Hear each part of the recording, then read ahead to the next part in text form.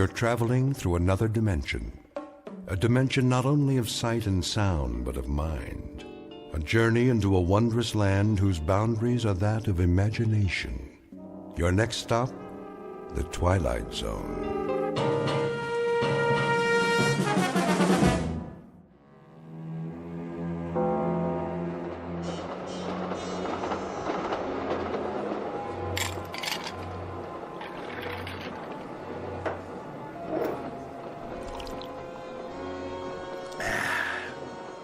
Sure make a smooth whiskey sour on this train. Another one, sir? Sure, make it a double. Coming right up. And you, sir? No thanks. Very good. What's the matter, Olson? You on the wagon? We're not supposed to drink on duty. Are we on duty? Till the shipment gets to Fort Knox, we are. Oh, what do we do in the meantime? Guard it. That's the general idea. What's the guard? Gold's locked in the freight car and we're in the middle of the desert. Time to take a nap. You never know. Know what? What can happen when you're sleeping? Ah, didn't your mother tell you? What's my mother got to do with it? You go to sleep, and when you wake up, you're safe and snug in your bed. The world's just like you left it. Nothing changes. Trust me. Long as nobody tries to rob the train. Nobody knows what's on this train except us. All we have to do is file a report. One in L.A., one at the other end. In between, we got 2 days. Easiest duty I ever pulled. Here's that drink, sir. Thanks. We should get some chow. One question. Yeah? Are you two cops? Of course not.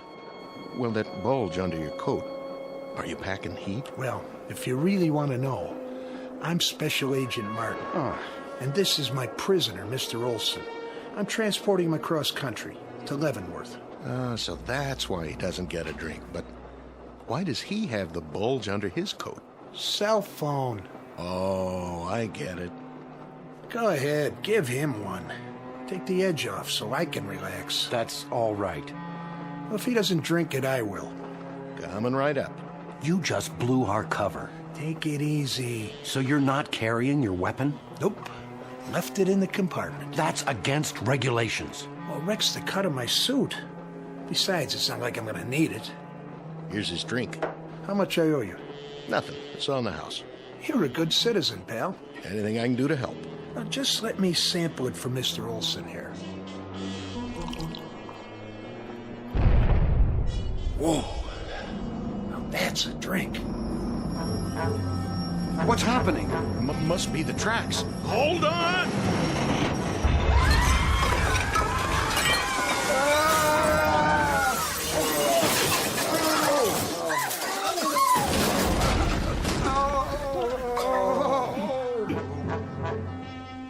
Olson, you okay? My arm's pinned. Here, take the gun. I can't reach it. Some kind of gas. Hold your breath. Give me the gun.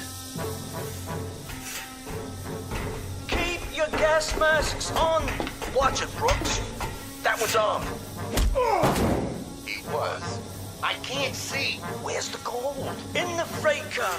Go on through. What do we do with the passengers? Let them sleep.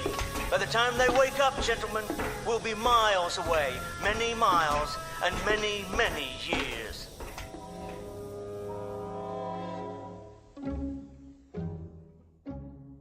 Exit 2 hapless federal agents and enter 4 experts in the questionable art of crime.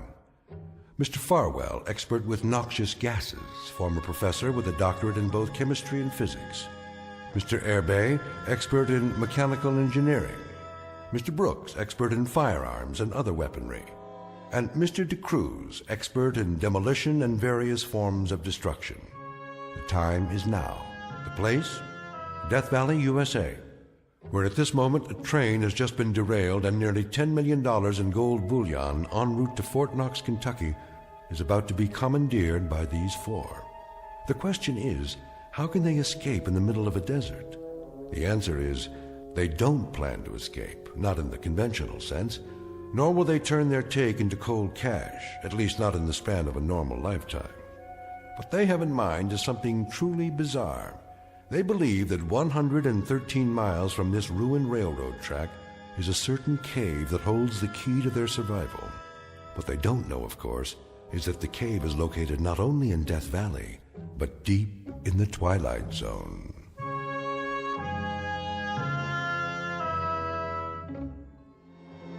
And now, back to the Twilight Zone and the Rip Van Winkle Caper, starring Tim Kazurinsky, with Stacy Keach as your narrator.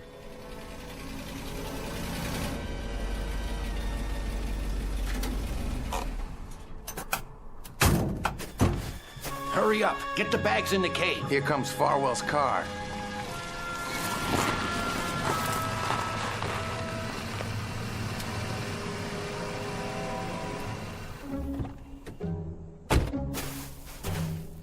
Clockwork, gentlemen. Just as I said. Apples in a barrel. So far, but we ain't spent nothing yet. Brooks is right. $10 million worth of gold bullion, and I've still got $1.20 in my pocket. That's this year, Senor de Cruz. Today this, but tomorrow. Tomorrow, gentlemen, like Croesus, Midas, Rockefeller and J.P. Morgan all rolled into one. Perfection, gentlemen. That's how you performed with perfection. Man, did you see that engineer when he hit those brakes? Looked like he thought the world was coming to an end. Sure he did. When I blow up tracks, I blow up tracks. Point out a foundry for me, de Cruz. I'll forge a metal for you. What's your trouble, Brooks? That wasn't an easy thing, tying up those tracks like that. You ought to try it sometime. There won't be another time. From me, neither. May we get on to business now? Sure, Professor. Whatever you say. Start unloading the truck. Well, aren't you a heavy little thing? All shiny and pretty. Any more at home like you? Yeah, just like this one.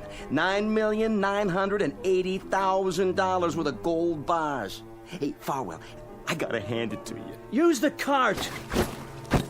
I mean, the plan. It worked just like you said it would. Oh, you sound surprised. You're one smart guy.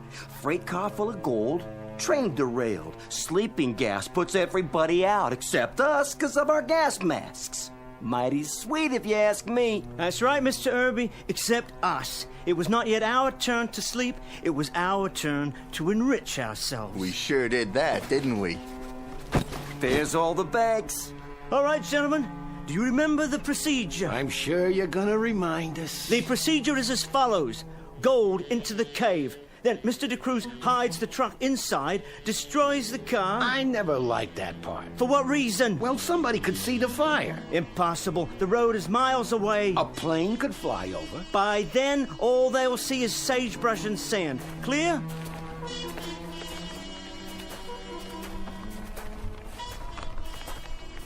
Man, I wouldn't have even seen a cave if I didn't know it was there. If you didn't tell us where it was. No one would. That's because it's perfectly camouflaged. The opening fitted with a reinforced door, and the door designed to match the cliff face. And now... I better give you a hand, Professor. Yeah, let me do it. Oh, all right then. Open sesame!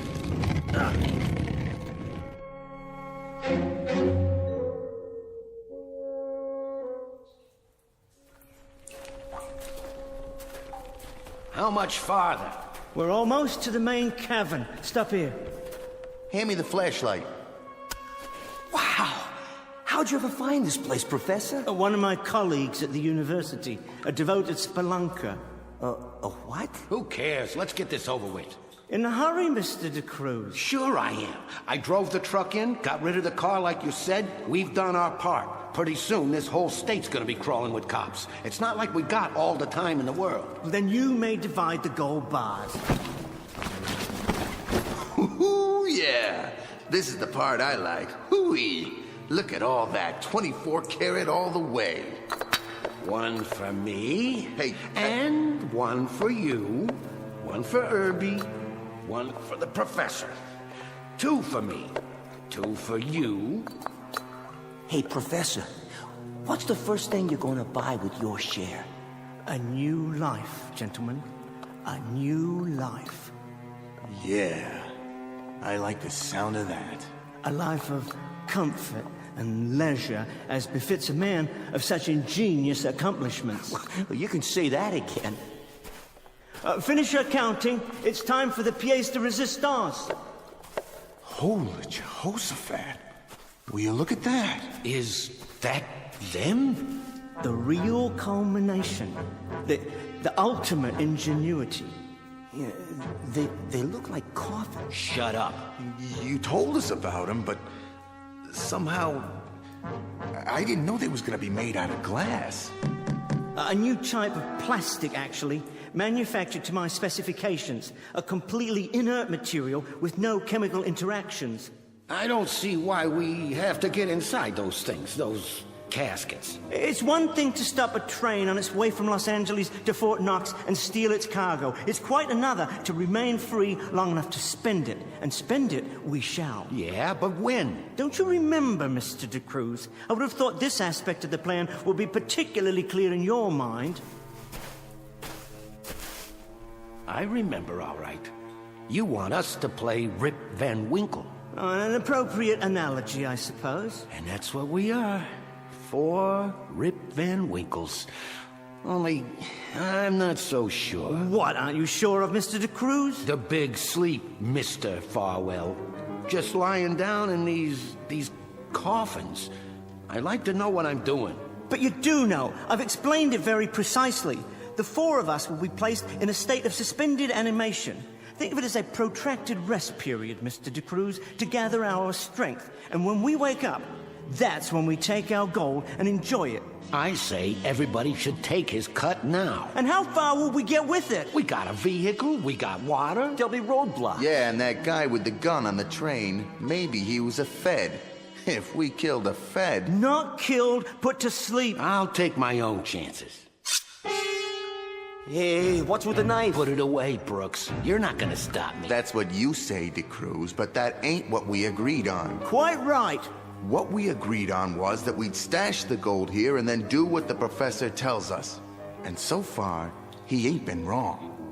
The gold, the gas he used to put a whole trainload of people to sleep, everything. All we had to do was walk over a lot of horizontal folks while they was snoring and transfer a fortune like it was cotton candy. Amen to that. So, none of you mind being cooped up in here? No, De Cruz. None of us mind. How long, Farwell? When we each push the button inside and the gas comes out and this suspended animation thing takes over. How long? How long? I don't know exactly. I can only surmise. I would say that we would all wake up within 1 hour of each other, no longer. When? I would say approximately 100 years from today's date. 100 years, gentlemen, and we shall walk the earth again as rich men, however, as extremely rich men. 100 years. Just like Rip Van Winkle. And when we wake up, no one living will remember who we are and what we did today, except the 4 of us. We will remember and rejoice in our reward. What's that? The wind, gentlemen. The wind, obliterating the last traces of our existence.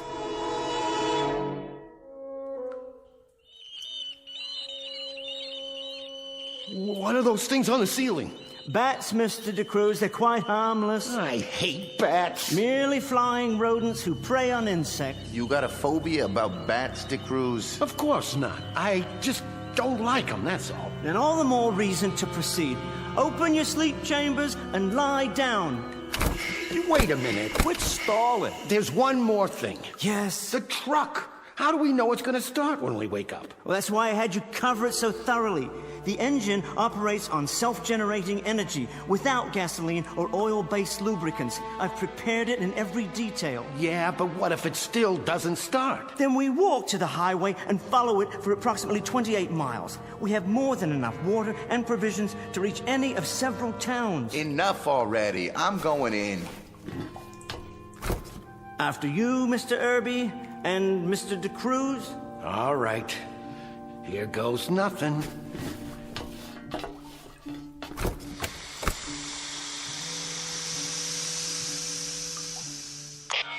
Gentlemen, we are now hermetically sealed. First of all, I want to know if you can all hear me. I hear you. Mr. Irby? Check. Loud and clear. Then the microphones are operating perfectly. Now what? Now I'm going to give you the exact sequence. First, check the airlock gauge located to your right. See it? You mean the dial? The red arrow should be pointing towards closed and locked. Once it is, you're to count to 10 very slowly. When you come to the end of the count, reach up with your left hand to the shelf just above your head. There's a small green button there. I see it. You're to press this button. When that's done, you'll hear another hissing sound. That will be the gas being measured into the enclosures. Ready over here. Next, take 3 shallow breaths, followed by a long, deep one. After a moment, you'll begin to experience a heavy, drowsy feeling. Don't fight this. Just continue to breathe regularly and try to remain as still as possible. Now, begin to count, and on 10, release the gas. You shouldn't mind it. It's quite odorless. Good night, gentlemen. Pleasant dreams and a good sleep. I'll see you in the next century.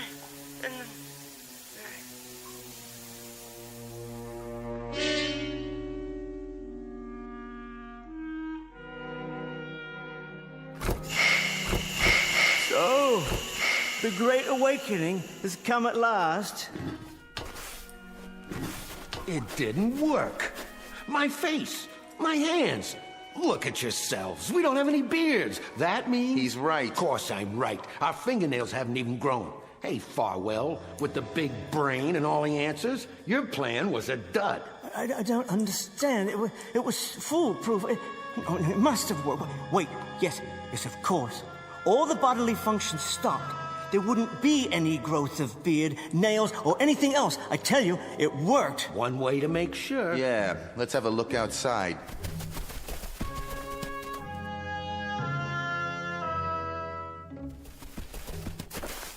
Put your backs into it. Oh, the sun. It's so bright. Cover your eyes until they adjust. I can't see a thing. Well, take a look. A real good look. There's the highway out there across the sand. Same as always. Exactly the same. Doesn't that tell you something? Like what? It hasn't changed one bit. And neither has anything else around here. So the highway still exists unchanged. That's no proof.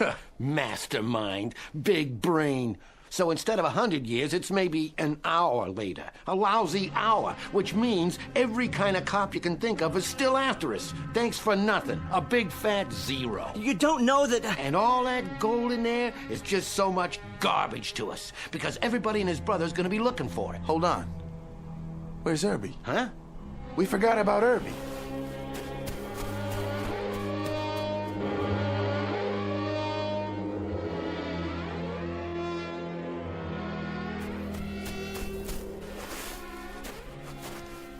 No. I don't believe it. His case.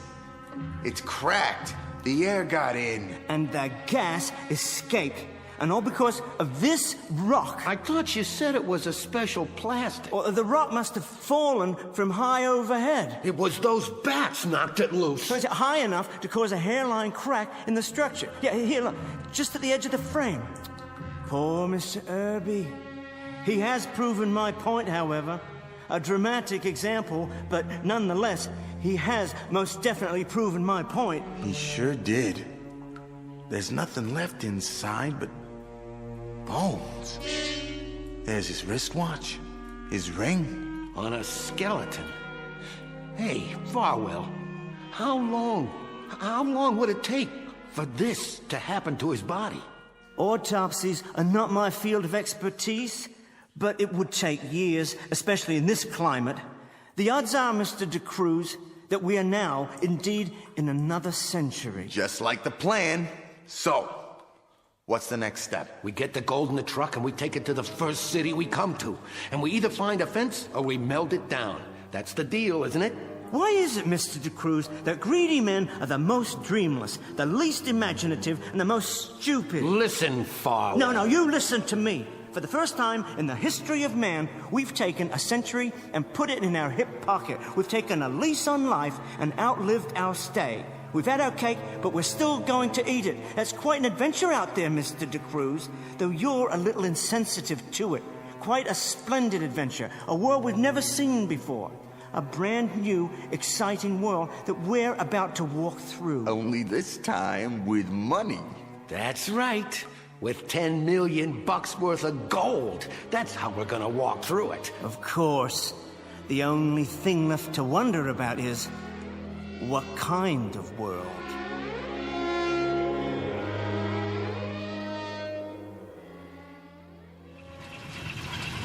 How's it sound? Perfect. Leave it running. Is she all loaded, Brooks? All in. Where's the water can? We have to load that too.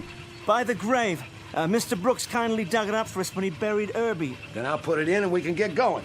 You drive, Brooks. Farwell in the front seat next to you. Where will you be? I'll stay in the back and be sure none of the gold drops off. Well, aren't you the most thoughtful little bugger that ever come down the pike?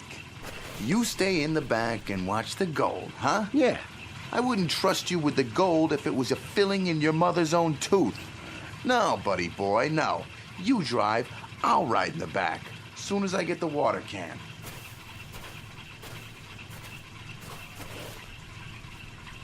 Mr. DeCruz, what are you doing? You stupid fool! Brooks, get out of the watch way! it! What? Hey! For the love of God, DeCruz, stop! Stop! Where are you going? You're heading toward the ravine!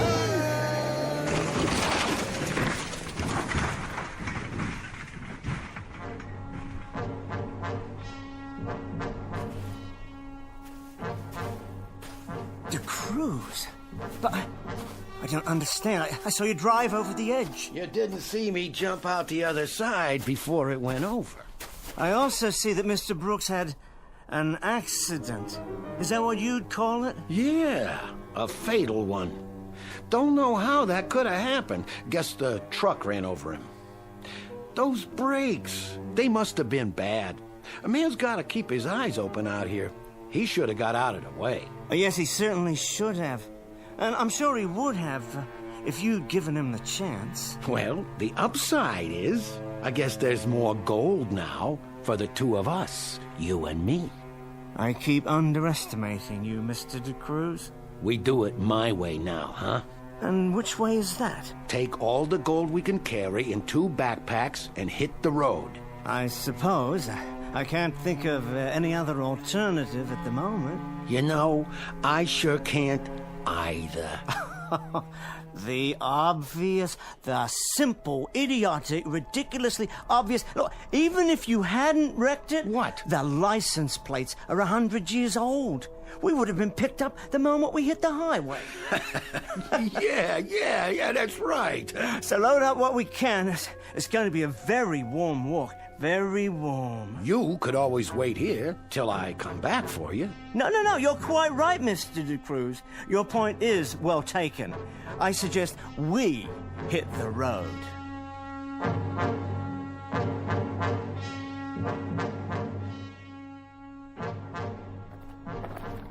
How you doing, Professor?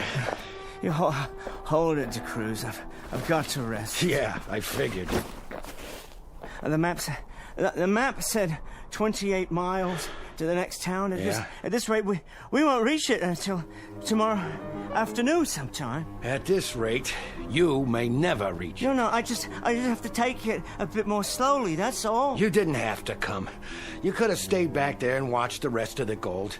I told you, Professor. And if I had, I don't think I'd have ever seen you again. No? What if you died out here, alongside the highway? Yeah, you might have died back there yourself. Yes, especially if you never returned for whatever reason. You think I'd have done that to you? Well, I no longer underestimate you, DeCruz, in any situation. Smart man, aren't you?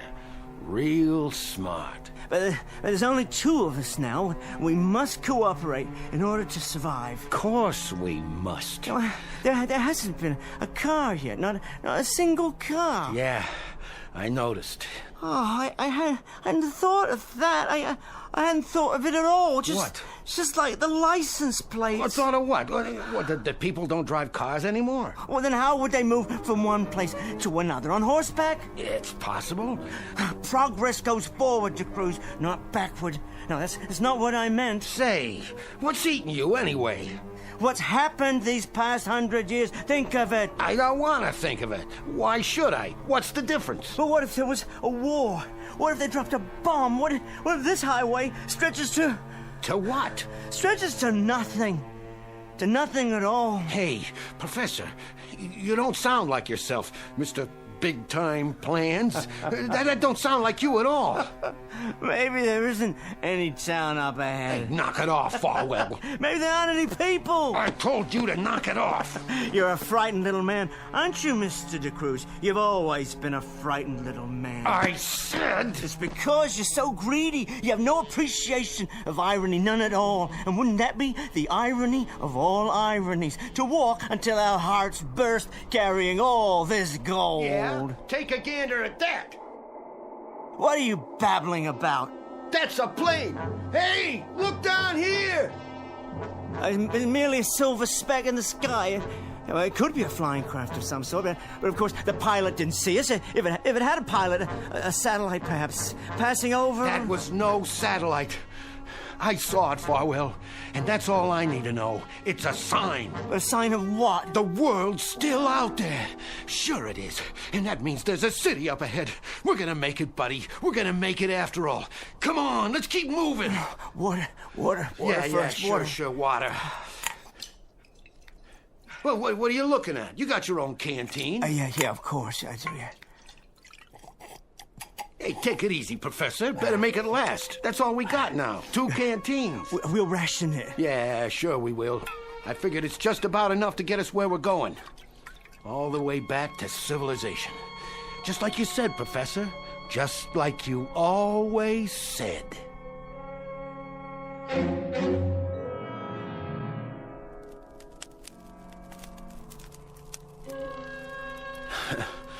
Too bad we don't have nothing to eat tonight. The fire will keep us warm, though. I thought I told you to bring the provisions. I only had room for a couple of freeze-dried packs. But you need to add water, and we don't have any water to spare. Well, at least you know how to start a fire. Didn't I tell you? I used to be a Boy Scout. Oh, you were never a Boy Scout, Mr. De Cruz. They'd have thrown you out. Hey, that's no way to talk, seeing as how we're partners. Soon to be very wealthy partners. We could go into business. I call it the Rip Van Winkle Company. Yeah, if it's all the same to you, De Cruz, I've got plans of my own. I know. For a life of leisure. Well, we're sure gonna have that. Even with inflation. Oh, beyond question. If there is one constant in the world, it's gold. Currencies come and go, but there's never been an adequate supply of precious metals. The course of history changed because of gold, the only irreducible commodity. How much do you think our stash is worth now? Oh, that's hard to say, but whatever the currency, gold retains its value. Scarcity, De Cruz, that's what makes it valuable. And there's never been enough to satisfy human greed. We better get some shut-eye. Yes. Funny, I'm not even sleepy. I had plenty of that already. Oh, we need to preserve our strength. But first, another ration of water. We're seriously dehydrated. I can't recall ever being so thirsty. Yeah, me too. Wait. Well, where's my canteen? On your belt, same as mine. No, it's not there.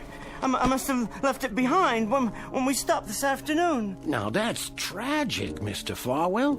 That's just about the saddest story I've heard all day. I must have water, Cruz. I need it desperately. Water, Mr. Farwell?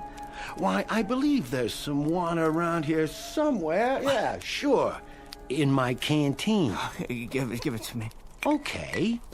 For a price. What are you talking about? 1 drink, 1 bar of gold. Oh, you're out of your mind. Hey, that's the price. I continue to underestimate you, De Cruz. You're quite an entrepreneur. Ain't it the truth, Farwell? Quickly, please. That's enough. Wait, I'm not finished. 1 drink, 1 bar of gold. That's the going rate today. It may go up tomorrow. I haven't checked the market. But for tonight, it's 1 for 1. You better lie down and get your rest. We got a long day ahead of us. Oh, what's that? The sound of the world, Professor. The strong feeding on the weak. Same as always.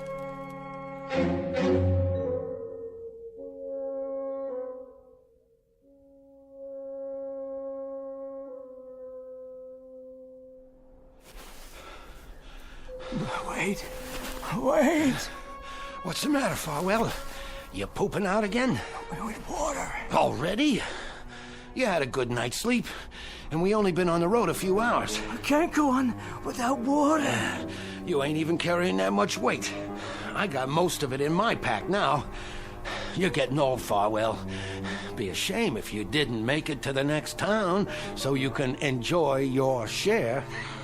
What's left of it.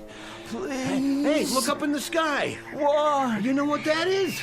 It's buzzards. Getting closer. Pretty hungry, I'd say. I must have water. Sure. I got about a quarter of a canteen left. You sadist.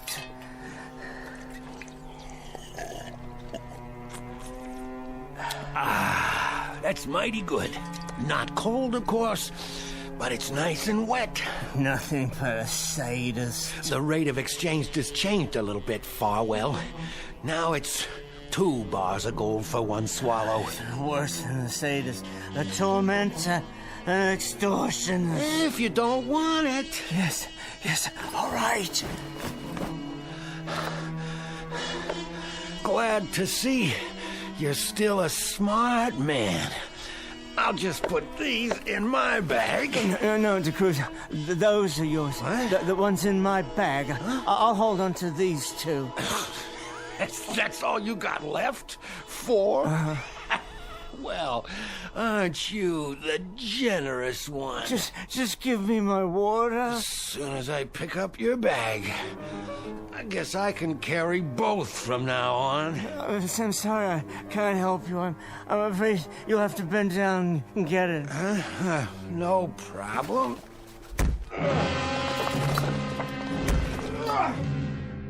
No problem at all.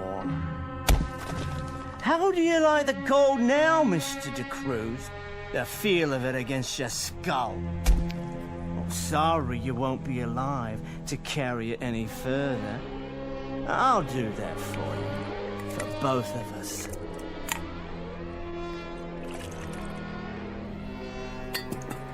And now, time to go.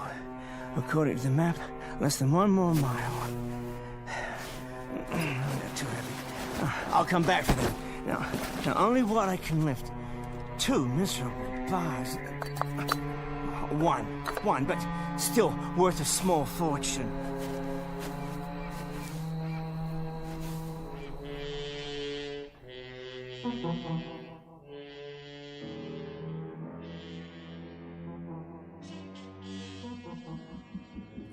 I don't know why we have to leave the city, George. A simple drive in the country, dear. The country? Well, the only undeveloped land within range. I thought it'd be nice to get away. You know, if only for an hour or 2, but... But this is desert land. No one goes here anymore. That's exactly my point. Don't you ever want to get off the beaten track and do something that's not so safe, so arranged? Not really. We have everything we need in the city complex. All right then, dear. We'll turn around. But you know, the sunsets are beautiful here. Well, I suppose it's all right.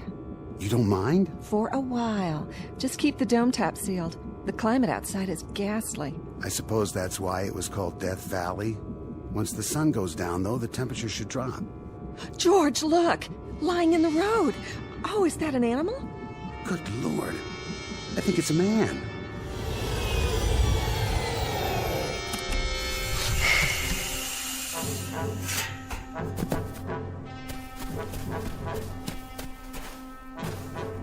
Hey, buddy, are you... Mister... He's alive! I'll call the med unit. Mister, this is gold here in my hand. Real gold. I'll give it to you if you drive me into town. Sure, fella. if you give me water, I must have water. I've got some in the ion car. I'll bring it to you. No, don't leave me here. No, I won't leave you. There's a solid gold. 0.999. I swear it is. I want you to have it, and there's more nearby. I tell you where. You can have it all if you just give me some water. Poor guy. Poor guy. I wonder where you came from.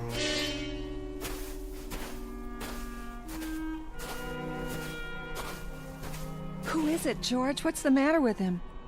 Some old tramp. That's who he was. Oh. Did you call the med unit? Yes. Oh, then they'll pick him up. No, shouldn't we wait? And no reason to. They can take our statement over the tri-vid. What's that? Gold. That's what he said it was. He wanted to give it to me in exchange for a ride into town. Gold? What in the world was he doing with gold? Oh, I don't know, off his rocker. I guess anybody walking in the desert would be. Can you imagine? He offered that as if it were worth something. Well, it was worth something once, wasn't it? Didn't people use gold as money? Well, sure, 100 years ago, before they found a way to manufacture it. I'll keep it as a souvenir. Worth a couple cents anyway. I don't want any more clutter in the house. Please, George, let me toss it. Oh, all right. Can we go now? I don't feel well. Of course, dear.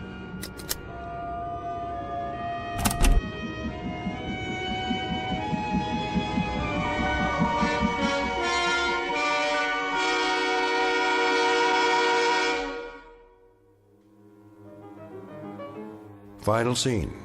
Final act for 4 Rip Van Winkles, whose lives were a protracted cheat and who ultimately had to die in precisely the same way they lived, chasing an idol across the hot, yielding sand of a miserable, valueless, and preordained life.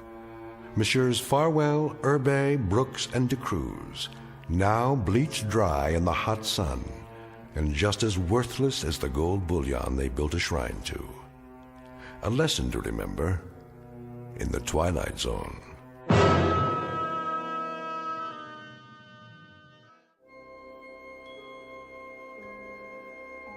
Hi, this is Carl Amari, producer of the Twilight Zone radio dramas. I'd like to take a moment to tell you about our official website at twilightzoneradio.com, where you'll get the latest news and information on these Twilight Zone radio dramas. Plus, at twilightzoneradio.com, you can digitally download 3 free episodes or any of our episodes for only $1.95 each. In this age of ever-changing technology, we've decided to make these episodes instantly available to you by making the Twilight Zone radio dramas a digital download-only series. This means that this series will no longer be offered on CD. The CD collections at our website are now being offered while supplies last at buy one, get one free. So be sure to get your favorites before they're sold out. Be sure to visit us often, and I'll see you in the zone.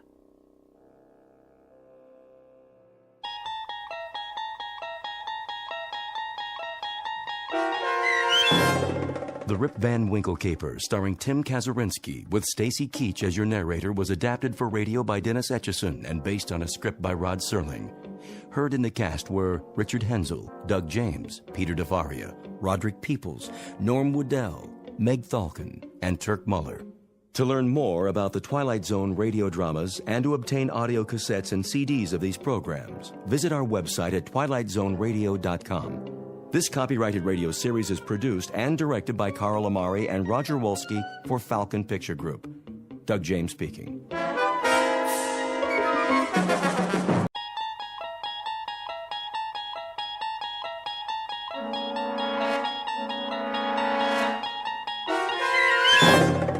You unlock this door with the key of imagination. Beyond it is another dimension, a dimension of sound, a dimension of sight, a dimension of mind. You're moving into a land of both shadow and substance, of things and ideas. You've just crossed over into the Twilight Zone.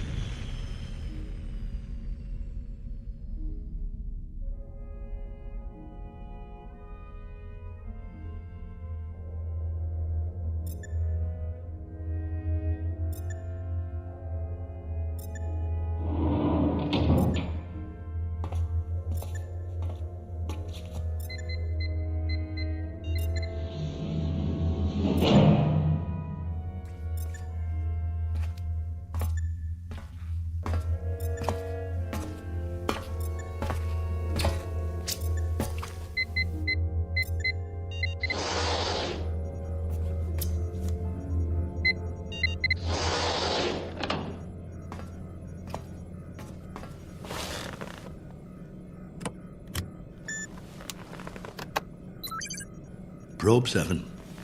Log entry 1411. Another waking period. Ship seems to be functioning perfectly as usual. Wish they could make cars this reliable back home.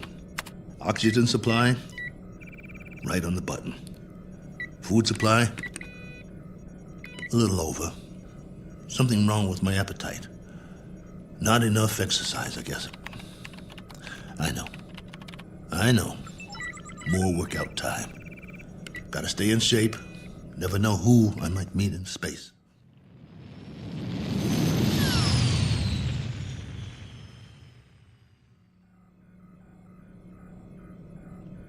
Coordinates on autopilot. Propulsion system humming like a top. Pressure flow, output, all right on the money. Oh, come on, guys.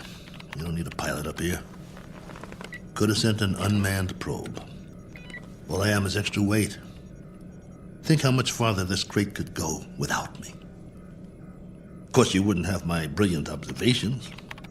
Boredom followed by prolonged disinterest, with periods of great loneliness. Must be fascinating. Here's an observation. All these blinking lights in the cockpit. They remind me of stars, or candles, or cigarette lighters. That's it. You remember cigarettes? Did you know at concerts people had these little lighters, and sometimes they'd hold them up and it looked like a sea of stars out there in the dark? I want to write a book, not this diary. Doesn't have enough plot. Just me remembering. That's who I am, boys. He who remembers. Oh, well. Better send you the numbers. Here goes the download. Transmitting now. Till next time, this is Colonel A.L. Cook.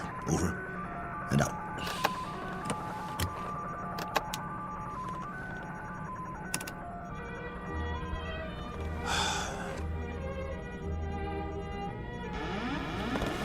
Hold on, I think we've got a malfunction here. Some kind of overload. Yep, there's a power drain. Initiating diagnostics. No time for that. Switching to manual override.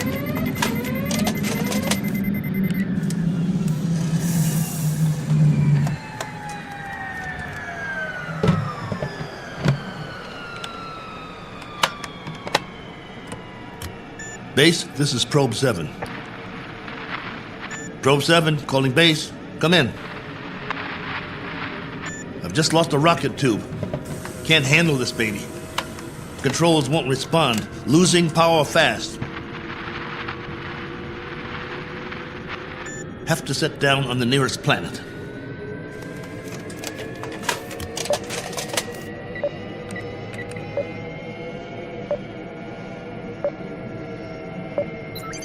Got one in view now. Not much choice.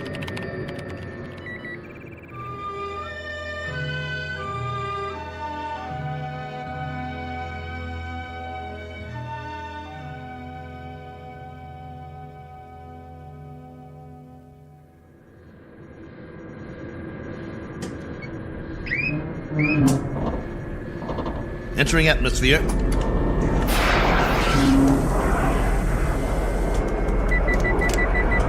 Surface coming up fast.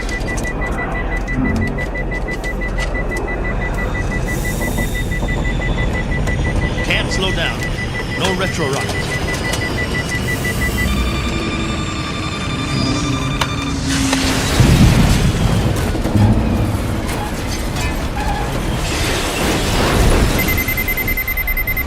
Warning. System overload. Warning. System overload. Ship's about to catch fire. Base, do you read? This is Probe 7. Probe 7. Mayday! Mayday!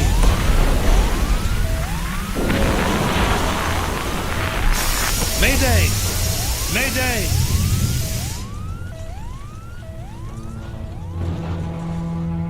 One Colonel Cook, a traveler in deep space several million miles from his point of departure and presently out of options.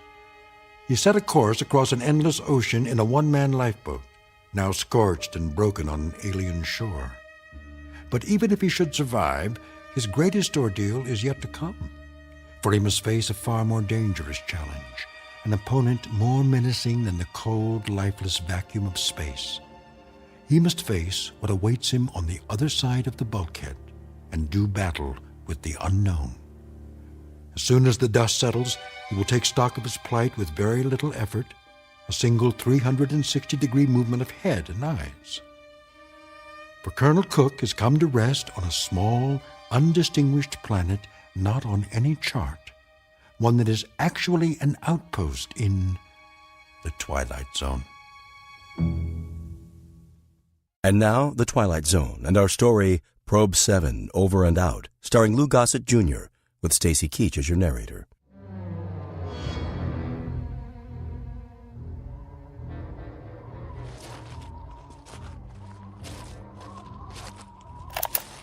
Log entry 1412. I'm alive. That's all I know for sure. The ship is wrecked pretty badly. It might be possible to realign the main drive, but not without help. So far, I'm holding up. One badly bruised head and a broken right arm for which I've made a sling. A few more painkillers in the first aid kit, but after that, I'm on my own. The planet has an atmosphere, so I don't need the pressure suit. That's another stroke of luck, if you can call it that. The terrain is desolate. Sand, rocks, some low-grade plant life. That means there's water.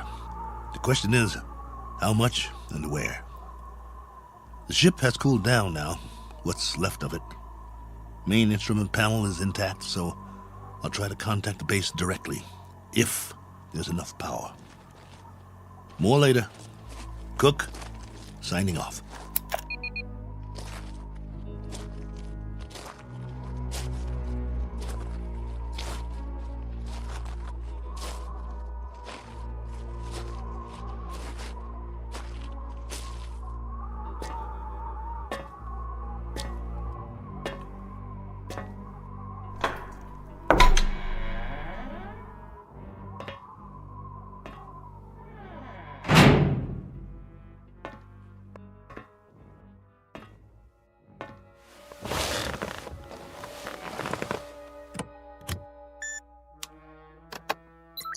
This is Probe 7. Do you read? Probe 7. This is Probe 7, calling base. Probe 7, with a landing report and damage assessment. Over to you, base.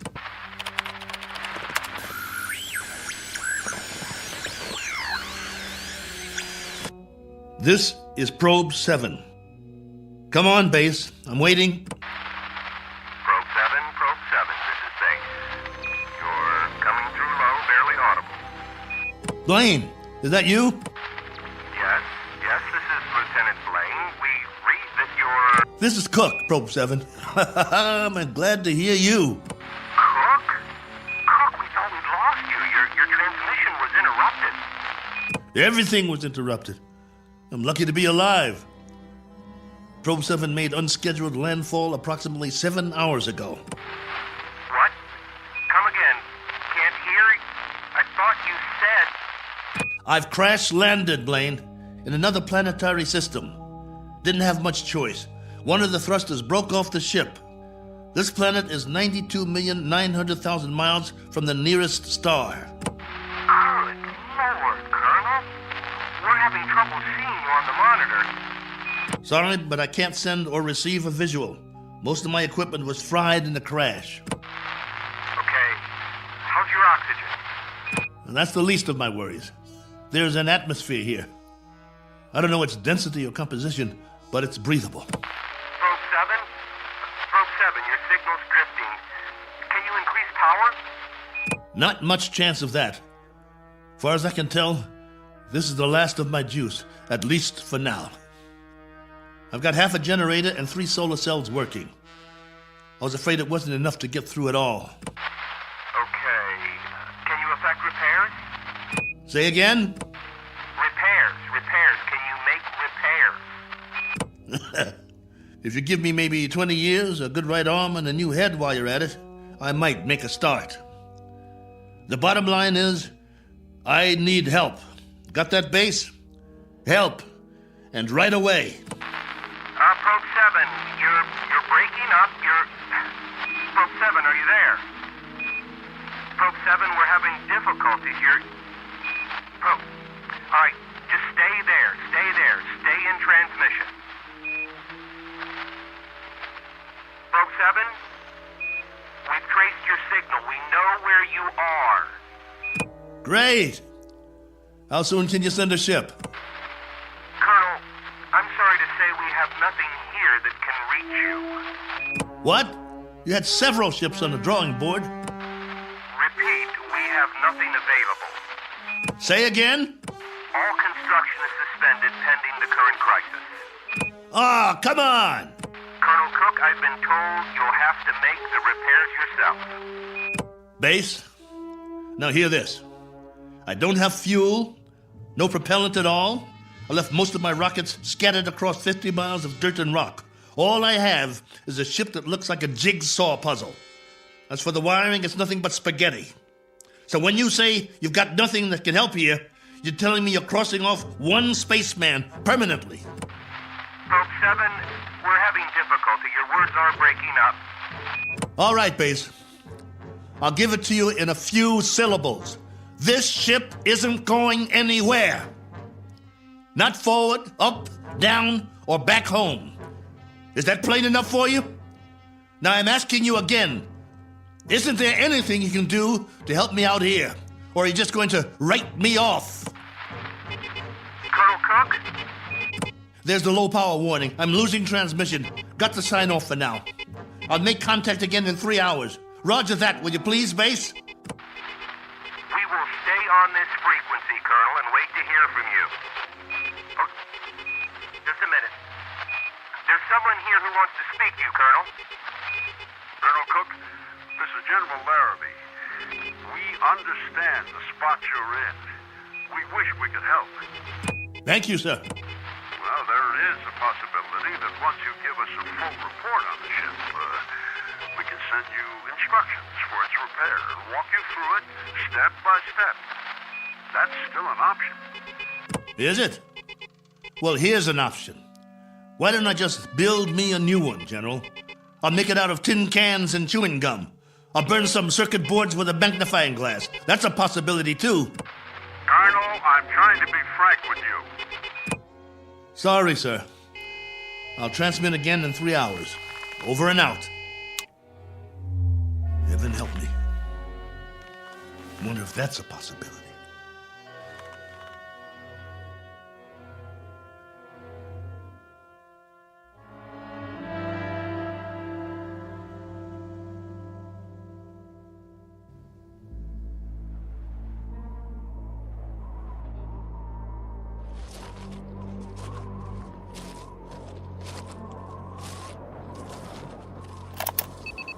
Log entry 1413. I'm standing on a hillside a few meters from the ship. You hear that? I think there's going to be a change in the weather. Back home we'd call it a sandstorm. Better head back soon. I see vines and some flowers down the other side of the hill. There's more life here than I thought. As to what stage of evolution is reached, that's pure conjecture. No sign of animal life, but the vegetation grows thicker in certain areas, like the valley. Can't trust my leg yet. Better stay close to the ship. I've picked some plants for analysis. We'll see if there's anything edible. Hey! Anybody! Hey! Take me to your leader. I've got beads and wampum.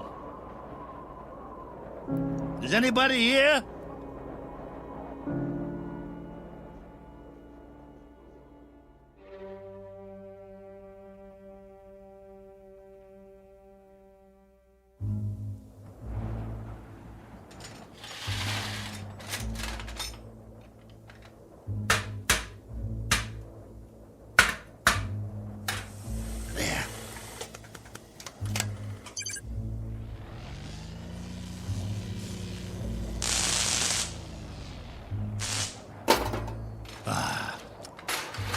That's just great.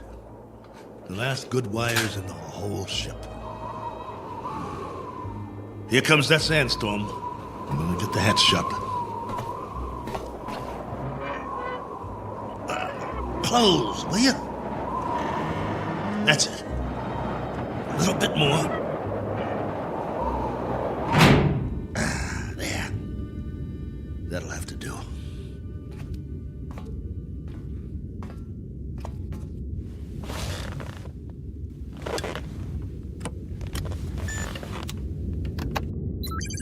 This is Probe 7, calling base. Probe 7, calling base. Over to you. If you read. We read you. We read you very well, Colonel. Ah, you've got the video going. For now, General, I've wired all the solar cells in the series. At the moment, I'm running off the storage batteries, though. It's almost night here. All right, tell us your situation, please. My situation? Yes. Any change, Colonel? I've done what I can, but I'd have to call it unchanged. The power level's higher as long as I charge up during the day, but I don't know how long that will last. At least, I've got you on the screen. Got to see another face, both of you. You should be used to solitude. You've been in space a long time. Yeah, I should, but that was different somehow. I was a big something in the middle of nothing. This, though, I've landed and it feels like I'm supposed to be somewhere, and I'm not. My memory of home is fading fast. Colonel, and the condition of the ship, still a total loss? Probe 7 is no longer probing, General, unless it's the few feet of dirt I tore up when I crashed. There is life here, like I said, vegetable life, pretty elementary. I've explored the surrounding area in all directions, but I can't get down to the valley with this leg. The gravity is roughly the same as ours. From what I can tell, the atmosphere is similar as well. At least, there's no pollution. I haven't started coughing yet. Describe what's left of the ship. What's left of the ship, General, is a few feet of bent-up metal. I told you, it's unrepairable. You're sure, Colonel? You're absolutely positive? There isn't one other section that's still intact. She'll do for a museum or a junkyard. Take your pick. As for me, I don't have the luxury of making a choice. Nor do we, Colonel. Nor do we. Right. The crisis. Listen to me, Cook. We've got a major problem here. Oh, you do? Since you left, we've had an international incident. A serious one. There's talk of war. The next 24 hours will be crucial. As long as I can remember, there's always been a crisis, and there's always been talk of war. Well, hasn't there? Yes, but this time I'm afraid. You'll forgive me, General, but I've got a crisis too, and it's a very immediate one. I have the remainder of my rations and 2 broken bones in one arm. You have my location. I need to know that help of some sort is on the way, or would you call that unreasonable? Now listen up, Colonel. The rest of the fleet's been taken out. There isn't another ship, unless we build one. And if we go to hydrogen war in the next few hours, there'll be nobody left to do the building. Do I make myself clear? You're serious? That's the realistic view, Colonel. It may go down hard, but I'm giving you the facts of life. 10 hours from now, maybe 6, maybe 4, we'll be fully committed. I'm talking about 500 million people, not just one man. That's about as clear as I can put it. Very well then, General. I guess that's it. We don't see any alternative. Will there be any point in making further contact with base? Yes, Probe 7. For 2 reasons I can think of, both of some benefit to you. One, so you'll know that you're not alone up there. And 2, to confirm that your own world still exists. though the latter is a moot question at this point. Over to you, Colonel. I can't think of anything else to say at the moment. Feel free to keep the signal open, if you like. Can't do that, General. I need to charge the batteries when it's light again. Here's that storm. Don't know how strong it'll be or how long it'll last. But I'll try to get through it.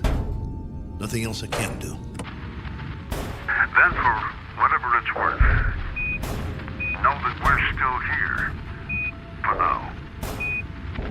Over to you, Probe 7. Roger, base. And out.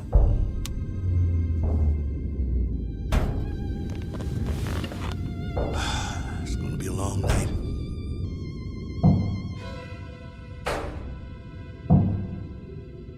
Wait. What's that? Hold on. Blaine? General?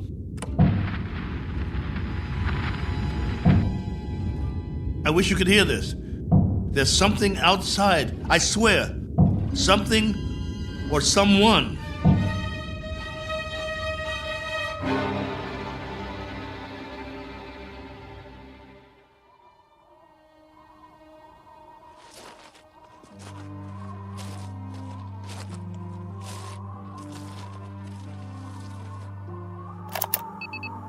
Log entry 1414.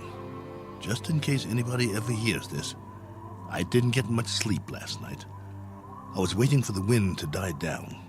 As soon as it did, I opened the hatch sometime around dawn. You see, I thought I heard something pounding on the hull, over and over. It couldn't have been an accident. It had to be something intelligent trying to signal me, to let it in from the storm. That was what I thought. Funny the way the mind works. I've never been so glad to hear anything in my life. And at the same time, so afraid. But I opened it anyway. Well, everything was covered with a fine layer of sand, silica crystals, very much like the soil back home. And that was the trouble. Whatever had been outside, there was no sign of it now. If there were tracks, the sandstorm had wiped them out. The ground, everything, smooth as a beach where no man has gone before. I did find something, though. A broken branch. So, it was only the wind, after all, blowing it back and forth before it broke off. Had me going for a while. So much for my man Friday. Now I'm back to the old routine. Reconnaissance, hunting, and gathering.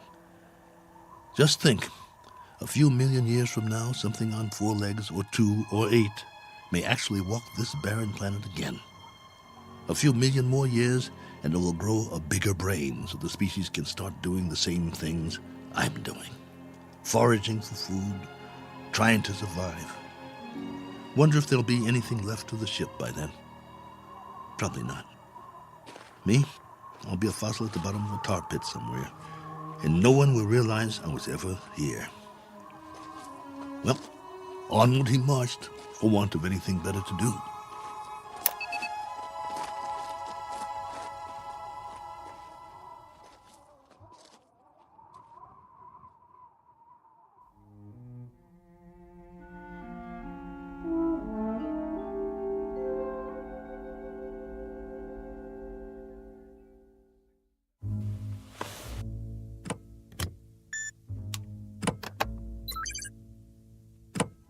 Blaine? General Larrabee? Are you still there? Here, Colonel. Go ahead. Well, you look like you haven't slept. Not much. And you? Not really. Up at dawn to do some hiking, north, east, south, and west.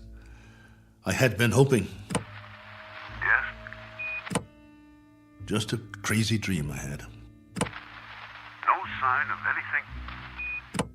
It's a primitive planet. I'm very much alone here, after all. Oh, not completely. I've got a wind that sings sad songs and some scrawny plants that check me out every now and then as I walk by. There might be some fruit trees that are edible down in the valley, if they're not poisonous, but that's it. That's all of it. I'm truly sorry. There used to be an old saying, if life gives you lemons, make lemonade. The only thing wrong is I can't even find the lemons, but don't worry, I'll keep trying. Not that this will provide any vast solace to you, but at 9 o'clock this morning, Colonel, we went to war. And? The whole eastern seaboard went up. You mean all of it? The cities, everything. It took 12 minutes. Exactly 12 minutes. I suppose we retaliated? Oh, indeed. With great alacrity and effectiveness. And we still are. With everything we've got. It was our old enemy? That's right, if it matters now. And the result of all this, our world is doing a little wholesale dying at the moment. And there's nothing to do but watch it happen. What about the base? Are you safe? For the time being, our location's classified. Only you and a few others know where we are. The signal's encrypted. That's good then. Trouble is, we can't stay here much longer. There have been bombs as close as 400 miles from us, falling through the night.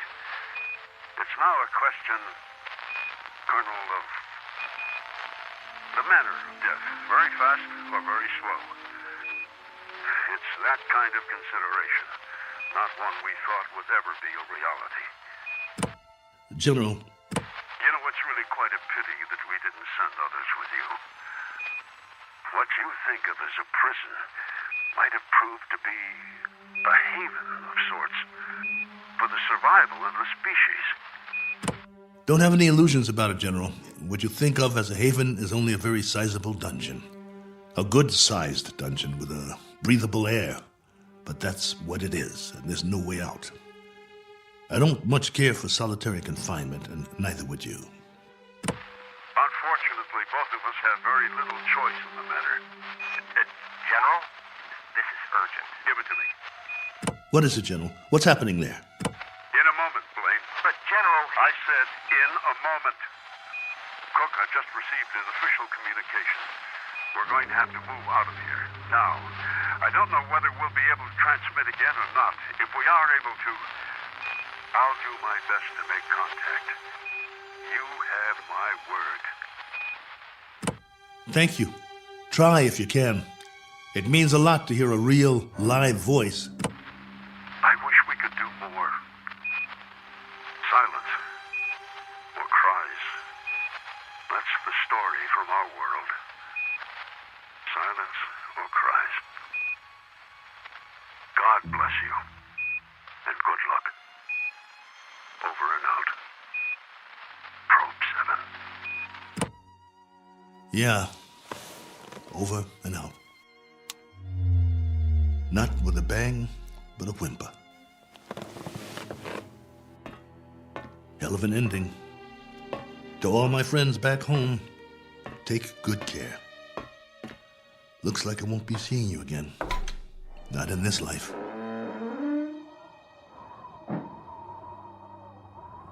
Time to start a new project. Chapter 1. The Memoirs of Colonel A.L. Cook. And I've got a very good memory. You wouldn't believe the stories I could tell. Who knows? After I'm gone, maybe someone else will crash here and find it. A lifetime of memories. Every sight, every sound, all the way back to the beginning. The kids I knew, the girls I dated, my friends, mom and dad, the first job, all of it. Every detail recorded for posterity. Has anyone ever done that before? Maybe people who keep diaries their whole lives, except that no one ever got it all down. Didn't have the time, but I do. All the time in the world.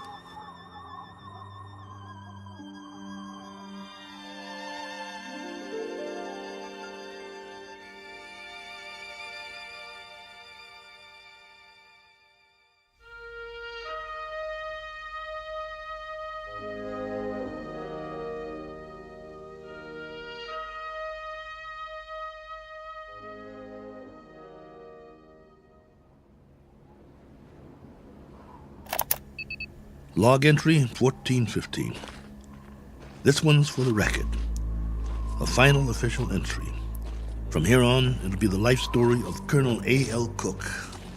Me, myself, and I. If for no other reason than to keep from going batty. But for now, it's a beautiful day, here on Primordial World. Ship's still standing, of course. You'd never know that's what it was. More like something from a scrap metal yard. The cost that went into building it, the man-hours, and for what? To come to rest here. A little way station that isn't even on the map. I'd call that a waste. Exhibit number 1 in the elephant's graveyard. Ever hear of that? They used to say there was a place where elephants go to die. Hundreds, thousands of them. A secret place off the beaten path. And there were bones and tusks. And once in a great while, someone would stumble upon it.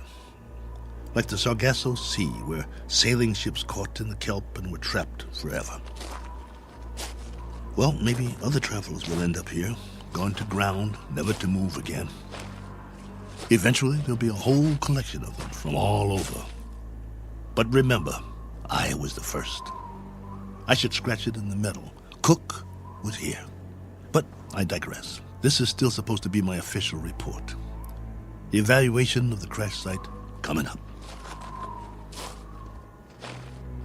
The tail fin is all but covered by sand. Have to dig it out before the next storm. Then build some kind of windbreak or the whole ship might get buried. I could gather some branches, make one. There's more vegetation in the valley if I can get up and over. Now, that's odd. If there are no other trees in the immediate vicinity, where did this branch come from? The one that was banging against the hull last night. Unless something carried it here. The wind or Oh well, maybe I just didn't notice before. That must be it. Rocks to the left of me, rocks to the right of me. One very dry, broken off branch in the sand. And what great sand it is. None better in the known universe. On sale at closeout prices. Note the fine crunch under my boots as I walk the proud land. The rare texture, the superb body. Why, it's positively... What in the name of... It can't be. It looks exactly like... No, I must be hallucinating. But this... impression... I could swear it's a footprint, a boot print, to be precise. A lot like my boot, in fact. But it's not one of mine, about 4 inches shorter. But that's what it is. It is! Now hear this. Now hear this. I've got company. I've got company. Hey! Whoever you are, come on down. It's open house at my humble abode. It isn't much, but it's home. Drinks on me. Meet your genial host. Please. Please let me see you. Here's another footprint. And another. And another. Where do they lead? Up the hill? Has to be since the storm, so there was something here. I knew it. Hey! I don't care who you are or where you're from. Let's shake hands and be friends. Don't you need a friend? I do. Come on, friend. We can talk. I've got some stories, believe you me. Where you hiding? Behind that bush? Oh!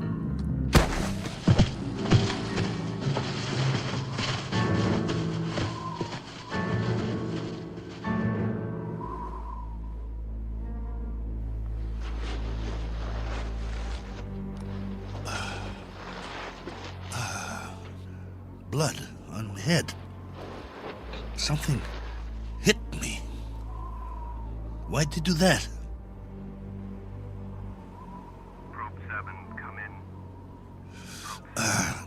to get inside.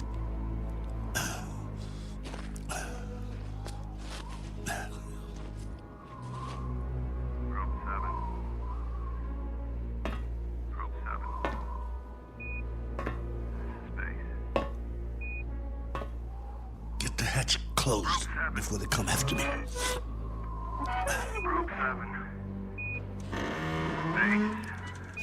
Can't let them get in. This is Base. With our last transmission, we got ours a few minutes ago. A 500% increase in radioactivity. Not much hope for us. Colonel, this is General Larrabee. I wanted to wish you well. From what we can gather, the enemy got it just as bad as we did. We wiped them out. They wiped us out. One last forlorn wish for you, Colonel. If you ever meet someone where you are, whoever they are, and however it happens, in whatever circumstances, I hope it can come without fear. I hope it can come without anger. That's what they're going to have to put on the stone. The one we'll all be buried under on our world. Here lies a race of men who flex their muscles one time too many. I hope your new world is different, Cook. I hope there's no such word as hate. I hope there's...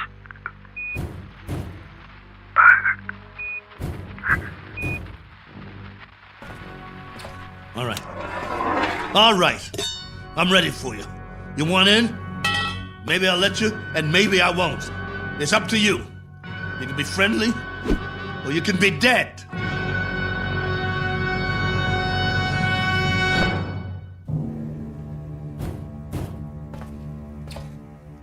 Hey, friend. You want to come in? Must be lonely out there. I hear you. What's the matter? Hungry? You're going to get a lot hungrier. Or don't you eat, friend? What do you say? Speak up. Can't talk, huh? No. You only know how to hit. Take more than that to put me down. What'd you use, a tree branch? Not very friendly, if you ask me. Well, I've got a nice piece of metal in my hand, and I know what to do with it. Won't catch me again. This has been going on for hours.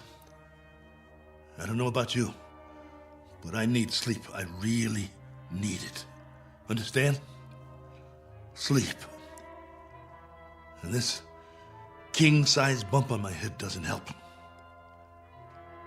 Tell you what, we'll make a deal. I give you one more chance to get away. Go hide, I don't care. You may not understand the language, but maybe you get the message. I'll wait a while and catch some sleep. Then when I wake up, I'm going to have a nice freeze-dried dinner. If I don't hear you out there, we'll forget the whole thing. You stay up the hill, and I'll stay down here. Just remember to keep your distance. Otherwise, I might have to come up there and teach you a lesson. A man's got to have his boundaries. Oh, God, I hurt. I want to sleep just for a while.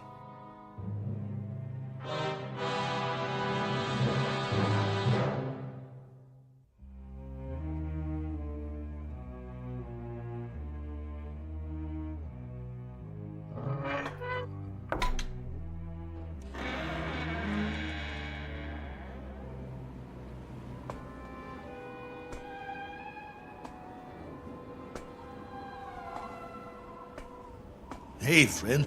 Gotcha. Stay down. Pretty weak, aren't you? Let's see who you really are. Ituko. Miena. Manda. Manda. No. You're a woman? No, wait. Let's talk. Can't we talk about it? Do you understand anything I'm saying? Min. Oh boy. Look. My name is Cook. Colonel Cook. I'm from another planet. I crash-landed here. Cracked up my ship. This is my ship, get it? Or it was. It can't fly anymore. Now I'm just a wingless spaceman with no place to go and all the time in the world to get there. All right, be that way. I'm not going to hit you. I'm putting my weapon down, see? Oh, what difference does it make? You're probably an illusion, and those prints you left on the ground, they're illusions too. I've been fighting a running battle between fear and loneliness took the prize. You can disappear any time now. Any time at all. Go on. Poof! In a puff of smoke.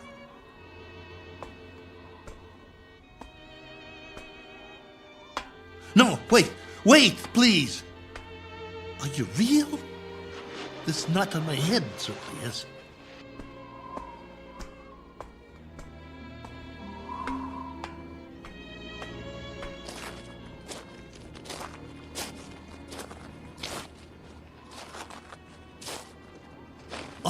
All right. Do whatever you want. Just don't go. Not yet. If you can't understand, I'll draw you a picture. Where's the stick? Look. Right here in the sand. This is my solar system. The sun in the middle, and this is my world. See? Omida? You got it. Now then, I went off course. I didn't have the power to get back. You know, power? Vroom, vroom. No good. So, I tried to land here, where we are.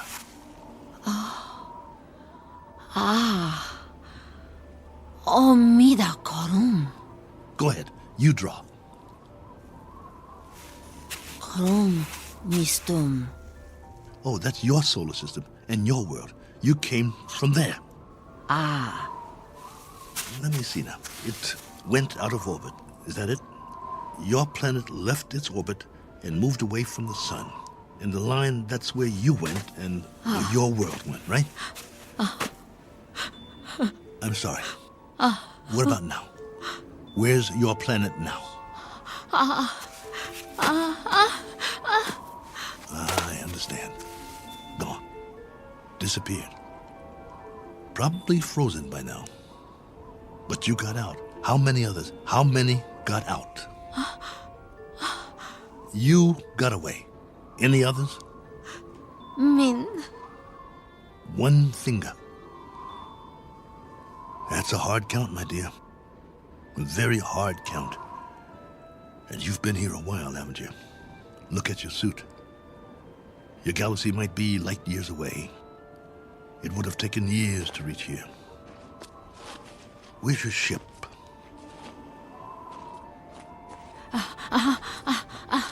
Ship. Where's your ship? It crashed too, didn't it? So you've been here a long time. A very long time. Me, Cook. Colonel Cook. You? Korava. Korava? Korava. Well, what do you know? I'm pleased to make your acquaintance. How does it figure? I thought you'd be a 50-foot flesh-eating ant or something. And you turn out to be a woman. Which is neither here nor there. Because however you slice it, we're stuck here. A one-armed man and one very tired lady. Quite a pair. What have you been living on? What food? You understand food? Eat? Well, I can offer you lunch or maybe it's breakfast. I'm not sure which. And some companionship. And we can spend the rest of our lives drawing diagrams in the sand, which will be somewhat tedious. But the brighter of us will have to learn the other's language eventually. I hope it's you. Because I got some stories to tell, believe me. Come, Korova. Eat. Food. In the ship. Chow time. Come along. Inside. Eat. Food. Food. Okawa? Okawa? No. Not that way. Come here. Food. Please come back. I'm not going to hurt you. Please. Okawa! Oh, for heaven's sake. Korova, please.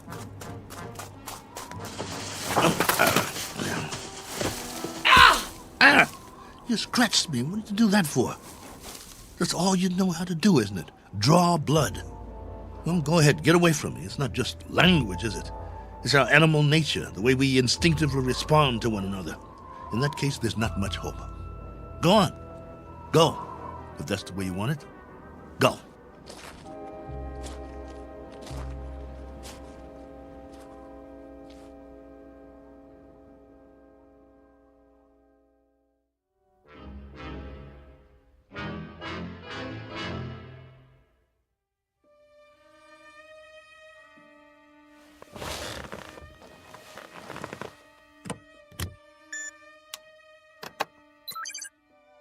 Base, this is Probe 7. The following is sent on faith, which is appropriate since this transmission is in the nature of a fairy story. I don't know under what heading you would classify it. Very likely space medicine or space opera. The long and the short of it is that I'm not alone here. There's a woman from another planet. Her name is Korova. I don't know much about her. I do know that she comes from another planet in another galaxy. A planet that left its orbit and moved out of space away from its sun. I suppose the inevitable happened. They just froze. She's not very old, so she must have been sent in a spaceship as a little girl. But now that ship is no more. They probably sent others too. God knows what happened to them. Died en route, lost their way, landed elsewhere, who knows. But somehow or other, she made it. Perhaps as a child on a preset course. She was here alone until I came. If by some chance you're still there, I can't send you any soil tests. I can't send you data about plant species or anything like that. But I can give you an observation about the psychological makeup of the animal kingdom. They're a frightened breed, a very frightened breed. It must be a universal trait wherever there are advanced life forms. Though it's questionable how advanced we really are, so I guess we aren't alone in that regard, which is really quite a pity, as you may understand all too well, if any of you survived. Base, this is Probe 7. Last call. Absolutely, positively, the last. Over and out.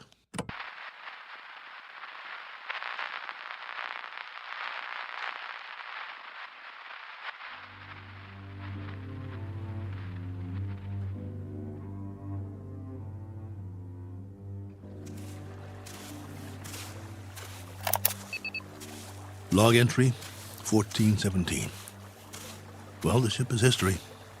I've left it for good. I finally made it up the hill and down the other side. And guess what? There's much more vegetation here. Fruit trees. Flowers as big as your head. And through it all, a stream of running water. I swear, it's like a garden. I brought what I need in a backpack. I'm going to set up shop on the banks of the river and try to live here, for better or worse. It will be the last great adventure. I only wish I could share it. Oh well, there's always posterity, if anyone should ever find this and play it back.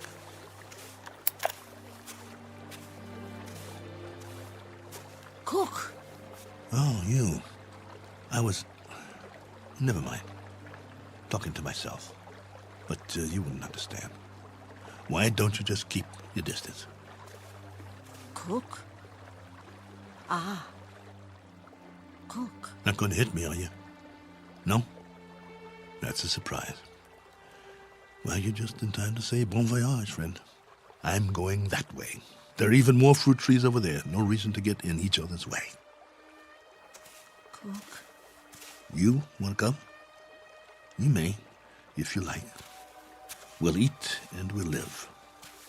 I don't know how or for how long, but we can try. Cook. What?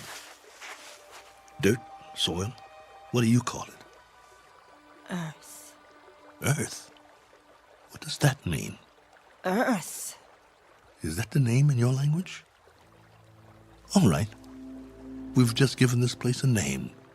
We'll call it that. We'll call it Earth. Cook.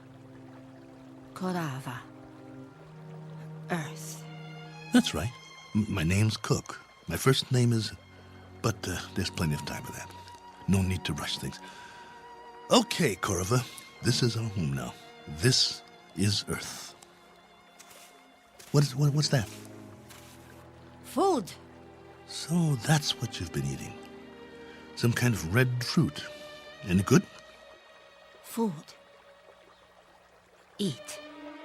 All right.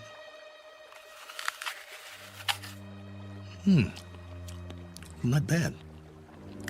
We'll take some with us. If you think it's all right. Come on. I wanted to tell you something, but now I've forgotten. I guess we'll have plenty to talk about, though. This place, a new life after all. And after a while, we'll have new memories to talk about. Things we can share. Come along, then. Let's go.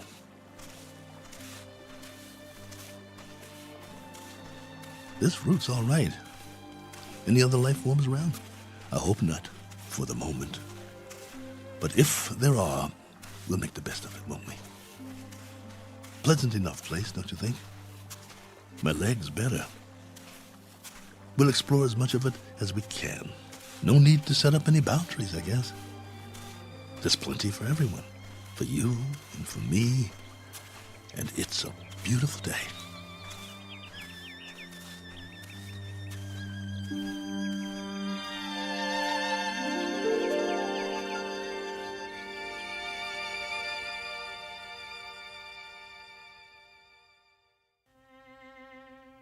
Do you know these people? Their names might be familiar were you to hear them. They lived a long time ago. Perhaps they're part fable, perhaps they're part fantasy, and perhaps the place they're walking through now is not really called Eden. That's for you to decide. We offer it only as a possibility and a presumption in the Twilight Zone.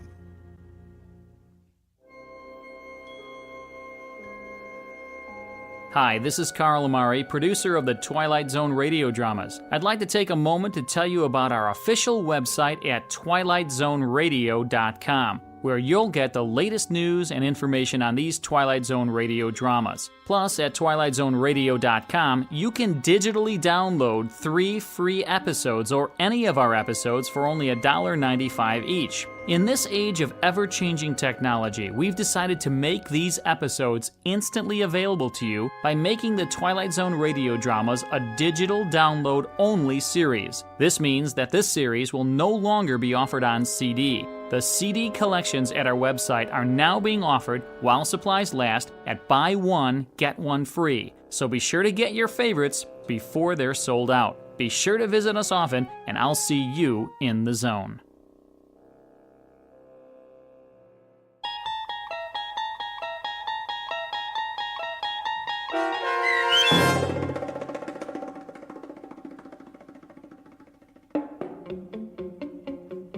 Probe 7, Over and Out, starring Lou Gossett Jr., with Stacy Keach as your narrator, was adapted for radio by Dennis Etchison and written for The Twilight Zone by Rod Serling. Heard in the cast were Tony Makis Sr., Sam Darrence, and Oksana Fedonisyan. The producers of The Twilight Zone wish to thank CBS Enterprises and the Rod Serling estate for making this series possible. This copyrighted radio series is produced and directed by Carl Amari and Joe B. Cerny for Falcon Picture Group and Westwood One. Sound design and custom Foley effects for The Twilight Zone by Cerny American creatives Bob Benson, Craig Lee, Matt Sorrow, Tim Cerny, and Todd Beyer. To learn more about the Twilight Zone radio dramas and to contact us, visit our official website at twilightzoneradio.com. James speaking.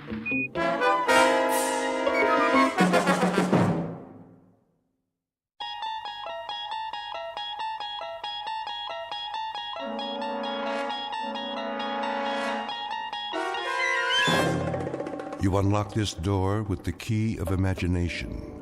Beyond it is another dimension, a dimension of sound, a dimension of sight, a dimension of mind. You're moving into a land of both shadow and substance, of things and ideas. You've just crossed over into the Twilight Zone.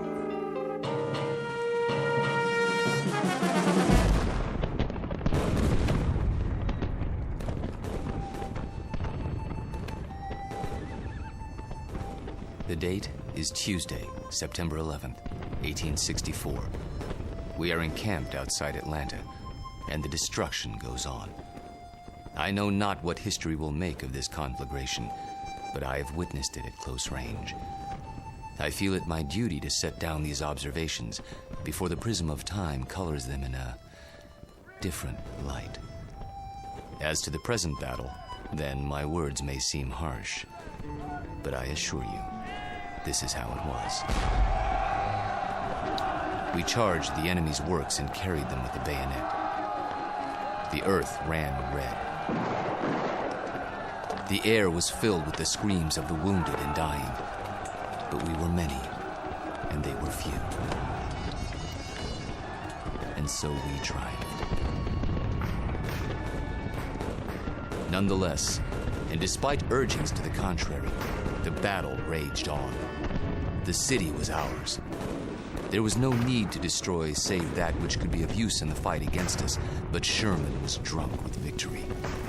He himself started the fires, the flames which annihilated that great citadel of grace and beauty. One of us should have sent a ball into Sherman's brain. It would have been so easy. But somehow we couldn't, and that devil knew it. He knew it, and he mocked us for our cowardice. The good die young, I've heard him remark. If you're evil enough, you'll live forever. And with that, the entry from Major Skelton's diary ends. So it was that the Union soldiers burned Atlanta. Questions? Professor Jameson? Yes. The books I've read don't describe the Battle of Atlanta that way. Oh, I know. Confusing, isn't it? But as someone once said, history is bunk. Who was it now? I should know that. Henry Ford. Yes, of course. That's it.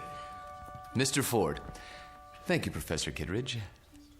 Helps when a Nobel Prize winner sits in on your class. You should drop by more often, Sam. You seem to do quite well without me. I could always use a good teaching assistant. So, to sum up today's lecture, the Union soldiers did indeed burn Atlanta for no good reason after the battle was won.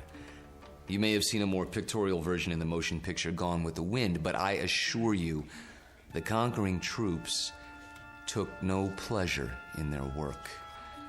They were forced to it by a man they hated more than they could ever hate the rebels.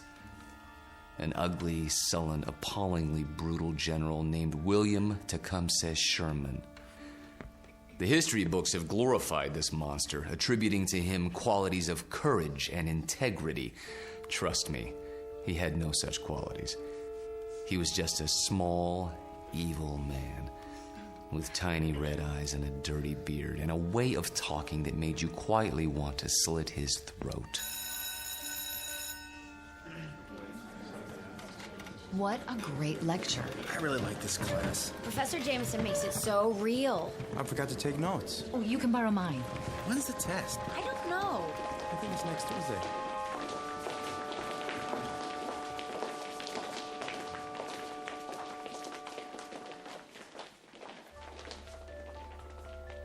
It has been said that universities are worlds unto themselves, inhabited by the young.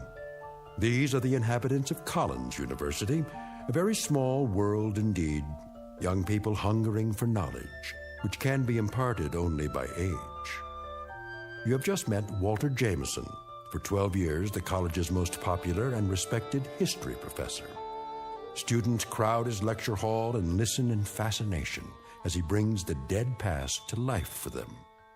It doesn't seem to matter what period of history he's discussing. He makes that period as real as this morning's headlines. Some explain this ability simply as the mark of a consummate actor. However, there are those who don't agree, like Professor Samuel Kittredge, Nobel Prize winner in chemistry, who has another, more disturbing theory about Walter Jameson, and that theory is about to be put to the test. Very soon we will find out whether our star professor received his degree from a major university or from the Twilight Zone. And now, The Twilight Zone and our story, Long Live Walter Jameson, starring Lou Diamond Phillips, with Stacy Keach as your narrator.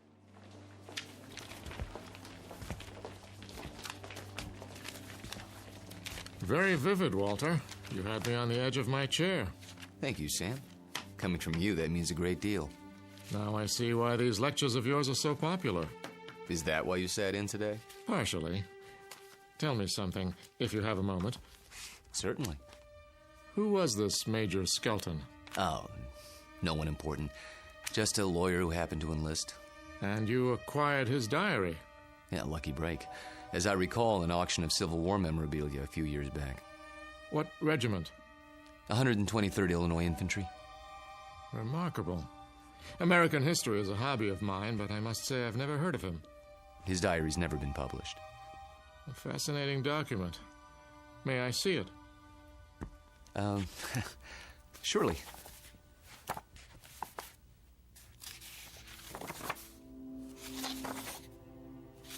Well preserved. It was stored in someone's attic for 100 years. I don't think it had ever been read. You come across objects like this once in a while, put away in boxes. They didn't know what they had. You could resell it for a nice price, I imagine. Original source materials are hard to come by. Don't suppose I could borrow it? I never lend books to absent-minded professors. Remember the last time? Yes. I guess you're right. Time for some coffee? What? I'm going past the student union on the way to my office. Not today. I have a paper to work on for the conference. Oh, I almost forgot. Can you come by for dinner? Whose invitation? Yours or Susanna's? Mine, this time. Something on your mind? Nothing special, just your company.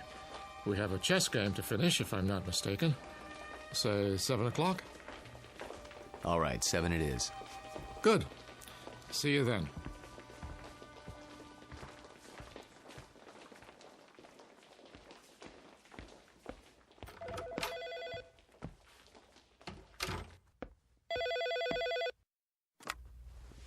Hello? There you are. Where else? I keep regular office hours. I know. A chance to counsel all those co-eds. Oh, please, Mr. Jameson. I just have to talk to you. It's about my term paper. It's Professor Jameson to you, young lady. Excuse me, Professor. I might have an hour this afternoon. Then we'll have to work fast. You see, I have a bad case of writer's block. I need someone to, well, loosen me up. You don't need me. You need a cold shower and a massage. Speak for yourself. Daddy told me he invited you for dinner. He did. You mind? Not if you don't mind my getting some work done afterwards. My thesis is due in 10 days. How's it coming? Oh, it's coming. I'm just not sure I've said enough. Want me to look at it? Absolutely not. I have to know that I can do it on my own without help from you or Daddy. You will. Don't worry about it. I miss you. Me too. Only a few more days. Then we can spend more time together. We'll paint the town red. Oh, there's my 2 o'clock. I gotta go. Let me guess. Female, age 19, about 5'2", with eyes for her handsome professor. Be right there. Actually, this one's a little old lady. Wants to finish her degree before she kicks the bucket. I'll bet. See you in a few hours, darling. It's a date.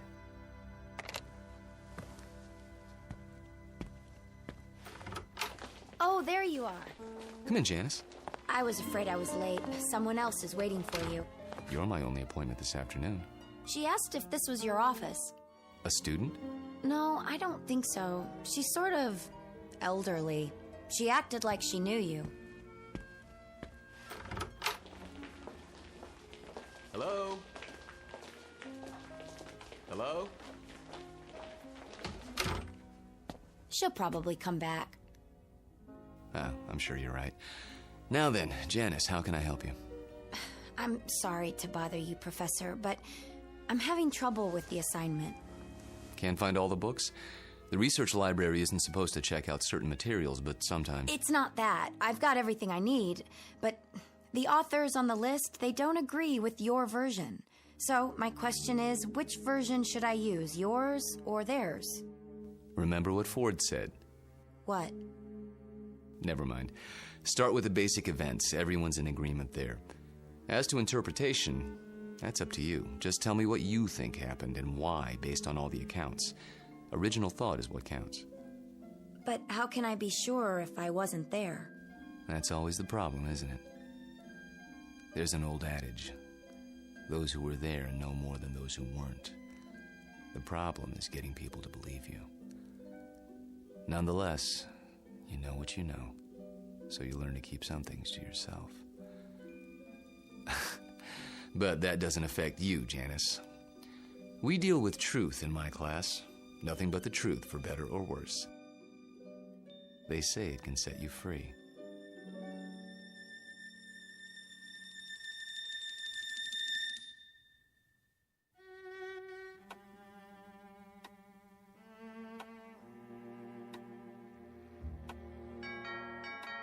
I'll get it, Father.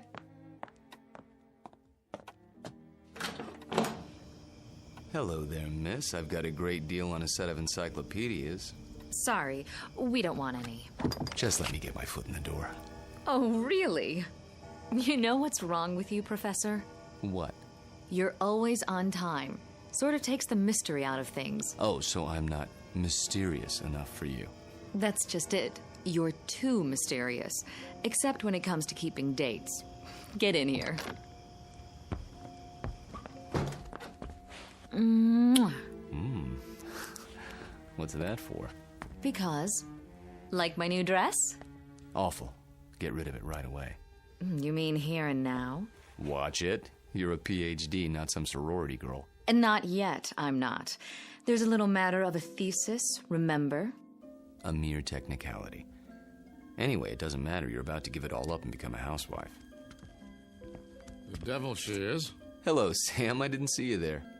I'm giving you my daughter's hand, not her brain. Which I inherited from you. She'll get that PhD if I have to... Spank her. I know. Well, I like that.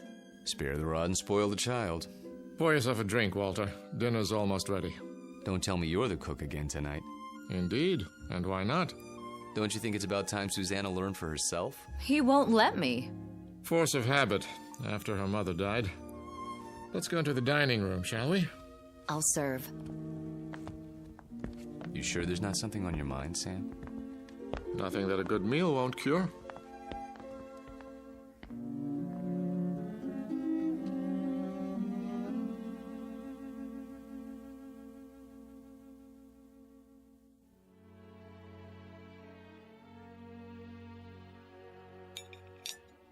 Had enough to eat? I take it all back, Sam. She'll never be the cook you are. I wouldn't even try. Well, you could try. Who knows? Maybe you've inherited your father's talents. What do you think you're doing in here? I'll do the dishes later, unless this is the men's hour. Cigars and brandy and all that. Not a cigar, a pipe. It's not the dishes I'm worried about. It's a little matter of a doctoral thesis. Upstairs with you. Walter and I have some talking to do. I don't believe this. It is the gentleman's club, right here in my own house. Just for a while, Susie. Then you can have Walter to yourself. You're not going to treat me this way, are you? Worse, you might have to support me. Then the wedding's off. Good night, Daddy. See you before you go? It's a requirement.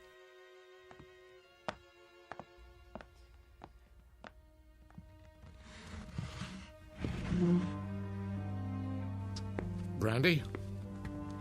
By all means. You know, you don't have to worry about her. She'll accomplish anything she sets her mind to, with or without us. Oh, I know that. But she's wasted a lot of time. She's almost 30, and I'm almost 70. You're talking about chronological age. You're both still very young. I don't feel young lately. Aches and pains. Let's sit down. The chessboard is exactly as we left it.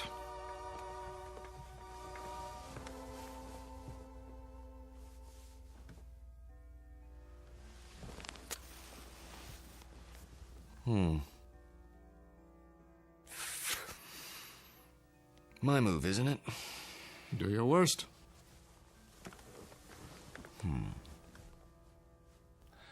How about pawn to king's bishop 4? Look at that. You don't like it? Not the move. Your hands. What about them? Extraordinary, isn't it? They looked very much the same when we met, those two hands. Firm, smooth, not the slightest discoloration. Time marches on. For some of us. Walter, tell me something. Of course. How old are you? You know the answer. 44. My move. I seem to recall that when you applied for a position at the university, you listed your age as 39. That was, 12 years ago, which would make you 51 now. Come on, Sam. So I'm 51. Too old for Susanna, is that it? In a sense. What are you getting at? This is between the two of us. It won't go beyond this room. Really, Sam? Walter, when I met you, I was 58. I had most of my hair, all of my teeth, and hardly a wrinkle. Look at me now. In 12 short years, I've turned into an old man. But you haven't. It happens that way sometimes. I know. But why? Clean living?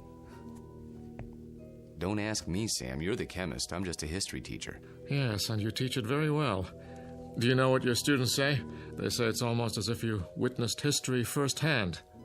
I try to make it interesting. Fake it, you mean? You could call it that. Yes, that's what I thought. But somehow it didn't seem like you. You're such an honest, precise man. Ah, here it is.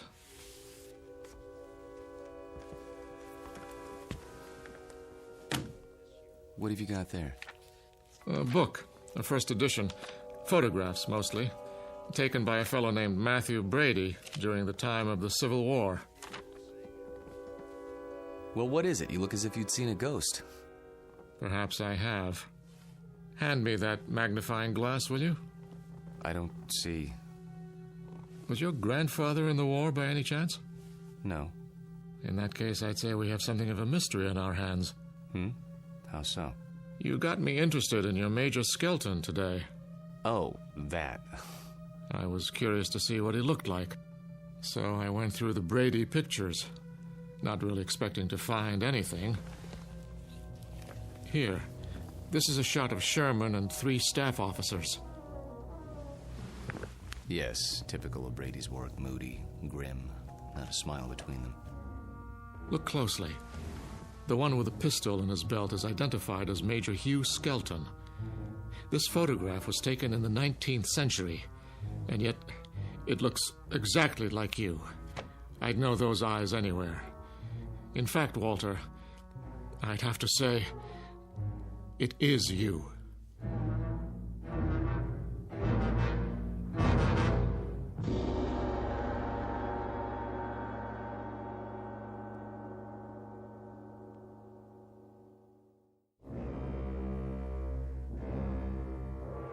It is you, Walter, isn't it? Photographs can be deceptive. Poor lighting, grainy images. You shouldn't have kept the ring, you know. It's a dead giveaway. Ring? It is a bit like mine. Not like it. The same. Sam, really, you can't be saying what I think you're saying. That wouldn't make sense. It wouldn't be rational. It wouldn't... Come now, Walter. We're not children. You know exactly what I'm saying. I've been accused of many things in my time, but never of being inarticulate. Oh, you're joking. Just because a man in a picture happens to look like me... And happens to wear the same ring, and happens to have the same small mole on the left side of his face. Did you keep the pistol? Or is it in a Civil War museum somewhere? Oh, Sam. Tell me the truth. You know what the truth is, don't you? You are the man in the photograph, aren't you? Yes. I knew it. I've suspected for a long time. But, of course, it seemed so fantastic. It is. Yes. So, now we're on equal footing at last. The time for lies is over, Walter. Wouldn't you agree? Yes. So tell me, how old are you? You won't believe me. I can believe anything now.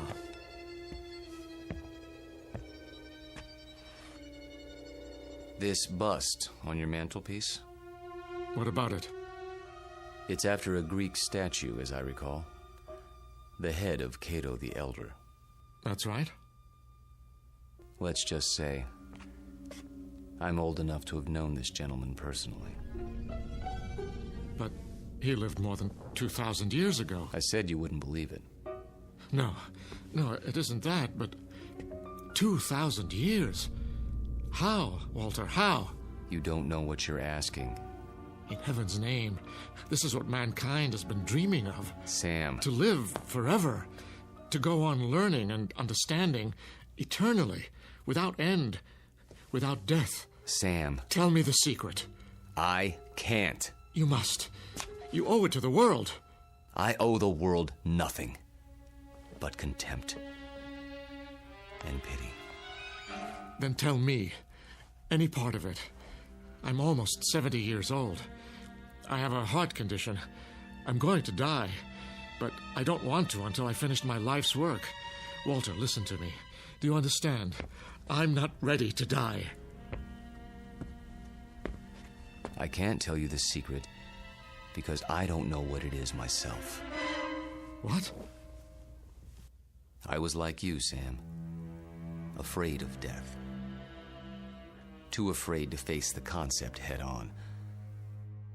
When I thought of all the things there were to know and the pitifully few years man had to know them, I went cold with fear. And with anger, too, at the impossibility of it all.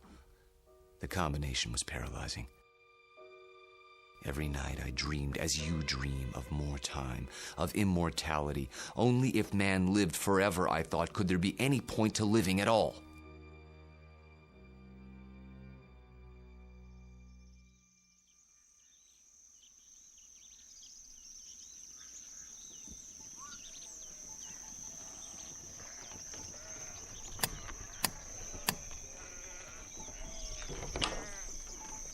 I'm thirsty. You have water? Come in, traveler. Thank you. You're very kind.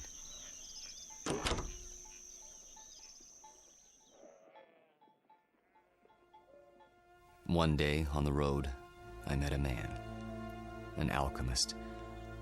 I told him these things and more as I rested with him. He said that he could grant my wish. Only it would cost money. A great deal of money. So I sold everything I had and paid him his money and submitted to his experiments. Drink this, young man. You may remain here until you recover.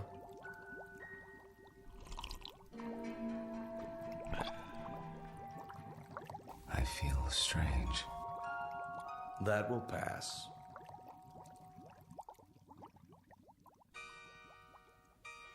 I remember very little of what followed, except that I was in a coma for many weeks.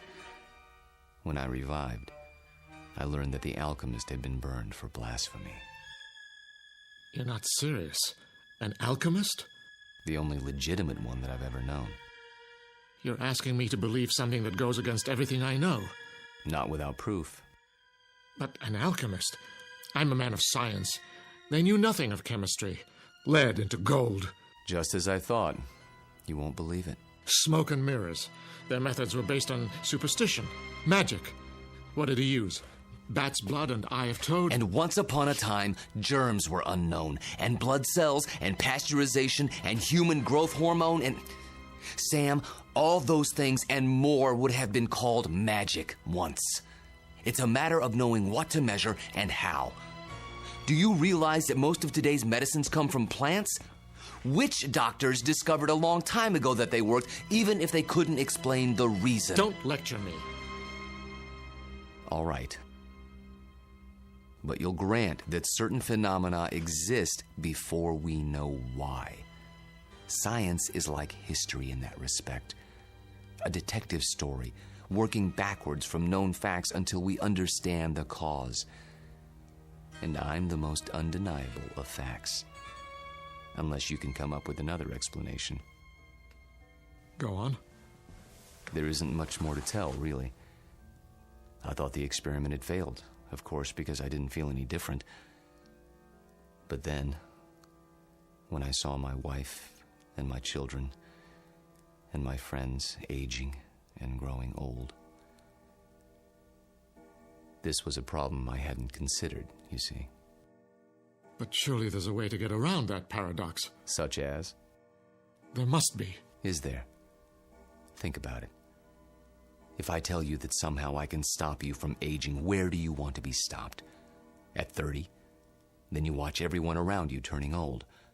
At 70? Would you want to live forever the way you are now? Sick and weak? It's better than dying. No, Sam. You're wrong. I was wrong. It's death that gives this world its point. We love a rose because we know it will soon be gone. Who ever loved a stone? I'm not a rose, and I'm not a stone. I'm a man. Very old, very frightened. Of what? Death? Yes, of death. You're a fool. I want to die. Then why don't you? Because I'm a coward. Like all men. Because I'm tired of living and scared of dying. That's why. There's a revolver in my desk at home, Sam. The same one you saw in the Civil War photograph. Every night, I hold it in my hand and pray for the courage to pull the trigger. But I can't. You mean to say you've survived all these years without an accident, without being injured or wounded? Some people are lucky that way. They go through life without ever breaking a bone or seeing the inside of a hospital. Oh, I've come close to death plenty of times. But never close enough. Thank you. For what? For reassuring me. I thought that if a man lived forever, he would grow wiser. But that isn't true, is it? You grow tired. That's all. It must be lonely. That's a word that comes to mind. You say it as if you think it's a word I don't know anything about. I suppose you married more than once? Yes. How long with each woman, Walter? 10 years? 15? I take your point. Now you know why I attended your lecture. Why I asked you here tonight. It wasn't idle curiosity. I suspected as much. Sam, this isn't a situation of my choosing, not any longer. I tried to resign 6 months ago, but you talked me out of it. Do you remember? Yes. Do you know why? I knew that Susanna was falling in love with me. And I knew what would happen because it had happened before. A few years of happiness and then... I warned her. I did everything I could to discourage her. Except tell her the truth. How could I do that? She'd have thought I was mad. Then why didn't you leave? Because it was too late. I was in love with her. Everything was against it, all my reason and experience. But that didn't matter. And God help me, it doesn't matter now. It does to me. Walter, I can't let you marry my daughter. And why not? Susie. Well, go ahead. I asked a question, Father. We were just having a conversation. So I gather. How long were you standing at the top of the stairs? Long enough to hear that there's some sort of disagreement over me. Don't you think it would have been considerate to include me in the negotiation? It's not a negotiation. Please, don't misunderstand. Your father seems to think I'm too old for you, darling. Susanna, let me explain. That's the silliest thing I've ever heard. Good. In that case, you will marry me? I thought that's already been decided. You asked, and I accepted. Unless you're having second thoughts. Nonsense. If I had my way, we'd do it tonight. Are you serious? I've never been more serious in my life. I think you mean it. There's a justice of the peace in the next county. Go upstairs and get your prettiest dress. I'll go back to my place and pick you up in an hour. But... Go. Go. Daddy? I can't very well ground you, can I? You're of legal age. Oh, Walter, I do love you. Though your timing is a bit of a surprise. Life is a surprise. If we're not ready now, when will we be? Next week? Next year? We have to seize happiness when it comes, and it's here now. 1 hour, darling.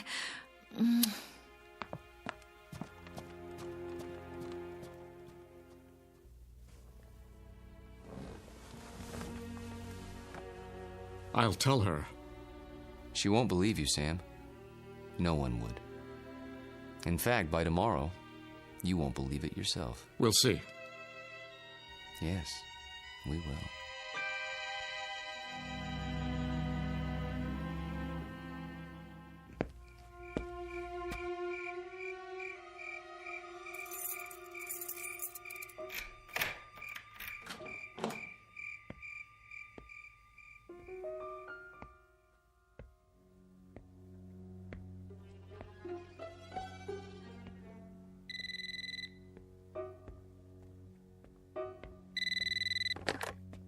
Yes? I'll give you one last chance, Walter, if that's your name. Sam, please. The irony is, I truly like you. We've been fine friends. But when it comes to my daughter... You deny her happiness? Is that what you call it? People who love each other don't have secrets. They share their lives. They grow old together. Susanna's entitled to the same thing. Not a mockery of it. You don't think this is easy for me. There's nothing ahead for her but a broken heart, as she sees herself age while you don't.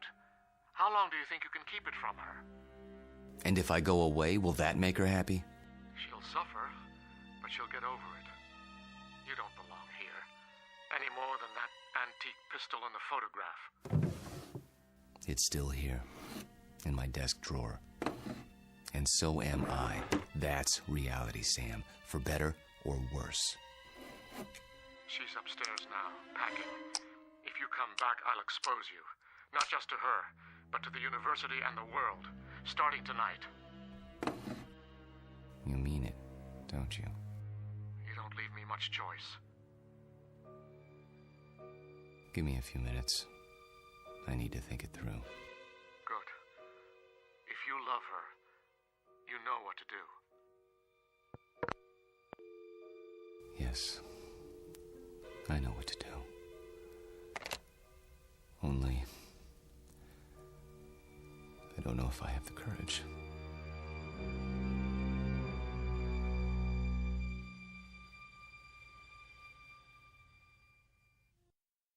Hello, Tommy. Who are... You needn't stand up. How did you get in? You left the front door open. Who are you? Don't you recognize me, Tommy? No, I don't think I... Look hard into my eyes. You called them the most beautiful you'd ever seen once, a long time ago. I think you've made a mistake. No, it's you, Tommy. My name is Jameson. Professor Jameson. And if you don't leave my house at once, I'll be forced to call campus security. Don't pretend with me. I know who you are. And who is that? Tom Bowen. Tom? My husband. That's impossible. I've never been married. You mean you don't remember? How convenient for you. We married right after the Great Depression. We lost our farm to the drought. Crops died and blew away like dust. And you, still a strong, vital man. So we packed up the car and moved west. The living would be better now, you said. And it was. For a while. We had a little girl. Did you know she passed away last year, Tommy? A grown woman herself, getting on in years. It's not right to outlive your children. But me, I had to keep going. It was like I'd been waiting all these years, waiting to know where you went when you ran off. And now, I found you. My dear lady, perhaps if you told me who you're looking for, I could... Oh, stop. Please, stop. I saw your picture in the paper. I knew it was you by those eyes. And the ring. You always wore it. So I had to see if it was true. It is. No, Lord, look at that. I can't explain it. I only know what I see. I've grown old, and you haven't. Don't. Please. And now you're going to marry someone else and leave her the way you left me. Lorette, for God's sake. I can't let you marry her, Tommy.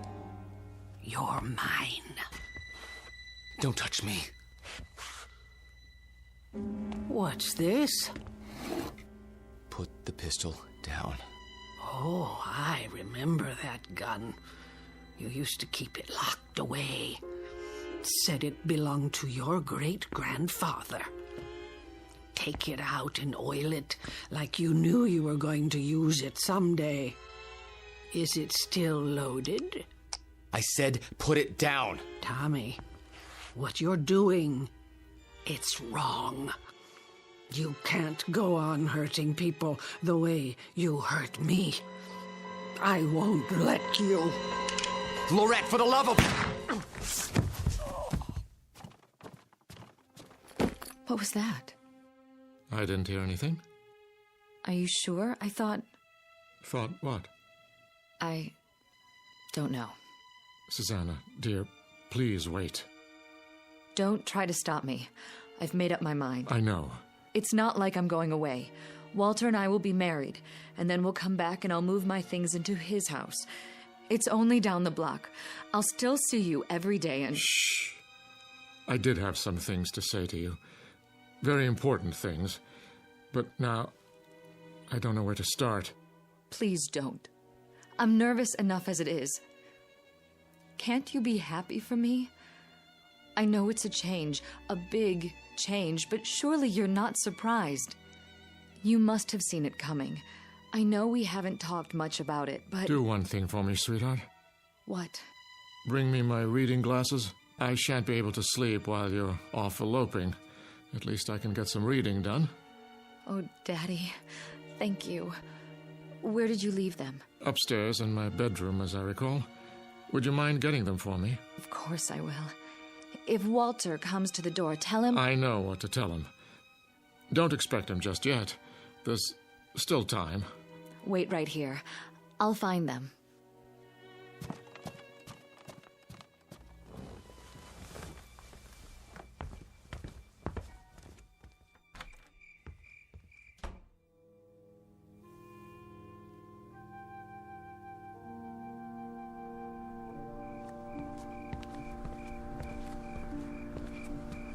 Oh, Excuse me, I didn't see you there.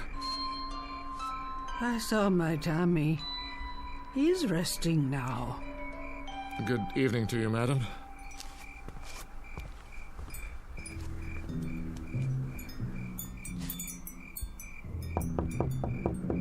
Walter.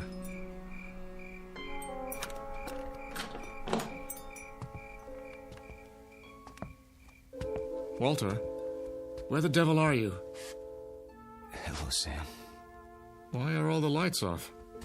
I was just, thinking. The window's open. I know. I'll close it. No. What's the matter? It's a strange feeling after all this time. What do you mean? I mean, I've come to my senses. Tell Susanna. Tell her if you would. You're hurt. Turn on the light. Stay away. I'll call a doctor. No. But your hand, there's blood on it. Hard to avoid that when you've been shot. It's dripping all over everything. I'm leaking, Sam. Everything that's been held inside for so long, it's running out. I feel light as a feather. Take my arm. Sit down. Quickly. A little late for that. I'm sinking, Sam. Right into the rug. It'll be quite a mess to clean up. What's happening to you? It's happening. At last. Your hair. Your skin. Sorry to fall apart on you. Oh. But nothing lasts forever. Thank God, Sam. Thank God in His wisdom. Oh, Walter. Walter. Tell her. I'll try to think of something. Don't let her see me like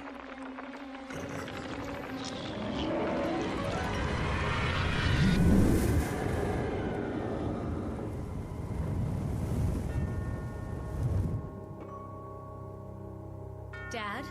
Walter? No, Susanna. Stay back. Daddy! Go home. Where's Walter? Susanna, please, go home, now. Walter? He's gone. Gone where? I wish I could tell you. But there are his clothes, his shoes. Daddy! Daddy, what else is on the floor? Dust, my dear. Only dust.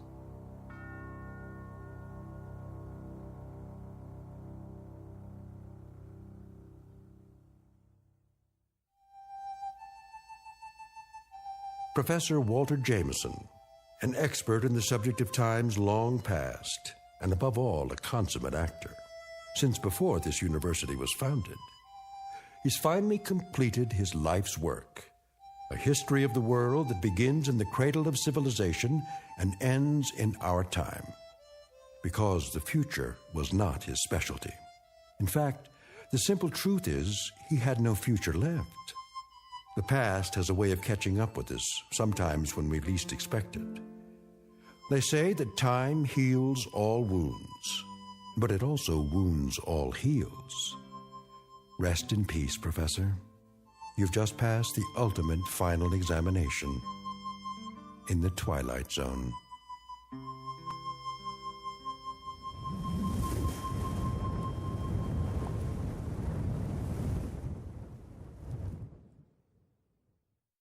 More from the Twilight Zone after this.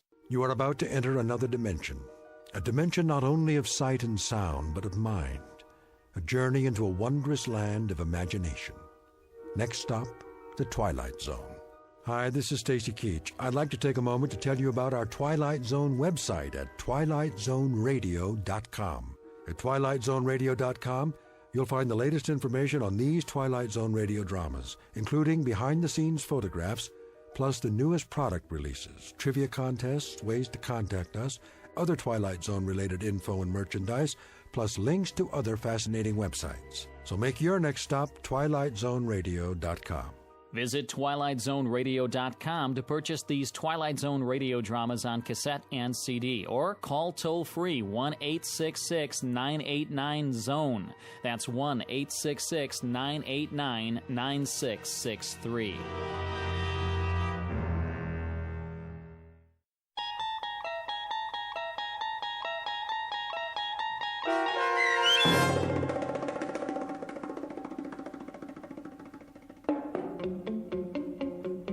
Long Live Walter Jameson, starring Lou Diamond Phillips with Stacy Keach as your narrator, was adapted for radio by Dennis Etchison and written for The Twilight Zone by Charles Beaumont.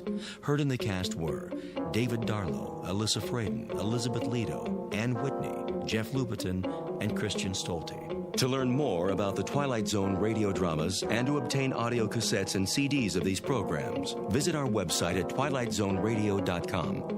The producers of The Twilight Zone wish to thank CBS Enterprises, Carol Serling, Dennis Etchison, Dick Brescia Associates, Claire Simon Casting, Terry Jennings, XM Satellite Radio, Sirius Satellite Radio, our sponsors, and our radio affiliates for helping make this series possible. This copyrighted radio series is produced and directed by Carl Amari for Falcon Picture Group. Audio editing, sound design, Foley effects, and mix for the Twilight Zone radio dramas are by Cerny American creatives Craig Lee, Michael Slaybach, Bob Benson, and Jason Rizzo. To learn more about the Twilight Zone radio dramas and to contact us, visit our official website at twilightzoneradio.com. Doug James speaking.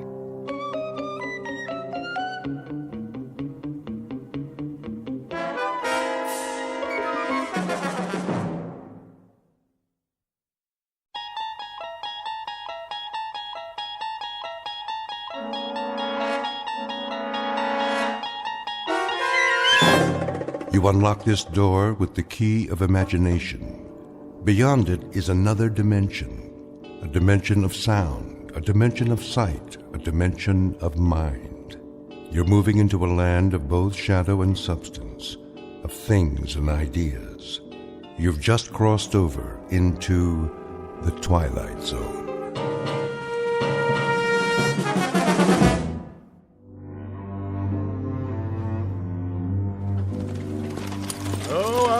There she is, TP. Right where the General said it'd be. Oh, we're too late. Well, I can see that. Campfire's smoking. We better check it out. Still warm. How long do you figure? 3, 4 hours at the most.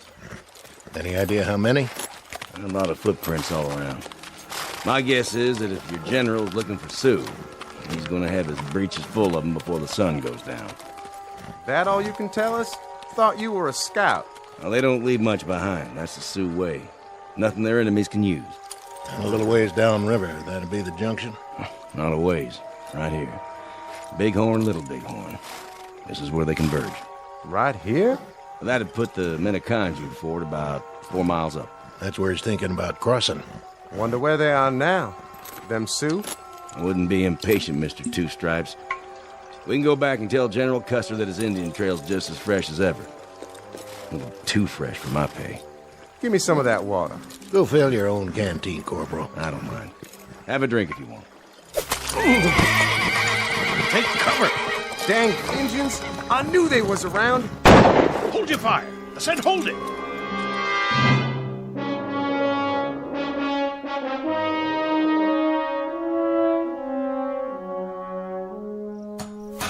How's the drive chain, Langsford?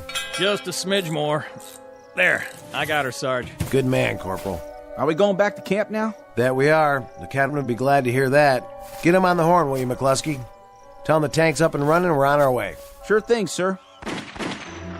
What in the... Those were shots, weren't they? Put it down. But I heard... So did I. Easy, Tiger. These are just training maneuvers. If we start to get trigger-happy, it could turn into a real war. Hunting season, maybe. They still got buffalo around here? Yeah, how about it, McCluskey? Want to go shoot some buffalo? Tastes just like chicken. Let's have a look. Nice and calm. If it's the red team, I'm giving up. They can tag me POW, and I'll just sit out the rest of these war games. Getting hot as an oven inside this tank. Why, I am surprised at you, McCluskey. The sergeant and me have had our eyes on you. You have? Sure, we were thinking of recommending you for OCS. Outside of the fact that you read a map upside down and you couldn't navigate a plow across a dance floor. Sounded like those shots came from the other side of the draw. Now what was that? I know what it was. Somebody's playing games. That's right, they're funning us. Can't you take a joke, McCluskey? It was a signal. Just the way the Indians used to do it. It's a hot June day in the present century. Or, if you prefer, another century altogether. Take your pick. The cast of characters in order of their appearance: a patrol of General Custer's cavalry and a patrol of modern-day National Guardsmen on training maneuvers. What neither group knows is that the past and present are about to collide head-on, as they are wont to do in a very special bivouac area known as the Twilight Zone.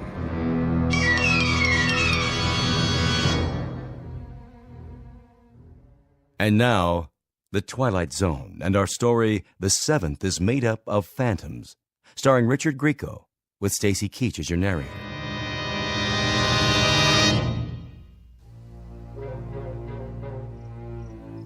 Well, if you ask me, it could have been a bird or something. What about the rifle shots? Listen up. I've been on a lot of these training missions, and sometimes the men get bored, so they play pranks on the other team. But we do our job, that's all. Now let's take a quick look over the rise, make sure everything's A-OK, and get back to base. Got it? Got it, Sarge. Loud and clear. I'll check it out. Go ahead.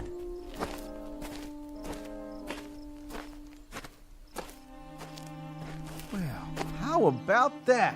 What do you see, McCluskey? It's a wigwam. An honest-to-Pete wigwam. 1 million men in the National Guard, and it's just my luck to go riding around in a tank with the last of the red-hot Eagle Scouts. So it's a wigwam, McCluskey. What are you so happy about? Well, it's real interesting, don't you think? Authentic and everything. Well, why don't you take a look inside? Maybe there's a pretty little squaw in there waiting to be your fiancée. Nope. Whatever was here cleaned it out. Don't you think that's kind of strange? Leaving a wigwam made out of real hides, sitting in the middle of nowhere? Must have been some kind of youth camp or something. Either that or somebody's making a movie. Out here, Sergeant? On Army training grounds? That's a point. They never get a permit. Too dangerous. Besides, we'd have been informed. Sure is interesting, though. Right there's a junction of the Bighorn and the Little Bighorn Rivers. Just a little ways from here is where Custer fought. Custer who? General Custer. Didn't you learn about it in school? This is where the 7th Cavalry fought the Sioux Indians. What do you got there? Looks like a canteen. Let me see that. Not one of ours. Yeah, maybe there's booze inside. Hey, where'd you get this? Right here on the ground. Says 7th Cavalry. Printed right on it. How do you figure, Sarge? Well, I figure it's in pretty good shape, considering it's been lying around here for 100 and some odd years. Must be a lot of ghosts running around a place like this. Ghosts? Either that or somebody planted it here. McCluskey's got one thing right, though. Somewhere along this river they fought quite a battle. George Custer and 200-odd men against a couple thousand Sioux. Custer's last stand. Didn't you ever hear of it, Langsford? I heard of it. Maybe next year a museum will send you guys out on an expedition and you can spend all your time picking up antiques. But right now, I thought we were supposed to be a motorized patrol on war games. Me, I'd like to be reconnoitering in some small, dark bar right about now. Or maybe the YWCA. Or in a pinch, I'd settle for a... What was that? The wind. That's what it was. The wind. But the canteen and all. Don't you reckon we ought to go back and tell the command post? Don't you want to wait for the Union cavalry, McCluskey? Now, what were you saying, Sarge? This is where they fought, huh? Around here? Someplace around here. When I was a kid, I read everything that was ever written about it. Custer and the 7th were the advance guard for a general named Terry. The last thing anybody ever heard from him was that he was dividing his regiment into 3 parties. He was going to surround what he figured was a small group of Indians. There was a captain named Denton with 3 troops. Went off to the south. Major Reno went to the other side of the creek to follow an Indian trail. Custer was the center column. He rode right into them and got slaughtered. 1876. That was the year. Right, 1876. Somebody planted this canteen for a gag then. It's not old. It's practically new. See for yourself. The water's still fresh. This whole thing's a gag. Either that or... Come on, let's get out of here. I'm serious, you guys. Let's go back to the tank. Yeah, let's go.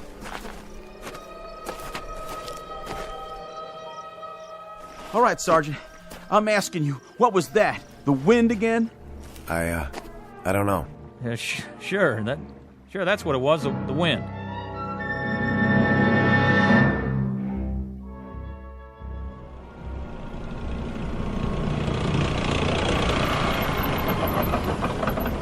There they are. Finally. What'd they do, go fishing? They're working on their suntans.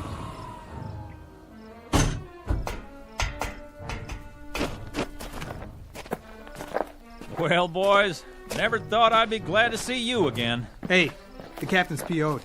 You better get in a 10 on the double. How come? I called in a position report. Yeah, but that was a while ago. Lieutenant, if you had seen what we saw... Can it, McCluskey? I'll give my report directly to the captain. Say, any of you good old boys got a cold one stashed around here?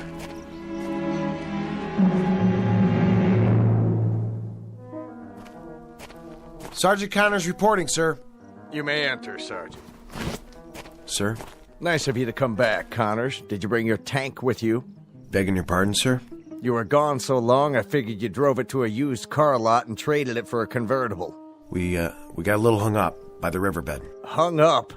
The blue team was north of us. You went south. We had trouble with one of the drive tread chains. Corporal Langsford proceeded to repair it with the toolkit, at least temporarily. Connors, for a guy with as much regular Army time as you've got, you played this one boneheaded from start to finish. Sir, I can't explain. Explain?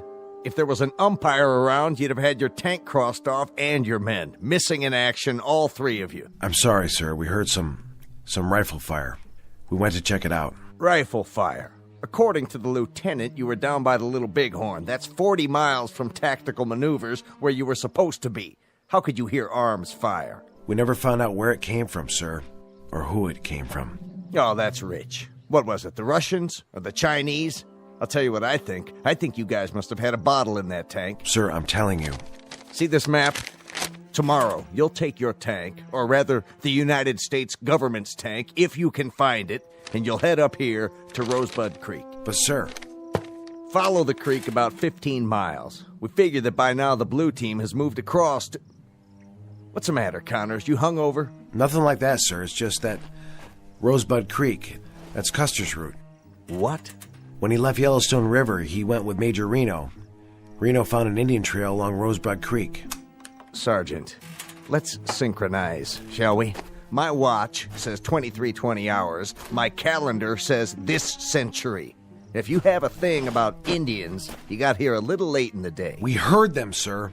You heard what, exactly? Indians, war cries. Where?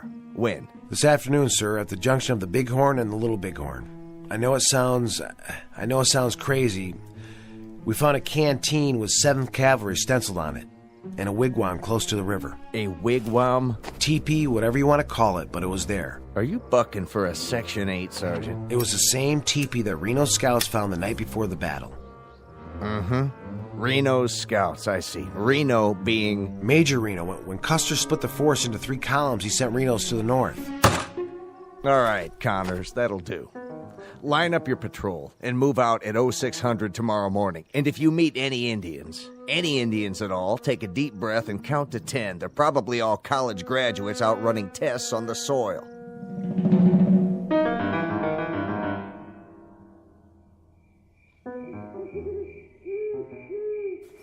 Sergeant? What? You awake, sir? Yeah, I'm awake. What's the matter? Nothing, sir. I was just lying here thinking. Thinking about what, McCluskey? Well, sir, wouldn't you say it's strange? The only thing that's strange around here is you. Now, will you knock it off so a fella can get himself a little shut-eye? Langsford's right. We've got an early detail in the morning. I know, Sergeant, but the teepee and that canteen and all... Listen, kid, I'm asking you politely. Sorry, guys.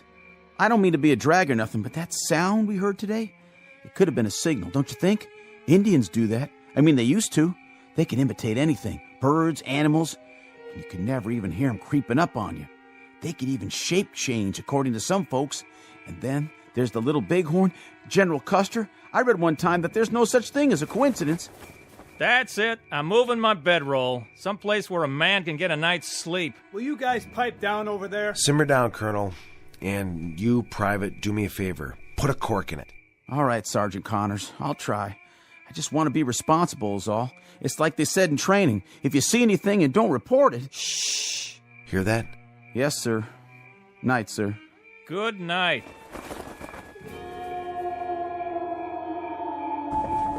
What in the blue hell was that?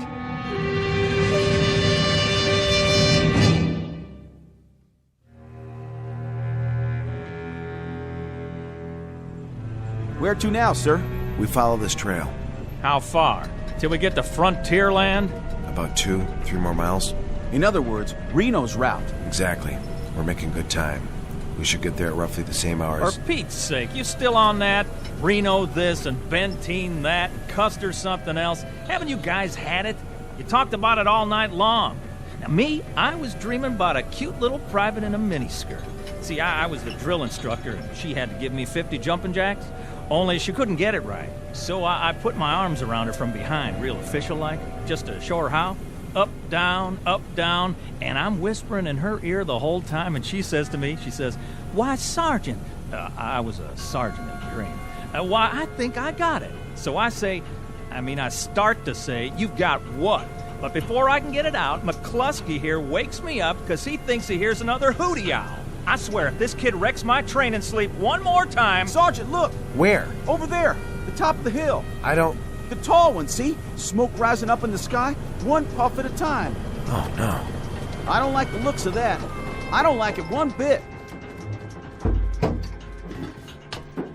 Hold up now. But, Corporal... Use your head, boy. That smoke's coming from an incinerator, or it's somebody cooking a cheeseburger. I don't think so. Or maybe it's a bunch of Girl Scouts who don't dig Smokey the Bear. But if you don't straighten up, I will... It figures. What does? It has to figure. Reno scouts found the teepee the night before the battle. The following morning, the column saw smoke signals in the sky. That's right. You know your history. Look, you two history fans are really starting to bug me. And late that same morning, they got their first Indian.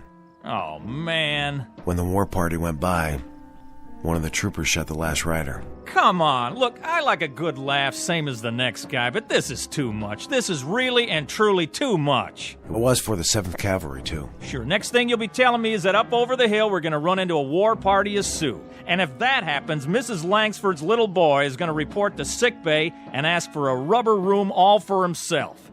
Just remember, I can always make it a reservation for 3, if that's what you... We have to arm ourselves. Get back in the tank. What are you doing? There's nothing out there but a dust cloud. Yes, but what's behind the dust? You hear it? We're wasting time. You stupid moron kid! Put that rifle down!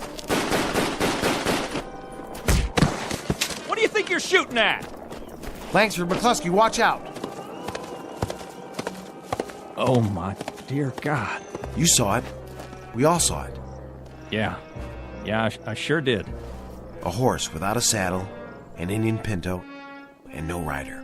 That means I killed him.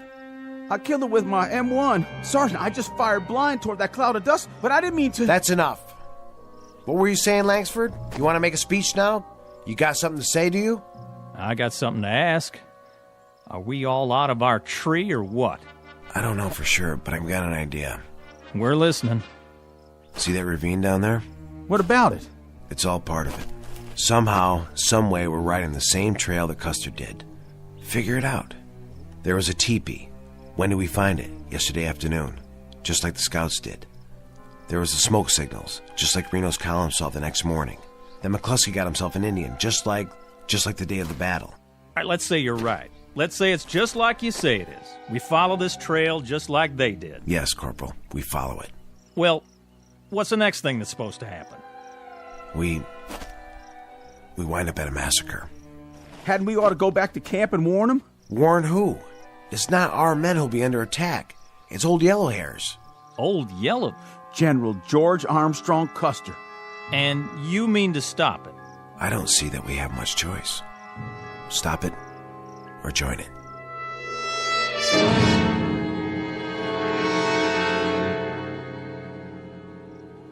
Sure is hot. Hotter out there. What do you think happened to him? Probably kicking back with a fishing pole. I hear there's trout up here. They gonna bring some back for us? Miller, Yes, Captain. does Connors reported in? Not yet, sir. Get him. I've already tried. Try again. Yes, sir.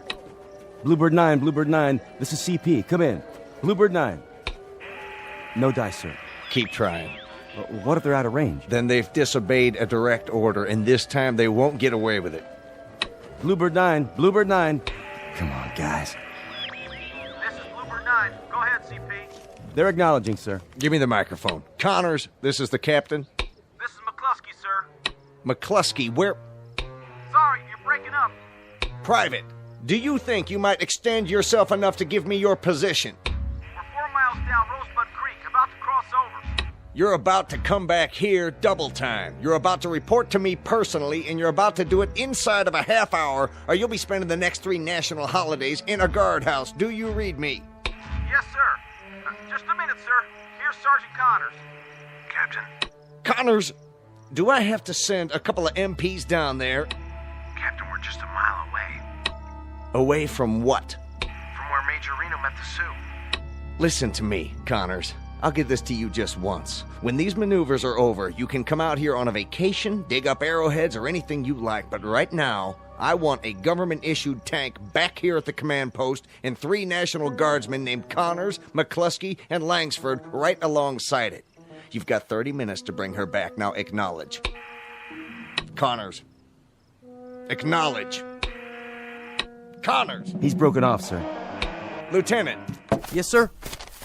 Take a jeep and 3 men. See this line on the map? Follow the creek down here. I think this is the crossing he talked about. Just follow his tread marks and bring them back here. What if he resists? Resists? They don't seem to want to come back. Well, I'll tell you what to do in that case, Lieutenant. You do whatever it takes. Sir? First you apologize to them, and then you shoot each one of them in the leg, throw them in the jeep, and get them back here. Now, do you read me? Yes, sir.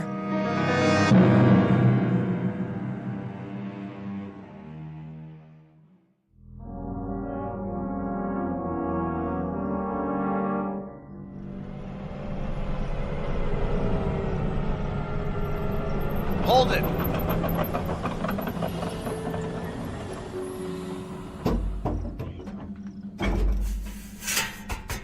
So this is what we've been busting our humps for, huh? A big fat nothing. Nothing, all right. Nothing and no one. But right down there is the spot. Don't tell me. Where Reno had his fight. Well, all I can tell you guys is you better get a couple of cigar store Indians out here, and you better do it in a hurry. That is, if you want to make a good impression. Because I know a National Guard captain who's probably on his way over here right now with a great big net. Where are they, Sergeant? How come we missed out? Missed out? You want to know why we missed out? Let me explain it to you. We missed out because we're looking for dead cavalry, buried Indians in a battle that was over and done with before my great-grandpa was born. Now that's where we missed out. I got it all pegged, you know. I really do. The whole thing is strictly an illusion. One of them heat mirages. That's the straight goods. Out here with the sun beating down, we went and talked ourselves into it. That's not it. That's not it at all, McCluskey. What are you thinking, sir? Do you remember what it was that Reno found before the battle? I'm not sure. He even sent a message back to Custer about it. Sure, the village. Village? What village? What do I have to do to level you guys off? Tie you to a tank or something? Reno scouts found an Indian village. An hour after that, the whole troop went into action. Oh, my aching back. I give up. I swear, I give up. This is where the men separate from the nutcases. Where you going? Back to the CP if I can find it. You guys keep playing your games, and I'll see if I can send back a padded ambulance. Arrivederci, y'all. Should I stop him, Sarge? We can't. He's the only one who's following orders. From now on, we're on our own. What is it? You tell me! That's it! That's what? Would you mind telling me? The village! That's the village! 6 more of your funny little teepees. That's a mirage, isn't it, Langsford? Not really there? Man, don't ask me anything. Now you got me seeing it. Don't ask me nothing. Looks abandoned. I'll go down to scout it. An hour ago, if you'd said that, I'd have died laughing. And now? You got your rifle? Sure thing. Then be careful. Of course I will. Well, what happens now? You read all the books. What's the next thing? Beyond the village. That's where Benteen engages. What about Custer? He loses his right arm. As of the moment, Reno got cut off here. Custer's column was doomed. This is wild. I swear, this is off the scale. Now, how in the... Well, how in... I mean, it's like chasing somebody that ain't even there and trying to catch up. Well? Connors. Langsford. What'd you find? I'm not sure. But if it's a mirage, this one goes all the way. What's the matter with you? You all right? I just saw the granddaddy of all mirages. I mean the mother of all... Hey, fellas? You're white as a sheet. That's 'cause this one's sticking in my back. McCluskey! Get the medical kit. I'll try to cut the arrow out. Bluebird 9, this is CP. Come in. No good, Captain. Then they're refusing to answer. Either that or they've vanished off the face of the earth. Captain? You'd better have something to tell me. Yes, sir. For starters, that they're just a few hundred yards behind you, right? I wish I could say that. Then you better tell me something, Lieutenant, and fast, like the whereabouts of an M4 tank. We found the tank, sir. Is it operational? It appears to be. Where are the men? No sign of them. What? Only this note. Let me see that. Crossing Rosebud Creek, trying to reach the cavalry. Pray we're not too late. What's the meaning of this? I don't know, sir. We drove up and down the creek bank. Is that true? This is all you found? No sign of them? That's right, sir. What about you? There were tracks leading to the tank, but after that, it's hard to say. All I know is they weren't in it. And you, Private, I want you to consider your words very carefully. Yes, sir. The tank was empty, except for some of their gear. Well, what are the rest of you grunts standing around for? Anybody need a work detail this morning? How about a recon march with full packs? Just finishing up, sir. Come on, guys. What about their gear? Most of it was still there, except for the rifles and the sidearms. Great. That's just great. Now I've got 3 trigger-happy soldiers on the loose with live ammo. Captain, I know Connors. He is strictly by the book. Yes, but what book? Langsford's regular army, and McCluskey, well, he's a good kid, just wants to put in his time and get back home. If they've gone off on their own, there must be a reason. I don't get it. I swear I don't get it. What are they drinking out there? Or have they seen too many Western movies? Sir, about the note, what does he mean when he says cavalry? The 7th Cavalry. But what's the 7th Cavalry? A very hot outfit, headed up by a tiger named George Custer. Custer? Wasn't he... Don't ask me any more questions. I don't have the answers. But I'll tell you this. Those 3 guardsmen are going to go on active duty so fast it'll make their heads spin. If they ever get out of the stockade.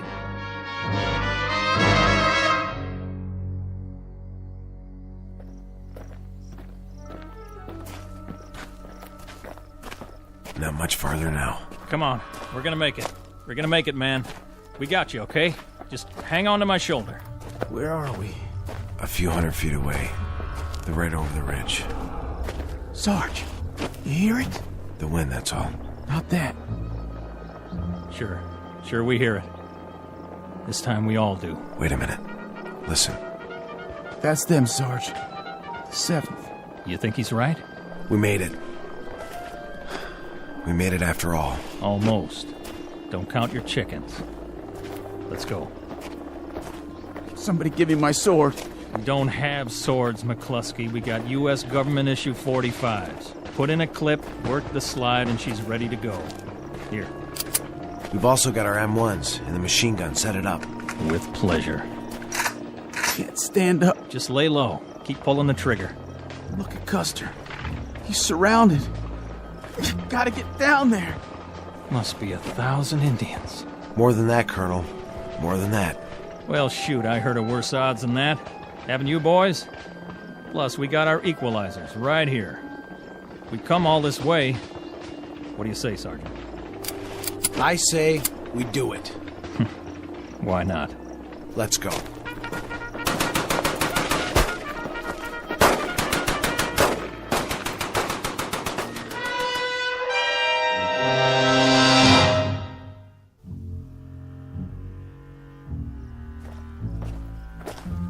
This is it, Captain. The last known location. What's that plaque for? Read it, Lieutenant. Custer Battlefield National Cemetery, honoring the memory of 261 men of the 7th Cavalry who lost their lives in battle. So this is the cavalry they were talking about. It was. It's a national shrine now. They made it. What's that, Captain? Nothing. No sign of them on either side of the creek, Captain. What about the tank? Up near the ridge where they left it. But no sign of the men, no sign at all. Keep looking. Yes, sir. Put them on report, Captain? Put them on report. Captain! What is it? A list of the men who died here, all the names engraved on the plaque. It looks like it's been here a long time, so then how? How what? I think you better take a look at this. Right here, in the middle of the list. William Connors, Michael McCluskey, Richard Langsford. Kind of a coincidence, don't you think? Quite a coincidence. But how? Pity they couldn't have brought up the tank. That would have helped the odds. Wonder if the drive chain failed again. Beg your pardon, sir? Nothing, Lieutenant. I didn't say a thing. Not a blessed thing.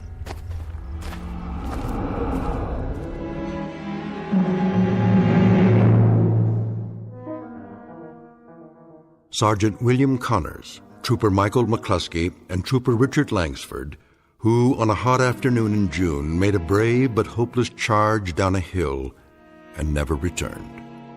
Look for this one under P for Phantom in the pages of a historical ledger, filed in a reading room known as the Twilight Zone. More from the Twilight Zone after this. Hi, this is Carl Amari, producer of the Twilight Zone radio dramas. I'd like to take a moment to tell you about our official website at twilightzoneradio.com, where you'll get the latest news and information on these Twilight Zone radio dramas. Plus, at twilightzoneradio.com, you can digitally download 3 free episodes or any of our episodes for only $1.95 each. In this age of ever-changing technology, we've decided to make these episodes instantly available to you by making the Twilight Zone radio dramas a digital download-only series. This means that this series will no longer be offered on CD. The CD collections at our website are now being offered, while supplies last, at buy one, get one free. So be sure to get your favorites before they're sold out. Be sure to visit us often, and I'll see you in the zone.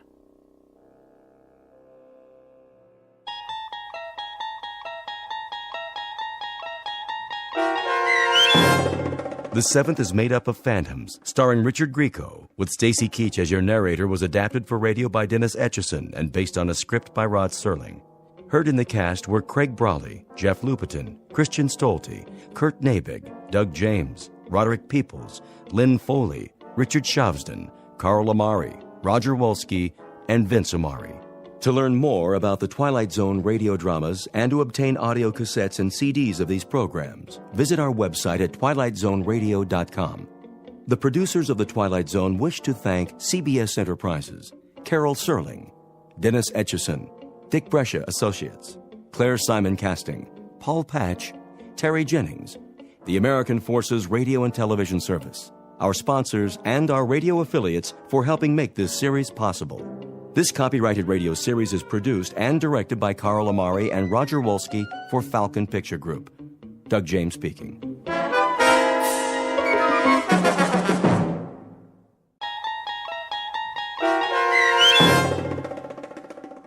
Elegy, starring Blair Underwood with Stacy Keach as your narrator, was adapted for radio by Dennis Etchison and written for The Twilight Zone by Charles Beaumont. Heard in the cast were Jeff Lupetin, Christian Stolte, and Joby Cerny. To learn more about the Twilight Zone radio dramas and to obtain audio cassettes and CDs of these programs, visit our website at twilightzoneradio.com. The producers of The Twilight Zone wish to thank CBS Enterprises, Carol Serling, Dennis Etchison, Dick Brescia Associates, Claire Simon Casting, Terry Jennings, XM Satellite Radio, Sirius Satellite Radio, our sponsors, and our radio affiliates for helping make this series possible. This copyrighted radio series is produced and directed by Carl Amari for Falcon Picture Group. Doug James speaking.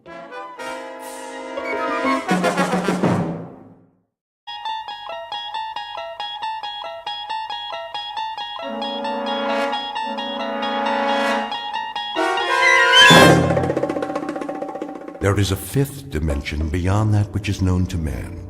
It is a dimension as vast as space and as timeless as infinity.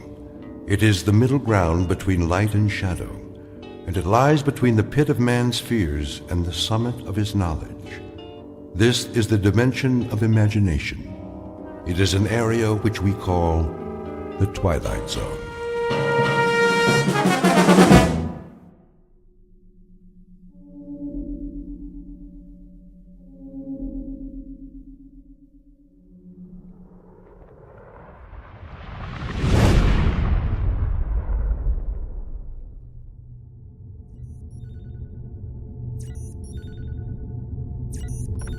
Kirby. Yes, Captain. Give me the readings. Course stable, 7.9 off vertical axis. That's why I can't stand up straight. Speed 2650, steady she goes. How close are we to that asteroid? In range, gravity detector starting to read. Say 100,000, give or take. Piece of cake. We still have to maneuver for a landing. Fuel supply. Well, Captain, let me put it this way. If I was back home in my car, I'd pray for a steep hill so I could put her in neutral and coast all the way down. That bad, huh? I think the expression is running on fumes. What's the terrain? Spectrographics coming in. And? Not too hot, not too cold. Volcanic activity, 1 million or so years ago. We are hitting atmosphere. At least it's got an atmosphere. How much oxygen? I'm trying to get a reading. Deceleration chairs. Just a minute. Now! Better do it, Pete. All right, Myers, I'm going. Firing retro rockets. The fuel tank's empty, Captain. Anybody got a parachute? Hang on. Angle looks good. Thank heaven for small favors. The surface is coming up fast. I'll try to level her out. Nose up. Up!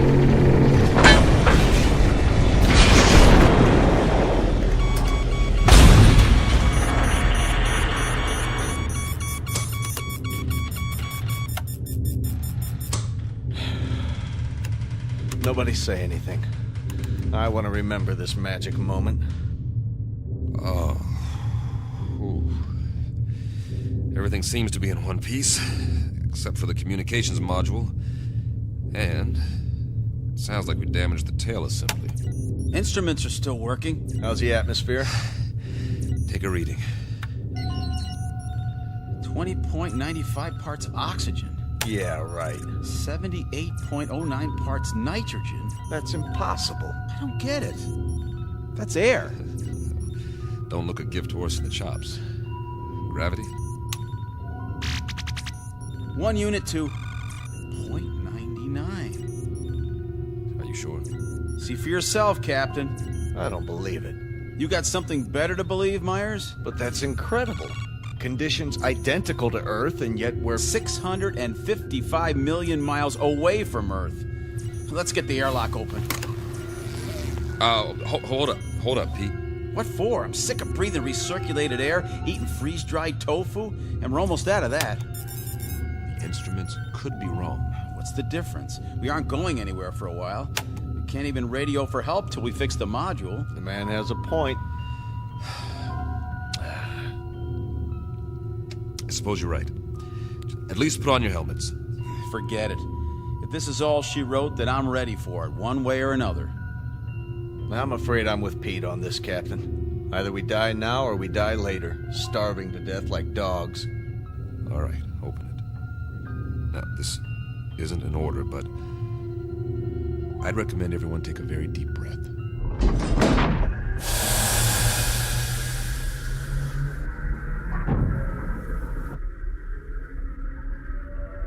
Time, the future. Place, a dark corner of the universe millions of miles from planet Earth. The main characters, 3 men. William Weber, captain. Peter Kirby, navigator. Carl Myers, geologist and science consultant. Each distinct from the others, but all sharing a common dilemma. They are lost.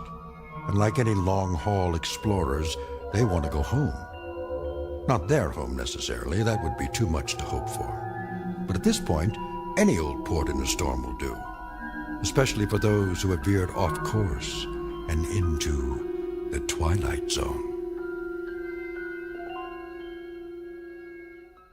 And now, The Twilight Zone, and our story, Elegy, starring Blair Underwood, with Stacy Keach as your narrator.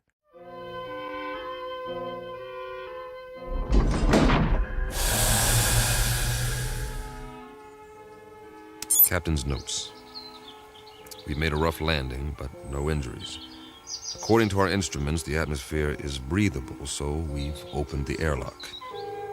It's hard to believe, but the temperature is that of a spring day on Earth. And it smells clean. Well, I'll be. Get the ladder into position. Watch your step.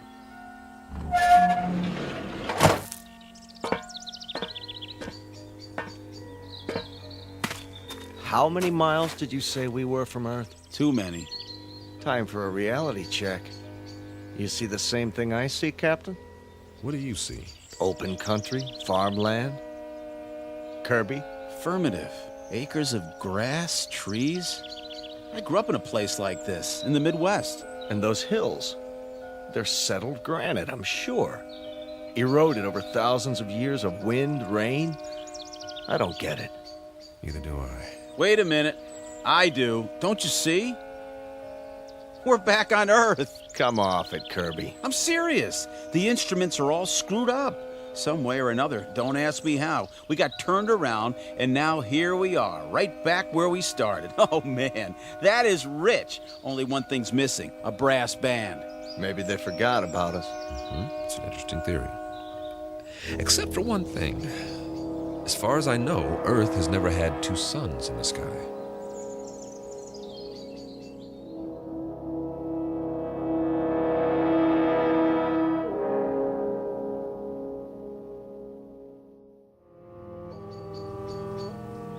You're right. But the temperature's perfect. That means they're smaller than our sun.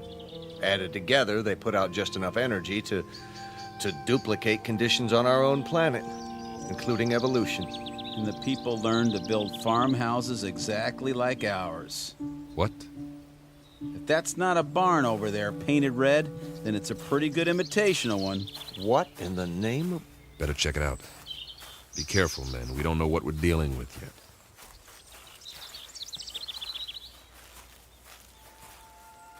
What do you call this? A Martian? I'd call it a hound dog. Hey there, boy. How come he's not moving? He's taking a nap in the shade. I don't blame him, do you? What the heck is that? By the barn, it's called a tractor. They were internal combustion vehicles used in the 20th and 21st centuries before the Total War. So we are on Earth 300 years ago. Negative. We're not equipped for time travel. Okay, you explain it. I can't. The only thing I know for sure is that we're not on Earth. And we are not alone. What do you... Hey! Hey, you over there, by the barn! What's the matter? Can't he see us? He's turned the other way. Looks like he's Taking a rest. Leaning on his... It's a pitchfork. He was using it to load hay into the wagon. Some outfit. Overalls. Farmers wore them with straw hats, just like that one. He even has a red bandana in his back pocket. Well, I suggest we ask him the way to the Emerald City.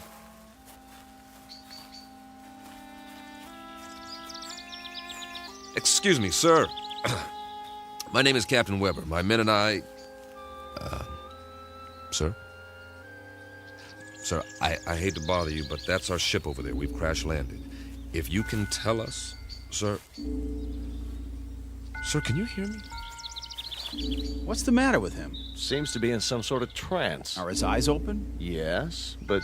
Move your hand in front of his face. Nothing. As if he's... Don't touch him. It's all right. His skin's warm, but there's no respiration. He seems to be frozen in place. Well, let's move on. Say that again. This is giving me the creeps. We'll recon the surrounding area. There may be others.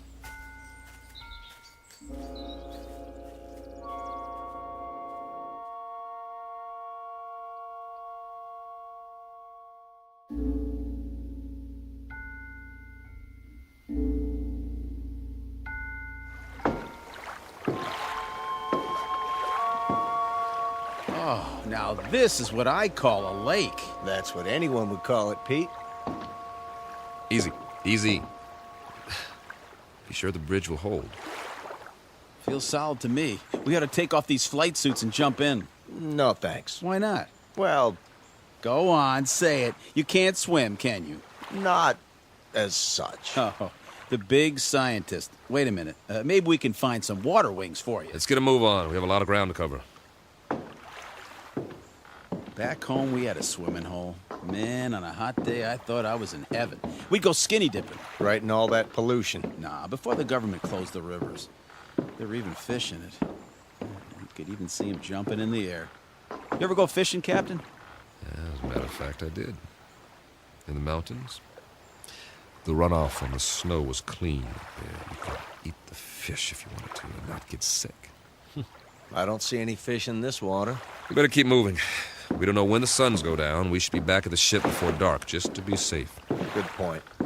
Maybe they don't have fish here. That's a possibility, if the planet's evolution took a different turn. Hey, there's somebody. I don't see anything. On the opposite bank, clad shirt. See him? Sitting there with a fishing pole. Hey, mister! Hey, mister! Kirby's right. Folding chair, wicker basket, the whole setup.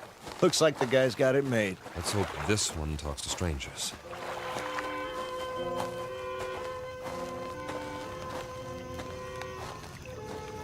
Hi there, fella. How's it going? Fish biting today? Mum's the word, huh? Let me try. Sorry to bother you, sir, but you might say we're lost. If you could give us directions to the nearest town. Don't waste your breath. This one's a stiff, too. Maybe he's asleep. If he is, he's done well for himself. This basket is called a creel.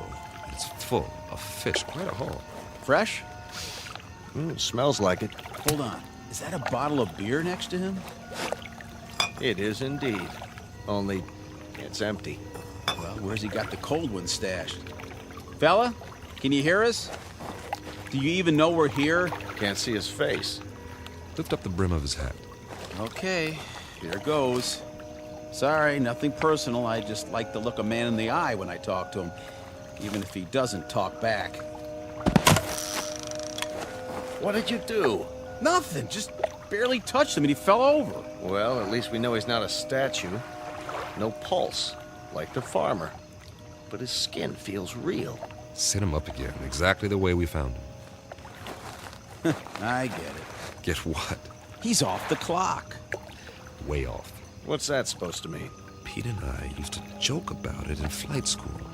Now, there are 24 hours in a day, but sometimes that's not enough. You're not kidding. All my life, I've wanted extra time to read a book, write a novel.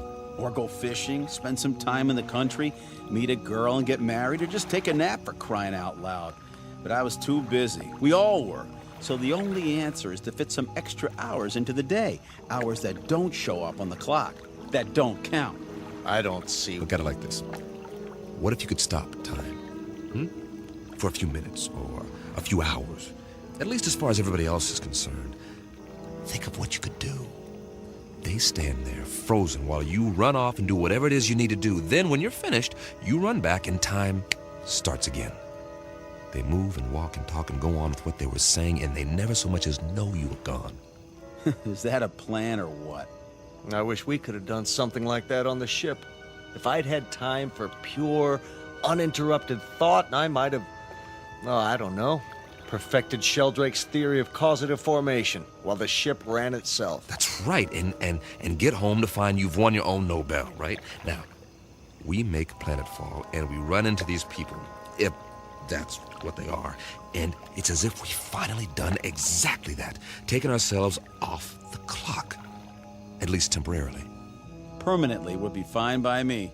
Nice theory, Captain. I'm afraid there are reasons, though, why it wouldn't work. I am sure there are. It's just a thought. If I were a science fiction writer, I could have some fun with it, but we've got more important things to do, like finding out what options we have, now that we're here.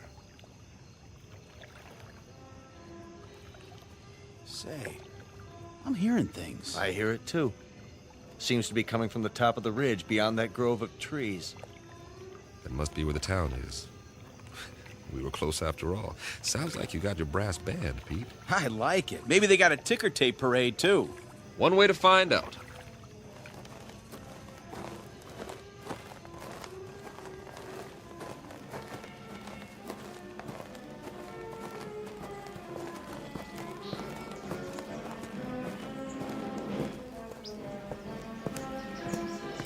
Captain's Journal. We appear to be on the main street of a Midwestern American town. Ahead of us is the square, complete with steeple, clock, and ivy-covered walls. Captain, did you notice? What's that? There are no hands on the clock. Duly noted. The music's louder. I hope this recorder can pick it up. Sounds like a Sousa march. There's a bandstand, flags, bunting, and a sign that says, Inauguration Ceremony. Welcome, Mayor Finch. The musicians are all in uniform. Just one thing. They're not really playing. Kirby's right. Nobody's moving. Not even Mayor Finch. He's holding a silk hat. Photographer's in front of the crowd about to take his picture, but nothing's happening. It's like a movie set with 100 extras all waiting for someone to yell action. The question is, who's directing? I'm going to look around. Weber out. The music's coming from that loudspeaker near the platform. It's being piped in from somewhere. Pre-recorded, no doubt. Concert's over. I wonder who turned it off. Any ideas, Professor? Well, I suppose it could all be part of a carefully orchestrated illusion. That's as good an explanation as any. Now, maybe we're being made to see and hear what we hoped we'd find here. The sights and sounds of home. But they got it wrong. It's 300 years before our time. Who's they? Or it could be that time itself is somehow suspended in this place. So we really are off the clock. It's all relative.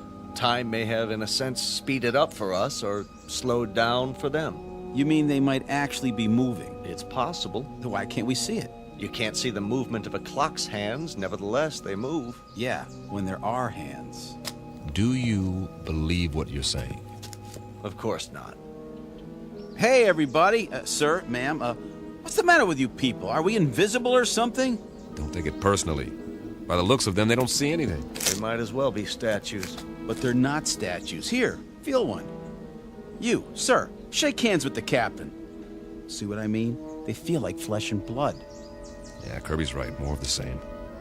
Whoever, or whatever, is responsible, they've created a perfect imitation of the real thing all over this asteroid. For what purpose? I don't have a clue. The expenditure of time and effort is considerable. Not to mention the science involved. The skin on these pseudo-people must be a new polymer compound. And the clothing, all duplications of Earth fabrics. I wonder Never mind. Say it. Well, we must not be the first to land here. But this asteroid's not on the charts. Then, who were they modeled after?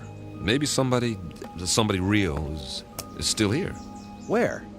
Could be anywhere. The streets, the buildings. I say we separate. We'll meet back here in an hour. Well, it's better than huddling together like frightened children. Right.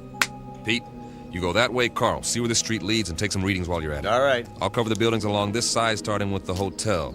Remember, 1 hour. Are your watches set? Yeah. Yes. Don't ask me what to set it to, though.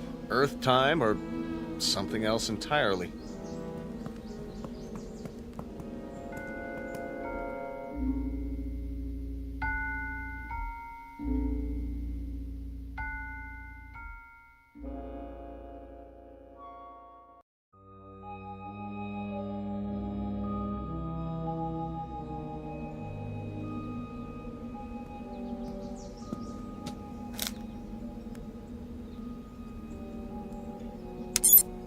Captain's notes. The awning says the hotel is called the Ritz Arms. Kind of quaint. It would be considered ritzy, I guess, in a small town. Glass front. Nothing moving inside that I can see.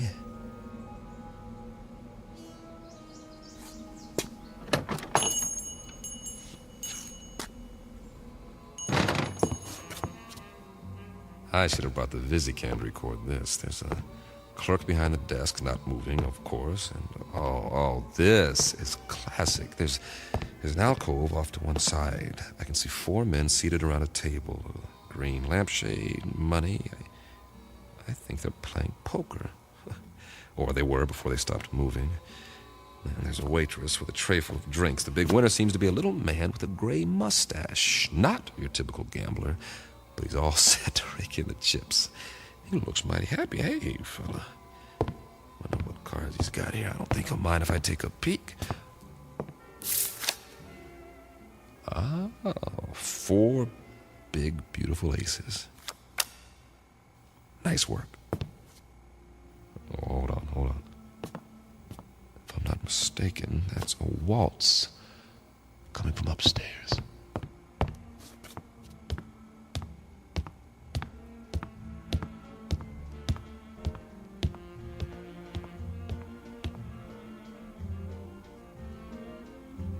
Music seems to be in one of the rooms. Hello? Hello? Anybody here?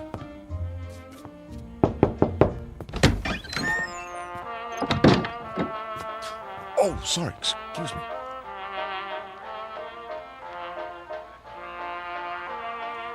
This room is definitely occupied. There's a candlelit table, I see an ice bucket, and a bottle of champagne. The music is canned. The couple is posed in a slow dance. She has a rose in her teeth, and he's got her bent back in a dip, kissing her throat. But what is she doing with him? A short, ugly man. Looks like he's never had a girlfriend in his life. But she's a real beauty. I don't know what's going on here, but I'm beginning to see a pattern. The theme seems to be dreams really can come true. But whose dreams? Who's fulfilling them? For what purpose?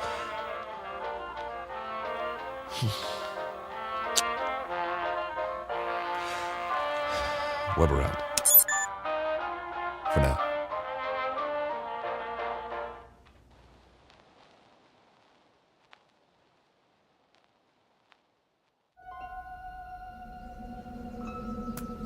Find anything?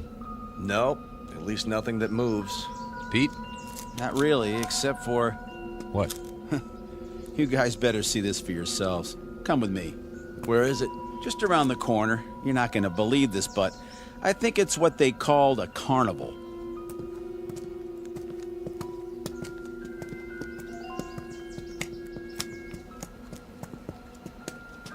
That's what it is, all right. The Midway. Those booths along either side, people could win various trinkets of low value by throwing baseballs at steel milk bottles or firing toy rifles at targets. I was wondering. A test of skill for amusement. Also the urge to gamble for those with a predilection for obsessive-compulsive behavior. What's in the tent? Oh, just some men in swimming trunks. Win $500. Go 2 rounds with Tiger Loomis. Oh. It's not a real tiger. No kidding, genius. Let's have a look inside.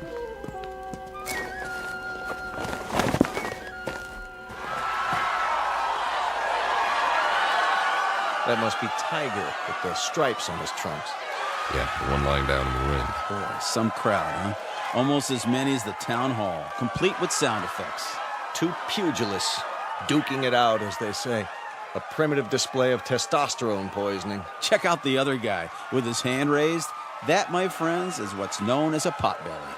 Yes, but why? Too many carbohydrates, not enough exercise, plus a certain genetic predisposition.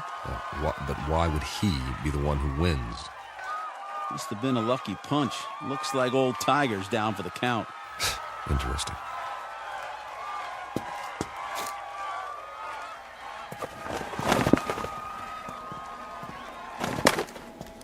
I think it's creepy. All these imitation people posed every which way. What do we have over there? I believe it's called a sideshow. Scantily clad young ladies who dance for the crowd, which is primarily male. That's nothing. Check out the stage at the end. See? I was saving the best for last. Get an eyeful of this. Some sort of contest, a sign. Beauty queen chosen today. Step right up, gents. You got your blondes, your brunettes, your redheads, your tall ones, your short, stubby ones. Take your pick. I'd say the judges have already made their selection. Cast your eyes on Miss Lakewood County. Some bathing suit, huh? It was called a bikini, after the location of the first atom bomb test. Of course, if you like them a little more curvy, there's always Miss Midvale. A little on the hefty side for me. Personally, I like Miss Vernon County in the strapless white two-piece. And they all lost. Kind of breaks your heart, don't it? The one they've chosen with the ribbon and the crown. Miss Wanda Bertolini from Stockton, California. A little long in the tooth, isn't she? 39 if she's a day. Freckles, frizzy hair, the whole bit. And yet, she's won against all those beauties. There ain't no accounting for taste. Perhaps the competition was rigged. Yes. But why? Your Majesty, my compliments to the judges. I don't blame them. They think you're the prettiest one of all.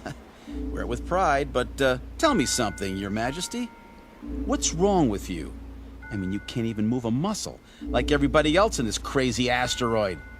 Answer me. Go on. What's the matter? Cat got your tongue? Answer me. Easy, Pete. Ah, you can have it. Everything about this place is nuts. Where are you going? Wait!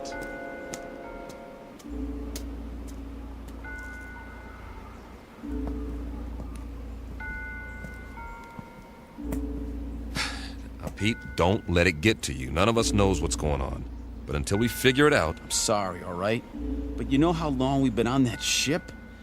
Now we sit down and what do we find? We all feel the same way. Sure we do.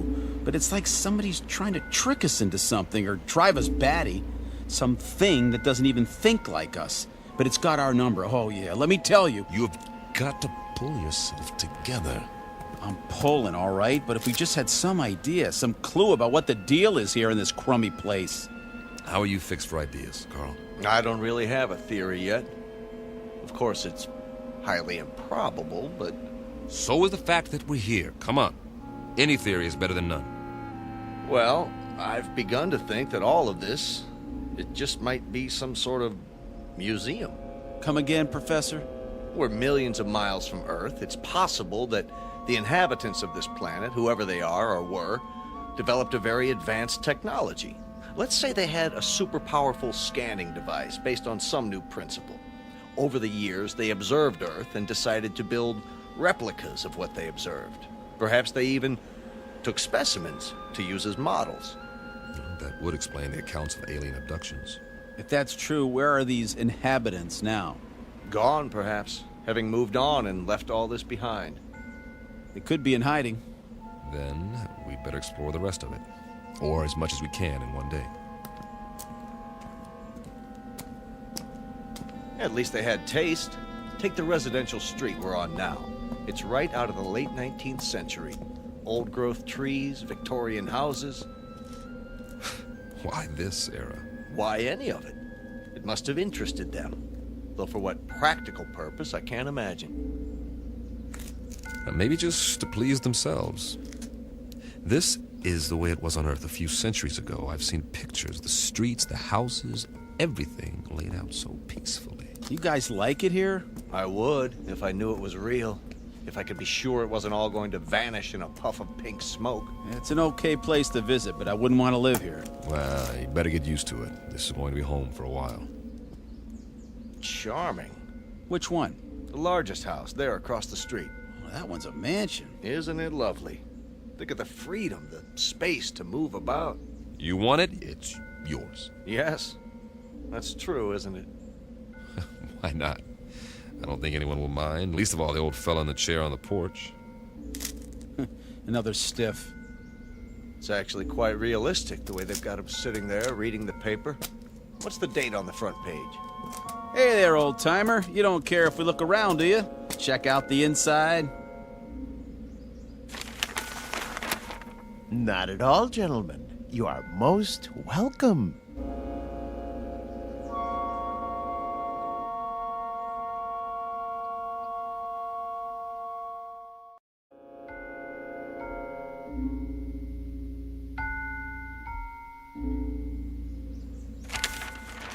Jeez Louise! He talks! Forgive us, sir.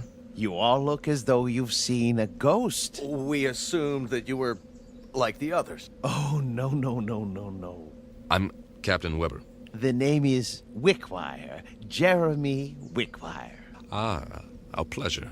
Peter Kirby, my navigator. Hi. Carl Myers. How do you do? Can't believe you're real. Isn't everybody? We used to think so. Not around here. Oh, the others are nothing to be afraid of. Really, they're not. We have so many questions. I don't know where to start. We can talk inside. Some tea, perhaps. Please, gentlemen, won't you come in?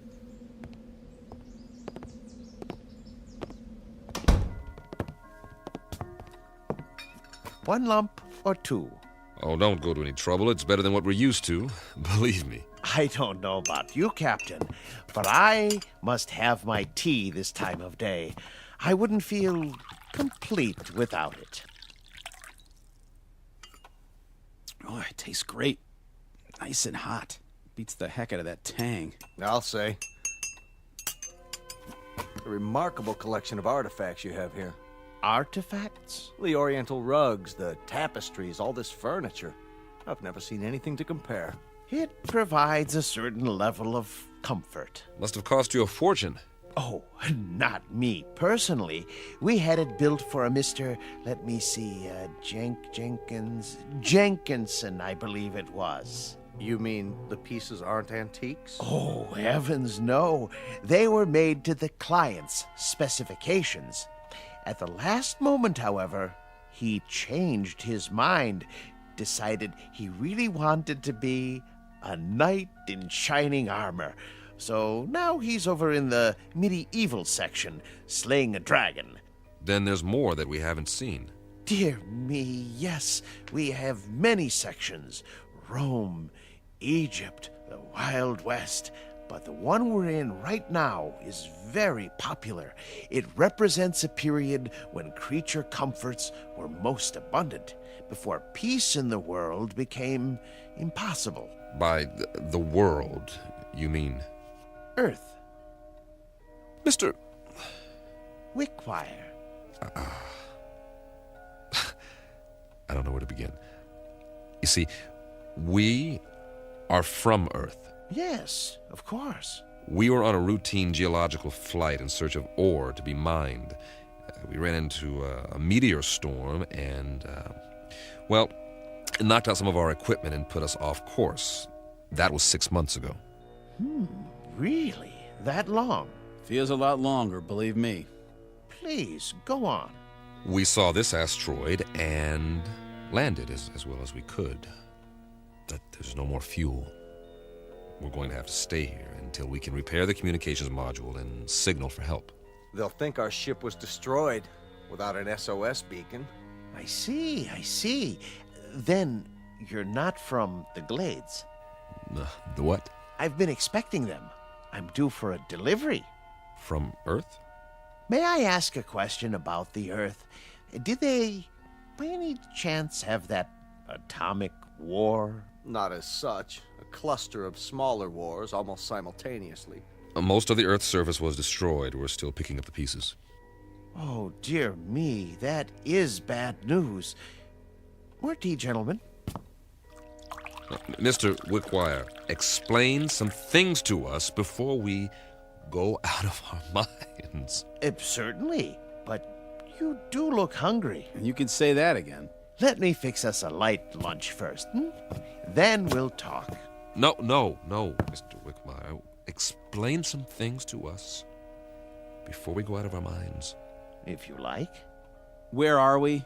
Why, you're in a memorial park.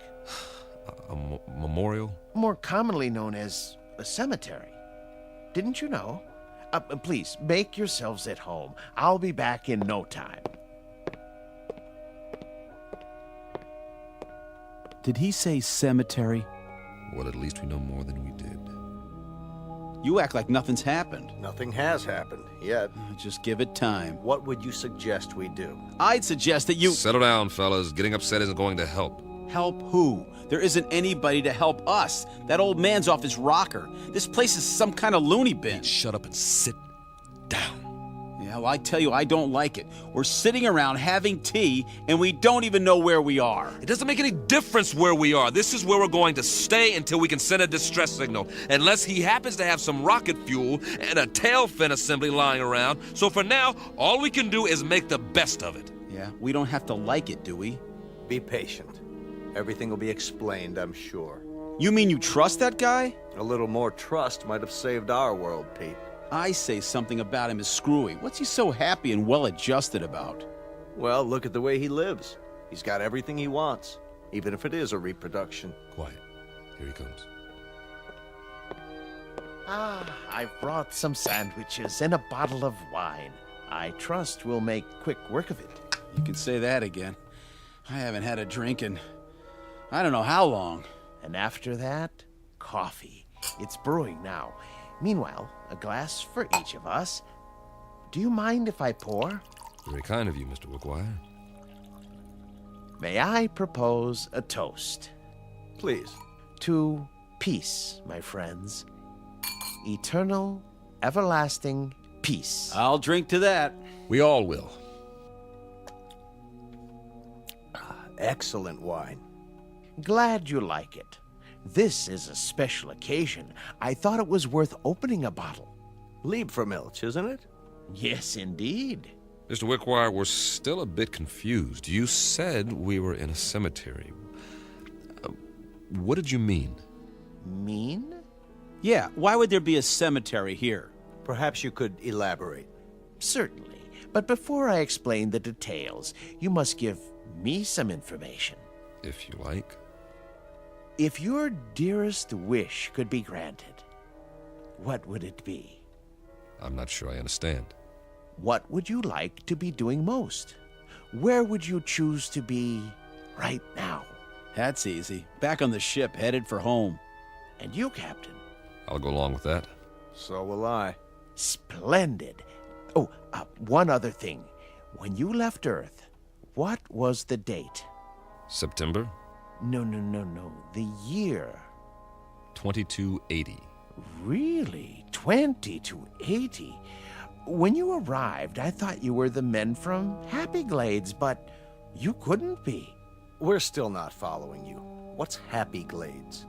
The world's greatest mortuary. At least, it used to be. The management hit upon this scheme as a service to the few who could afford it. The scheme being... Why, this little asteroid. Moriarty bought it and paid well to keep it off the maps. For what reason?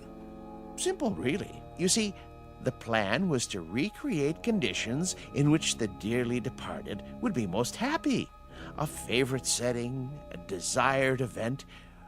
For example, if one had always wanted to be elected mayor, he'd achieve his ambition here for all eternity.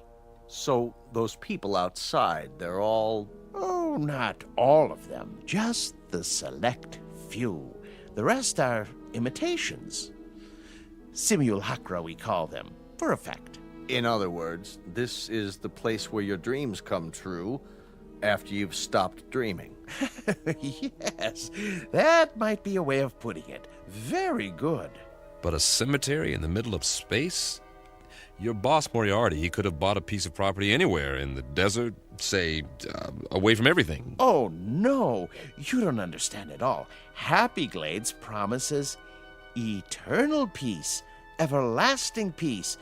You couldn't have that on Earth, now could you? Especially with the wars you've described. He has a point. Let's finish the wine, shall we? It doesn't keep well once it's opened. Thank you. Cheers. Would you like some music? What kind? A somewhat limited repertoire, but there are all kinds of pieces for the player piano, popular, classical. Classical might be nice. Ah, yes. Something soothing to fit the mood. Mozart or Brahms.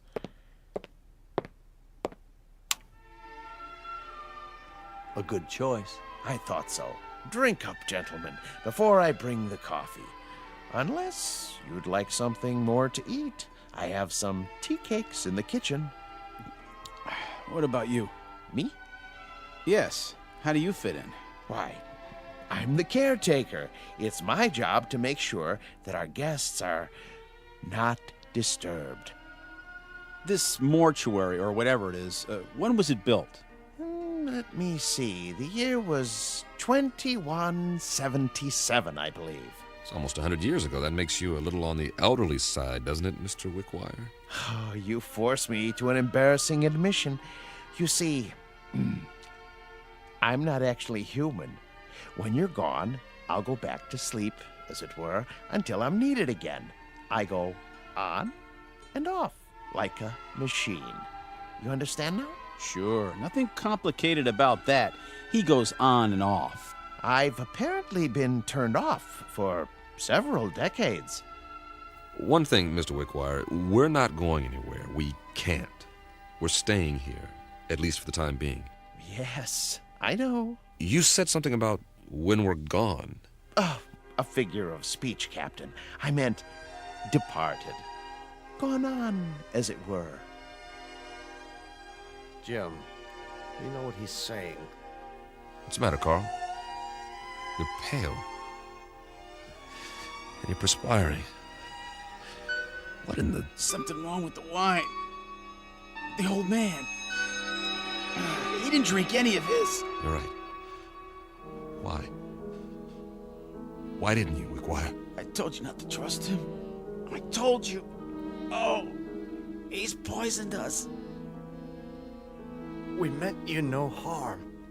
I realize that, and I'm sorry. Truly I am.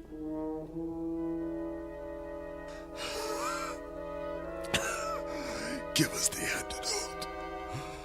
Give us the antidote. There is no antidote, Captain. Even now, the eternifying fluid is coursing through your veins. It won't be painful, I assure you. Oh, please. You've got to stop it. Oh, my dear friends, can't you understand? I have no control in these matters. I'm only a machine. But why? Why us? Because you're here and you're men. And while there are men, there can be no peace. Surely you've seen ample evidence of that on Earth. What are you going to do with us? There are several possibilities, but as you said, your preference is to be on your ship. So be it. I'll move you there and arrange you in your natural habitat. And every day for a while I'll come by and check on the display, your poses, the instruments and other details, and I'll touch them up if need be with a feather duster so that the scene is absolutely perfect before I retire to this house and turn myself off until the next ship arrives. I trust it will be a dream come true for you. It will. Won't it? For the love of God, Wickwire. For the love of God. You'll excuse me now, but I must make ready. Oh, and gentlemen, I do most sincerely wish that you rest in peace. Captain. Goodbye, Captain. Easy, Carl. Easy, Carl. Don't fight it. It'll only work faster. Bill. I'm scared. Try not to be beat. I'll be with you. I'll be back on the ship soon. For all eternity. See you over there.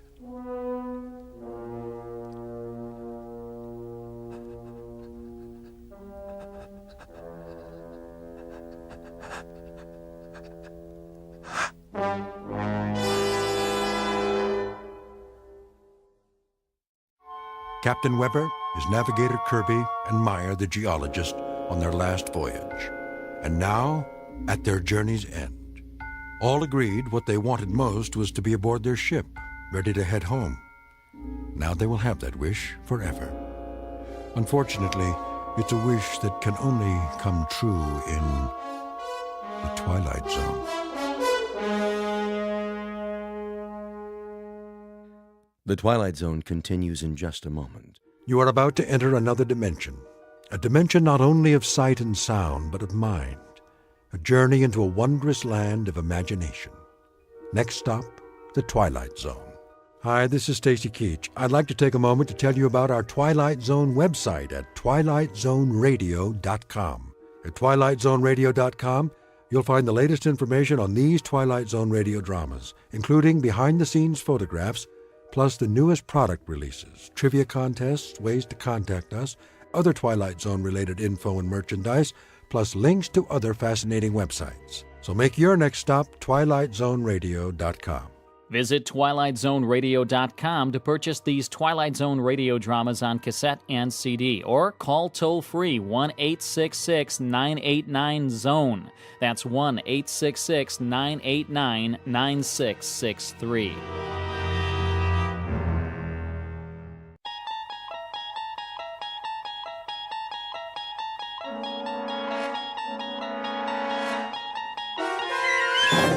You're traveling through another dimension.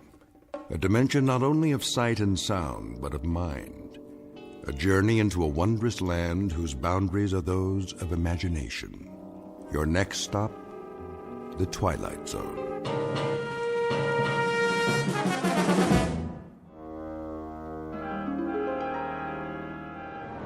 Shouldn't be long, eh, Cap? Not unless they move to Italy. I bet old Benito would like to do that. We're almost there. See that mountain range just over the horizon? Well, now, what do you know? I think I might have seen that a few times. All we do is maintain course and the boot will pop right up big as life. Sounds like you've done this before, Captain. You like Italian food, Blake? Me? Yeah, spaghetti's okay. No meatballs, though. They give me heartburn. Okay, no meatballs. Beautiful day like this, I thought we'd just bomb the supply dump, then sit down and have us some lunch before we head back. How's that sound? You picking up the tab? Don't worry about it. This one's on Mussolini, his own personal mess hall. Yeah? Special orders. I hear the Allies can drop in anytime. Oh, I get it. So we'll quit pounding him, huh? Plus, he wants to show off what a good cook he is. Watch out for the garlic, though. That's his secret weapon. Lousy greaser. I got something for him. There it is. Target in view, Jimenez. How's our time? On the money, Captain. Set the bomb bay doors. Check. Ready to release on your command. Take her down 400 feet. Hope they don't have no big guns today. They don't. That's why we're gonna win this war. Another 200 feet. Let's drop these babies right down the smokestack. Yes, sir. Is that flak? I don't believe it. Give me some altitude. Looks like the jerks finally got some artillery. Pull up on the stick. I'm pulling. That was too close for comfort. Pull up, I said. Climbing, Captain. Higher. we're hit! Kransky, you okay? Waist gun good, Captain. Connors? Missed the tail by a mile. Fine. We took a hit on the starboard engine, sir. Looks like we're losing fuel. Then let's drop our payload and get out of here. Fast. Yes, sir. Mayday, Mayday. This is King 9 calling Firefly. King 9 calling Firefly. Come in, Firefly.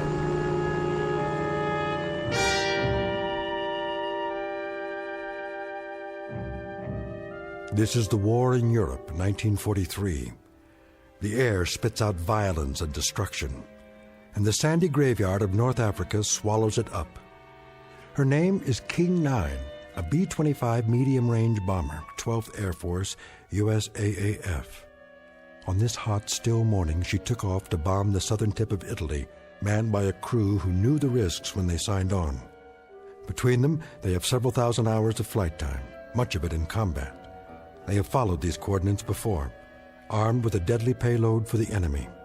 A fairly routine run, certainly not her first, but unfortunately, it may be her last.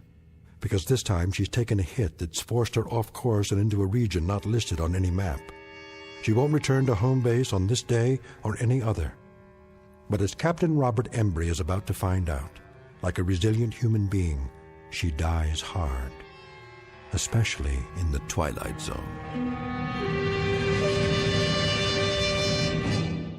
And now, The Twilight Zone and our story, King 9 Will Not Return, starring Adam Baldwin with Stacy Keach as your narrator.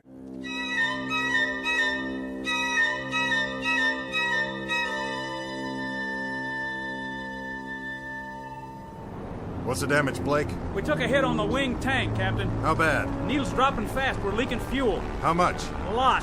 Jimenez, what's our position? 10 degrees off course, Captain. Airspeed's dropping. Losing altitude. How far from base? Too far. We'll never make it. We may have to ditch. Down there, oh, mamma mia. Take a look around. See anything? Nothing but sand, sand, and more sand. Looks like one great big beach and no ocean. Then get ready for some belly surfing. Landing gear? Leave it up. Won't do any good. The sand's too soft. Connors, Klein, all crew, strap it in. We're gonna attempt an emergency landing. Flaps down. Level her out! She won't hold! Pull up! Get over that dune! There goes the other engine. Hang on! She's holding. We're gonna belly in like a glider, nice and easy. Piece of cake, Captain, piece of cake! Watch it! Watch it! We're coming in too fast. I can do this, I promise you. Captain, look out!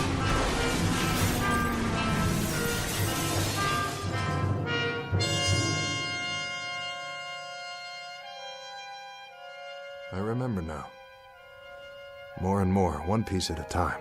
First the wing tank was hit by flak. Then we lost fuel. Fell behind, veered off course. Not the moment of impact, though. The crash, that's still pretty much a blur. But I remember holding the wheel, trying to hold it. The way she bellied in and then yawed at the last second. That brought the nose down into a dune, and all of a sudden it was over. When I couldn't hold her straight, she yawed and skidded through the sand. That must have been the way it happened. It must have been... I honestly don't know how long I was out. It might have been minutes or hours. Hey, guys! Guys! We made it! Hey! Where are you? Where is everybody? We're alive, you hear me? We're still alive! The crew. What about the crew? Did they bail out? Did I order them to bail out? No. No, I didn't. I remember that much. We rode it in together. They stayed with me all the way down. Because I'm the captain. Yeah, that's right. Captain Robert Embry. That's who I am. Blake's my co-pilot. Jimenez the navigator. Kransky, radio op and waist gun. Connors, he was tail gunner. And Klein. Sure. Klein, he was the upper turret gun. Let's see. Who else? Think. Gotta think. It was coming back to me, but I wasn't 100%, not by a long shot. My leg was racked up and my head felt like someone caught me with a left jab and a right hook that put me flat on the canvas. Now I saw the plane about 100 yards away and I knew I had to get back inside to see if the guys were okay. Blake! Jimenez! I kept walking toward it, but it didn't get any closer. That's the way things are in the desert. Something about all that sand and nothing to measure it by. But I kept going. I had to help them if I could. If there was any way, any hope. Are you all right? Connors! I climbed up on the wing and finally got in through the gun turret. I dropped down inside. Blake? Blake, answer me. That's an order. And there was Blake's cap on the co-pilot's seat. I knew it was his, but I turned it over and looked inside anyway. Blake, Gerald S., First Lieutenant, USAAF. And the radio op. His headset still plugged into the radio, but he wasn't there either. Jimenez. And Connors. All gone. If they were still on board when the plane crashed, then where were their bodies? No, I couldn't let myself think that way. Piece it together, that's what I have to do, piece it all together. We bellied in, and I must have been thrown clear of the plane. That's what happened. Sure. Knocked me cold. I could have been out for hours. And the others, they... What about the others? Where are they? They didn't jump, they couldn't have. The chutes are still here, all of them. And they're not dead, they couldn't be dead. There are no bodies. But if they left the plane and started walking, why didn't they take me? Morse code. Yeah, I'm here. We're here. Wait. Give that to me one more time. Mayday, Mayday, this is King 9 calling Firefly. King 9 calling Firefly. Pancaked in the desert, 1 hour 30 minutes from last checkpoint. Bearing 290 degrees, terrain flat and sandy, low hills to the north. No other landmarks, no sign of crew. Mayday, Mayday, King 9 to Firefly. Come in, please. No answer. Nothing in the headphones, not a blasted thing. Easy now. Easy, don't panic. Go back to where this all started. The last thing I remember. I'm sitting in the cockpit. Right here. We're dipping. The ground's coming up to meet us, and we're sitting down hard. Flaps down. Level her out. Get over that dune. She won't hold. I can do this. I promise you.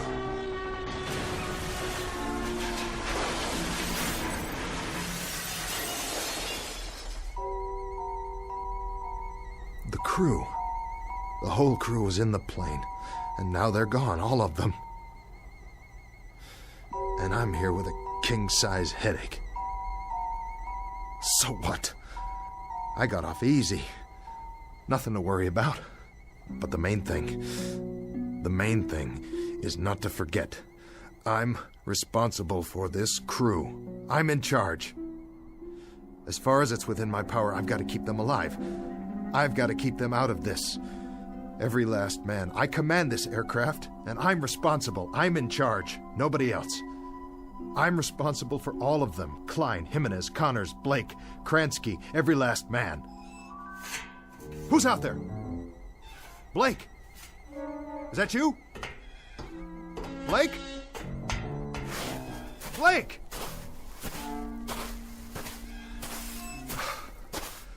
No. It's not you, is it? Just a piece of the tail assembly. Well then, where are you, Blake? Guess you wouldn't leave any footprints. Not for long in this wind. What in the... What is this? Klein, William F., Tech Sergeant, USAAF. Klein? Sergeant Klein, you incredibly stupid jerk. You dropped your canteen. You dumb Bronx cowboy, you idiot. You're gonna need water out here. Don't you know that? Don't you know anything? I still got a nursemaid, you, huh? Is that it? This is some crew I got here. Some crew, all right. Run around dropping canteens full of water. You couldn't find your way off a golf course without a map. And I gotta stick around and wipe your noses and comb your hair and see that you wash behind your ears because you're the worst bunch of survivors I ever... Wait! That's the plane. Somebody's trying to start her up. But... who? Ah. Hey! Hold up! That's my plane! But... who's in the cockpit?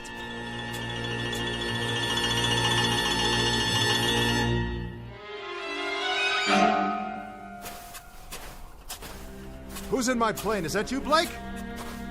Blake! I see you! Right there in the pilot's seat. Don't tell me that's not you. Look at me, over here. I'm over here. Blake!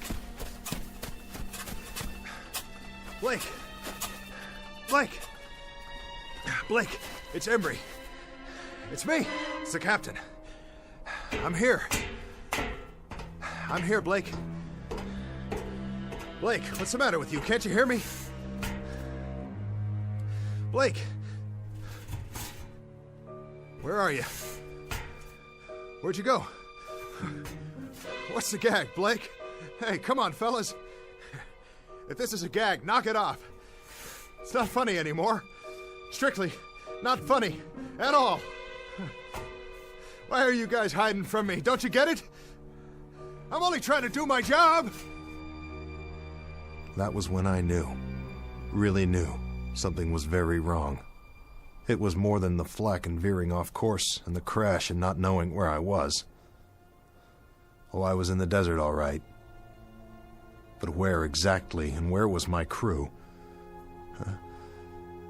If someone was playing mind games with me, the question is, who? And for what reason? Because wherever I was now, I wasn't just in the middle of a desert in North Africa. If I was the only one there after all, then the mind games had to be going on in my own head, and not anybody else's. The big question was, why? The first thing I had to do was pull myself together and find out if I really was alone. And if I was, what the devil had happened to the others. I had to find out, don't you see? Whether I survived or not, I had to know.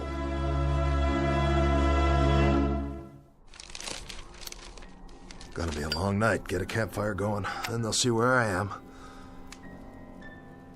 Hey! You out there, guys? Sure you are. You started walking, didn't you? With or without your canteens and your rations. But you won't get very far. You couldn't have. I wasn't out that long. Ooh, watch it, boys. The animals are restless tonight. Whatever kind of animals live in the desert. Blake! Jimenez! Connors! Klein! The whole lot of you! This is your captain speaking! Look over your shoulder! Here I am! I'm waiting!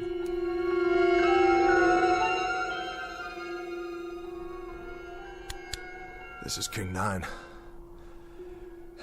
King 9 calling Firefly. Come in, Firefly.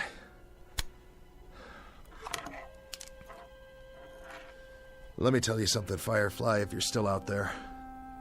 Now listen up. You better respond before the batteries run out, because I might not be here when you fly over. I might not even be here now. For all I know, I'm already dying out there.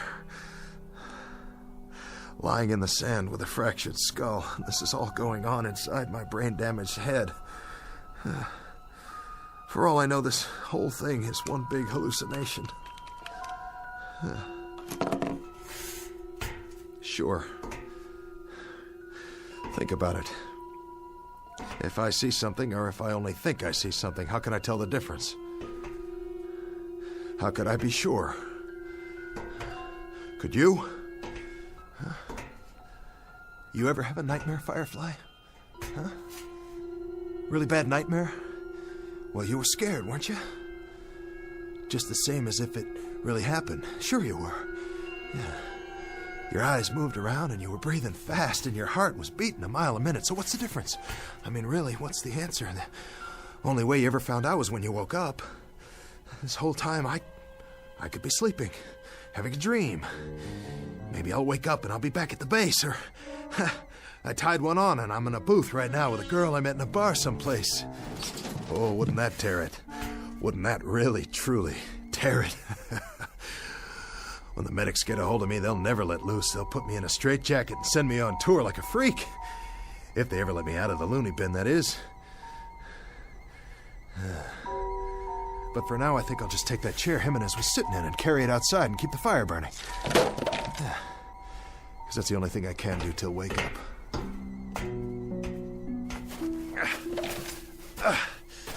Hallucination, hell. I saw Blake. I saw my co-pilot sitting in that cockpit. That was no hallucination. I saw him. Nobody can tell me any different. Maybe I'm a little woozy, but I'm not that far gone yet. Concentrate.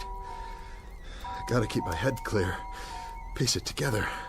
I'm Robert Embry, captain. I fly a B-25 bomber. It's called King 9. It crash-landed in the desert. This desert right here. Because I ran out of fuel. Yes, I did. I did that. And now I gotta keep the fire going. So they'll see. And come back. You're responsible for the ship and the men. You, mister. Now you gotta pick up the dice and you gotta throw until you make a pass. That's the hand and you gotta make it. 6 the point. 6 crewmen. They're in your hands.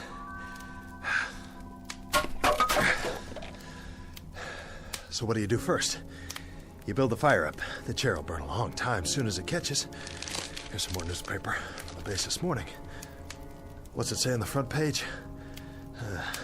Can't make it out. Picture of a plane. B-25 Mitchell aircraft found.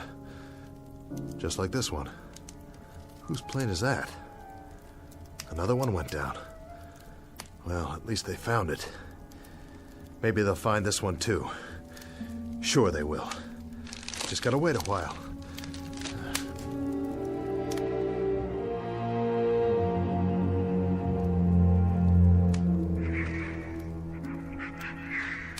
Embry, Robert, 24 years old. I took pre-flight training at Amarillo, and then I took multiple engine at Randolph, and I went to England. And then to Africa. And now we're based in Tunisia. And we were on a routine mission to southern Italy, and we caught some stray flak where there wasn't supposed to be any. And then we ran out of fuel. And I got the poor devils off. Of course. I did that too. It was my fault. I got that much down, no question about it. It was my fault. But where are they? Where'd they all go? Hey! Hey, fellas! No more hide and seek, okay? Time to come home now. Dinner's ready. Come to Papa. Fellas! Fellas! What's this? A cross? Made out of metal? From the plane. And a flak helmet hanging down. But who? Who put it here? Somebody wrote something. Tech Sergeant William F. Klein died of wounds received in crash April 5th, 1943. Rest in peace, buddy. The crew. Oh, Klein, I didn't know. I didn't know. I'm sorry. I had no idea. Rest in peace, kid. Rest in peace. Captain! Huh. Who goes there? Blake! Is that you, Blake? Captain M. Connors? Hello, Captain. Kransky! It's you, and who's that? Here, sir.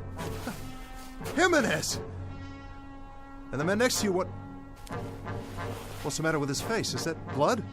All present and accounted for, sir. Klein, I don't believe it. You're not dead. Well, neither am I. Neither am I. I'm here, fellas. We're all here. We can do it. Whatever it takes. Come on. Plane's over here. I'll show you. See? It's kind of banged up and the aft fuel tank's definitely shot, but the other engine looks okay. And some of the instrumentation's haywire. Of course, we'll have to get our wheels down. We'll have to raise the ship and get under there. Because we're not going to walk out of here, that's for sure. That's a definite. Can't walk out, so we're going to have to fly. But I'll get her up, boys. You can trust me. I'll get her back up. How does that... Hey! Hey, where'd you go? You hiding behind that sand dune again? What do you want to do that for, huh? Hey, guys. Where are you? Listen to me. We can do it. I can do it. You'll see. All we have to do is get this propeller out of the sand and free it up.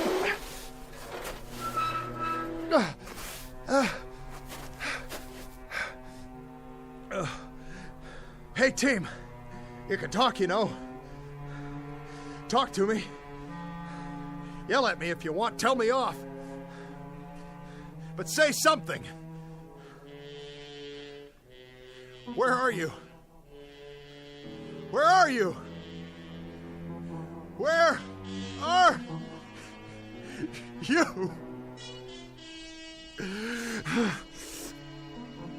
It doesn't matter. You were never here. You were never here. You're illusions. Mirages. That's all you are. You don't even exist. But there are no mirages at night. Only during the day, when the heat waves come off the sand. So either I'm dead, or out of my mind, or I'm off in limbo someplace.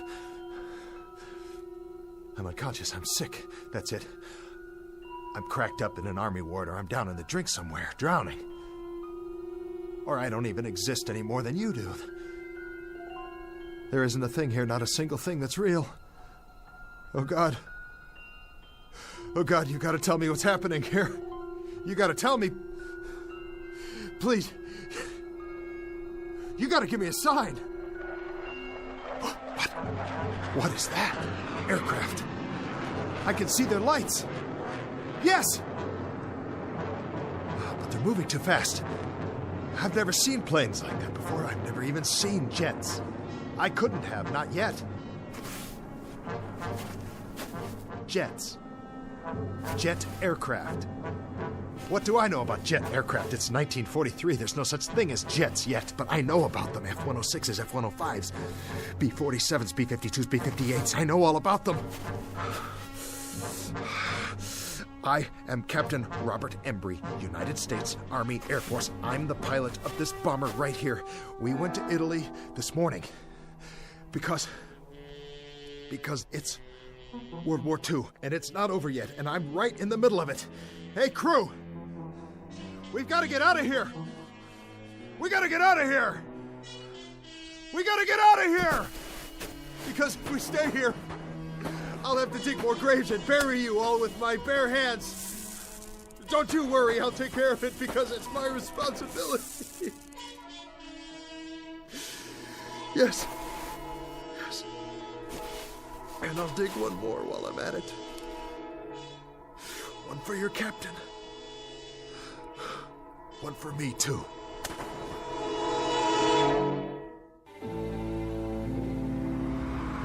It's your Tribune here. All the news. Latest on the Kennedys. Big changes in Cuba. Mystery plane found in the desert. Read all about it. I'll take one. 10 cents. Get your latest news right here.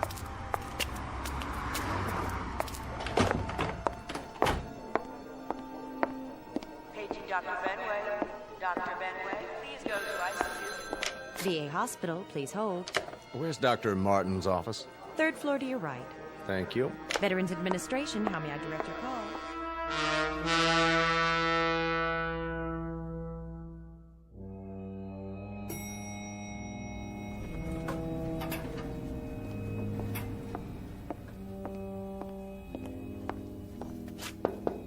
Come in. Dr. Martin. Yes? Stephen Markham.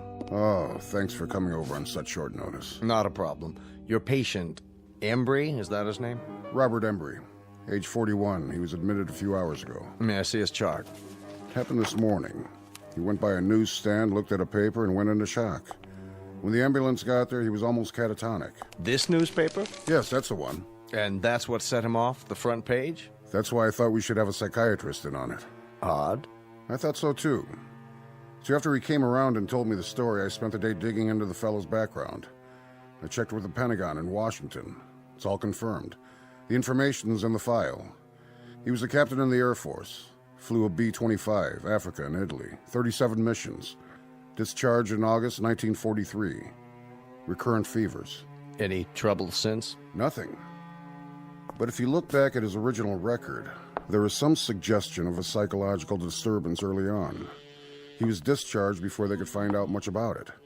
It was all brought out in a Squadron MO's report just before his discharge. And this was his plane? That's the one. B-25 Mitchell bomber found. World War II bomber found intact in the desert. Lies 17 years in sand. Remains of crew not yet located. Hard to believe, isn't it? His plane and his crew, the King of Hearts. They took off for Italy on what was supposed to be a routine bombing mission. They've done it many times before. But Embry never went on that last mission. He reported to sickbay that morning, and someone else flew the plane for him, his co-pilot, Blake. It never returned. And for 17 years, he's known that and carried it around with him buried deep in his gut. Not deep enough. When he saw the picture of his plane on the front page, he wasn't able to keep himself from letting out one scream, and then going into shock. The mind is a very delicate thing. Sometimes there's an infinitely fragile balance. We never know how fragile until something sets it off and tips the balance one way or the other. Something like this, completely out of left field. How's he doing? I was just going to check on him again. Why don't you come along?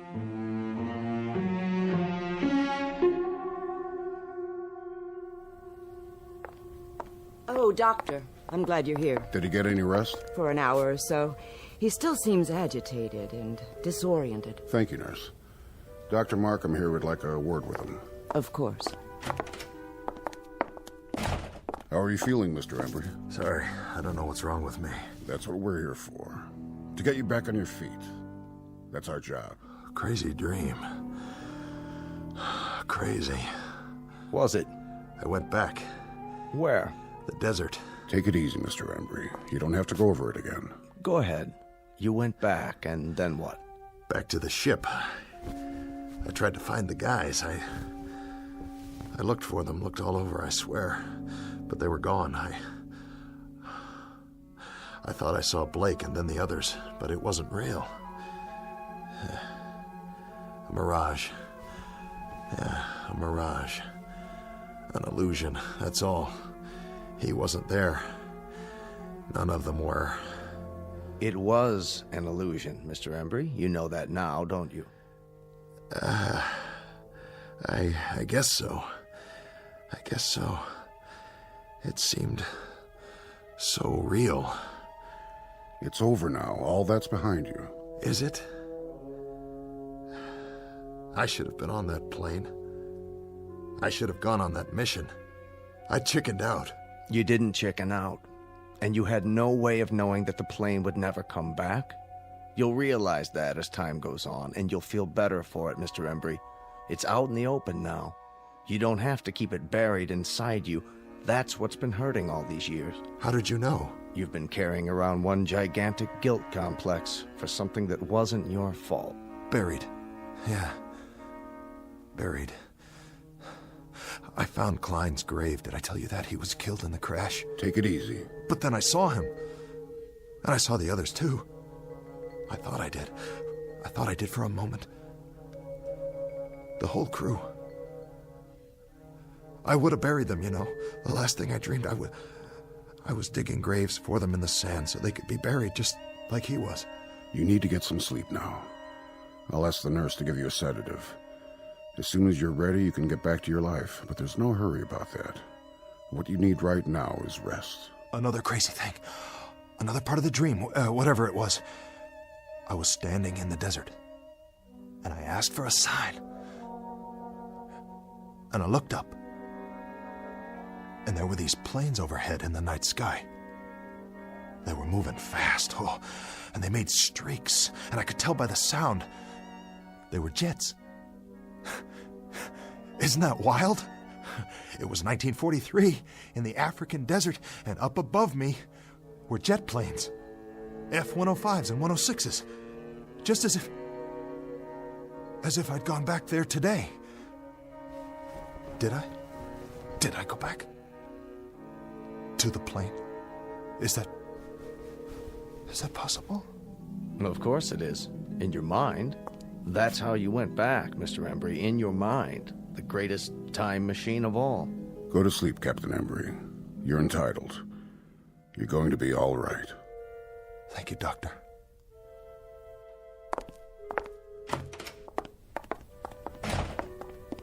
So, what do you think? I'd like to talk to him again in a couple of days, start a treatment plan on a regular basis. I can set that up for you. But I think the worst part of it's already over. The guilt's out in the open, and he knows what it is. And the dream? The delusion? Right now, it's still so fresh, it feels very real to him. In a few days, in a week or two, it'll lose its reality. You sure? Nothing's guaranteed, and that's why I want the follow-up. But in a case like this... Actually, I've never seen a case quite like this one. So much information coming back to him in a rush and generating a new set of memories he'd never had before. It's going to be one for the case books. Absolutely fascinating. He seems like a decent man. Yes, he does. And that's exactly what got him into this state. His fundamental decency. He has a conscience. If he weren't a good man, he wouldn't be vulnerable. And would have one less patient. I'd have a whole lot fewer. Is that Mr. Embry's room, Doctor? That's right. His clothes are in this bag. It was left in the examination room. You can give it to me, nurse. I'm going back in. Thank you, Doctor. What's that? I really don't know. Looks like sand. Yes, it does. Sand? Now, where in the world did that come from? I wish I knew. It was in one of his shoes. Could be from the seashore, Jones Beach. Or... Where else could it be from? It could come from a desert. Really, now? I read the article in the paper. It said there were no bodies found in the area, not a single one. Well, the sand would have covered them over. The sand didn't cover the plane. It was sitting there, perfectly preserved. There would have been something left of the crew, too, their bones at least. Unless... Unless what? Unless someone dug graves and buried them.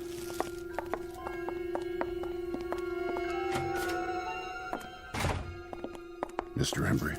Looks like he finally dozed off. Good. Good for him. I'll just leave his things. Shirt, trousers, jacket, and shoes. Complete with several ounces of white sand.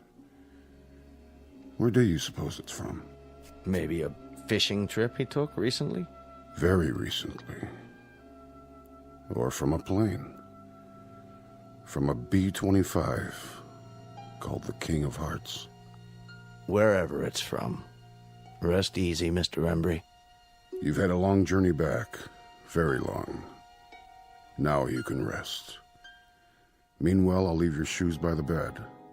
You'll need them when you're back on your feet, which will be soon. Very soon indeed. Captain Embry. Godspeed.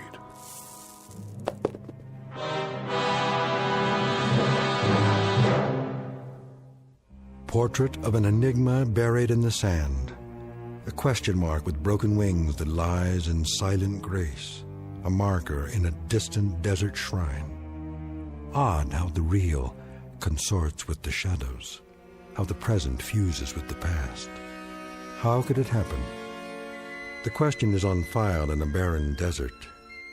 And the answer? The answer is waiting for us in the Twilight Zone.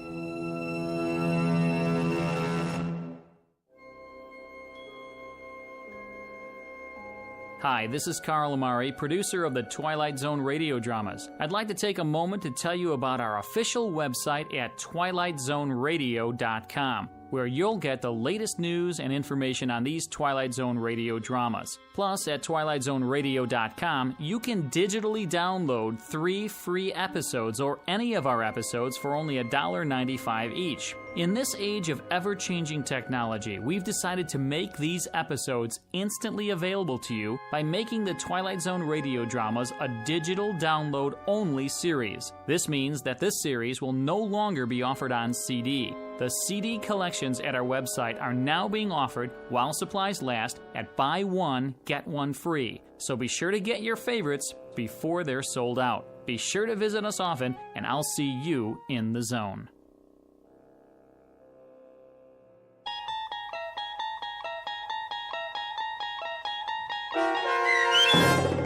King 9 Will Not Return, starring Adam Baldwin with Stacy Keach as your narrator, was adapted for radio by Dennis Etchison and based on a script by Rod Serling. Heard in the cast were Rich Kominick, Christian Stolte, Craig Wickman, Doug James, Linda Ryder, Michelle Graff, Paul Patch, Carl Amari, Roger Walski, and Vince Amari. To learn more about the Twilight Zone radio dramas and to obtain audio cassettes and CDs of these programs, visit our website at twilightzoneradio.com. This copyrighted radio series is produced and directed by Carl Amari and Roger Wolski for Falcon Picture Group. Doug James speaking.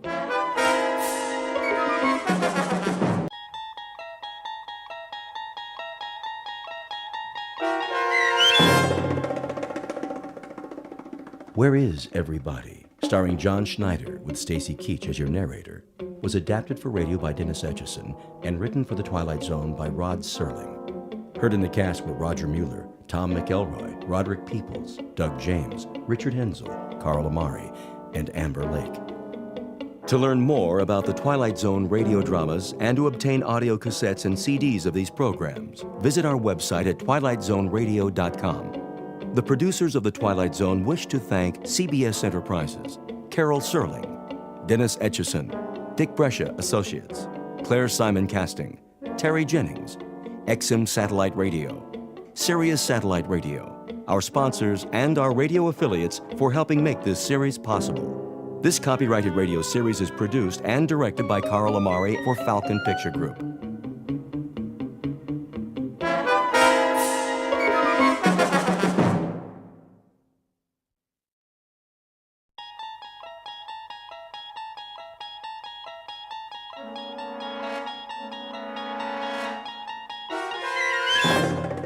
You unlock this door with the key of imagination. Beyond it is another dimension, a dimension of sound, a dimension of sight, a dimension of mind. You're moving into a land of both shadow and substance, of things and ideas. You've just crossed over into the Twilight Zone.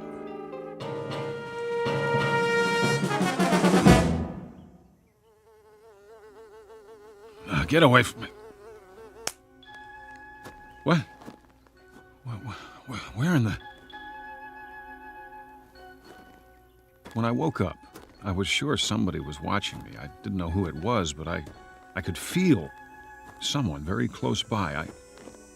I thought I could feel breath on my face, too, but it was only a breeze and a fly buzzing around my nose. I brushed it off and got up. I was outdoors, in a field, morning. The sun wasn't very high yet. I felt okay, not too hot, not too chilly. The only problem was, where am I? How the heck did I get here? I must have been dreaming. About what? Don't ask me, because I couldn't tell you. When's a dream not a dream? Whatever this one was, it must have been a doozy, because the last thing I remember is, well, that's just it. See, I don't remember much. Much. Make that anything. So, where to begin?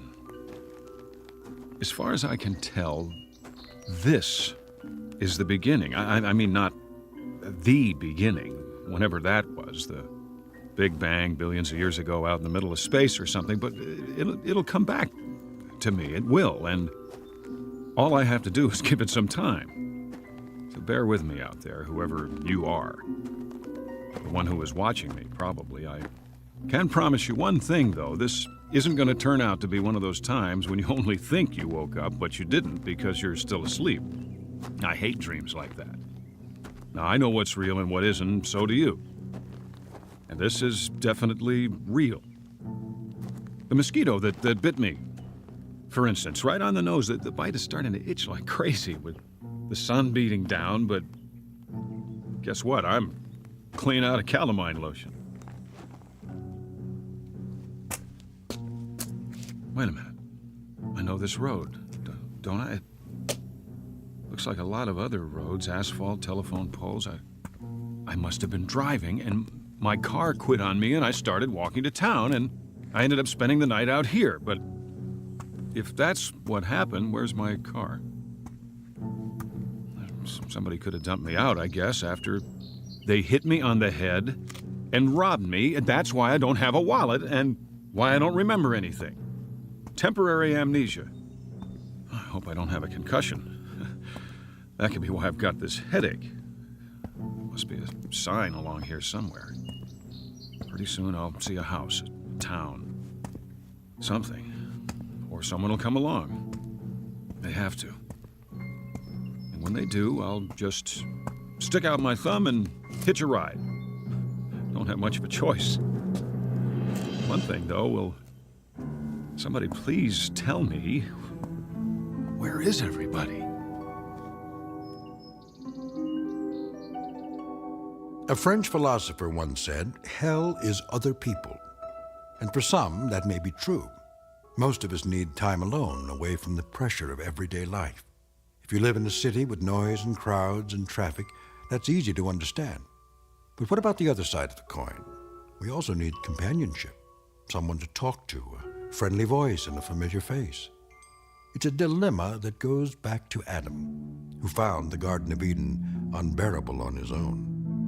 Enter one male human being. Age 31, height approximately 5'11". His name isn't Adam, though exactly what it is, where he is, and what he's doing here, even he doesn't know. At the moment, these questions constitute the central mystery of his life. But it's a beautiful day, and he's on a road that's bound to lead somewhere, back to the beginning or to a destination not yet in sight. The journey will take him through shadows as well as sunlight, and you are hereby invited to go along. Be forewarned, however. This is an excursion to an unknown land, a walking trip without benefit of compass or road map through a realm called the Twilight Zone. And now, the Twilight Zone and our story, Where Is Everybody? Starring John Schneider, with Stacy Keach as your narrator.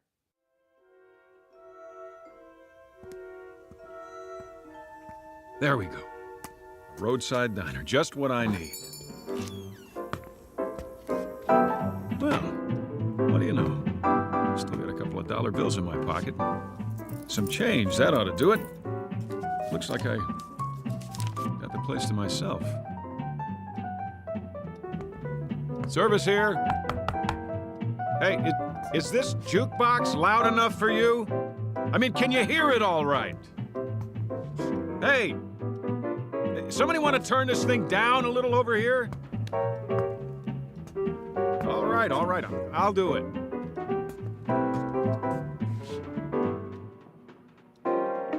Pretty early for this kind of noise. Ought to be a volume control somewhere. Maybe it's on the back. If I can slide it out from the wall. Easy now. Oh, look, I like music the same as the next guy, and all I'm looking for is the knob. There. Now, the question is, who played the song in the first place? Somebody had to put a coin in the slot. Who's here? Somebody go outside for a minute? That it? Say, can you hear me? I see there's a town up the road. What's the name of it? Anybody know? Anybody? Like in the kitchen?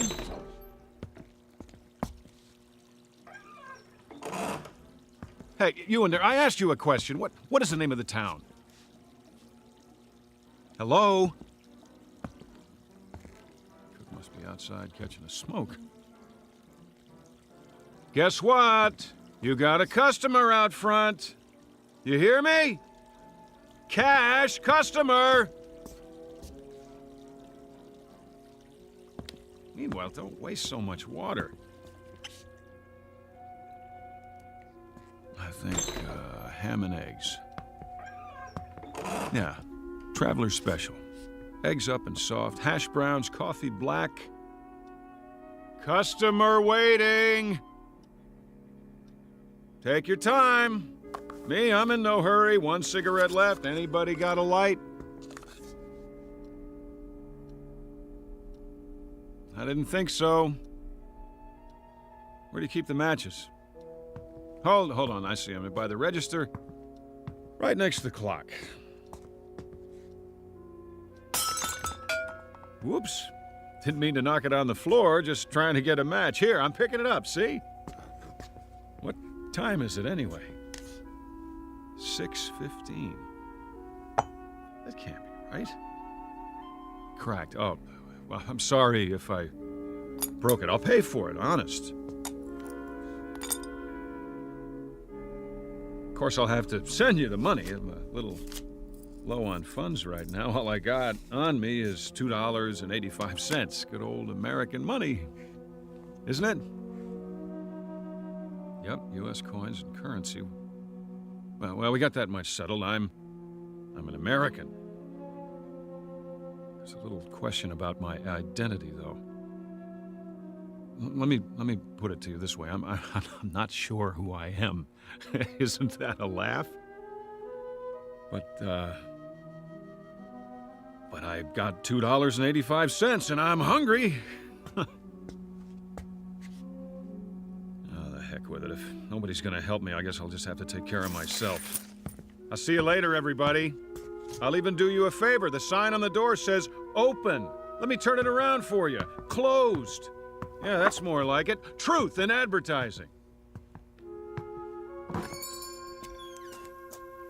gonna wake up any minute now. I know I'm gonna wake up. I wish there'd be a noise or something, a great big noise to make sure I do, but it's so quiet around here, it's weird. Okay. If I gotta make it myself, here goes nothing. Yes, sir, that's my baby. No, sir, don't mean maybe. Yes, sir, that's my baby now. Oakwood, huh?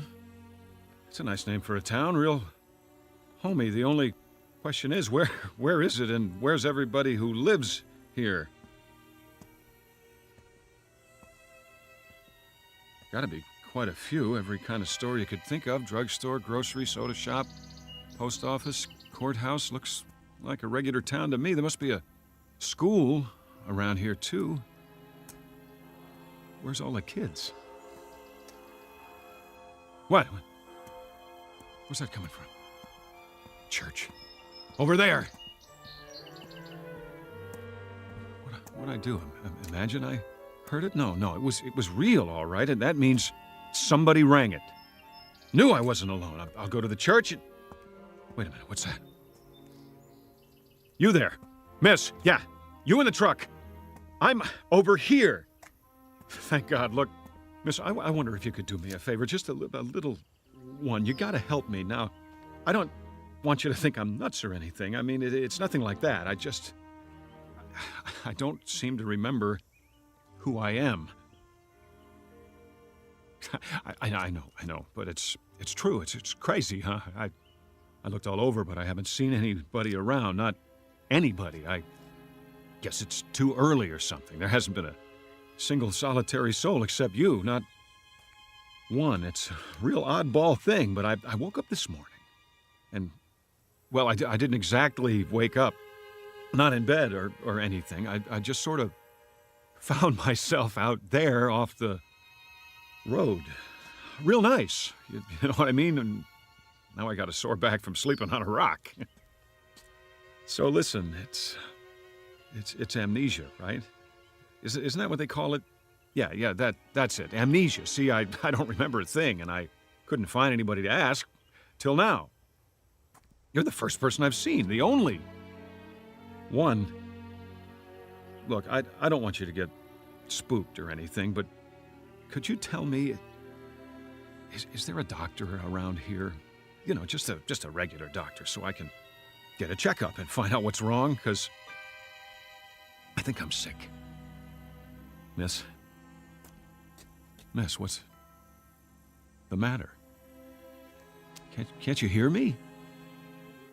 You gotta be able to. The window's rolled down.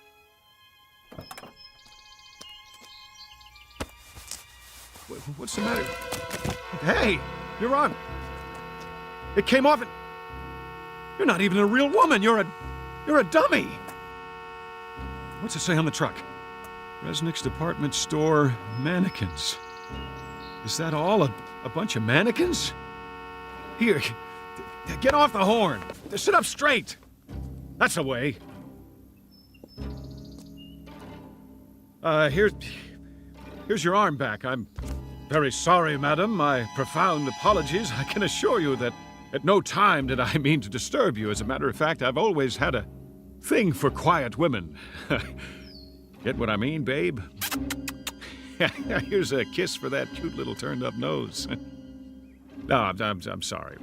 I can't stick around and talk. I got a very important appointment. I'll see you in the funny papers, and don't you take any wooden boyfriends.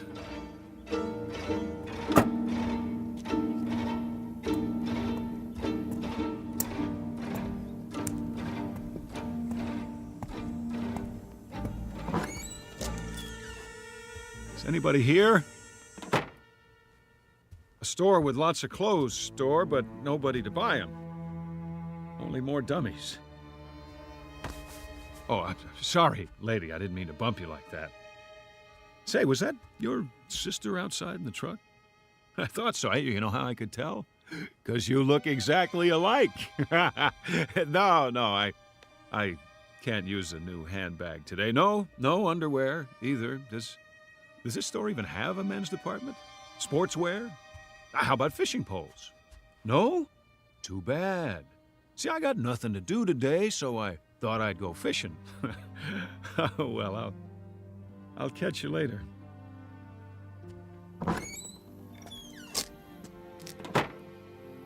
Let's see.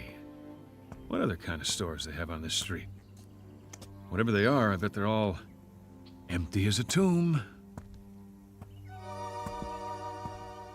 Like some kind of ghost town. Where'd they all go? To the moon? And they didn't even leave a note. Some manners. Well, I guess I'll just... Hold on. Is that what I think it is? It is. A phone booth. Just what the doctor ordered.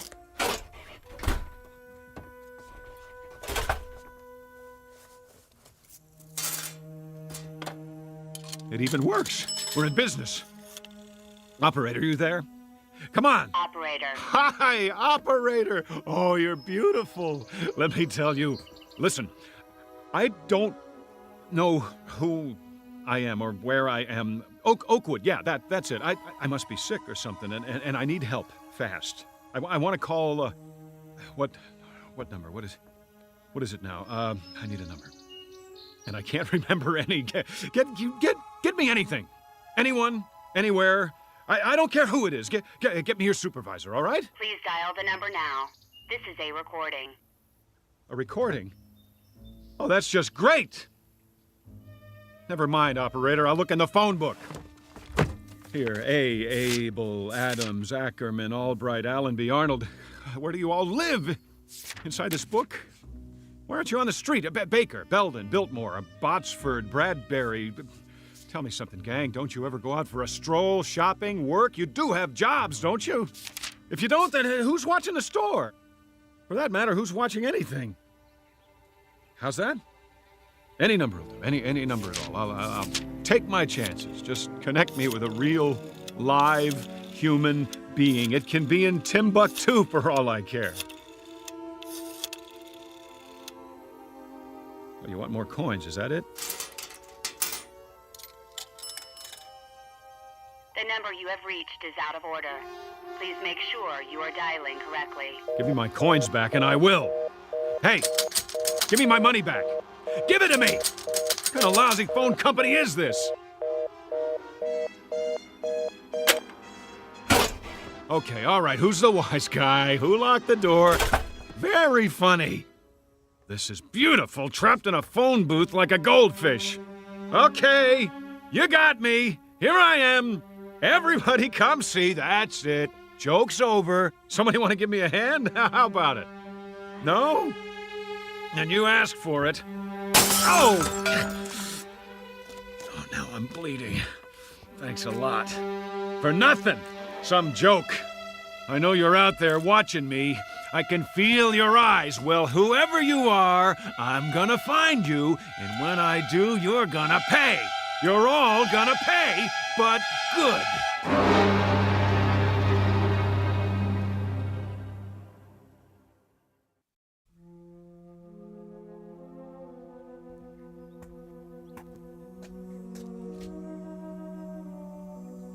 Oakwood City Bank. That's an idea. I feel like making a withdrawal.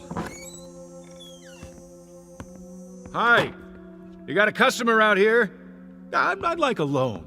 Yeah, that's it. About, $100,000. Maybe more. I don't know how long I'll be stuck in this jerkwater town. Better make it 5 or 6. How about $800,000? That ought to hold me for a while. What's the matter? Everybody on a lunch break? No sweat.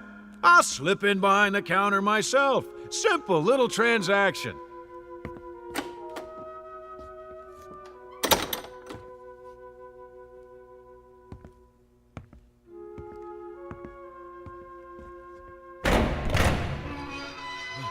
All that cream. Might be a little short, though. Oh, don't worry about it. I'll take whatever you got. Generous of you. Mighty generous. I just won't put it all in one pocket in case somebody robs me. I better get some coins while I'm at it. A few rolls and I'm out of here. I got that feeling again. This feeling somebody's watching, trying to trap me. What? Open the gate. Where are you? Who's watching? There! I thought so! A TV camera on the wall.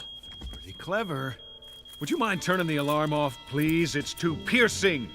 Hey, you! Whoever's watching through that thing, turn it off, or I'll do it for you! Let's try that again. One more roll of quarters coming up. The pitcher winds up. He throws. Ha ha ha! There! Who said you could take my picture anyway?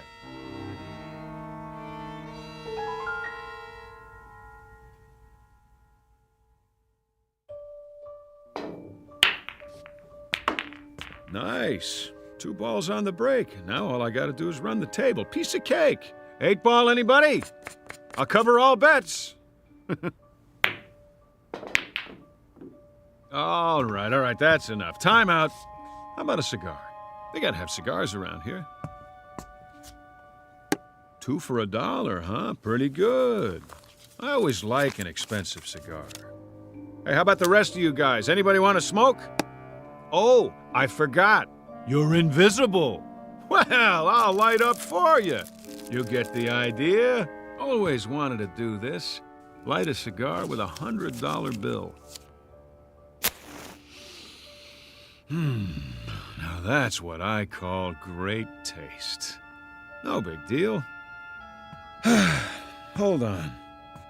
Where can I get a drink around here? Hey, wait up, fellas. I'll be back in a minute. And nobody touch the cue ball.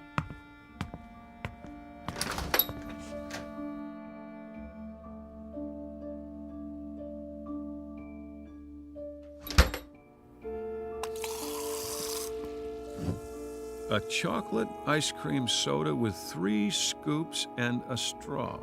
That's what I like. Anybody mind if I smoke in the drugstore? I didn't think so. Well, I'll just set it down on the counter. Oh, delicious. Okay, what else do I need? Sunglasses, magazines, books. Yeah, a book. Books are good. Pick up a paperback to read in case I get bored. The Last Man in the World, huh? I wonder what this one's about. An atomic war, maybe. Yeah, I think I read it before. Or did I? Better take it anyway. Here's for the soda and the book.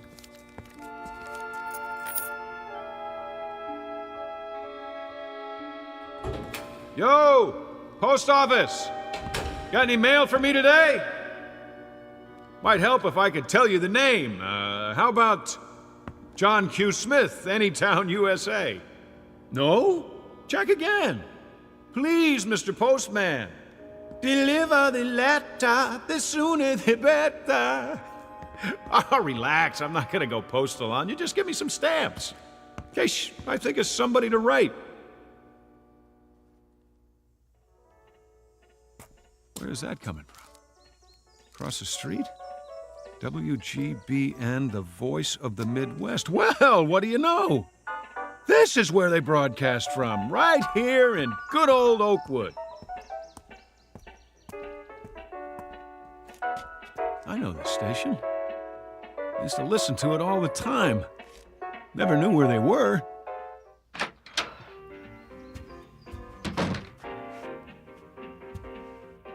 Do not enter when the red light is on. I don't think anybody will mind while the record's playing. It really is a record. Look at that! Look at old-fashioned vinyl on a turntable. I think I used to have this album. Oh, excuse me. Let's start it over again.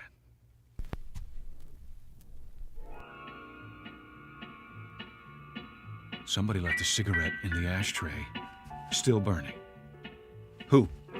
Who's here? The DJ? I remember the DJ on WGBN, Vern Stevenson. Yeah, that was his name, playing nothing but the best. Where are you, Vern? Can you see me? The booth's empty, but somebody can hear me. I know it. I feel it. Attention, listeners, all you people out in Radio Land, we interrupt this broadcast for a special announcement. We're all alone here, and we need to hear from you, so call in your requests. The number is... Well, you know the number. Look it up. Just ask the operator for WGBN 1060 on the dial. The first caller wins a free lunch on the house, courtesy of me. You know me, don't you? If you do, call in and tell me, will you? Because I'm having a hard time remembering at the moment. Is anybody out there? Anybody at all? Congratulations! Hi. Thanks for calling. Thanks a lot. You've been selected to receive a free, all-expense-paid vacation to deep space. What are you talking about? This is an automated call from Amitex, Inc. to a selected few homeowners like yourself. All you have to do is complete a brief survey. If you'd like to continue in English, please press 1. For Spanish, press 2. Forget about it!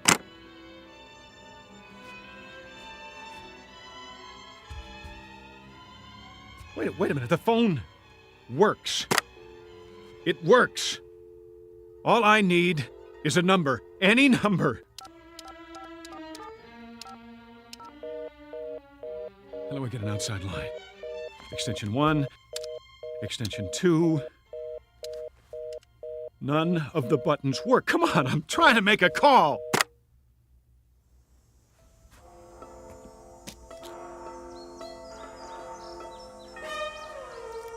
Three o'clock and still nothing. Feels like a Sunday, the longest one in history. I wonder if the movie theater's open. Why not? Maybe they got a matinee, a double feature, Pride of the Air Force and The Loner. Now that I gotta see.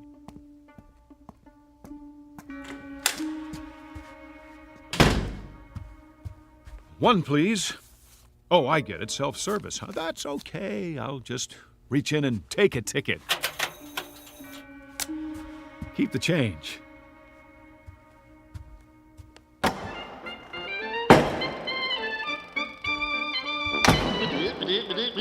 That's it, everybody.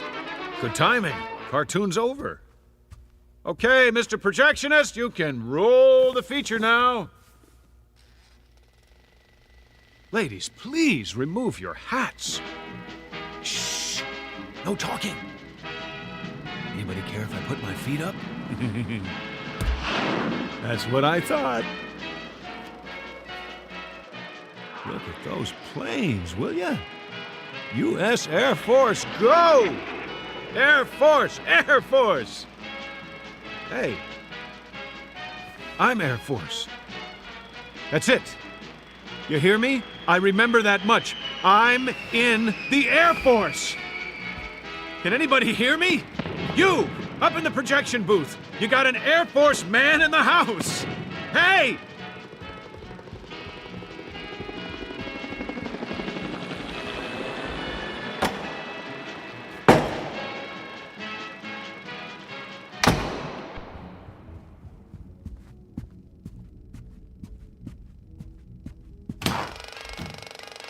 Nobody here. Then who is running the picture? At least I got the first part of it. I was in the Air Force. If I could just remember what happened after that. What was it? A war?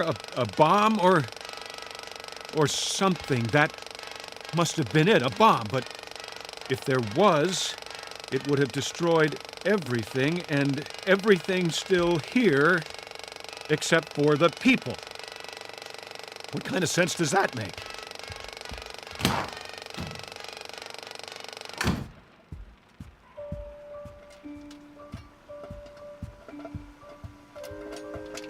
Fresh popcorn. Who put it on? Nobody. That's who. It doesn't add up. No way. Phony butter. The smell's making me sick. Where's the men's room? I can't take this anymore. It's wearing me down. Just look at me. Look at the face in the mirror there. Buddy, I wouldn't know you. You'll forgive me. The face is familiar, but the name escapes me. See, I got a little problem here. You know what it is? I'm in the middle of a nightmare that I can't wake up from, and you're part of it. You and the ice cream and the cigar, the phone booth, the mannequin, this whole town, wherever it is, whatever it is, I just remembered something else. Scrooge said it. You remember Scrooge, pal? No, not Scrooge McDuck. Ebenezer Scrooge, what he said to the ghost of old Marley. I must have learned it in school. I think it goes like this. You may be an undigested bit of beef, a blot of mustard, a crumb of cheese, a fragment of an undone potato. There's more of gravy than of grave about you. Get it? That's what you all are. You're what I had for dinner last night. You must be, but now it's the next day and I'd like to wake up. I've had it. And if I can't wake up, at least I'd like to find somebody to talk to. That's all. Is that too much to ask? I guess it is. Me? I'm gonna have some popcorn. Plain. But I tell you true, if I don't find somebody today, you hear me? If I don't, I'm checking out of this world one way or the other. I'll get a gun. Or whatever it takes, count on it.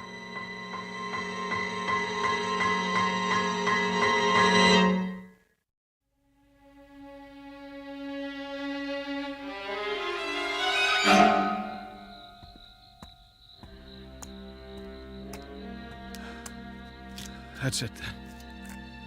Sat through both movies, but it didn't help. No more than the drugstore, the pool room, the radio station, none of it, all one big fat joke. Please let me home! What kind of lousy phone company is this? Thanks a lot. Where are you? Who's watching? I'm in the middle of a nightmare that I can't wake up from. No! It's too much! Make it stop! Please! I need a gun.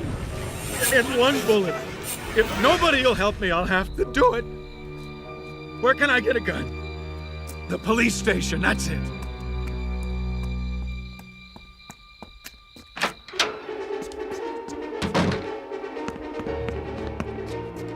Hello?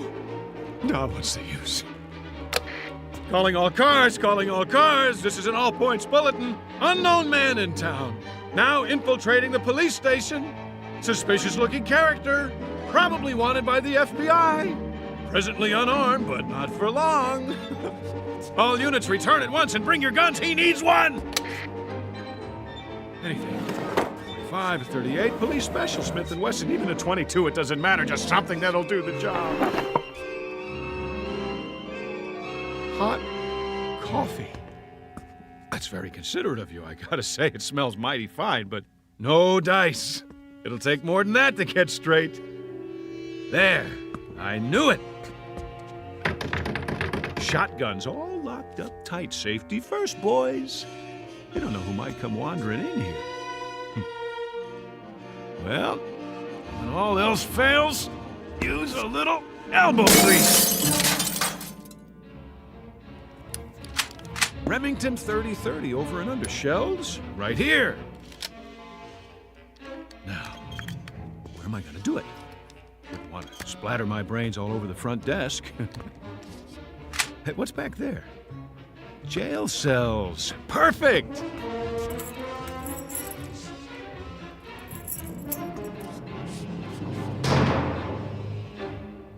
Sit right here on the cot.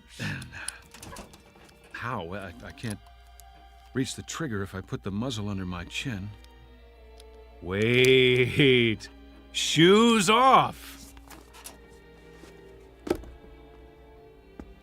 I can reach it with my toe. This little piggy went to market.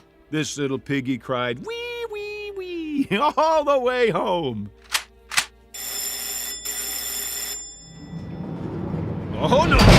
Wait a minute. You can't lock me in here. I can't stand to be locked up. I've got a thing about it. Wait. No. You can't do this to me. I'm trying to finish it for you. What more do you want? Give me a chance to do it my way, please.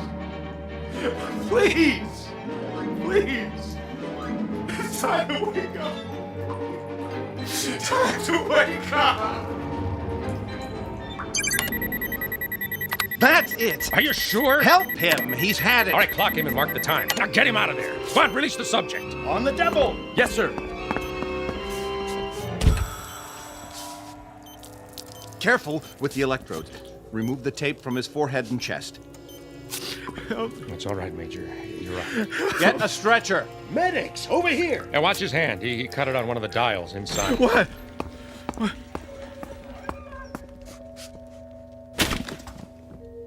How is he otherwise? He's all right considering. Delusions of some sort. I guess that's it. He's coming out of it now. Oh, fine. Did you get all your data recorded? Yes, sir. Every bit of it. Did you get him clocked? Yes, sir. All right, how long? 484 hours, 36 minutes. That long? I'll compile all the data for you. Yeah, good. And I'd like to have a look at his reaction chart, too, hour by hour. What about the press, sir? The press? You said you'd see them. They've been waiting in shifts. Well, I'll have to cut it short. I want to talk to Ferris. Yes, sir.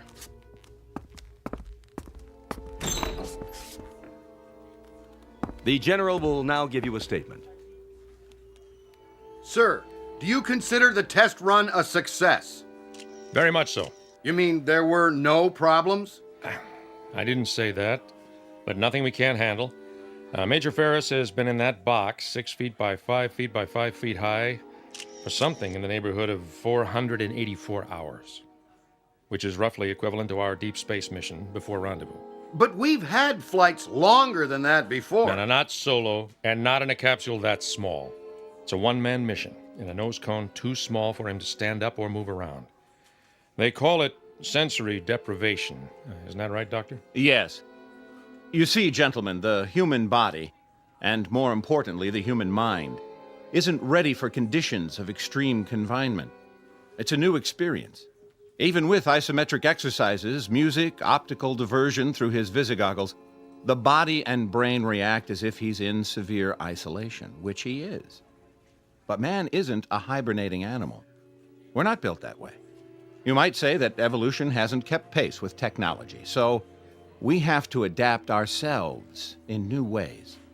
Within limits, of course. That's what the flight simulations are about.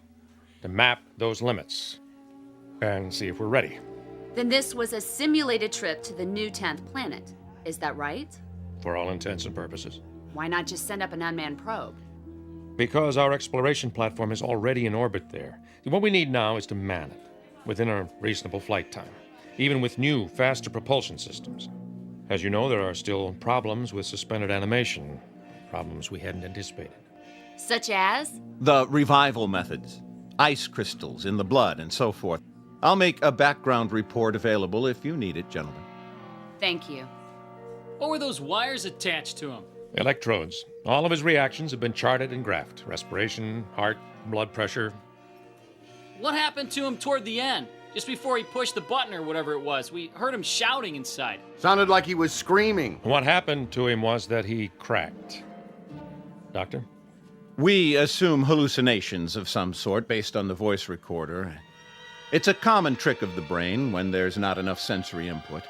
So you see, there's a very real reason why humans can't bear to be alone. Solitary confinement is a tough sentence, whether it's the Garden of Eden or deep space. There may be a practical reason for human contact, even for love. A kind of survival mechanism to remain sane.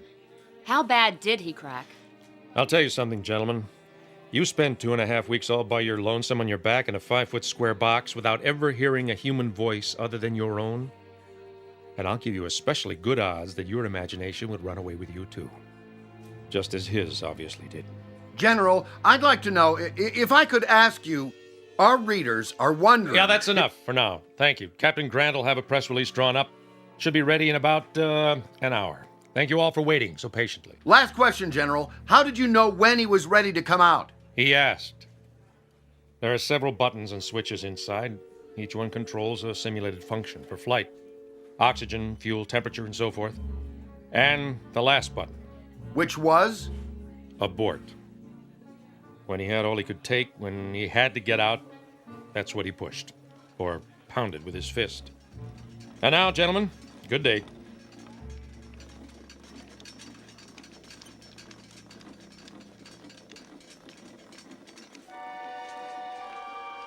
How do you feel, son? I feel much better, sir. I'm sorry. No. Nothing to be sorry for. You did splendidly. Listen, tell me something, Ferris. What was it like? Where did you think you were? Someplace I don't want to visit again. A town without people. And you finally had to get out of that town, didn't you? I sure did. What was the matter with me? I went off my rocker, huh? It's a kind of nightmare, Ferris, that your mind manufactured for you to explain what you were going through.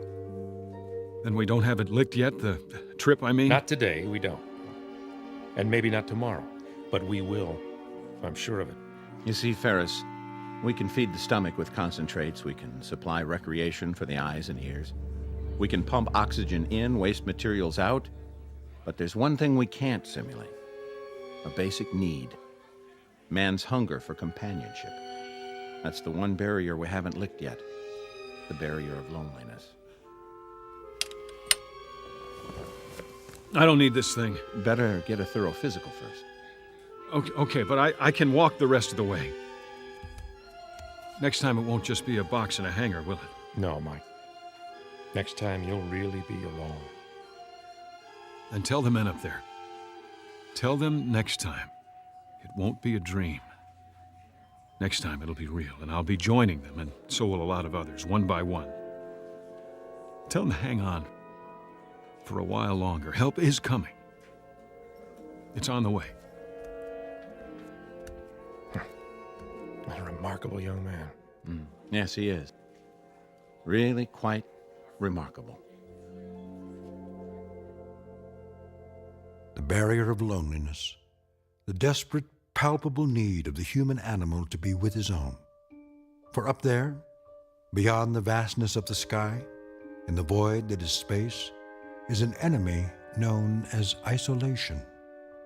It sits among the silent stars, waiting with the patience of eons in the Twilight Zone. We'll return to the Twilight Zone in just a moment. You are about to enter another dimension, a dimension not only of sight and sound, but of mind, a journey into a wondrous land of imagination. Next stop, the Twilight Zone. Hi, this is Stacy Keach. I'd like to take a moment to tell you about our Twilight Zone website at twilightzoneradio.com. At twilightzoneradio.com, you'll find the latest information on these Twilight Zone radio dramas, including behind-the-scenes photographs, plus the newest product releases, trivia contests, ways to contact us, other Twilight Zone-related info and merchandise, plus links to other fascinating websites. So make your next stop twilightzoneradio.com. Visit twilightzoneradio.com to purchase these Twilight Zone radio dramas on cassette and CD, or call toll-free 1-866-989-ZONE. That's 1-866-989-9663.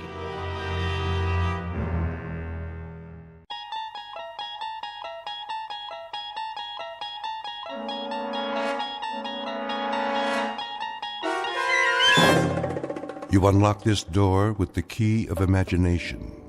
Beyond it is another dimension, a dimension of sound, a dimension of sight, a dimension of mind.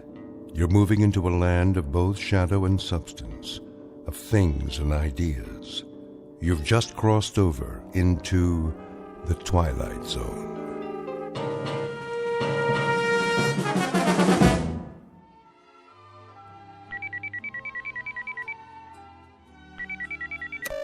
Yes? Hi, Marilyn. Oh, hi, Val. Guess what? What? I got a catalog this morning. That's nice. I'll hold it up so you can see. Didn't you hear me? I said I got What's so special about a catalog? You get a lot of them, don't you? Yes, but this one is from the Bureau. Oh. Well, isn't that simply the greatest? I suppose so. You suppose? Wait till you see it. It's beautiful. I know.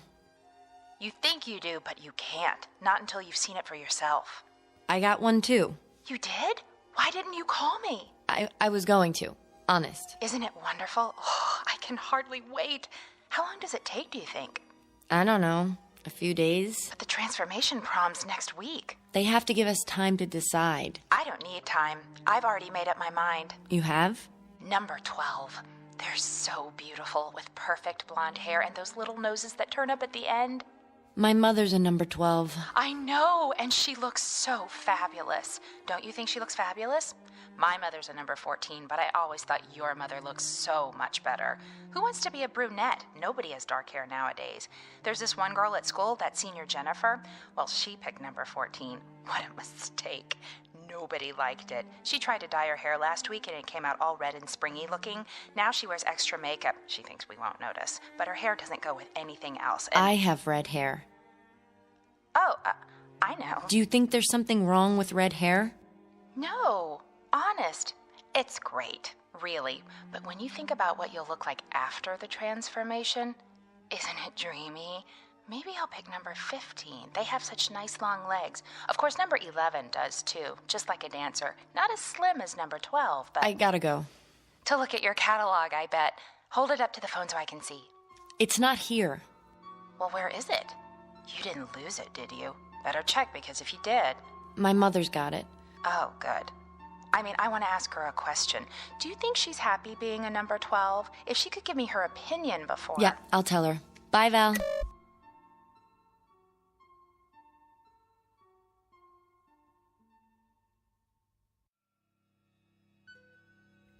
Portrait of an American girl caught in that transition known as the terrible teens. The place? A world very much like our own, with all the modern conveniences that make life healthy, happy, and safe. The time? Only a few years from now, when the passage into adulthood has been rendered as pleasant and painless as possible. The answer is technology. and the guarantee that beauty is available not only to the lucky few, but to all, equally and without prejudice. Call it the American dream. For what young girl would not want to be beautiful? Given the chance, what girl will not happily exchange a plain face for a pretty one, an overweight body for a slender one, a lonely adolescence for popularity? It's a dream that might happen tomorrow. But as we're about to see, it's already happening in the Twilight Zone. And now, The Twilight Zone and our story, Number 12 Looks Just Like You, starring Bonnie Somerville and Charles Shaughnessy, with Stacy Keach as your narrator. What are you doing, honey? I'm looking at the scrapbook. My old scrapbook? Oh, dear. How embarrassing. I think it's nice. You should be looking at your new catalog. Here, I brought it back. That's all right. They all look so pretty, don't they? I can't decide. The 17 reminds me of your father. His features, I mean. But I think the 12 might suit you better. Mm-hmm. What do you think? I don't know. I thought we should look at it together, all right? If you say so. Of course, you can't see the details clearly. The holograms are so small. Just the basic faces and figures and how they look wearing different outfits. But you get the idea. What's the matter? Nothing. Are you listening to me? I'm sorry, Mothers. Some of the pictures in this old album... Sometimes I don't understand you, darling. What do you mean? Most girls your age are thrilled to death when it's time to choose a pattern. Have you even looked at the catalog? Yes. I remember how excited I was before I made my choice. I couldn't sleep for 3 nights. The patterns were all so lovely, I couldn't make up my mind. My mother had to help me decide. I finally chose number 12. I guess that's everyone's favorite. Is it? Aren't you excited? Mm-hmm. What is it in that old album that's so fascinating? The way you were. Before. Oh, you can't be serious. This page, for instance. Not that one. It is you, isn't it? See? It says Lana Donnelly. Oh, I can't believe how plain I was. No wonder I didn't have any friends as a child. The sandy hair, all those freckles. Like mine? Well, that's what you inherited. But when I see that thick waist in the picture, those ugly, shapeless legs, I absolutely want to cringe. I wish your father hadn't given you this book. Hard to believe, I know, but I'm afraid the awful truth is it's me, before my transformation. I knew it. I was such a sight. I wouldn't say that. I think you were beautiful. I really do. Well, I certainly don't. I was unbearably homely. It was always hard on me at school until, well, thank goodness for the transformation. It's the most marvelous thing that could happen to a person, and it didn't come a moment too soon. Am I very homely now? Of course you aren't. Not to me. But afterwards, oh, think of it. You'll be beautiful. Mother. Yes, dear. May I ask you a question? Anything at all. Suppose I didn't want it. What? I wouldn't have to, would I? Darling, what are you talking about? At least I could wait a little while, couldn't I? Would that be all right? Oh, I don't think so. It has to be done at just the right time, a certain stage in your growth. Later, it's much harder. That's why the Bureau notified you. The time is now. But what if I'm not ready? You're just nervous, darling. There's nothing to worry about. Nothing at all. Say, I know what you need. You do? A glass of instant smile. I'll ring for Grace. I don't need anything. I think you do, if you could see yourself. But all of that will change. Just think. Turn it over in your mind and savor it. Very soon now, very, very soon, you can look like this. Or this. Who's that one? She's exactly your age. Isn't she beautiful? Her name is, let me see, Melanie Moore. There's no reason why this couldn't be you. Wouldn't that be wonderful? You rang, Mrs. Q-Barrel? Lana. Pardon me, Lana. A cup of instant smile for my daughter, Grace. Yes, ma'am. On second thought, make it 2. I could use a little pick-me-up myself. Right away.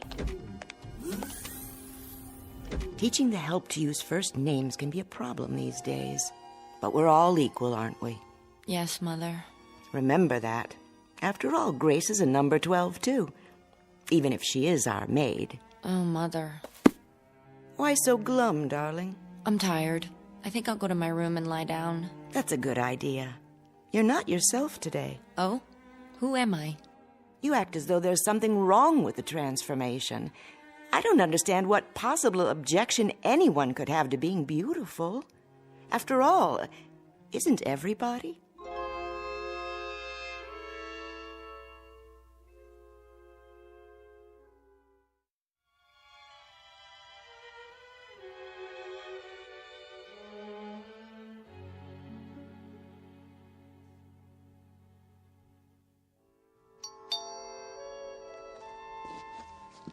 Someone's at the front door, Grace. Yes, Lana. Be right there. Never mind, I'll get it.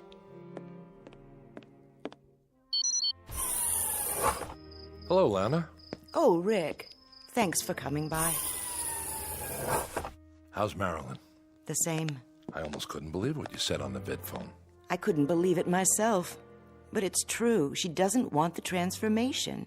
Can you imagine? Let me talk to her. I wish you would. Where is she now? In her room. I'll let her know you're here. Yes. Marilyn, are you awake? Why? Uncle Rick is here. He is? Be right there. That girl. You were her father's brother, Rick. What did he tell her? How do you mean? What could he possibly have said to give her these crazy ideas? It's an interesting question. Don't jump to conclusions. He was a good man. I know that. A little strange, perhaps, but a good man. I'll have a word with her. Might not have been his fault, you know. Then whose? Hard to say. They pick up so many peculiar notions from the Trivid and at school. Here she is now. Don't let on that I called you. I won't. Honey, look who stopped by to see you. Hi, sweetheart. Uncle Rick! Oh, forget that uncle stuff, will you? You want me to start feeling old? Oh, you're not old. Can you stay? For a few minutes, I guess. I was just passing by and I... You two will excuse me. What's the matter, Mom? Nothing. I'm late for my culture class. Still taking that night course, huh? Well, I can't miss a chance to improve myself, can I? Make yourself comfortable, Rick. If you need anything, Grace is in the other room. Sure. Nice to see you, Lana. Nice to see you. Come back soon, will you? We'll all have dinner together. Sounds great. Bye now.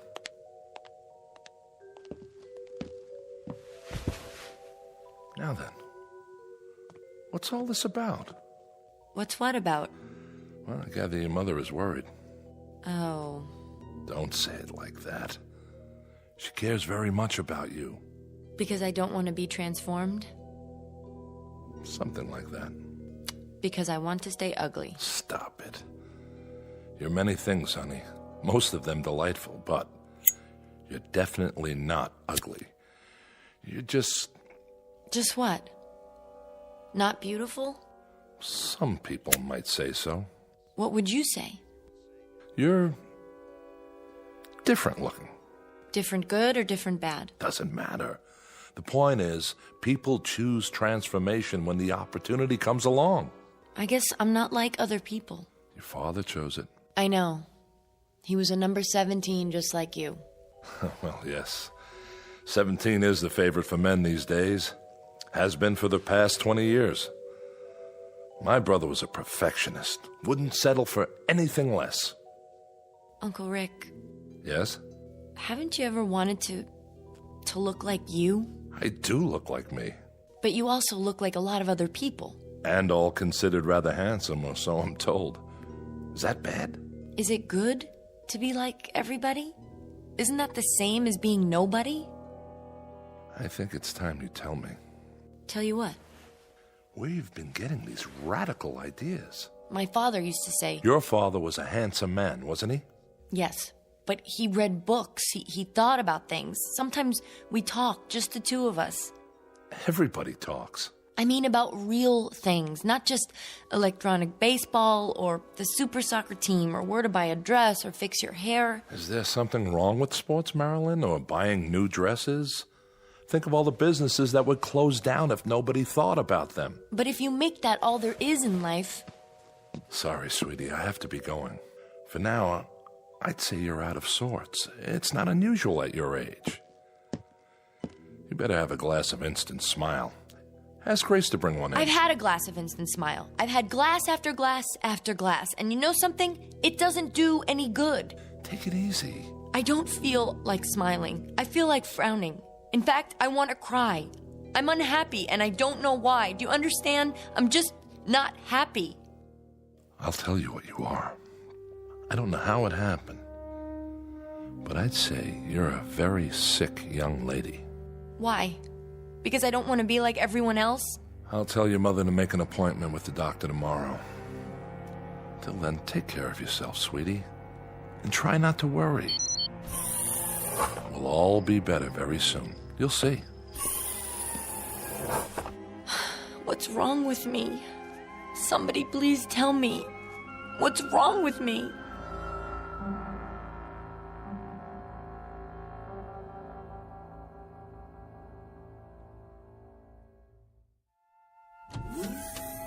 So glad you could come. Thanks, Mrs. Q-Barrel. Lana, please. Oh, sure. Lana. We haven't seen much of you lately. I know. Marilyn, look who dropped by. Who? Hi, Marilyn. Val? Yes, it's me. Oh, I didn't recognize you. Doesn't she look fabulous? I feel fabulous. Number 12 has always been my favorite, ever since I was a little girl. Well, it was worth the wait, wasn't it? You bet. Are you two going out tonight? I don't think so, but if Marilyn wants to. I can't. I have to do my online homework. Just a visit, then. I'll leave you alone. I know you have a lot to talk about. Remember, Val, you're always welcome here. Thanks, Lana. If you need anything... We're fine, Mother. Don't be such a stranger, Val. I promise. See you soon. She told you, didn't she? Well, yes. And that's why you're here. Really, Marilyn, don't you think you're being silly about the whole thing? I think it's my own business. Well, of course it is. But I don't understand. Nobody does. I just don't see why I have to make up my mind right now. There's no law, is there? But everyone has it done. Fine. They're not me. It doesn't hurt or anything, if that's what you're worried about. When they did mine, I didn't feel a thing. I'm sure it didn't. Well, what then? You like the way I look, don't you? Sure. You look just like my mother now. Oh, excuse me. Like Lana. What's wrong with that? Nothing, Val. But I like you. Of course you do. We're friends. We'd be friends even if you didn't have the transformation. Don't you know that? That's not the important thing. What is important, Val? It's like getting a new dress or a new hairstyle. You just look better. You want to look as nice as you can, don't you? If I do it, I'll look like one of those holograms in the catalog. That's right, you will. And they're all beautiful, aren't they? What's wrong with that? I don't know. But somehow I have this feeling that it's wrong. Why? How will you know me afterwards? How will anyone know me? That doesn't make sense. You know what I think, Marilyn? I think you're just plain weird. If everybody says it's all right, if the whole world thinks it is, then how can you say something different? I don't get it. You're the one who doesn't get it. I don't want to look like someone else. Val, I want to look like me. I won't let them change me into something else. I won't let them. Help me, please, Val. I don't have anyone else who'll listen. Please help me.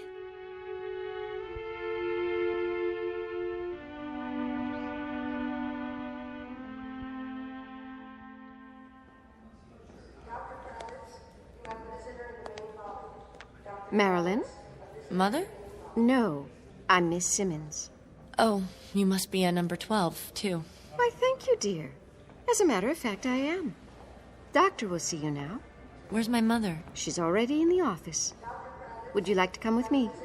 All right.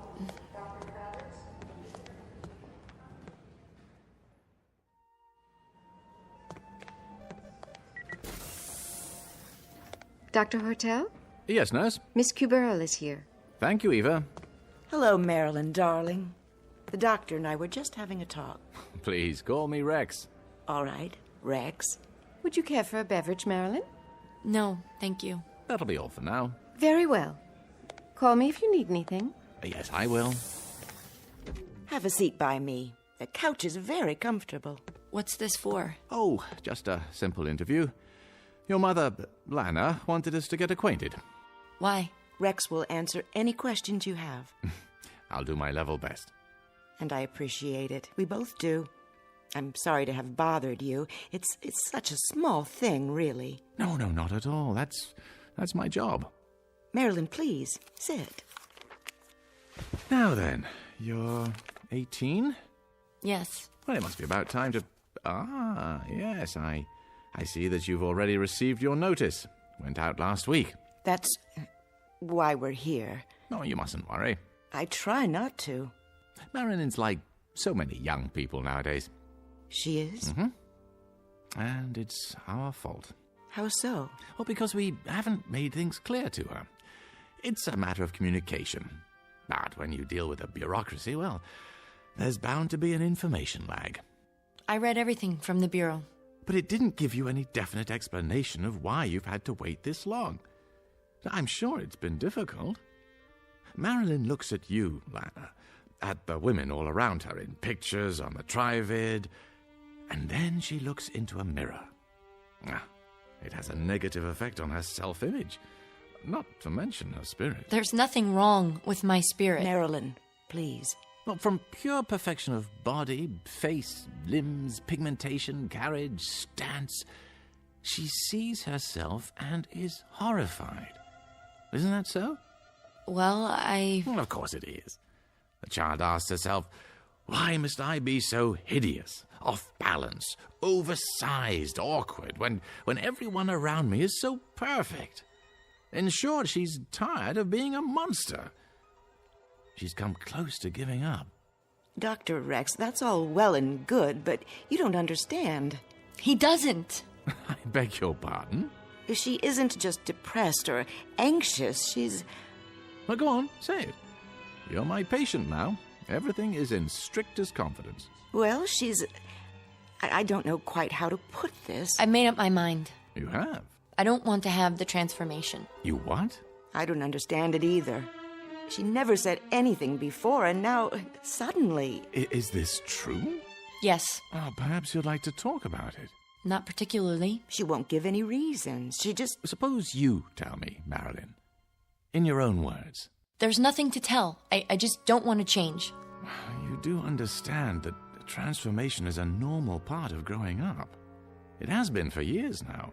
In a way, it's a milestone. A sign of maturity. It means you're ready to take your place in the adult world. How? By being like everybody else? Well, I wouldn't say that. No, there are a great many styles in the catalogue. You're absolutely free to choose any one you like. There's no pressure on you at all. No coercion. Isn't there? No, that would be against regulations. But I have to choose one, even if I don't want to. That's the way it's set up. If I don't, well, I don't even know what would happen to me. You make it sound like you're being forced. No, that would be contrary to free will. And if there's one thing this country guarantees... But what would happen if I don't? If I stay the way I want to be? Why do people care so much? I thought this was supposed to be a democracy where we respect everybody. Marilyn. Even if they want to be different. Even if they want to live their lives the way You they... mustn't talk like that. Why not? You've been given every advantage, every privilege. We're talking about a chance to develop your full potential. Would you mind if I conduct a test? What kind of test? A personality profile. For my records. I don't see why not. Do you, Marilyn? Come over here, please. What's that machine? Oh, it simply scans your mental activity, then prints it out on a strip of paper. The whole process takes a few seconds. It's quite painless, I assure you.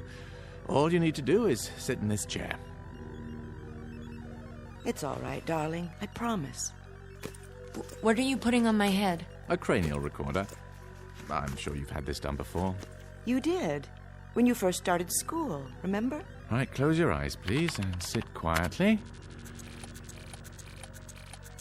Now, you must understand, the transformation is desirable not only from an aesthetic point of view. It plays an important role in one's psychological adjustment. According to scientific research, it's absolutely vital. There. That's all there is to it. What does it say?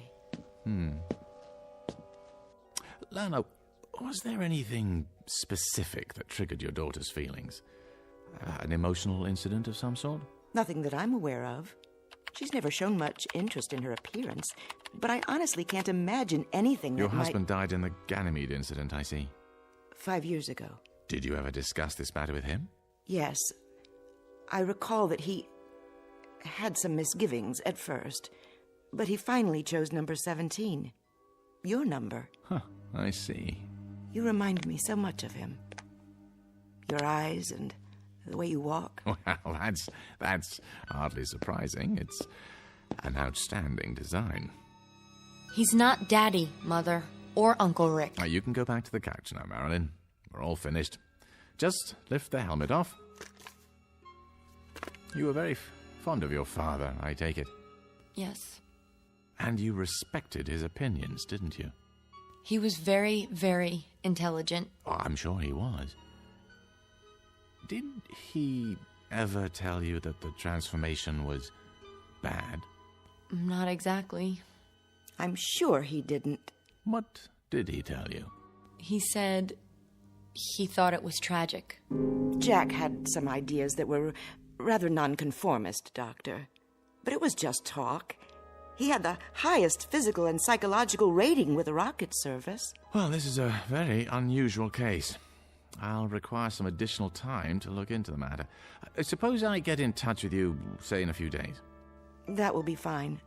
I appreciate your seeing us. Did you find out? What's that? The machine. Did you find out what's inside my head? Oh, your general intelligence rating is quite high.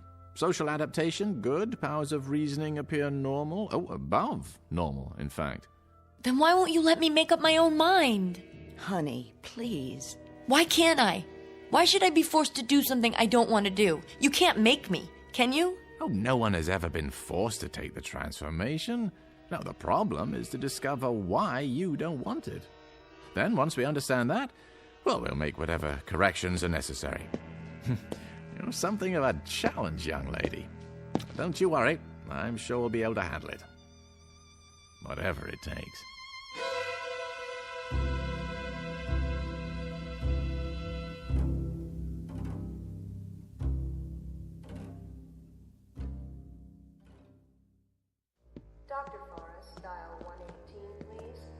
Where are we going? This way, please. It's just at the end of the hall. What part of the hospital is this? They have the private offices down here. I thought Dr. Hortel was going to meet me. You mean Dr. Rex? He'll be along later. Miss Marilyn Cubero. Come in, Marilyn. Sit down. It's too dark. I can't see anything. Walk toward the desk. Wait. See the chair? Yes, but I can't see you. Sorry, the lamp must be right in your eyes. Let me adjust it. Who are you? I am Professor Friend, Sigmund Friend. You must call me Sig. Dr. Rex has told me about you. I'm here to help. Sit, please. Help me? Help rid you of your fears of this necessary and important... No, that isn't true. It's not necessary. This very necessary, very important step in your life. But why? Why does everyone want to force me to do something I don't want to do? Why else but for your own good? That doesn't make sense. Why else would the state go to so much trouble and expense? Many, many years ago, wiser men than I decided to eliminate injustice and inequality from this world. They saw in physical unattractiveness one of the factors that make men hate. And so they charged the finest scientific minds with the task of eliminating, or at least minimizing, ugliness everywhere. But I'm not ugly. I'm not pretty, but I'm not ugly either. To others, you may be. Not to those who love me. There's more to it than that. As we learn to reshape the features, remold the body, we also learn to eliminate most causes of illness, and thereby prolong life. Before the transformation, you might have expected to live 70, 80, perhaps 90 years. Now you may live twice that long, even 3 times. These are good things, don't you agree? Genuine advances for humankind. Yes? Your mother. She's lovely, is she not? At one time, her face and body would already have begun to show the marks of age, of decay. You would not deny her youth and beauty, would you? But you could do that part without changing me, couldn't you? I wouldn't mind just that.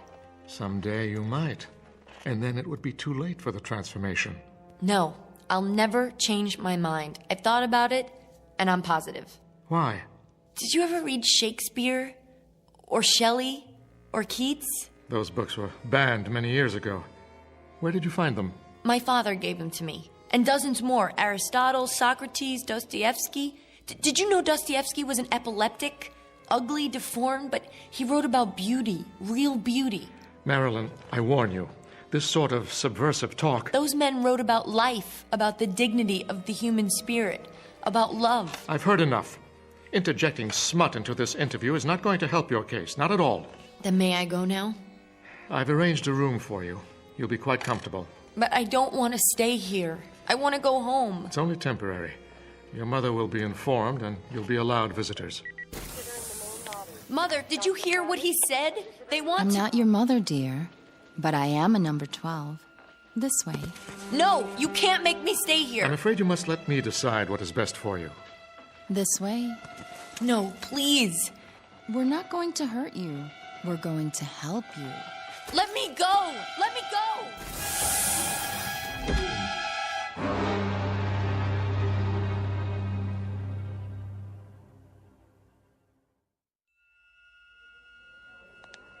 We're almost there. Just ahead. Third room on the left. And you're sure she's all right? Oh, absolutely. I'm so glad. Did you know, Doctor, we've been best friends since preschool? Well, she's lucky to have a friend like you. And a mother who cares so much. Like you, Lana. I hope she's awake. Marilyn. Dr. Rex? You have company. Oh, Mother. She was quite upset last night. I gave her something to help her sleep. Hello, darling. You haven't done anything to her yet. Oh, a mild sedative, nothing more. If you'll excuse me, I have to look in on another patient. Of course, Doctor. Thank you. Hi, Marilyn. Hello, Val. Are you okay? I think so.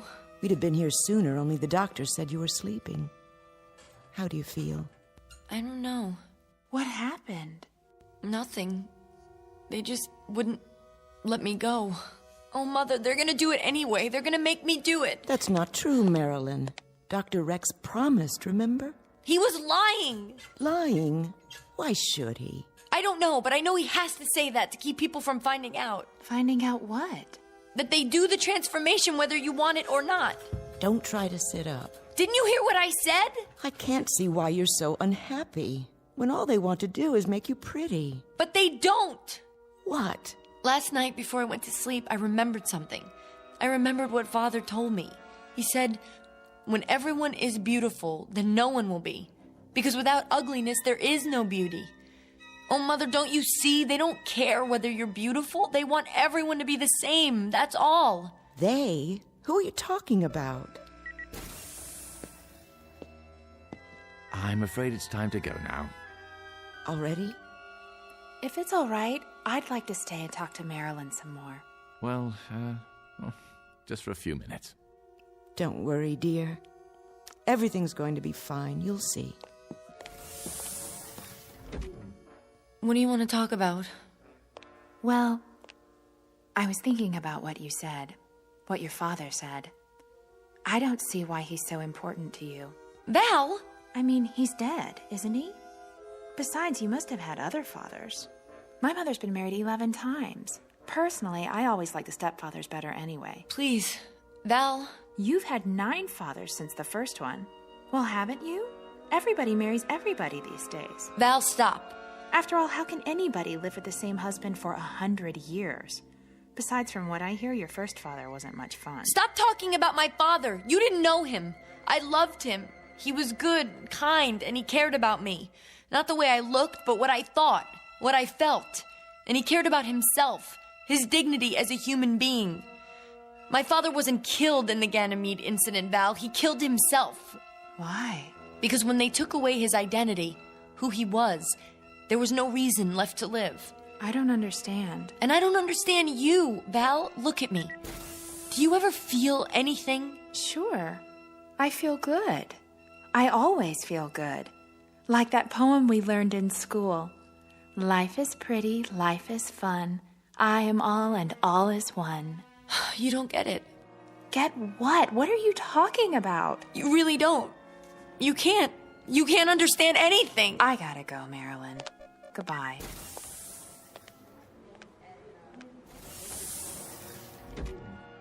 I have to get out of here.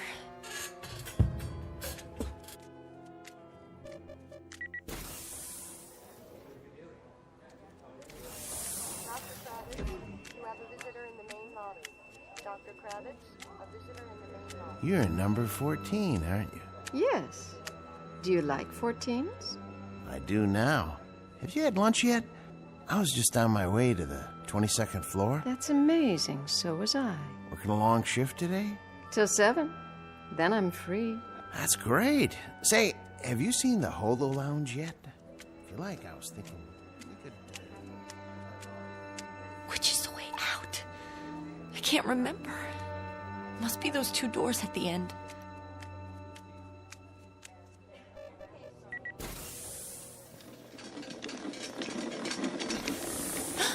Mother? What's that? Is that my mother on the gurney? Is your mother pregnant? No. Then your mother must be at number 12. Are you all right? Yes, I'm fine. What are you doing in your hospital gown? I was just looking for the nurse. You better stay in your room. Push the button by the bed.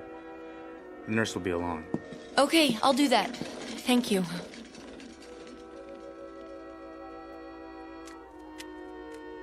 The double doors, this has to be the way.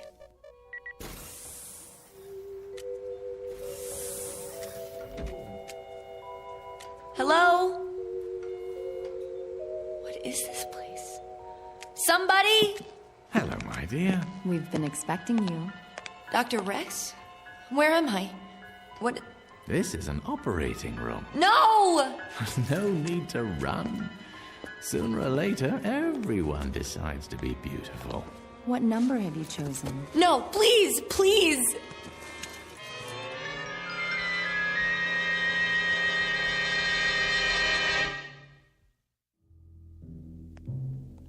Ah, Mrs. Cubero. Val. Just in time. Is it all over, Doctor? All over. Is she okay? She's fine. You'll see for yourself. I've been so worried the last few days. She seemed in such a state. It's as I told you. Occasionally, a young person has difficulty adjusting to the idea. It always works out fine in the end. It never fails. A complete self-contained procedure. Mother! Val! You see? What did I tell you? Look at me, Mother, look at me! Marilyn? Well, what do you think? You're beautiful. Simply beautiful. Wow, I love your long legs. And the nicest part of all, Val, now I look just like you and Mother. Turn around so I can see you. Do you like my makeup? They even gave me some high heels. Of course, I'll need a new dress to go with my new look. Yes, yes you will. Come along, Marilyn. We'll do some shopping on the way home. Then we'll have a party, and all your friends can come over. You're going to have so many new friends from now on. I know. Isn't it exciting?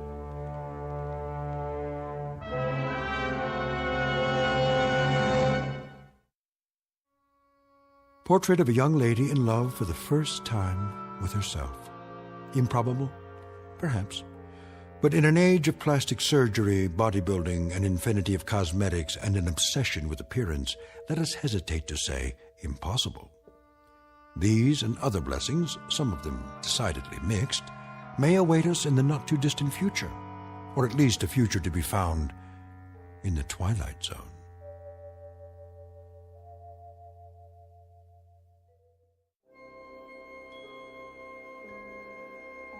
Hi, this is Carl Amari, producer of the Twilight Zone radio dramas. I'd like to take a moment to tell you about our official website at twilightzoneradio.com, where you'll get the latest news and information on these Twilight Zone radio dramas. Plus, at twilightzoneradio.com, you can digitally download 3 free episodes or any of our episodes for only $1.95 each. In this age of ever-changing technology, we've decided to make these episodes instantly available to you by making the Twilight Zone radio dramas a digital download-only series. This means that this series will no longer be offered on CD. The CD collections at our website are now being offered while supplies last at buy one, get one free. So be sure to get your favorites before they're sold out. Be sure to visit us often, and I'll see you in the zone.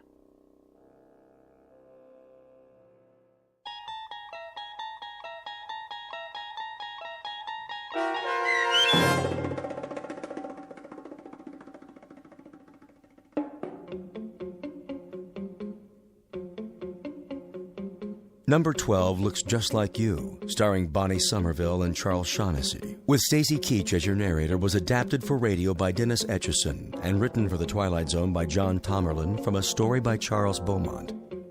Heard in the cast were Mike Starr, Linda Reiter, Rebecca Spence, David Darlow, Nick Sandys, Nina Lascelles, Tom McElroy, Rick Arthur, Chobe Cerny, Fernette Lebo, and Terry Lopez.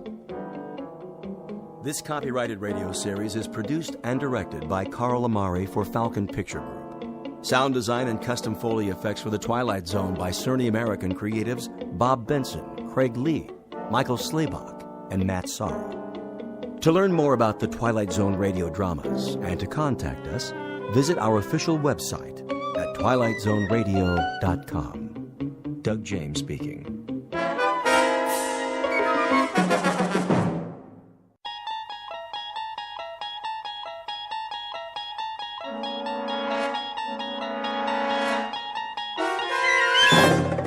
You're traveling through another dimension. A dimension not only of sight and sound, but of mind. A journey into a wondrous land whose boundaries are those of imagination. Your next stop, the Twilight Zone.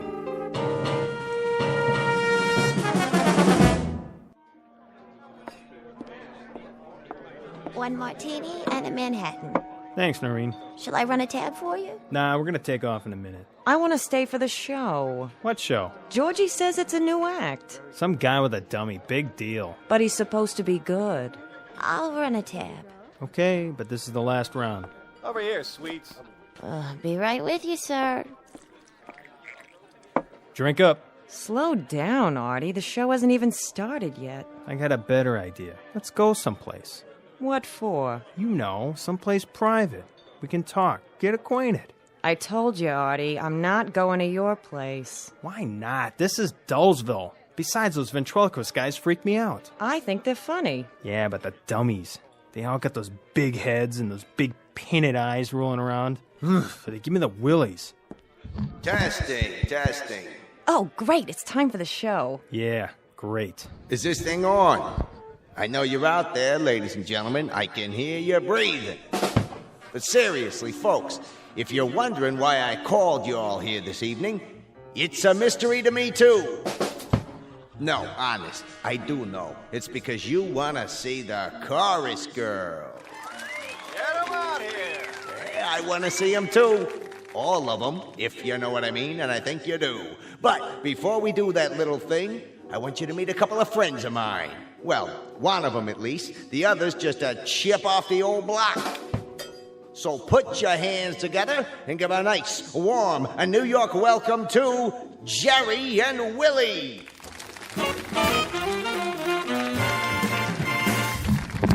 Hi there, everybody. Well, we're certainly happy to be here. Speak for yourself, Jerky. That's Jerry. Well, like I always say, a dummy by any other name. Now cut that out. All right, let go of the suit. Now, Willie. I said let go of the tux. I got it off a penguin at the Bronx Zoo. I'm getting out of here. Please, Willie, control yourself. Really, you can't go now. You couldn't. Those spindly legs won't even hold you. Say, what do you mean by that? Nothing. I didn't mean a thing. I only said it's not a good idea. Willie, isn't there something you wanted to ask? Okay. Tell me this, wise guy. It's getting close to Halloween. Are you superstitious? Me? Not at all. Why don't you fess up? Well, on occasion. What do? Throw salt over your shoulder? Cross your fingers? No, never. And how come your legs are crossed? Oh, sorry, Willie. Let me put you on the other knee. There. Comfortable now? That's better. Okay, wise guy, tell me what it is you do. Well, sometimes I knock wood. Ow! You did it again! You asked me. I'm through. I resign. Sit back down. From now on, I'm a solo. And as for you, you can turn in your lap. Give me one more chance, Willie. Now listen. Why should I? I know all your lines, and they ain't that good.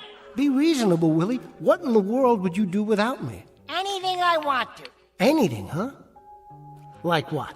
Well, for one thing, I could be a better ventriloquist than you. Oh, I don't think so. I do. Watch this. Put your hand over my mouth. Not tonight, Willie. Go on. What are you scared of? Well, you might bite the hand that feeds you. What are you talking about? You don't feed me. All you do is give me your leftovers from the pencil sharpener. You know that isn't true. Go on. Put your hand over my mouth. Either that or you drink a glass of water while I sing Melancholy Baby.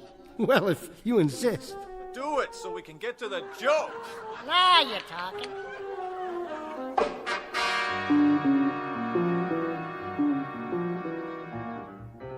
Meet a ventriloquist named Jerry Etherson, a voice thrower par excellence. His alter ego, sitting atop his lap, is a brash stick of kindling about 2 feet tall, whose sobriquet is Willie. But in just a moment, Mr. Etherson and his knotty pine partner will discover that they've been booked into an out-of-the-way bistro on a small, dark back street known as the Twilight Zone. And now, The Twilight Zone and our story, The Dummy, starring Bruno Kirby, with Stacy Keach as your narrator.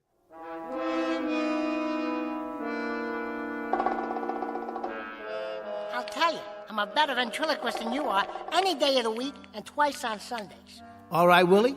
If that's what you want, prove it to the folks. So what are you waiting for? Put your hand over my mouth. Remember, you promised. Okay, here goes. Well, it's about time. I've been waiting all night for a chance to... A funny thing happened to me on the way over to the club tonight. That a fact? What happened, blockhead? I was out in front of the Ritz Savoy. That's where you live? Yeah, that's where I live, in front of the Ritz Savoy. You put formaldehyde in those jokes? Why do you ask? Something must preserve them. Don't be insulting, Mr. Woodshop. It just so happens I'm not only a comedian, I'm also a lover. A lover? With that profile? You like it? I've seen better-looking mugs in a coffee house. Oh, yeah? Well, listen, I've got 100 women tearing their hair out for me. That a fact? That's a fact. I'm just tired of bald-headed women. Willie, I think you've proved your point. You can throw your voice just as far as you can throw the ball. All right, Willie, I'll take my hand away. Now, why don't you be nice and say goodnight to these wonderful people? In a minute. First, I want to show them something. What's that? You can do anything I can do better? All right, wise guy. How about this?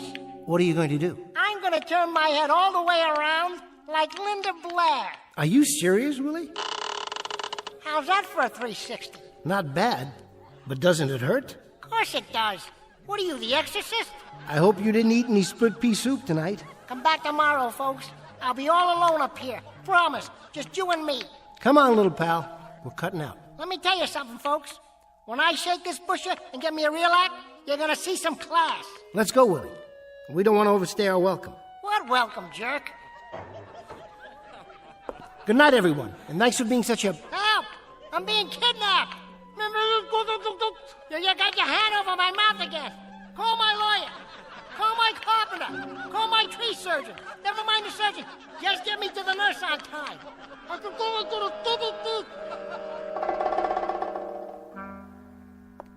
Hey, I told you not to do that. And I told you never to put your hand over my trap, didn't I?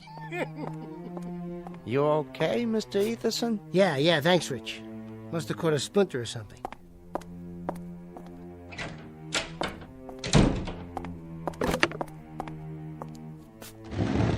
did you do to me, you little creep? Thanks a lot. Well, what are you looking at? Mind if I sterilize the hand?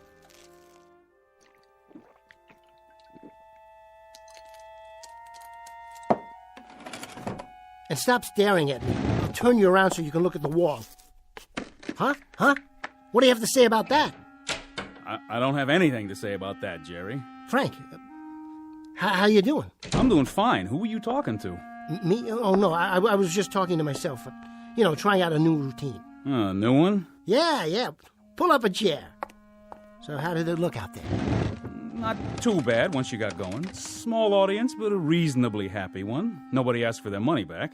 Good. Of course, it doesn't matter what I think. Sure it does. You're my agent. The only thing that matters is what the paying customers think. You got through it okay, Jerry, somehow. You and the little tyke over there.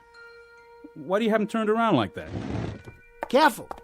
I mean, I've told you not to touch Willie, haven't I? Still doing the bit, huh? Knock it off, Frank. What's that smell? Alcohol. What? I cut myself, all right? Smells like scotch. No, it doesn't. Take a look around. What do you see? This is makeup. And this is a jar of cold cream. I told you I'm on the wagon. Yeah, sure. I thought you gave me a solemn promise you were going to stick to soda pop and cappuccinos from now on. What's it take, Jerry, to get you wise? I'm tired, Frank. And I don't feel well. Give me a break and clear the area, will you? First, I'm going to clear the air.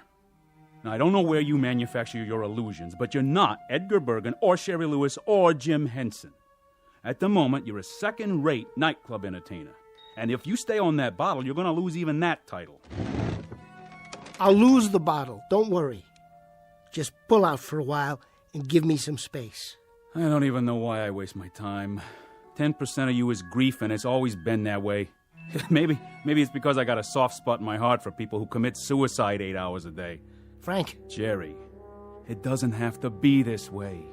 You give in to some bad hooch, you have bad nightmares. It's as simple as that. You take away the hooch, you take away the nightmares. Now, you need a college degree to figure that out? You've got the chronology wrong. First it's the nightmares, then it's the bottle. I wouldn't drink if I didn't need to. And I wouldn't be a second-rate nightclub hustler if that filthy, miserable little... Frank, I keep telling you, I want to get rid of him. I have to get rid of him. That stick of wood? That fugitive from the fireplace over there? How many psychiatrists you have to see, Jerry? How many hours on the couch? How many $80 an hour visits? I can't help it. You can help it. You know what it is. You've been told. Often, endlessly, up to my craw and overflowing. Schizophrenia. I know it by heart. Patient feels helpless and manipulated by forces beyond his control. I could give it to you backwards, forwards, and sideways, and in 3 different languages. It's like a well-rehearsed off-color joke. So the patient makes the transference between himself and his lifeless dummy, but is then unable to separate himself from the object of his transference. Now that's all very psychiatric, and it's worth about $2.50 a word. But that's not it, Frank.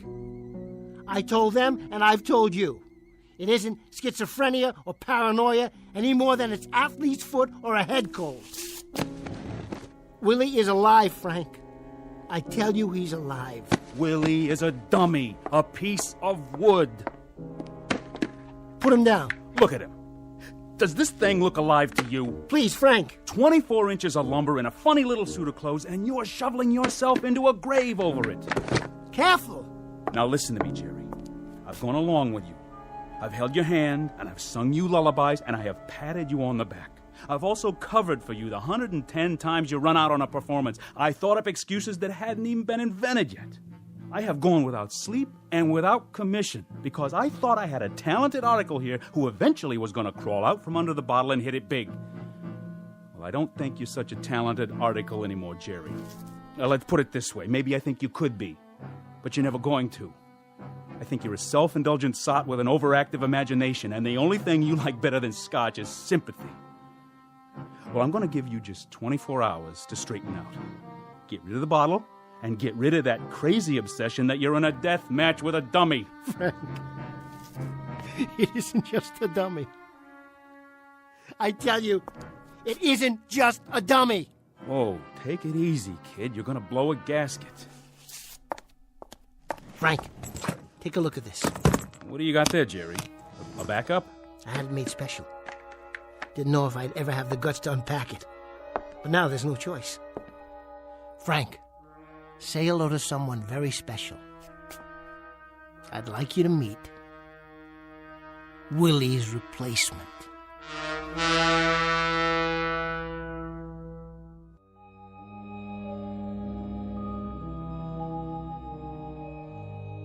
Willie's replacement? That's right. I call him Goofy Goggles. See the big, thick glasses? Great, huh? From now on, he's going to take Willie's place. You mean in the act? You got it. I'll get rid of Willie. I'll scrap him. I'm going to do a whole new routine. A whole new routine takes time. You got another show in half an hour. I won't be able to go on for the late show. Tell him I'm sick or something. I've already told them you're sick or something. The trouble is they know it's something that's bottled in bond. Frank, you got to back me up on this. You be out on that stage when you hear your music. I don't care which dummy you bring, but you be out there. This is one I'm not covering for. New routine, right. Come on, Goofy, we can do it. There you go. You sit right here on the table, and we'll cook up some gags. Sure, it'll be easy. What are you looking at him for? Don't worry about Willie. I turned him around so he can't see. Better put on a little more pancake. It's hot under those lights. How you doing? Clean your glasses for you? There. Okay. Now, say, Goofy Goggles, why don't you have your glasses fixed? You look kind of nearsighted. Are you kidding? I don't need them. My eyes are A-OK. I'm a grown boy. Goofy, you're looking at the band leader. I'm over here. Keep talking. I'll find you. Why don't you sit on my lap? There you go. Isn't that better? Say, Mr. Etherson, I've been meaning to tell you. You put too much starch in my collar. Too much starch in your collar? Well, that's so you'll stay awake for the whole show. Heads up. Did you see that chorus girl over there? Where? See? What did I tell you? But listen, you gotta be subtle about it. Don't stare at them when they walk by. Your whole head wobbles like it's gonna fall off. Yeah, that'll work. We're gonna make it out there. You and me, Goofy, and nobody else, just you and me. Willie, I saw that. You turned your head around. Don't look at him in the mirror, Goofy. He's nothing anymore. As soon as I lock him in his suitcase, he's through. Washed up, finished.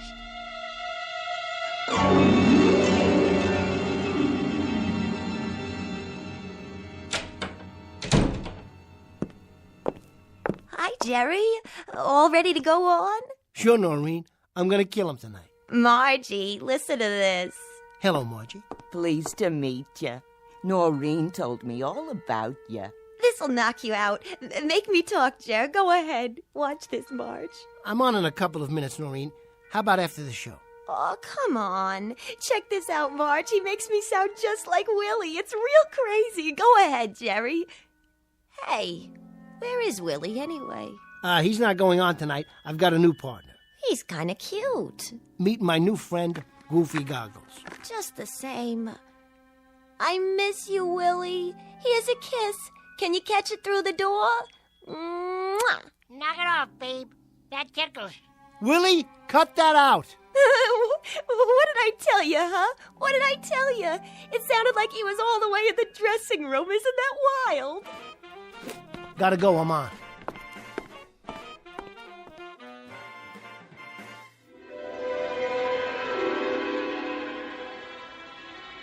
Goofy, you're talking to the band leader. I'm over here. Now listen, I think it's about time you got new glasses. I really do. My eyes are 20/20. What are you looking for? Keep talking. I'll find you. You know something? I think you ought to have an eye test. My eyes have a great IQ. Trust me. That's what you said to your toothpick. All right, now, Let's try it. Look at this card. Oh, wait. Are you trying to trick me already? What does this say? Give me a hint. Come on, Goofy. It's as plain as the nose on your face. It ain't that big. Goofy, it's a letter that's between D and F. I got it. It's an E. My, how did you do that? I cannot tell a lie. That'll be a first. Well, I saw that card before and I memorized it. I thought so. Well, I got a mind like a steel trap. A mousetrap is more like it. Now, what do you say we get out of here? Wait a minute. Wait a minute. For my big finish, ladies and germs, I'd like to sing my favorite song. I only have eyes for you. You are here, so am I. Maybe millions of people go by, but they all disappear from view. With a voice like that, Goofy, it's no wonder they're all disappearing. For the exit. I'll make the jokes. You just move your lips. 'Cause I only have eyes for you.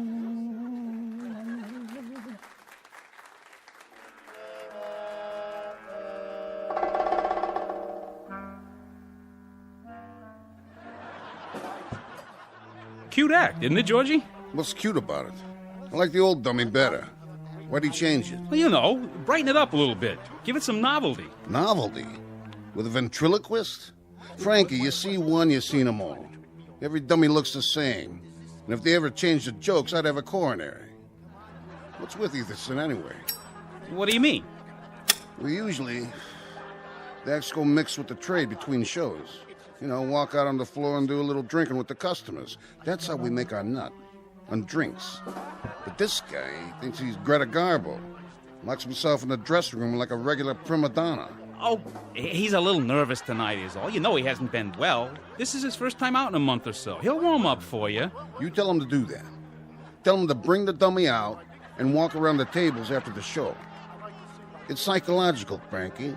Talking makes people thirsty, know what I mean? Good night, ladies and gentlemen. Good night.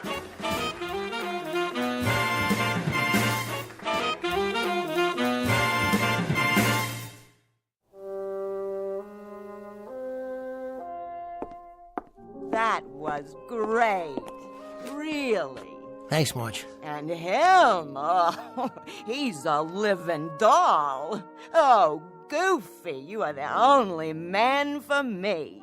Mwah. Hey, careful with the merchandise. That's enough, Marge. Goofy doesn't like to be touched. Say, what's the matter with him?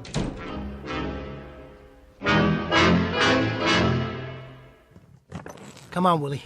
You've had it. Get down and stay down. That's right, put your legs in. Stop fighting me. I said lie down. There. Rest in peace, Pinocchio. Your next stop's the sawdust factory. And as for you, Goofy, it's strictly you and me from now on.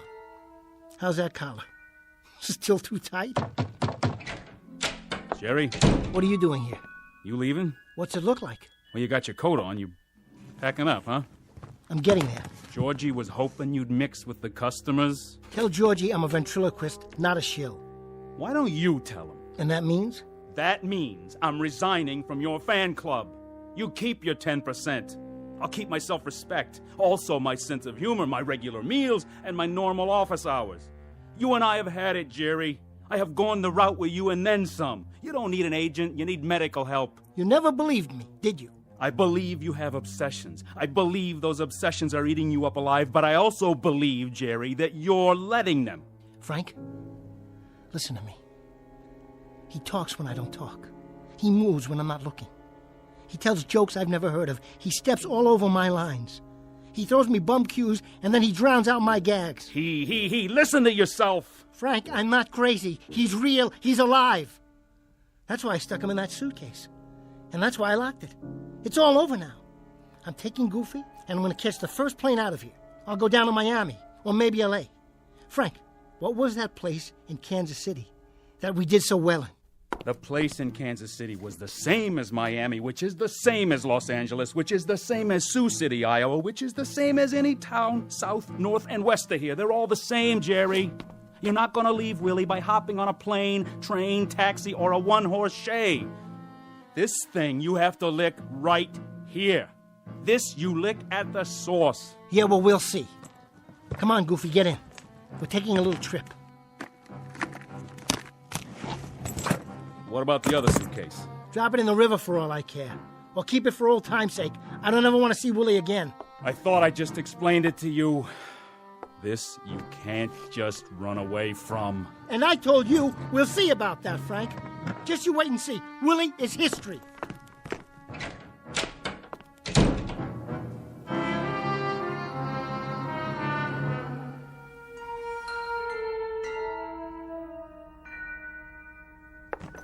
Come on, Goofy. Let's get out of this dump. What? Is anybody there? Georgie? Georgie, is this thing on? Somebody forgot to turn off the microphone. Well, it's not my problem. Goofy and me, we're hitting the road. Who's there? Come out and show yourself. I can't see who's... That you, Mr. Etherson? Oh, hi, Rich. Yeah, it's me. I was just closing down. Rich, don't forget to turn off the mic. Okay, but I thought I did. Then somebody must have turned it back on. Wonder who did that. Well, take her easy, Mr. Etherson. Nice show. Thanks, Rich. Night. Good night.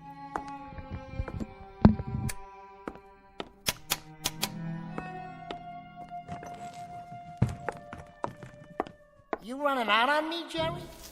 What? You're not gonna leave me in a stuffy old suitcase, are you? Something else was there, Mr. Etherson? Did you just say something? I said goodnight, that's all. Sure. Don't work too hard. I'll try not to.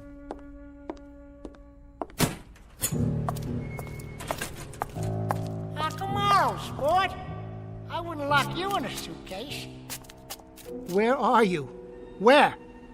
Hey, Geppetto, did you forget something? Or someone? You leave me alone.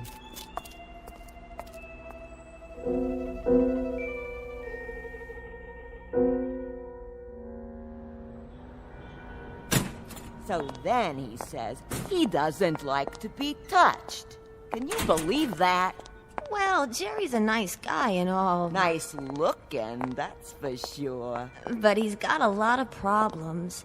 I don't know what exactly, but... Oh! What's the matter? This alley is really dark. So? Are you sure it's safe? I always go this way. It's quicker. Want me to walk with you? Don't be silly. You go up there to the street. There's plenty of cabs at the corner. Yeah, but it's so late.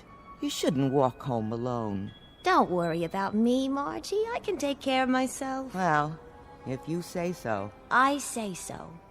See you tomorrow night. Okay, Noreen. Night.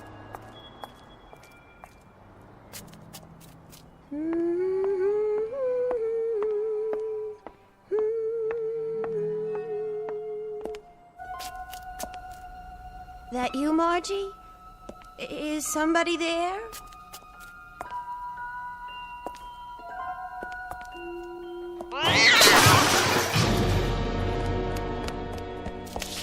Let go of me! Hey, take it easy, Noreen. It's only me, see? Oh, Jerry, thank God. Who did you think? I don't know. Were you following me? Well, sort of. I was waiting for you. You were? Yeah. I was watching the stage door for you to come out. Sure you were. Would I lie? Well, in that case, I suppose the line is, this is so sudden. And for once it happens to be true. I thought maybe... What's in the suitcase? Is that Willie? No, it's not Willie. Listen, I thought maybe we could get a drink together. Or maybe a sandwich and a cup of coffee. What do you say? You want to go with me? Why not? I've been meaning to tell you. I've been meaning to tell you that I think you're very, very good looking.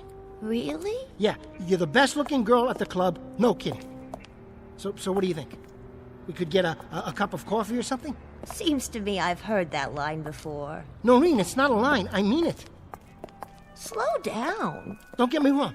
Just coffee. That's all. Sit someplace where it's nice and bright and talk, you know. That's original. Come on, Noreen. How does that sound? Sure, I guess.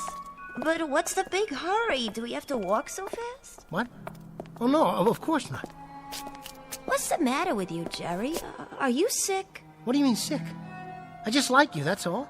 Is that a crime? I like being with you. What is going on? I just thought we could spend some time together. Something's wrong. You act like you're frightened. What are you frightened of? Noreen. Tell me. Noreen.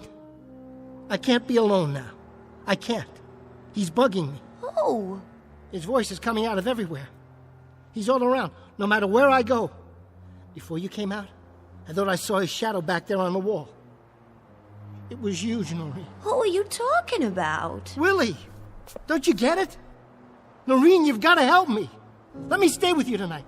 I'm telling you, Willie is... Willie is a dummy. Get away from me, Jerry. You're scaring me. Noreen! Noreen, wait! Noreen, please!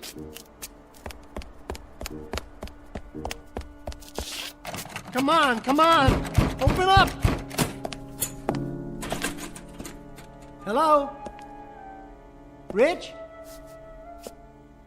You still here? You didn't go home yet, did you? Rich? Say, I was wondering, could I stick around for a while? Maybe spend the night right here in the club? You mind? I can sleep in the dressing room. See, I got a little problem. There's this guy, and he's following me. Testing. Is this thing on? No. What do you say, stranger? Long time no see. I thought you were gonna blow this joint. Where? What's the matter, booby? Your plane got grounded? Or couldn't you get past security with that funny-looking suitcase? But how? Funny thing happened to me on the way to the club tonight. I was out in front of the Ritz Savoy Hotel. That's where I live. In front of the Ritz Savoy.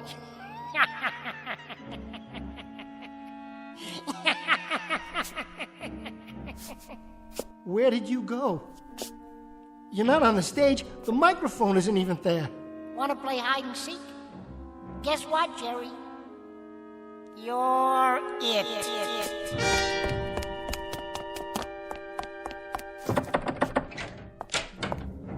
Hide and seek, huh? Where are you hiding, you little... Come out, wherever you are.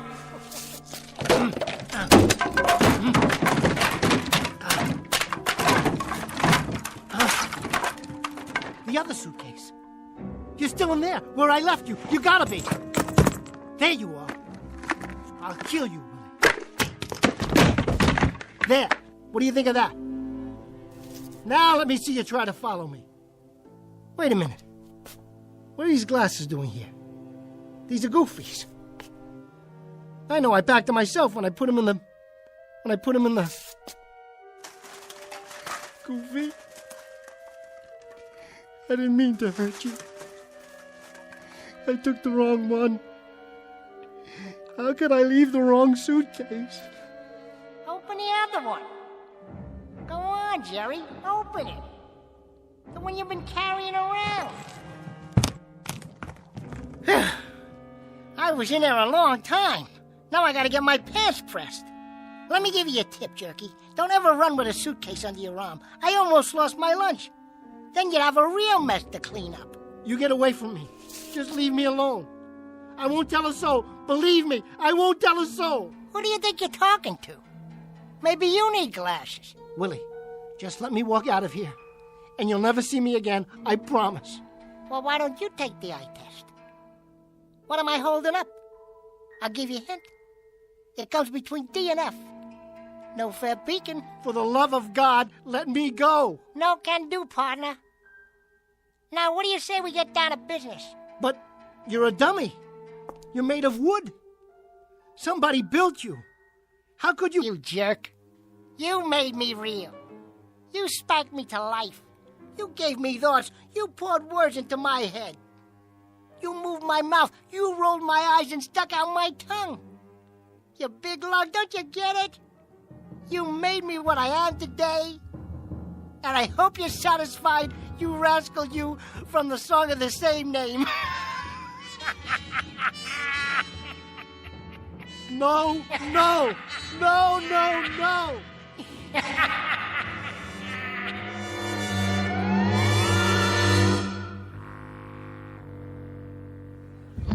Evening, everybody. And now, direct from the Big Apple, New York City, the funniest pair of cuckoos you'll ever see here in Kansas City or anywhere else, Willie and Jerry. Come on, folks, let's give them a big Kansas City welcome.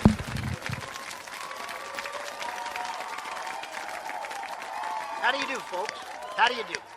Funny thing happened to me on the way over to the club tonight. I met this broad. Come on now, Jerry. You don't mean broad, you mean lady. You just make the jokes, I'll deliver them. But seriously, I've heard stories about you. I'm innocent, I tell you. I was framed. I've heard that you're superstitious. Me? You are, aren't you? I mean, you throw salt over your shoulder, cross your fingers. I wish you'd cross your legs so I could get more comfortable. There. How's that? Better, but it ain't exactly the lap of luxury. Now, Jerry, I asked you a question, remember? Of course I remember. What do you think I am, a blockhead? We're talking about superstitions. All right, wise guy, what do you do? I knock wood. Ow!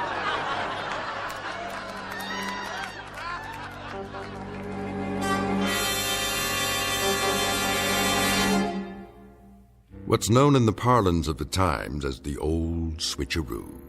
From boss to blockhead in a few easy lessons. And if you're given to nightclubbing on occasion, you might want to check out this particular act. It's called Willie and Jerry, and you'll find them booked into some of the better clubs along the great gray way known as the Twilight Zone.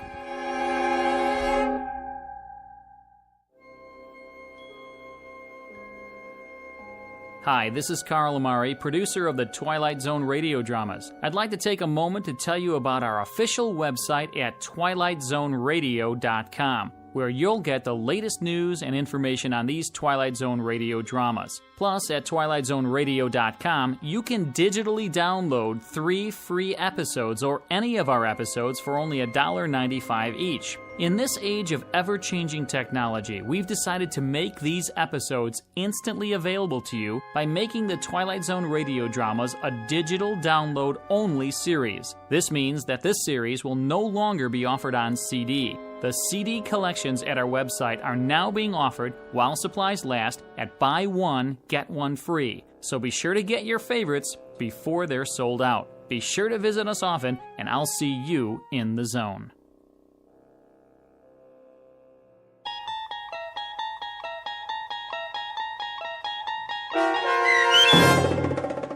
The Dummy, starring Bruno Kirby with Stacy Keach as your narrator, was adapted for radio by Dennis Etchison and based on a script by Rod Serling from a story by Lee Polk. Heard in the cast were Craig Wickman, Michelle Graff, Linda Ryder, Rich Komanek, Christian Stolte, Paul Patch, Roger Wolski, and Doug James. To learn more about the Twilight Zone radio dramas and to obtain audio cassettes and CDs of these programs, visit our website at twilightzoneradio.com. This copyrighted radio series is produced and directed by Carl Amari and Roger Wolski for Falcon Picture Group. Doug James speaking.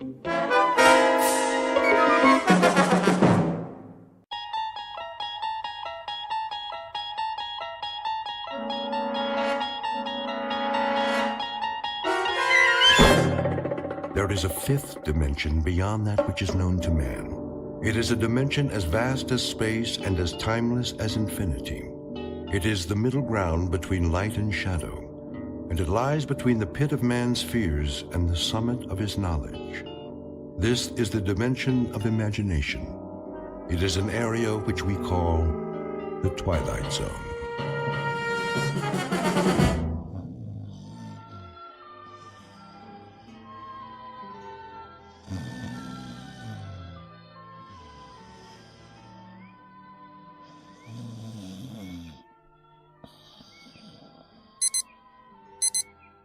Yeah.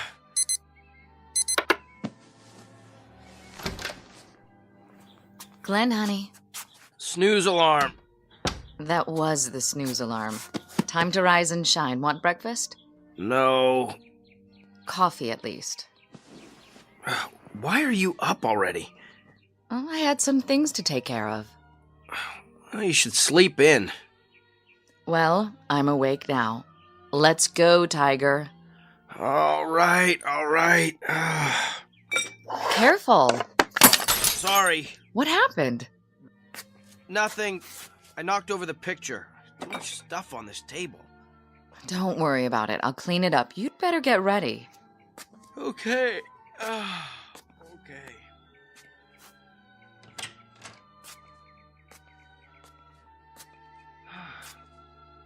Something wrong with the mirror?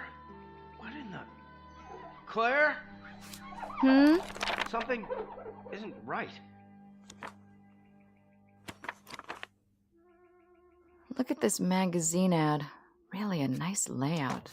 Who did it? Claire? Not McCloskey, that's for sure. Claire! I wonder if it was Wolfus or... Look at me! Look at me! Yeah? What do you see? Oh, Glenn, please. I asked you a question. Coffee's in the kitchen. Why don't you take your shower and... Who do you see? What kind of question is that? Am I supposed to see something? This isn't me! You're right. I knew it! It's somebody acting like an idiot. My face, Claire! Look at my face! Very nice. Now, don't forget to shave. You think it's nice? I just looked in the mirror and I've never seen this face before in my life!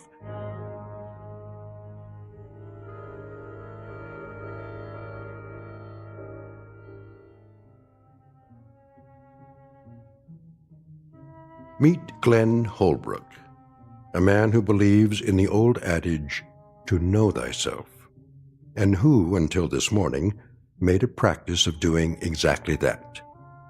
For most of his adult life, Mr. Holbrook has felt very much at home in his own skin.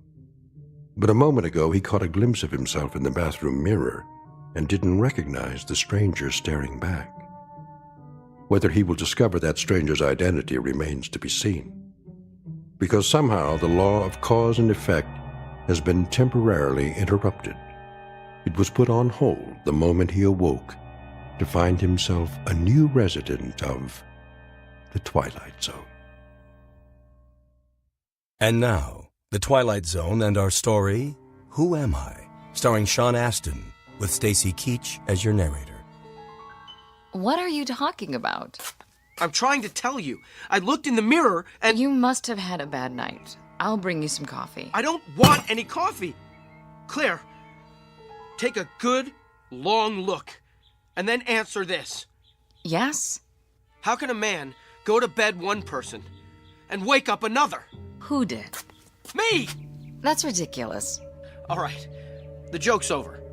Look at the person standing right here, in front of you. I'm looking.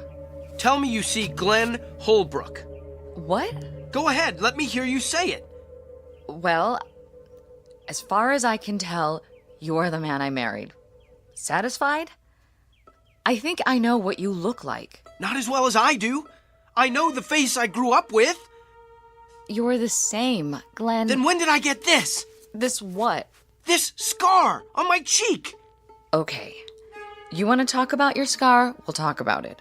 But it's no big deal, really. Since when? You used to think people were staring at you, then you finally got it. Got what?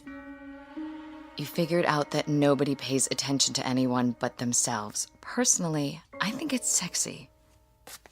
Claire, listen to me. I'm not crazy. I didn't say you were. I swear to you, I never saw this scar before. That's impossible. Why? Because you were still sensitive about it when I met you. It was years before you told me how it happened. And how did it happen? Oh, come on. Please, just tell me. You were a child. You and some other boys were playing war. Somebody threw a rock and it hit you in the cheek. It required 7 stitches. Your mother was hysterical. Isn't that right? No, it never happened. Not to me.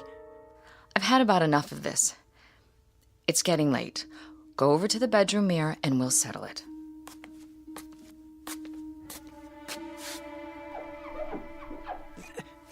These eyes are brown. My eyes are blue. Oh, come on. This face, this chin, the hairline, trust me, the man I am looking at is a total stranger. Please, Glenn, you're scaring me. Well, think of what it's doing to me. I had a face. Not great, but pretty decent looking, I thought. Wait, where's the picture? I'll prove it to you. Picture? The one I knocked over when I turned off the radio. I threw it away. When? Just now. I was only in the bathroom for a minute. I didn't want you to cut yourself. The glass was broken. I know the glass was broken, but where's the picture, the photograph of the both of us? In the trash. What? It was ruined. Don't worry, I'll have another print made. I want to see it. I put the trash bag in the hall. It's covered with coffee grounds and garbage by now. Did you look at it? I know that picture. It's you. Of course it's me. That's what I've been telling you. It has to be. It was taken on our honeymoon. You've hardly changed at all. Brown eyes, broad forehead, nice cheekbones, and that little scar. Oh, you can hardly see it. I don't have any scar. Glenn, I've had about enough of this. Yeah, so have I. I don't know what's happened to me. You had a bad dream or something. It'll pass. You'll see. Now, put it out of your mind. Get dressed and go to work before... Work? McCloskey will throw me out. I'm an imposter. No, he won't. You're you. I know that. And so will he and Harry and everybody else in the office. Inside, I'm me. But on the outside, who am I?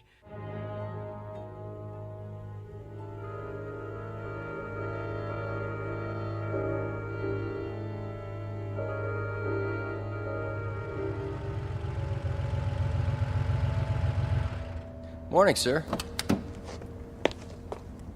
Good morning, Willard. I know. Park it away from the other vehicles. Don't worry, sir. I'll take real good care of her. No dings allowed in my lot. Willard, you recognize this car, right? Sure do. Been parking it for you. How long is it now? A couple of years. And you recognize me? I should by now.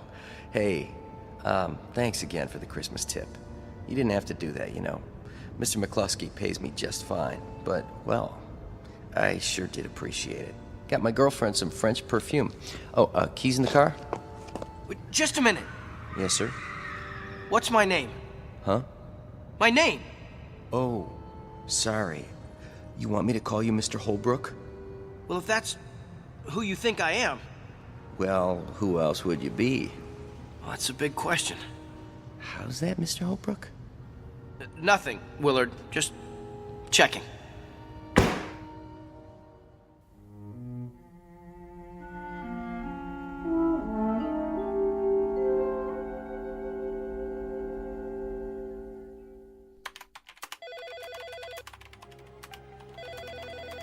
McCloskey Advertising, how may I direct your call? One moment, please. McCloskey Advertising, how may I... No, he's not in yet. Would you like his voicemail? Just a moment. Good morning, Mr. Holbrook. What did you say? I said good morning. Yeah, I thought that's what you said. You know me then? Of course, Mr. Holbrook. Is anything wrong? No. No, everything's just fine.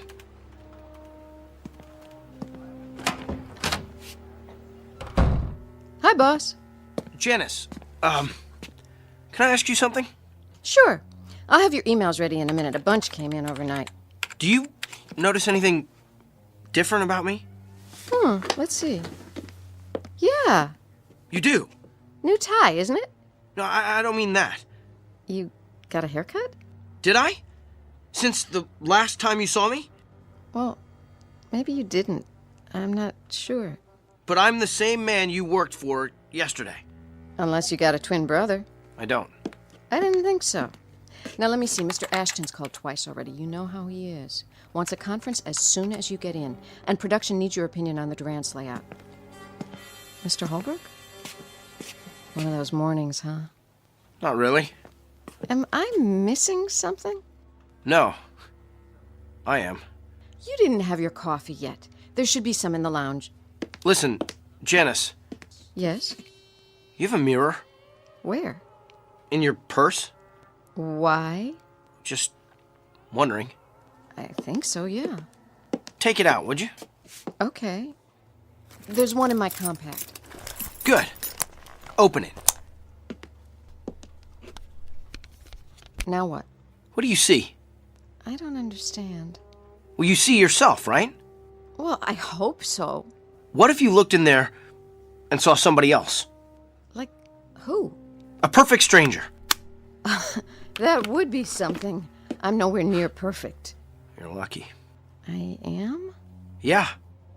You've got the face you were born with. So, Mr. Holbrook, which do you want? Mr. Ashton or production? Neither one. Pardon? Is Harry in his office? I think so. Tell him I'd like to see him. Right away.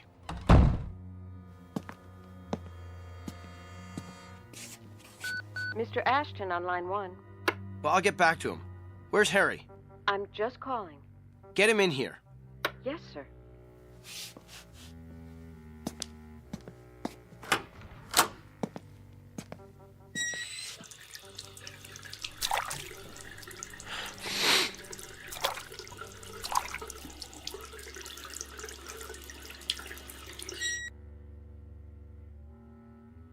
Well, what are you looking at? Nice scar there, buddy.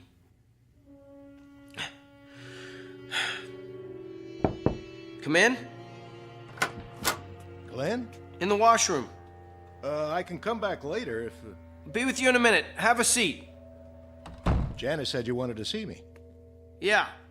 So what's up? Just a little reality check. What's that? Harry, how long have you worked here? Let's see. 3 years, isn't it? Would you say that we know each other pretty well? Sure do. Why? And do me a favor. No problem. You'll have to ask for your own raise, though. I don't even think McCluskey knows my first name. If you had to give a description of me, what would you say? To who? The cops? What'd you do? Just tell me. What you look like? Yes. Describe me. Is this some kind of test? No. Play along for a minute. Let's see. You're 5'9" or thereabouts, medium build. What about my face? Your face? What does it look like? I don't get it. I know you don't. Please, it's important. Oh, well, I don't know. Kind of a longer face, dark hair, what they call an aquiline nose, brown eyes. Say the eyes again? Well, they could be green, I guess. No, come to think of it, brown. You're sure? Hey, what's this all about? Do I have any identifying marks? Not that I know of. Never saw you in the gym, of course. No scars? Oh, yeah. I forgot about that. And where is it? You can hardly see it. Where? On your cheek, the last time I looked. Hey, you okay in there? You tell me. Looking good. Very corporate. So, do I pass? You get an A+, I'm sorry to say. What's wrong? If I told you, you wouldn't believe me. Thanks for coming by, Harry. That it? That's it. Well, I'd better be getting back. Hey, want to grab some lunch later? Why not? Okay, then. Be seeing you. Oh, Harry. Yeah? You still have that bottle of scotch in your office? From the Christmas party? I think so. You want a belt? I've got a client later. He might want one. Be my guest. I'll send it over. Thanks. Some ice, too? You bet.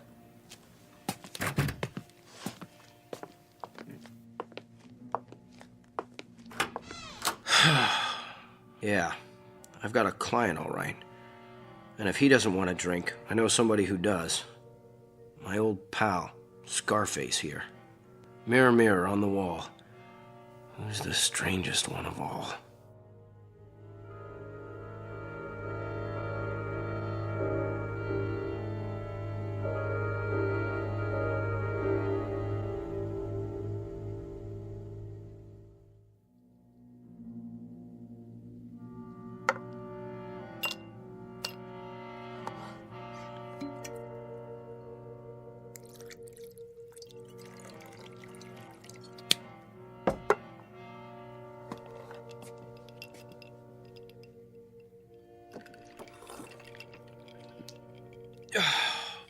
There.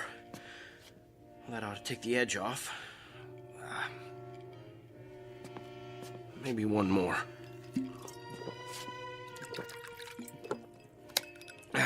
Now, let's have another look at that mirror. Eyes front and center. Here we go. 10, hut! Stop looking at me!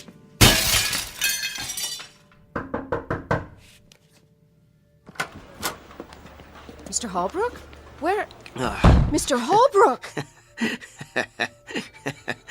There she is. Lucky Janice. The lady who knows herself. You've cut your hand. He never laid a glove on me. Give me a Band-Aid, would you, sweets? What happened? You're bleeding. He was here, Mr. McCluskey, just a little while ago.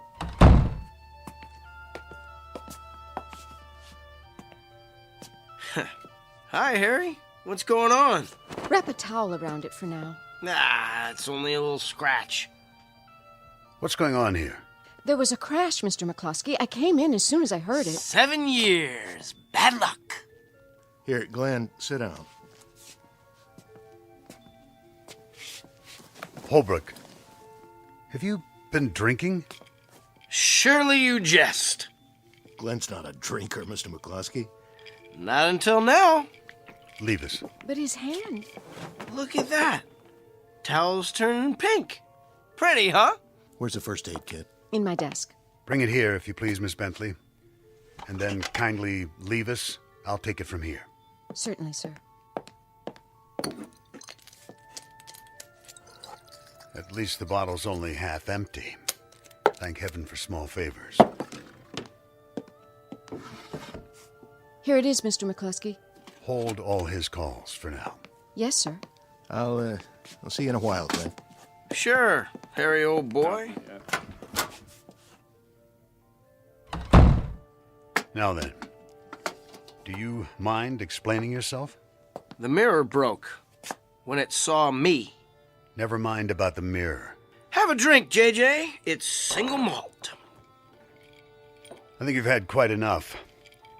You know, Ashton says you haven't talked to him all morning, and you've got Crawford sitting on his hands in production. Now, that means the whole campaign is delayed. I'll get a new mirror. Have to paint it black, though. I don't like what I see. Holbrook, you're a good man, but you've got to get a hold of yourself. Give me your hand. Too late to fix me. The damage is done. If I thought so, I wouldn't bother. Yeah, this is going to sting. What is it? Ow! You've been putting in a lot of hours at the agency. Pushing yourself too hard. Well, glad you brought it up, JJ. See, it wasn't really me. All this time I thought it was, but... Hold still. You don't have to do that. I know I don't. But I believe in the personal touch, especially for those who've stayed with me through thick and thin. You're wrapping up my hand like a mummy. Does that mean I'm already dead? I must be, because... Shh, quiet. You're in no condition to discuss anything. I want you to take the day off. What for? Make it the rest of the week. There, that ought to hold you. Just a superficial cut. Now, go home. Put some food in your stomach and sleep it off. Then we'll talk. You're not yourself. You don't think so either? Thanks, JJ. Thank you very much. Holbrook. Those are the first understanding words I've heard all day.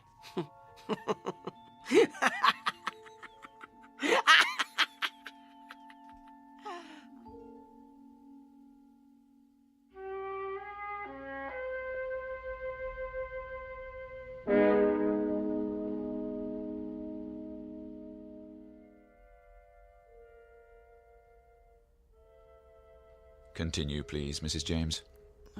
I'm not sure what you want me to say, Doctor. Anything that comes to mind. You still have a few minutes. Well, as I've told you, I have trouble sleeping, and every little thing seems to set me off. Perhaps that's it. It? The cause of your irritability. The domestic discord. Lack of sleep? Well, my physician did say I need more exercise. No, that's addressing the symptoms. But what is the root cause? Let's try a different tack. How do you feel toward your husband? It's not his fault. He works hard. I'm sure he does. But you said there's financial strain. Do you wish he had a better job? Oh, every woman wishes that. We marry them and they promise us the moon and we wait and we wait and... Yet some women are happily married, are they not? Well, all I can say is they must know something I don't. Perhaps they do. However, that's not the issue. You can't make him over, you know. Oh, sometimes I wish I could. You're angry at your husband for not making enough money. But you can't face that about yourself, so you sublimate it. The result, it comes out in little ways. You can't sleep, bicker endlessly. Yes? Your 2 o'clock is here. Thank you, Louise. I'm sorry, Mrs. James. Your hour is up. See you Tuesday. But what am I supposed to do until then? I see 2 choices. 1, go to a financial counselor, or 2, trade your husband in for a new model. Well, what's been your experience, Doctor? You're married, I take it. Alas not. Good day.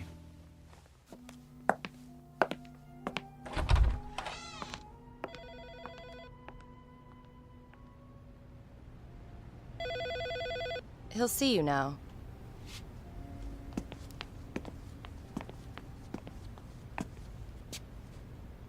Dr. Blackwood? How do you do, Mr. Holbrook? I really don't see any point to this. It was my employer's idea. Here's the file, Doctor. Why don't you sit down, Mr. Holbrook? And wait for it to all go away? Tried that. Didn't work. As you wish. Let's start with the facts. You believe you woke up a few days ago with... a face that wasn't yours. Don't tell me. It's all in my mind. You went to your office expecting that no one would recognize you, but they did. So you started drinking as a form of self-medication? And I smashed a mirror. Don't forget that. McCloskey never will. Mr. McCloskey is responsible for your being here. He thinks a lot of you. Why shouldn't he? I've given him 5 years of my life, and he has an option on the rest. I take it he considers you almost a son. Someone worth salvaging. I'm an investment. At least the old Glenn Holbrook was. Was he? Well, compared to this, yes. How would you like it if you had to wear this face for the rest of your life? The question is why it bothers you so. Won't you have a seat? I'm not lying down on the couch. Whatever you're comfortable with. Now, let's look at the situation. Doesn't it seem unlikely that you're the only person who finds your face unfamiliar? Well, that's putting it mildly. But is it the truth? I don't know what the truth is anymore. What does your wife say? She thinks everything's hunky-dory. So she would have to be in collusion with the others, part of a conspiracy. Why would she be? I don't know. You'd have to ask her. Is she happy with your job? I assume so. How about everyone else? I get along pretty well. McCloskey likes me. So she'd have to be doing it on her own. But unless she's got a motive, and the magical power to cloud men's minds or alter the fabric of reality, they're all seeing you as you are, and always were. Well, that would explain it, but... Now, if everyone sees you that way, then you're the only one who thinks you're any different. Isn't that right? I guess so. Ergo, the trouble is not with them, but with you. So it is all in my mind.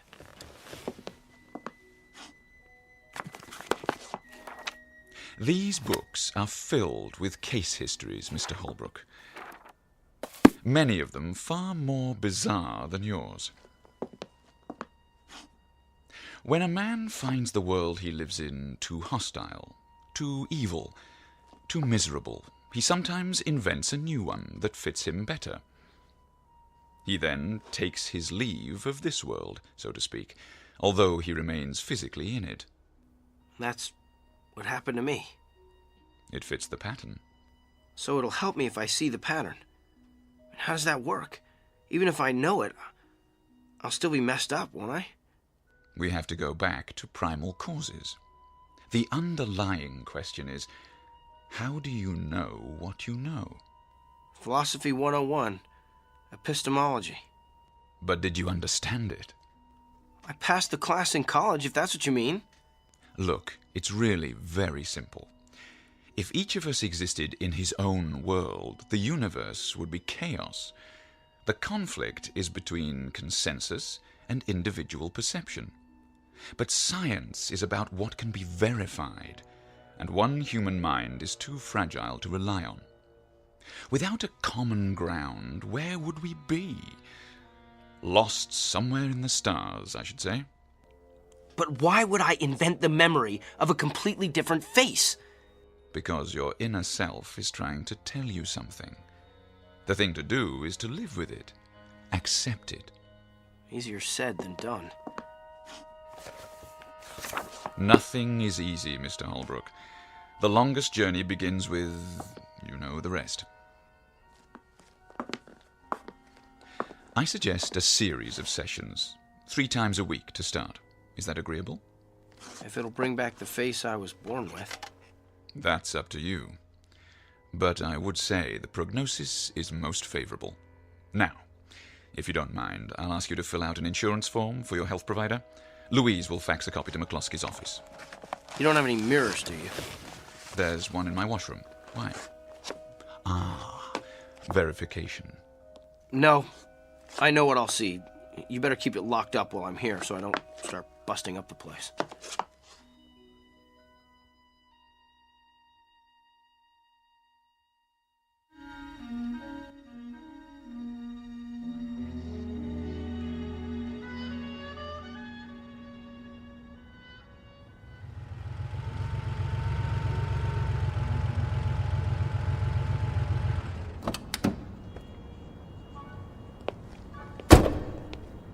Morning, sir.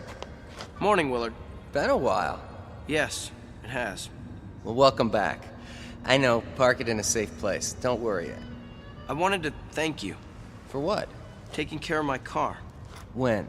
That day, last month, when I took a cab home, I left it here for how long, a week? Oh, don't worry about it. Mr. McCluskey said you were sick. I was, but I'm all right now. The key's in the ignition. Got it. Say, what's the long package?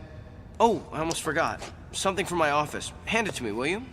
Sure thing. Thanks. Oh, and Willard? Yeah? You wouldn't know where I could borrow a hammer, would you?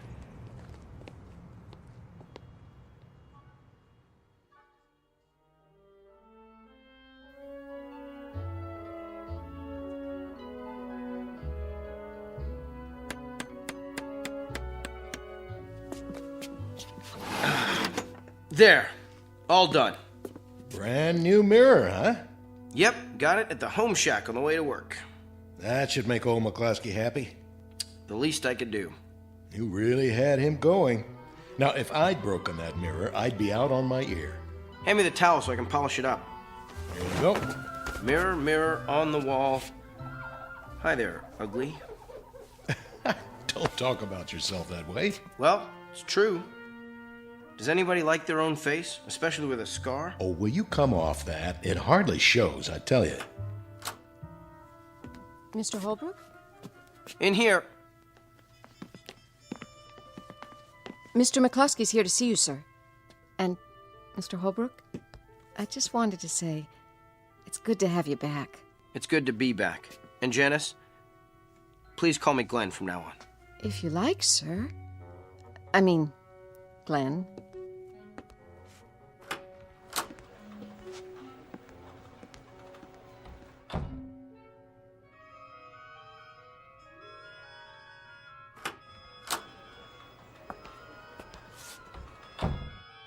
Good morning, sir. Morning, Shannon. Part of the welcoming committee? You bet. What have you done in there, Holbrook? A new medicine chest? You didn't have to do that. On the contrary, Mr. McCluskey, I'd like to make amends, and this is a start. Well, I'd better get back to work. See you at lunch, Harry. And remember, I'm buying this time. Sure, Glenn.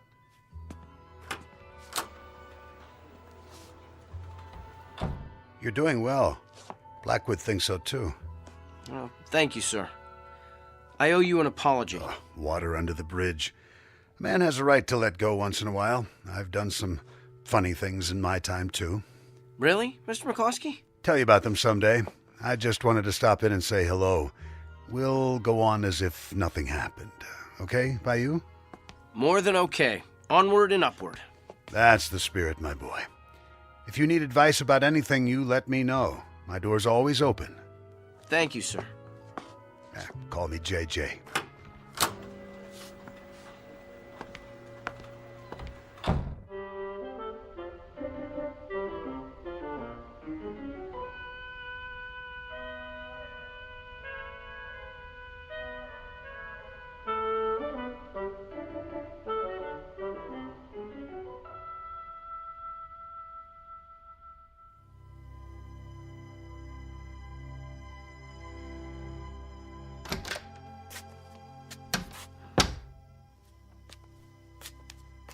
Ready to turn in? Soon as I finish with my hair. Everything's locked up. I'll set the clock. Am I forgetting anything? My, aren't we full of energy tonight? You don't know the half of it. That's a good start. Smell that air. Reminds me of our honeymoon. It does? Makes a man happy to be alive. I'm glad you feel that way. For a while there. That's all over. I've joined the human race again. You don't know what a relief that is. Time to do my exercises. 1, 2, 3, 4. But tell me honestly, Glenn. You don't still think that... I don't think anything. I mean that business about your face. I'm still not sure if it's mine. Glenn. But so what? There are more important things in heaven and earth. I've still got you and a job. I guess I'll just have to live with it. Is that what the psychiatrist said? Yeah, and it took. And looking at Blackwood, I thought, oh, it could have been worse. What if I woke up with his face or JJ's? How would you like that? I like you the way you are. Even if McCloskey thinks you've hit the glass ceiling. What do you mean? He's about to give me a promotion. Oh, what if he does? You're not going anywhere with that agency. The handwriting's on the wall. They're on the way down. Well, all I can say is they better not be. Kind of late for me to change horses. It's never too late. Well, if I go somewhere else, I'd have to start from scratch. Oh, I don't know. There's always room for a fresh young face. What kind of face? Take a look in the mirror. I'm looking. I'm a lot of things, Claire, but young isn't one of them. You know, when I first saw this new mug, I thought it was ugly. But that's because it was so different. Now, I've decided it's not such a bad old face after all. That's what I thought. I mean, I've always thought that. I think I'll keep it. The scar gives me a certain air of distinction, wouldn't you say? Sexy is the word I was thinking of. Not strange? Not to me. Good. How's it feel? I'd say that's a very good start. Come to bed. Be right there. I just have something to do first.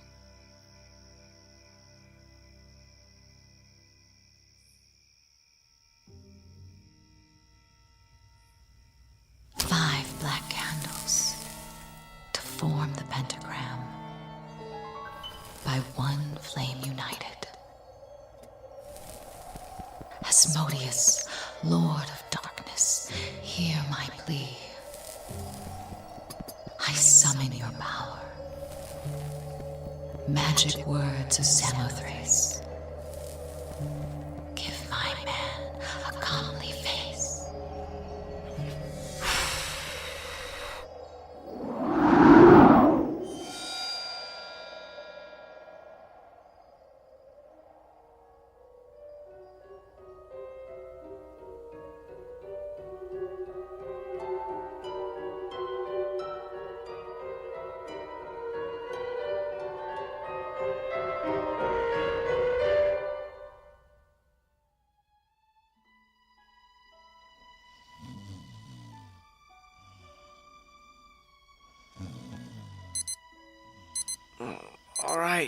right.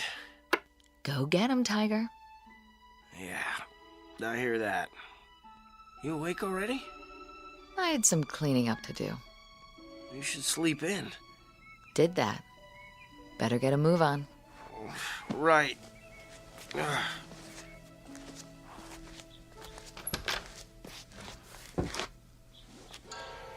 What in the... Claire? Claire! What? Look at me! Look! Why? Please, just do it. I'm reading. Where's my scar? What scar? The one on my face. You've never had a scar. I did yesterday. Did you have a bad night again? A bad night? What are you talking about, Claire? Look! This isn't me! Of course it is. And quite handsome, I must say. Just like one of the male models in this magazine. Where? What is going on? Relax, Glenn. Go with the flow. You'll see. We'll both feel better. After you have your morning coffee.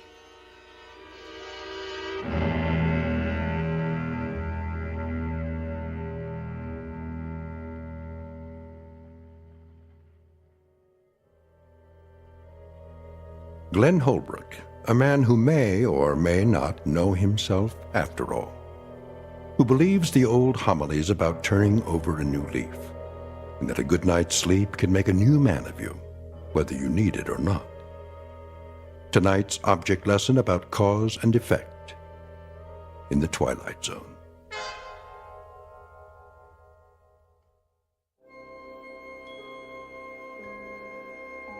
Hi, this is Carl Amari, producer of the Twilight Zone radio dramas. I'd like to take a moment to tell you about our official website at twilightzoneradio.com, where you'll get the latest news and information on these Twilight Zone radio dramas. Plus, at twilightzoneradio.com, you can digitally download 3 free episodes or any of our episodes for only $1.95 each. In this age of ever-changing technology, we've decided to make these episodes instantly available to you by making the Twilight Zone radio dramas a digital download-only series. This means that this series will no longer be offered on CD. The CD collections at our website are now being offered while supplies last at buy one, get one free. So be sure to get your favorites before they're sold out. Be sure to visit us often, and I'll see you in the zone.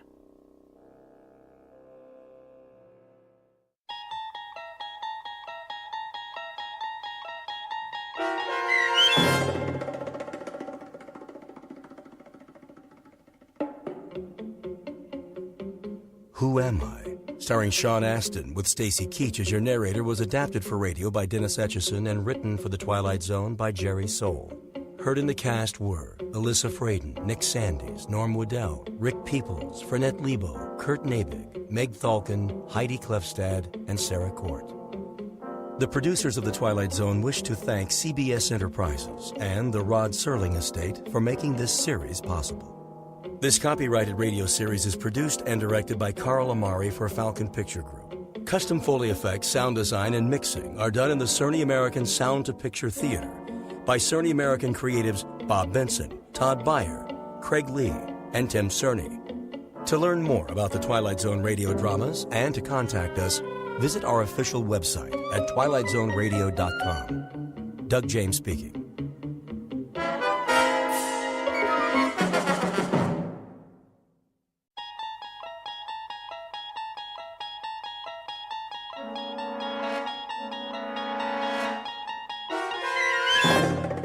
You unlock this door with the key of imagination. Beyond it is another dimension, a dimension of sound, a dimension of sight, a dimension of mind. You're moving into a land of both shadow and substance, of things and ideas. You've just crossed over into the Twilight Zone. 3 inches. Tonight's low near 15. Scattered snow squall activity tomorrow with a high of 34. With the wind out of the north at 19 miles. We're almost there. Where exactly is there? Jerry, it's freezing out there. I mean, you gonna tell me what this is all about, or is this some kind of surprise party? It should be no surprise to you, Brett. But what I'm about to show you, you can't tell anyone about. And I mean anyone.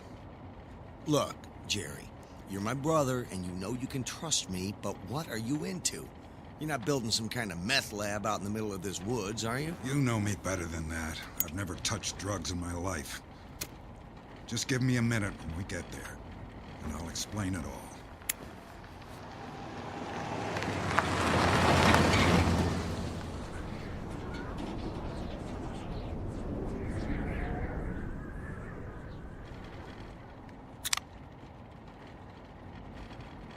You got permission to be on this property? It's kind of remote. I don't need permission. I own it. You own it? When did you buy this? And why? It's just wasteland. There's a group of us. Friends. Some guys I met. We all pitched in. We've been working out here on a project for about a year now. The project? A compound. It's underground. It's a place to be safe. And we're almost done. That's why I wanted to show you. I talked to the group, and we agreed that we could bring some family and friends into the fold. What, did you join some kind of cult or something? I got news for you, man. I ain't joining no cult. In fact, all I'm thinking now is how do I talk you out of it? It's not a cult, although we do have some common beliefs.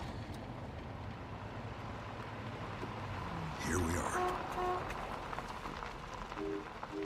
Try to be nice. We've all been a bit suspicious anytime someone new shows up. That's not a happy-looking bunch, man. They look cold and miserable. How nice am I supposed to be? Just let me do the introductions.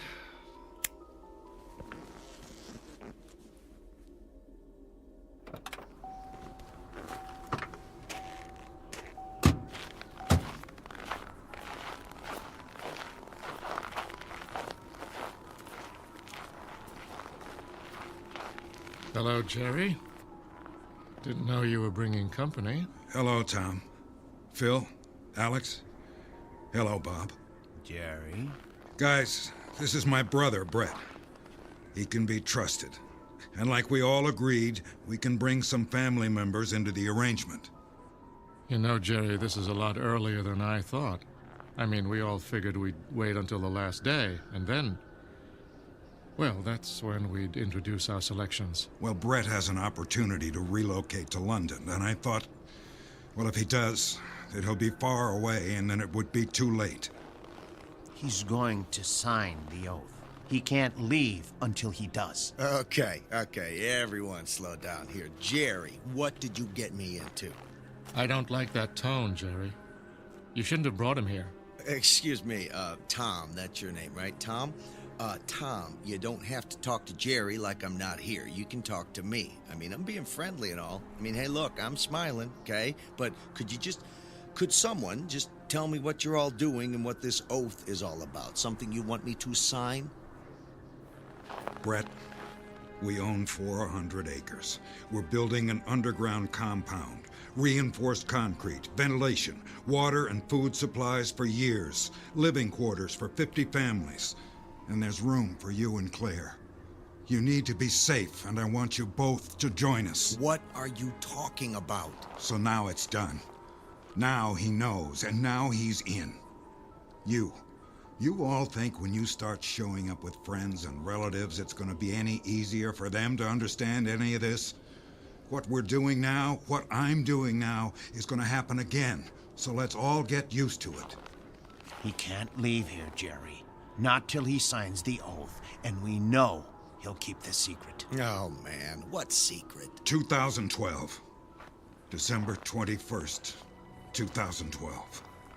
Jerry, you are going too far. They are all scientists, physicists, astronomers, researchers.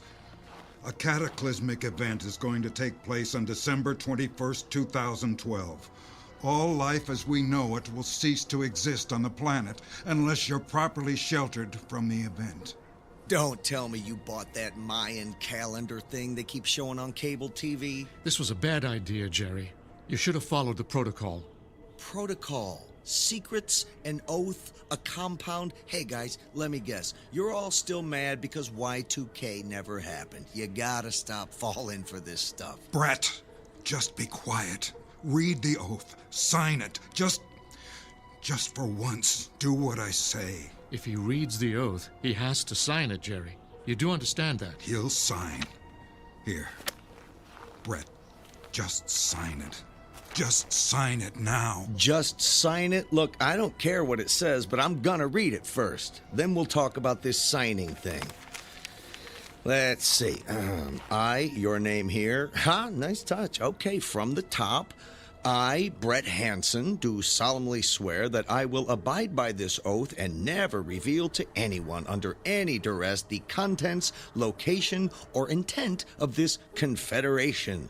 I agree that I will maintain humanity under 500 million people in perpetual balance with nature, guide reproduction wisely, improving fitness and diversity, unite humanity with a living new language, rule passion, faith, tradition, and all things with tempered reason, protect people and nations with fair laws and just courts, let all nations rule internally, resolving external disputes in a world court, avoid petty laws and useless officials, balance personal rights with social duties,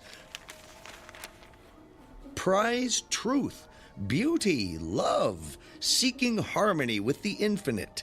Be not a cancer on the earth. Leave room for nature. Leave room for nature. Very nice. Not the best lyrics and probably hard to dance to. You know something, guys? I think you're all nuts.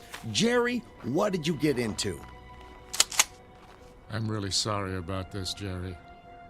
You really shouldn't have brought him here. Jerry, what the hell did you get into?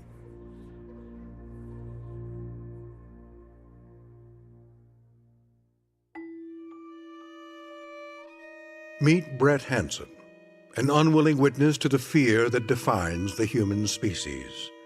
A skeptic with an attitude in a world on the brink of apocalypse. It's a prediction about to come true in a place where prophecy has a zip code.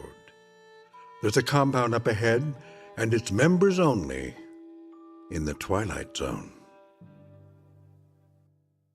And now, The Twilight Zone and our story, 2012. Starring Christian Stolte, with Stacy Keach as your narrator.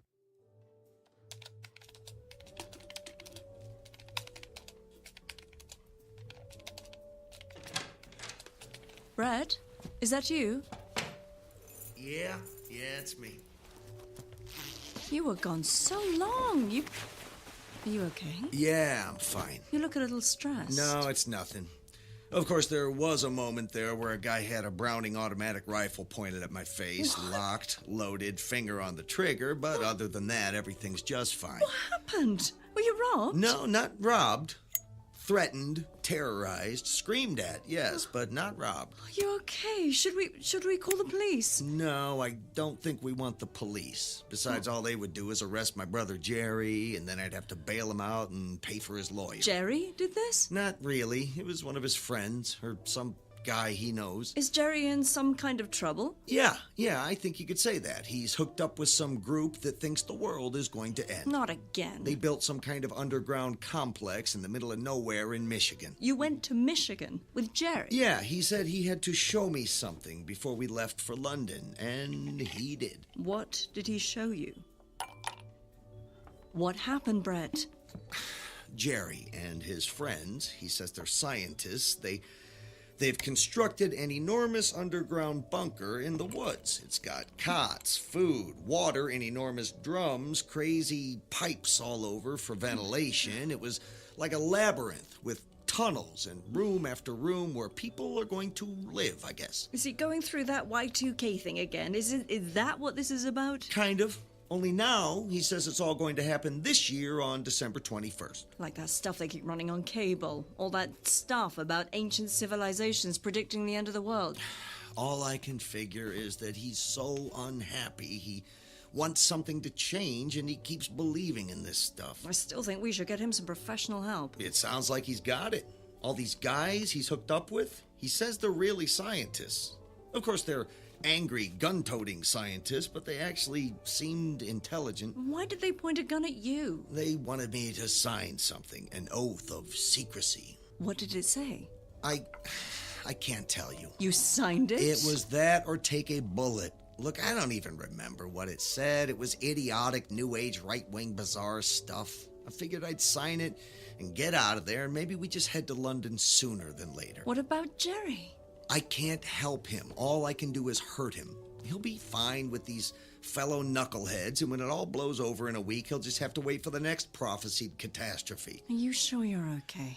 Now I am. I tell you, though, let's pack it up and get to London. We'll come back in the spring, and I'll check up on Jerry, and hopefully the next predicted disaster isn't in our lifetime. Sounds like a plan. I'm going to the post office. I have to figure out how to get our mail forwarded to an international address. Are you sure you're okay? I'm fine. And yeah, I hadn't thought of that. Let me call around and see how soon we can get to London. You take it easy. I'll be right back. All right, honey.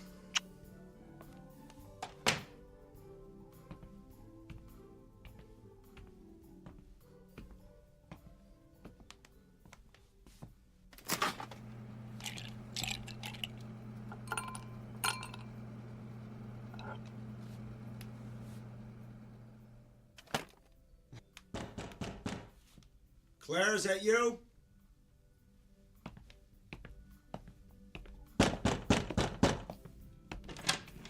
Oh. Can I help you guys? Are you Brett Hansen? Who are you? I'm Special Agent Samuels with the National Security Agency. Are you Brett Hansen? Yeah. What's this all about? Can we come in? Yeah, I guess. Thank you for your cooperation, Mr. Hansen. What kind of cooperation are you looking for? I don't even know why you're here, and... oh, okay, of course, just let yourselves in. Please, Mr. Hansen, have a seat. Oh, yes, why, thank you. Thank you for inviting me to sit down at my own kitchen table. We know that you were in the company of your brother today and had contact with his associates. Are you following him? It has come to our attention that you have signed a document. Look, that was at gunpoint. If I didn't sign that thing, we might not be having this conversation. It seems you have failed to abide by the oath. What?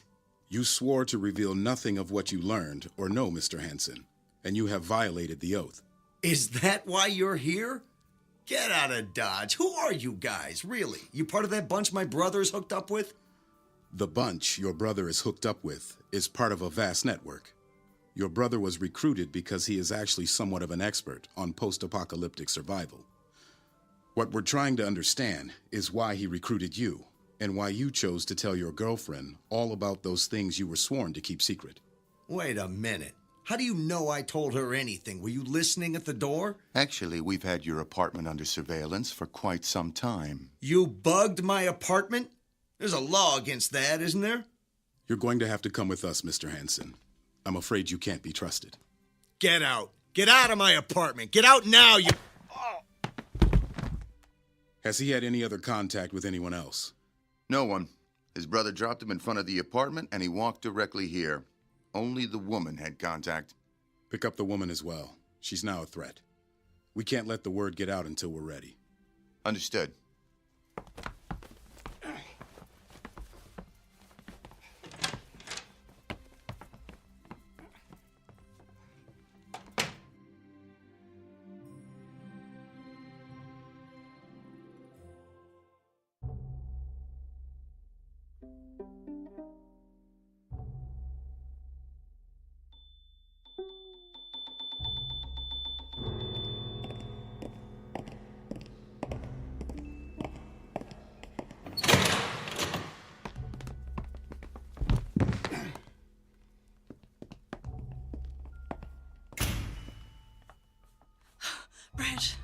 Brett, wake up.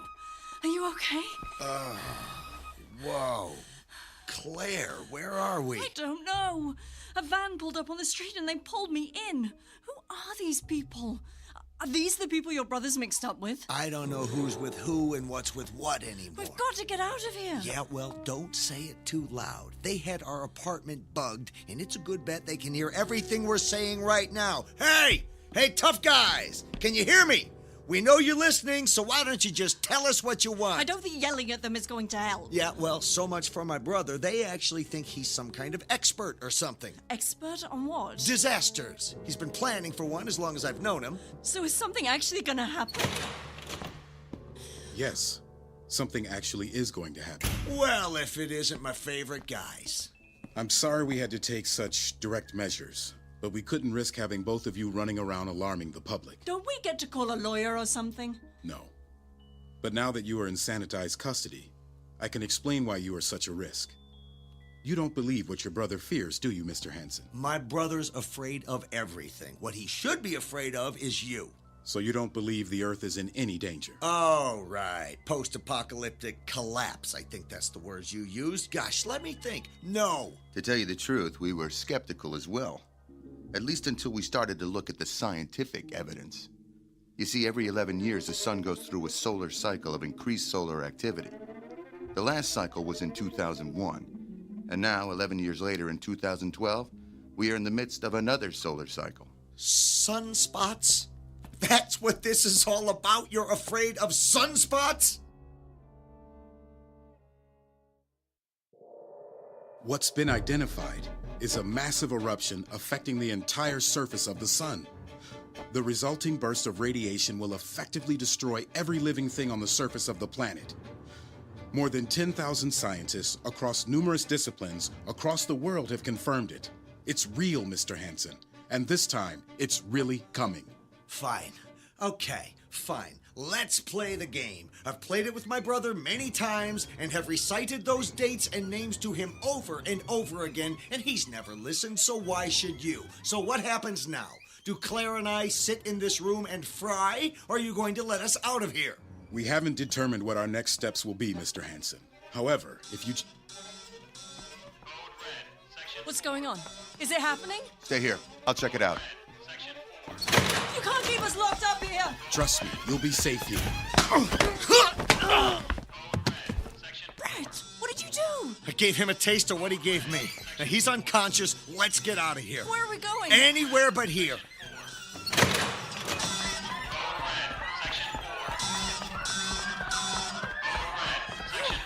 Who are all these people? I don't know, but they look a lot like us, scared and not sure where to go.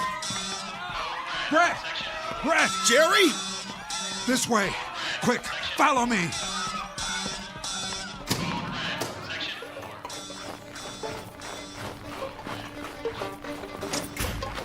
Jerry! Jerry, stop just a minute! Jerry, where did you come from? They told me they had you. I had to come find you. We shouldn't wait here. Come on, follow me. Jerry, he told us. That agent told us. It's really true? They really know something's gonna happen? It's true. I even had doubts. After Y2K was a bust, I started to think I was a sucker. That's when I got a phone call from a government group that said they wanted me to join a think tank. Said they wanted experts on the subject of survival without civilization. I figured, why not? All that stuff I learned was finally good for something. It was fun at first. You just talked about stuff.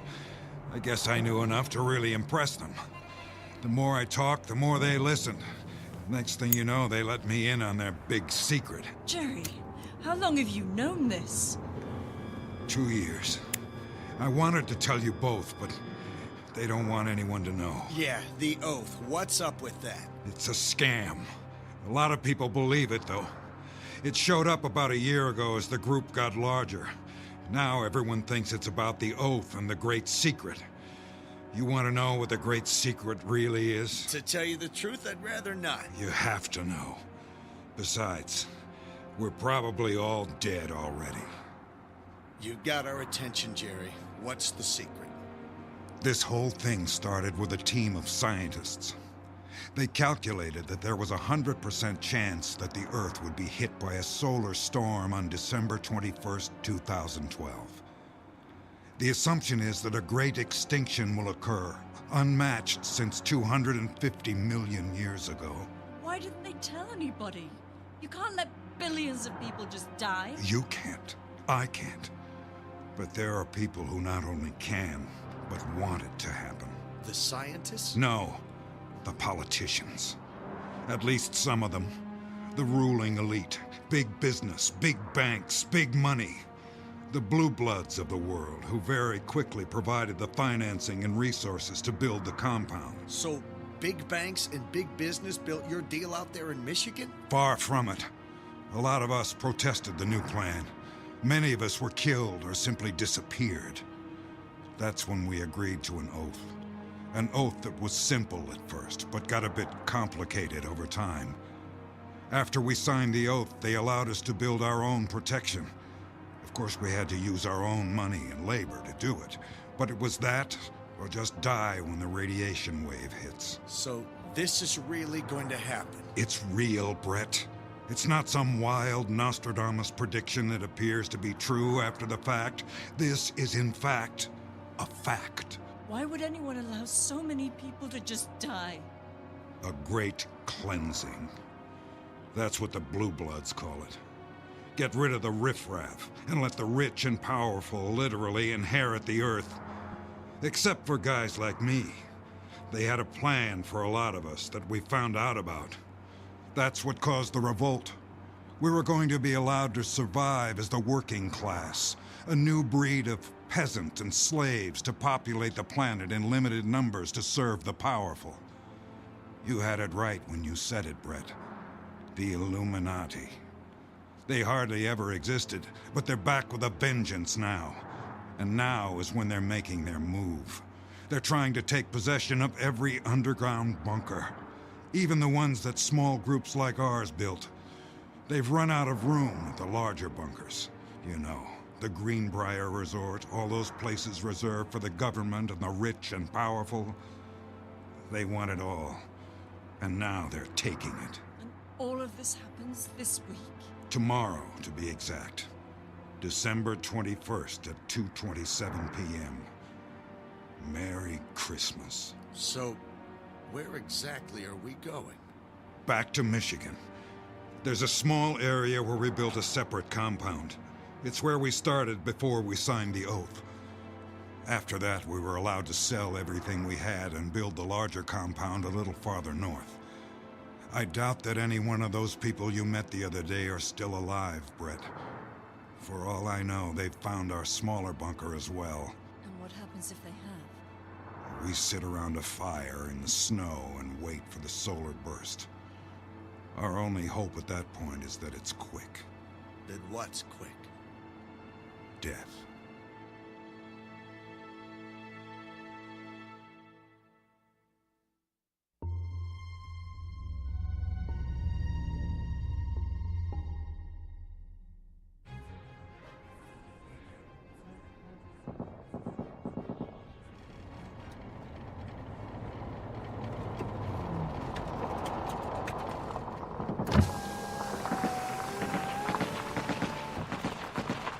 A lot of shooting.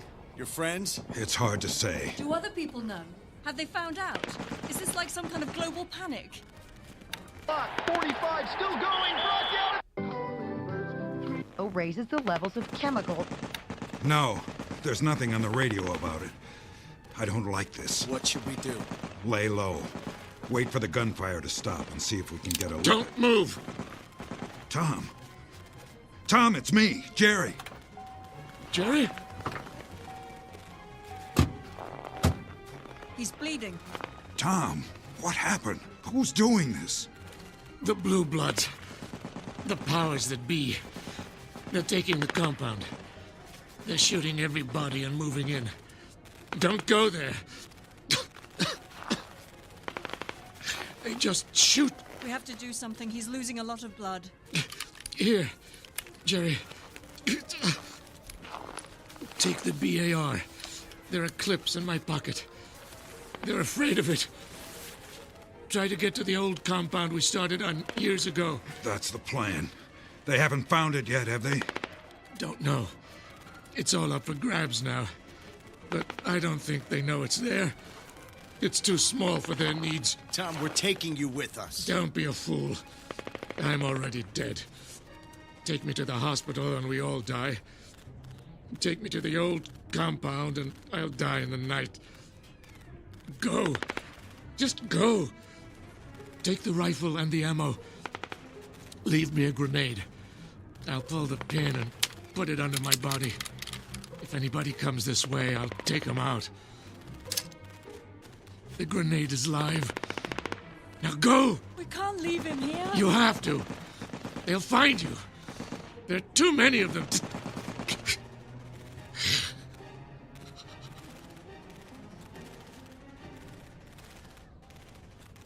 He was a good man. PhD in astrophysics. He was one of the first to identify the event. Come on. We can't just leave him here. Shouldn't we bury him? It doesn't matter anymore. Within the hour, everything on the surface of the planet will be turned to dust. Besides, he's laying on a live grenade. Now!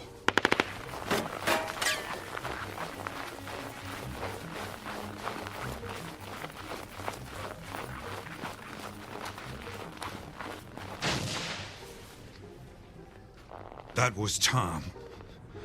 Let's go. The old compound is close.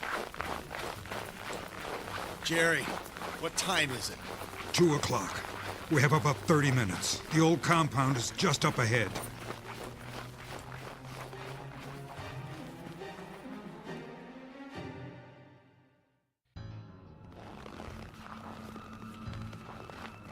Oh no. This isn't it, is it? Unfortunately, yes, it is. How do we get in? We don't. They've collapsed the structure, filled it up. Is there another way in? No. It was never that big. Just a big, deep concrete box in the ground. What about the bigger shelter, the one where I first met up with you? It's all a question of how you want to die, Brett. Up here on the surface, or in a hail of bullets back where Tom got shot up. Has to be something we can do. Jerry, is this it? Couldn't we find something else? A basement in a building, a concrete parking garage? It wouldn't help. Besides, the closest town is a half-day away. We have to try. We have to do something. I don't care if I get shot. We can't just sit here. We couldn't die in a gunfight if we wanted to. They're probably already locked up inside. This is it. There's nowhere left to go. There's nothing we can do.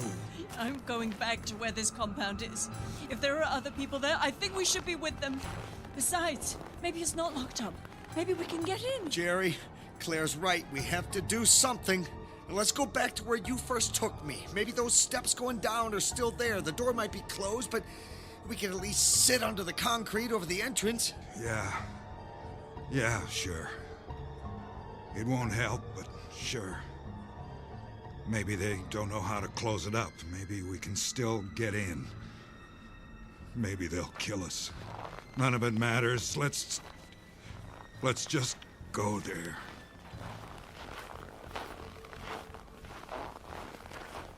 I still can't believe this is happening. Some of us wanted to tell people. But the panic would have been too much.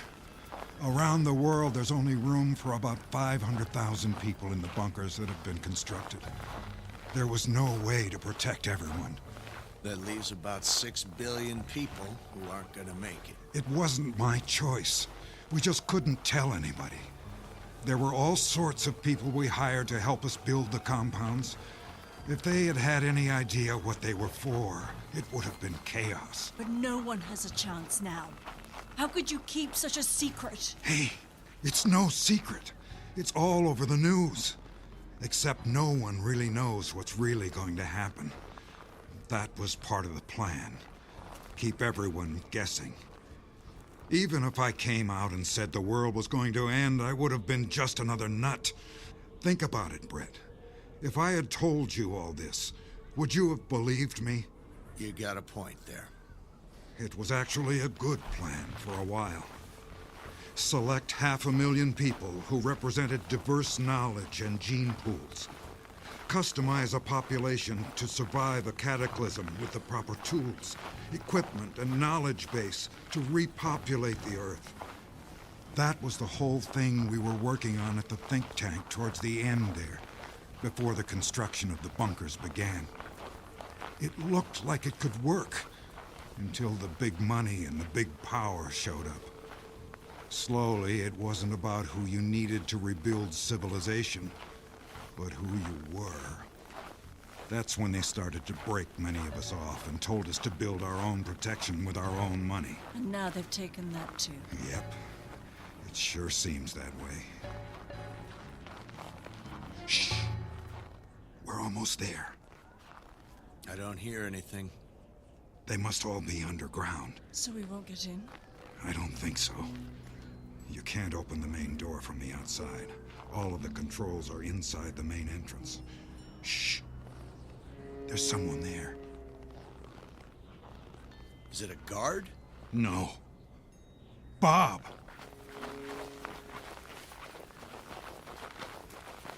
Bob, it's Jerry. Don't shoot. Jerry. Jerry. Is Tom with you? Tom's dead. We found him in the woods. Have they secured the door? Yeah, we're locked out. They let you keep your instruments? They don't know how to use them. They don't know what they're for. They just scrambled down into the bunkers and closed the door. I came out of the woods and turned it all on a couple minutes ago. How much time do we have? Looks like about 3 minutes. Huh. This is my brother, Brett, and his girlfriend, Claire.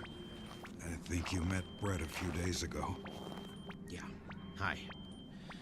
Sorry about that. I guess now you know what all the fuss is about.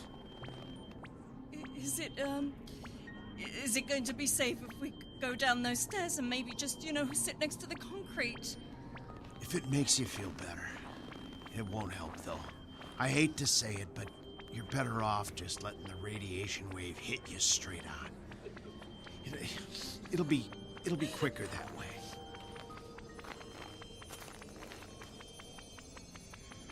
How much time, Bob? About 30 seconds. I'm gonna lay down on the ground. I think it'll be faster that way. It's okay, baby. I got you. Jerry, thank you. You're a good brother. You too, Brett. Sorry it didn't work out.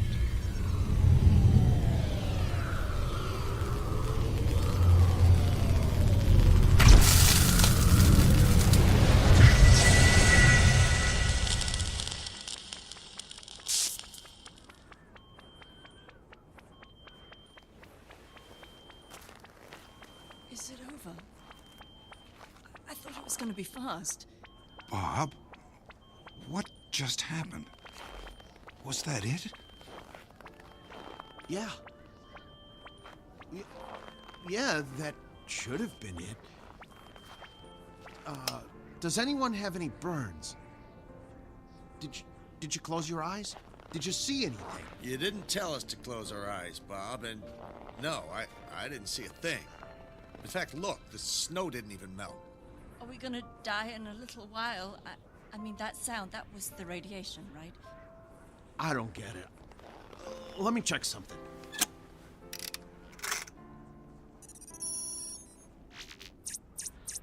Is there another burst coming?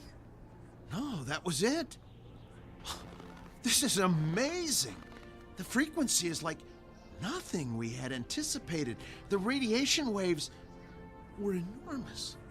They measured at least 6 feet from crest to crest. Is that bad? No, it's amazingly good. It means we endured no more radiation than you would be exposed to standing next to a microwave oven for a few seconds. So it's not the end of the world as we know it. Not today.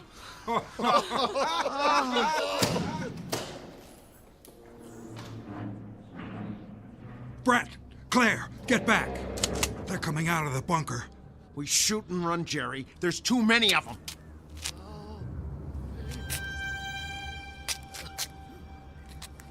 Oh my God. What is that? It's a man. Or was a man. What happened to him? Oh. Don't shoot. He's dead. What's that smell coming out of there? Charred flesh.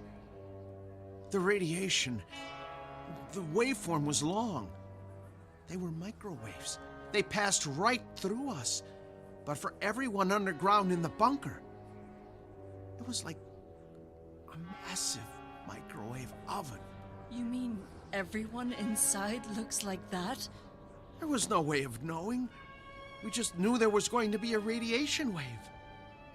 We never guessed. It would have been a microwave. So, they're all dead? All over the world? The kings, the queens, the ruling elite, the presidents and politicians? Who's gonna run the governments and the countries, the banks, the financial systems? That's up to us, I guess. Government of the people and by the people. You think that'll work? It's worth a try. Who knows? Maybe we'll get it right this time.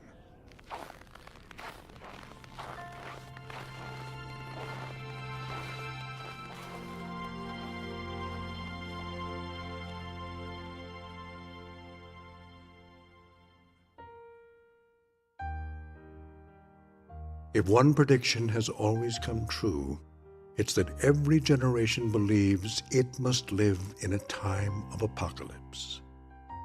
Yet, in our curious desire to pursue our own demise, we have to confront the simple fact that what we fear the most is rarely defined by the truth. Unless, of course, you read between the lines of the prophecies, sign the oath, and descend into that bunker of unintended consequences known as the Twilight Zone.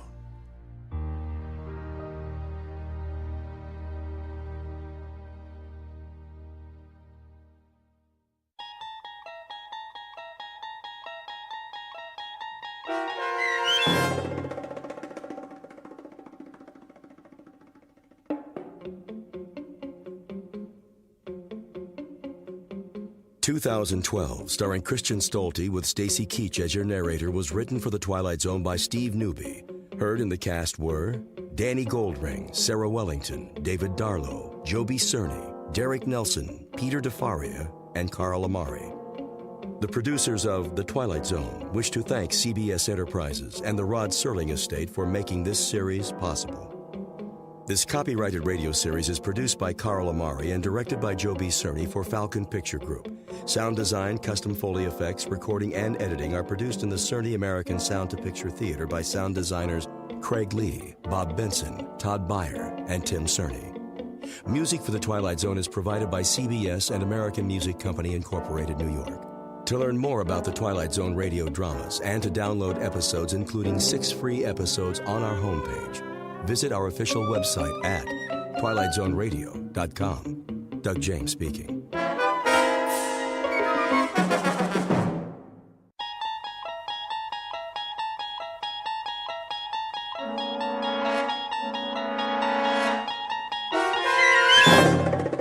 There is a fifth dimension beyond that which is known to man.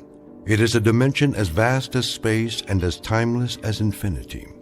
It is the middle ground between light and shadow, and it lies between the pit of man's fears and the summit of his knowledge. This is the dimension of imagination. It is an area which we call the Twilight Zone.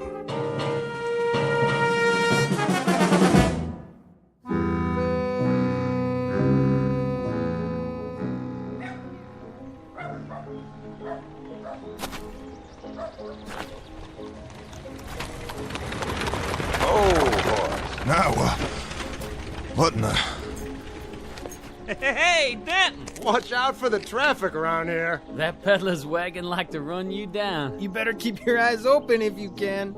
I'll try. Where you going, Denton? No place. That right. Let's see, to get yourself a haircut. Just let me pass. Or a shave, maybe. Yeah, that'd be a good idea, wouldn't it, boys? Please. Or a bath. Yeah, that's it. And some clothes that don't stink.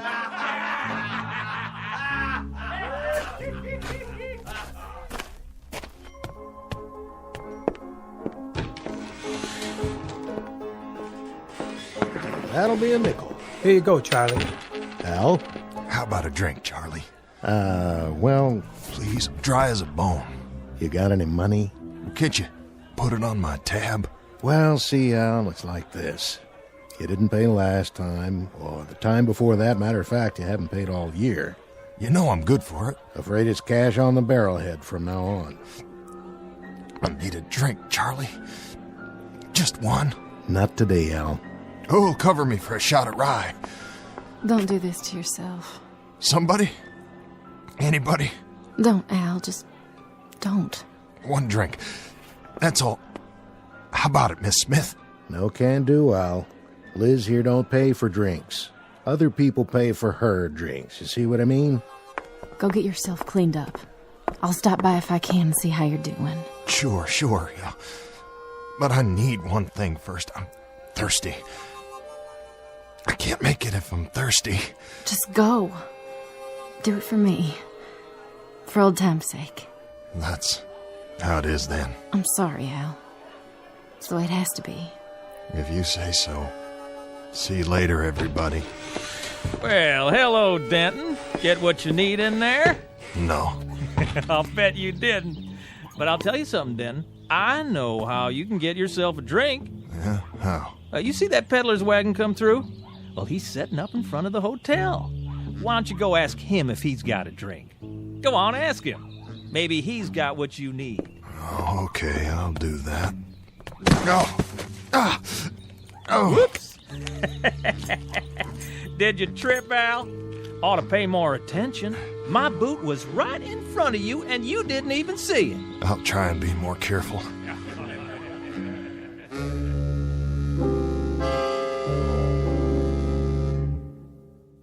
Portrait of a town drunk named Al Denton. This is a man who's begun his dying early, a long, agonizing route through a maze of bottles. What he really seeks is not another drink, but a fresh start. Al Denton would probably give an arm or a leg or a part of his soul to have that. The question is, where does a man turn when the last of his luck finally runs out? In a moment, Mr. Denton will make the acquaintance of a newcomer who just might be willing to help, along with the third principal character in our story. Its name, Colt. Its caliber, .45. Mr. Denton hasn't met either one yet, but when he does, he'll find that their true function is to give him what he needs more than anything else: a second chance. And now, The Twilight Zone and our story, Mr. Denton on Doomsday, starring Adam Baldwin with Stacy Keach as your narrator. Hey, Al, I just thought of something. You want a drink so bad? Well, guess what? I got me a bottle here, and it's still half full. Be ashamed to let it go to waste. So why don't you use some to take a bath? That sting, Al? I'll bet it does. Come on, open your mouth. Somebody get him a bar of soap. You want some more? Yes, sir. Well, first, let's see some appreciation. Let's see you pay for the drink in your own special way. A little song, Al. How about it? Song? You know the one I mean. How dry I am. How dry I am. How dry I am. Pretty good, Al. Here you go. Open wide and wet your whistle. Charlie, can't you break that up? I don't like it any more than you do. The misery they give that guy. Well, what else can they do for a good time? We ain't never had a circus come through here. Please, Charlie. You want the rest of it, Al? Here you go, take the whole bottle. Oh, it's all broke now. Come on inside, Dan. Let's get a fresh one.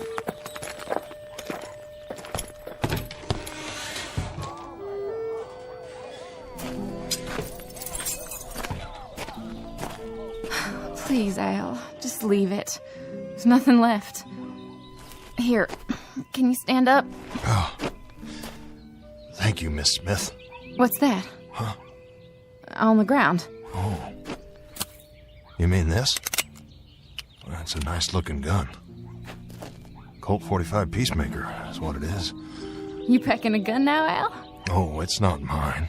Well, whose is it? I don't know. Somebody must have dropped it in the street. You weren't so bad with a gun in your day, were you, Al? Well, that was a long time ago, Miss Smith. A very long time ago. Well, you know something? This is the first time... The very first time I've held a gun since... well, I can't remember how long it's been. Too many bottles, Al. Yeah. Way too many.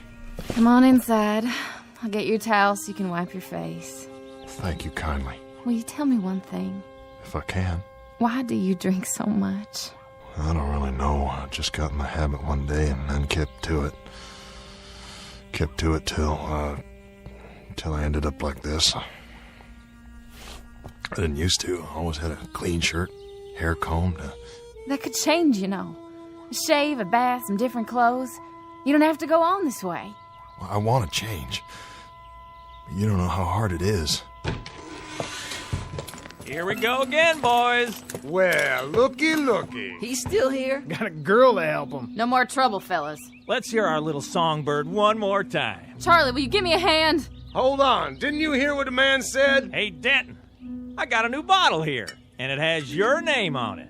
Only first, I want to hear 3 more choruses of How Dry I Am. Let's have it. No, Al. But if I do, he'll give me a drink, Miss Smith. The devil with him. I'll give you a drink. You won't have to do this for it. How dry... how dry I... Al. Al. All right, Rummy. Now you can come in and get your drink. Tell Charlie to set one up. You've been a good boy. Thank you. Wait a minute, Denton. Huh? Hey, gunfighter. What do you... Where'd you get the gun? Oh, you mean this? I found it. I found it over there in the street. That a fact? Maybe it fell off the peddler's wagon. Looks good in his hand, don't it? Yeah, like it fits. Been a while since you used one of those, hasn't it, Rummy? Well, yes. Speak up, Rummy. I can hardly hear you. Been quite a while, hasn't it? Quite a while. What say? A long time. Maybe you'd like to try it out. Maybe you think you could even outdraw me. That'll be the day. Sure will. No. No what? No, I don't know how to use it anymore. But the time was you did. Let's see you try. I told you I wouldn't know how. Stop it. Come on. You and me, Denton, will draw. Whenever you're ready. That's enough, Dan. It's not funny anymore. Out of the way, miss. The gunfighter and me. We're gonna have a little showdown. Charlie, where are you? Come on, Gunner, right here. Let's pull. I'll give you first chance. How about it? Dan, stop this! Come on, boys. She's right. This ain't a joke. Go back to the bar, Charlie. Can't you see we got private business out here? Listen, Dan, I put up with a lot from you boys, but... Here, I'll give you a break, Rummy. I'll do it left-handed. What do you think of that? I'm telling you to break it up. Now, we both got our guns in our hands, okay? Nice and easy. That fair enough for you? Miss Smith, Charlie, tell him... please tell him... Ow! I'm bleeding! You see that? He shot the gun right out of his hand. I don't believe it. Al, are you all right? Oh, Miss Smith, please tell him it was an accident, will you? I don't want any trouble. No trouble here anymore. No trouble at all. Now, please, mister. What? Listen, I didn't mean for it to go off. Must be a hair trigger. I just wanted you to know that.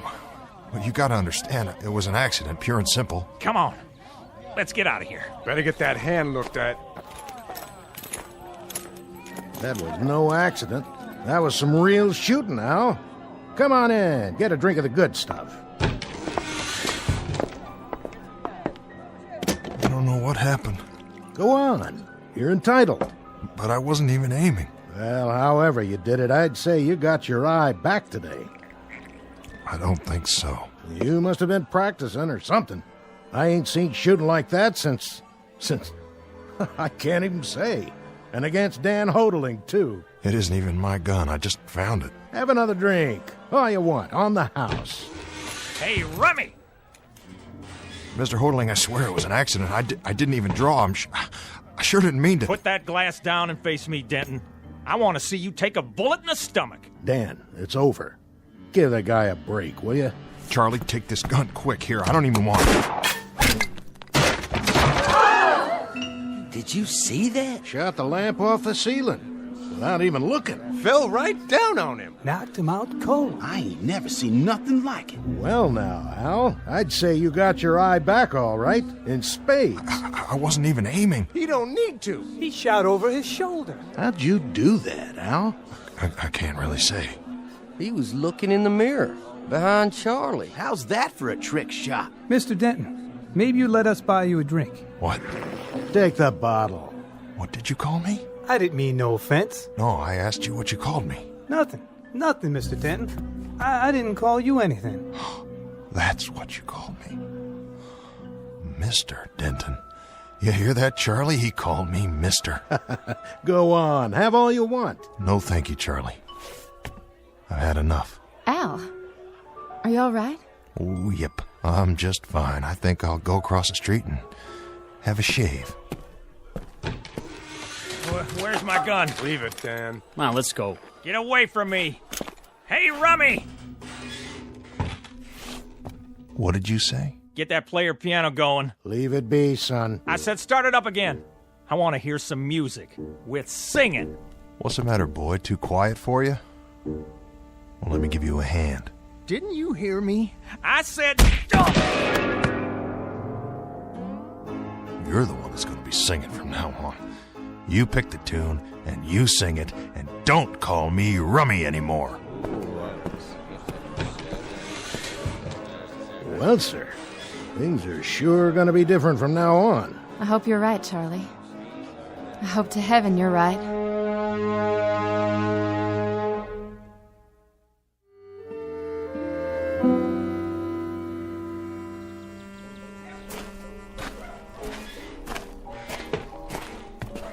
Al! Oh, hello, Liz. I just wanted to tell you, I think things are going to be all right from now on. I believe that. What things? Don't you understand? You don't have to worry about bullies like that anymore. I heard what Charlie said. Charlie? You're as good with a gun now as you ever were. Well, that's what he says. I remember too, Al. And I think he's right. Oh, I was good. I was real good. I was so good that once a day somebody would ride into town and make me prove it. And every morning I'd start my drinking a few minutes earlier. Until one morning, the guy who asked me to prove it turned out to be 16 years old. I left him lying there on his face right in front of the saloon. I left him bleeding to death with my bullets in him, and he was 16 years old. It doesn't have to be that way. Oh, doesn't it? No, I've seen it before. It's gonna start all over again. Every fast and fancy man who owns a gun will come riding down this street. But you know something? This time it will be different. Afterwards, it'll be me lying there face down, bleeding to death. Oh, Al. I think I'll go in and get a shave now. I'd like to look proper on the day I die.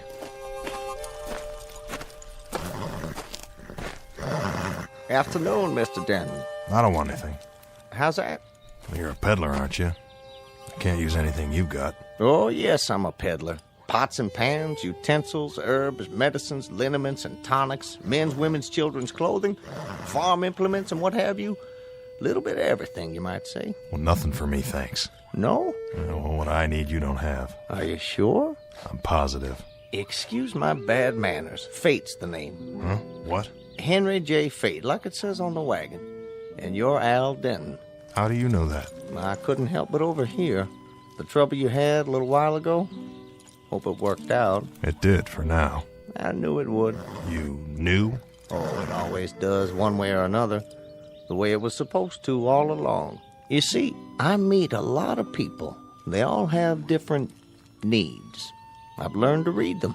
Try to have something for everyone. Is this yours? What's that, Mr. Denton? The .45 Peacemaker. It's an expensive gun. Yes, I'm sure it is. It was lying in the street when I came out before. I was thinking maybe it fell off your wagon. Oh, no. That doesn't belong to me. It's yours now. Yeah. I guess it is. Good day to you, Mr. Denton. And I'm sure it will be a good day. You know something I don't? Oh, not at all, not at all. But when we make changes, it's bound to be a good day. That's always how it seems to work out, don't you think? Sometimes, maybe. Good day to you.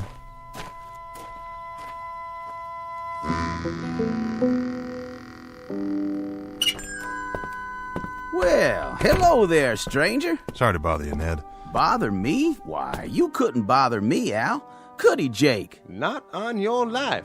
He's the man of the hour. Now, don't say that. Come on in. We were just talking about you. How we knew you way back when, though I'm the one who knew him the longest. Why, I knew him when he first rode into town. How many years ago was that, Al? Well, too many. So, what'll it be? Shave and haircut? I was thinking just a shave. If I could owe you, say, for a few hours... Nothing doing. It's on me. I'll, wait till you're finished. I'm done. Just slap a little of that bay rum on my face, Ned, and the chair's all yours. Here you go, Jake. Specialty of the house. 2 bits? 2 bits it is. And 1 for my friend Al Denton here. It's all the same to you. I'll pay my way from now on. Don't you worry about it. Why, it's all over town what you did to that no-account kid. We won't be seeing him for a while. You did us all a real service, I'd say. Now, why don't you just sit here in the chair, and I'll make a new man of you. That's very kind. Both of you. I won't forget it. Say, is that the gun? That's it. You ought to take it out of your belt and set it down, Al? I can hold it for you. Oh, that's all right. Just a shave will be fine. And a haircut and a hot bath. Now, how would that feel? I got some water heating up in the back room. Then won't you be the man, all right?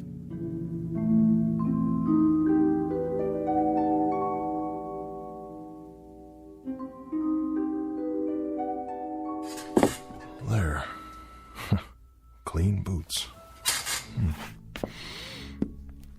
Now, who is that guy in the mirror? Why, Mr. Denton, I almost didn't know you. Good evening, sir. New shirt makes a big difference. Yeah? All right. Who in the...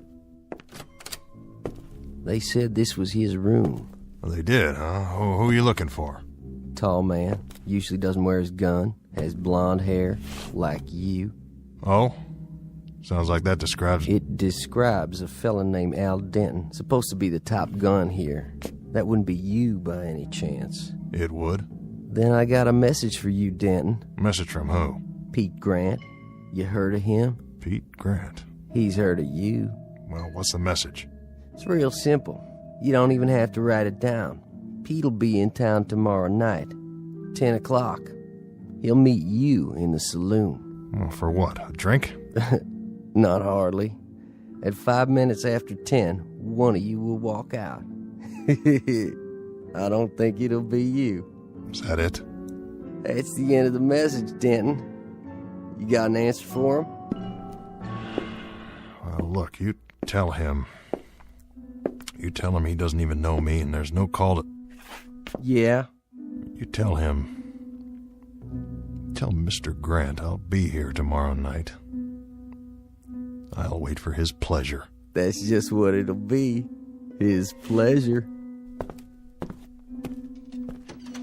Ah, that didn't take long. Not much time at all. Just enough for one shave, a haircut, and a bath.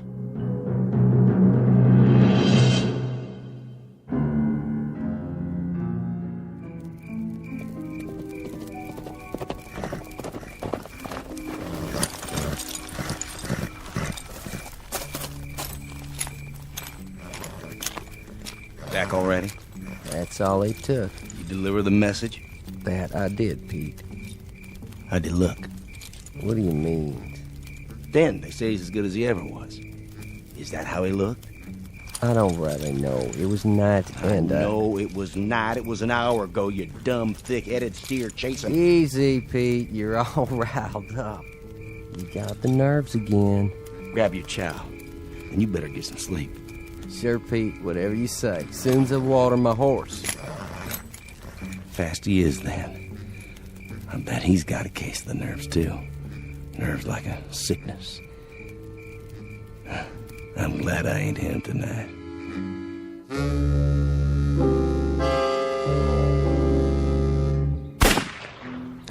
Missed it by a mile. Try this one. Now take it slow and easy.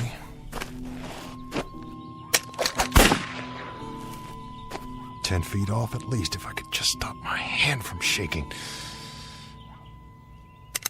Al, Oh, it's no good. you'll get it back. You just need to practice. It's too late for that. I should have known. It takes more than a shave and some new clothes. It takes more than a hot bath and a shine on my boots. That takes care of the outside, Miss Smith, not the inside. I don't believe that. You're sober now and your eyes are good. Yeah, well, look at my hand. It won't hold the gun steady, not long enough to get my aim. What are you doing? I want to get out while I still can. And go where? Away from here. Far away. Al, you can't run. Oh, no? Watch me. I gotta run before it's too late. Gotta run fast and run far. Al, come back.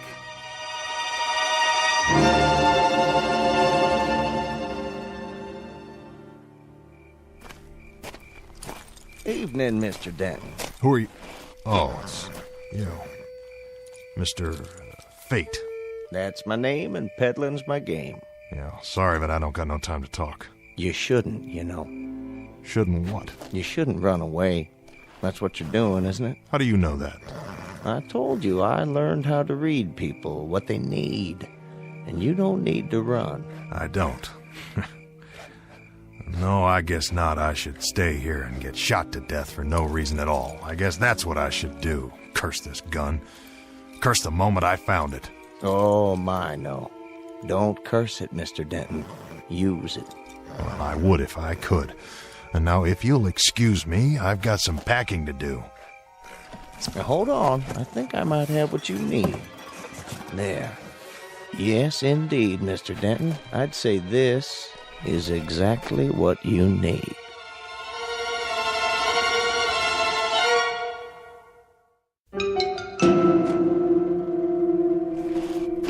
I told you before, you don't have anything I need. Not even this? What?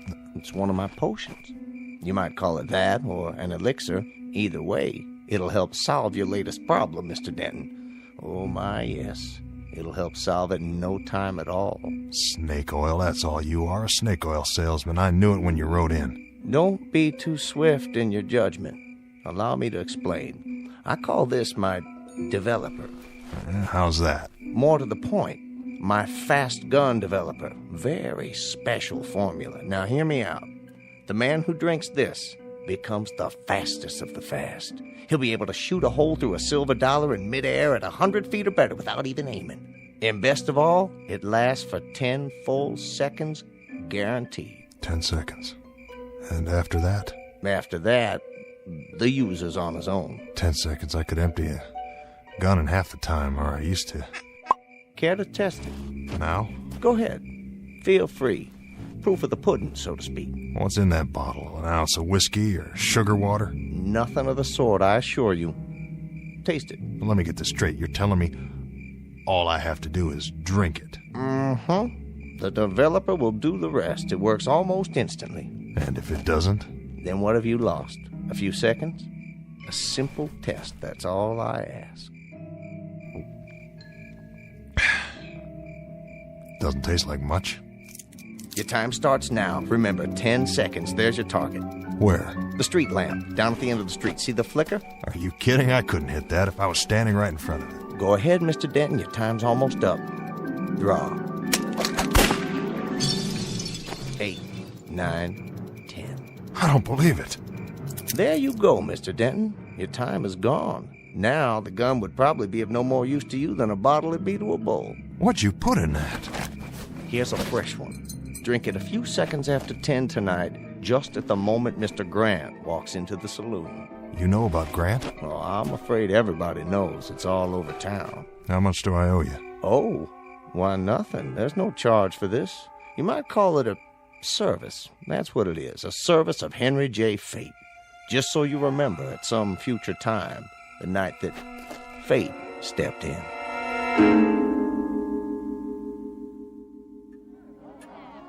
Look at the time. Coming up on 10 o'clock. I don't think that Grant fella's gonna show. Well, it'd sure be a whole lot easier that way. Save me from getting the place shot up. I tell you, Al don't miss. One shot is all it'll take. Yeah, you're right about that. You gonna fix that lamp on the ceiling? I might. And I might not. Maybe I'll hang it on the wall like a trophy with a plaque underneath and Al Denton's name on it. You do that, Charlie, and I'll even pay for the engraving. Sounds like Al now. Yep, right on time. Hello, everybody. We've been waiting, Al. Knew you'd be here. Evening, Ned. You're looking good tonight. Thanks to you. Don't worry none. That gunfighter won't show. Probably too yellow. Who ever heard of Pete Grant anyway? After tonight, nobody. That's who. How about a drink, Al? Not right now, Charlie. You shouldn't be here. I don't have much of a choice, Liz. But I thought you were going away. I thought so too. But here's how I figure it. A man's got to play the cards he's dealt. Because there's no place that's safe. Wherever you go, someone will find you. You mean Pete Grant? Yeah, him or someone like him. All the Pete Grants of the world. You don't have to prove anything. Go, right now. Just go. It doesn't matter where. You've got your life back. Why do you want to throw it away like this?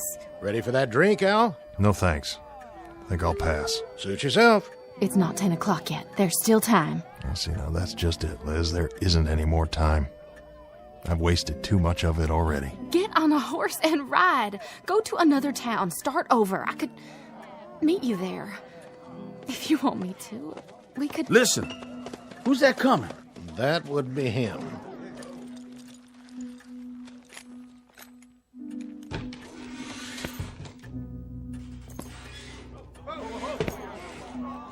Liz, do one thing for me. What, Al? This little bottle, it's my medicine. What kind of medicine? Never mind. When he calls me out, you pull a stopper and hand it to me before I turn around. Then get rid of it. I don't want anybody to see. But what is it? A chance. About the only chance I've got. What'll it be, mister? I'm looking for somebody. Who might that be? At the end of the bar. You Denton? That's right. I heard about you. Oh, yeah? What did you hear? Heard tell you're supposed to be fast with a gun. Well, I'll tell you something, son. You got a good chance to find out. I aim to do that. Now, look, I got no quarrel with you. That's not all I heard. I heard you were a low-down, dirty coward. You shouldn't believe everything you hear. Turn around and step away from the bar. You sure there's no other way to settle this? I'm plenty sure. Well, all right, then, if that's your pleasure. Now, Liz. I'm ready. What's that young fella doing? Sneaking some kind of drink. Al, look! He has a medicine bottle, too, just like yours. Go ahead. Make your move. Al! I got you, Denton. And I got you. But that can't be. You're both right. You shot the guns clean out of each other's hands. This is a push, boys. No winner. Let it end here. Your hand! You won't be shooting anymore with that hand, Al. Not anymore. A couple of the fingers are gonna be stiff from now on. Yeah, I reckon they are. But that don't make any difference.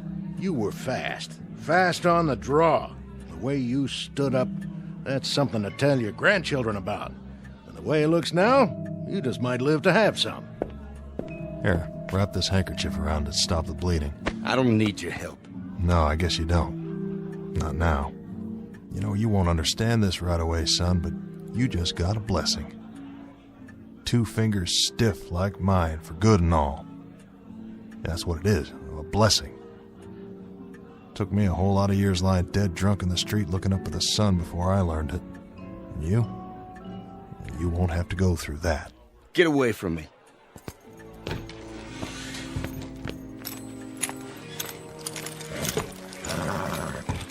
Get him, Pete? No more than he got me. Then it's over and done. Yeah, it's over and done. Let's ride.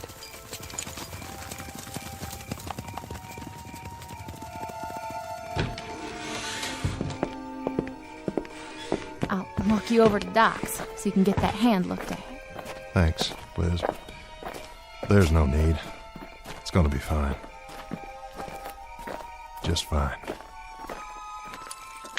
Oh, horse.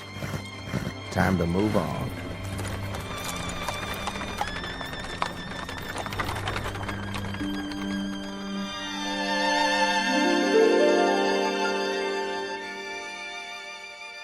Mr. Henry Fate, like his wagon says, a dealer in everything.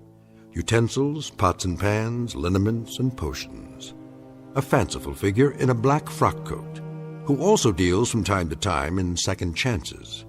And while there are some who say that he exists only in the dreams and imaginations of men, others say that he does exist because he must, even if it's only in the Twilight Zone.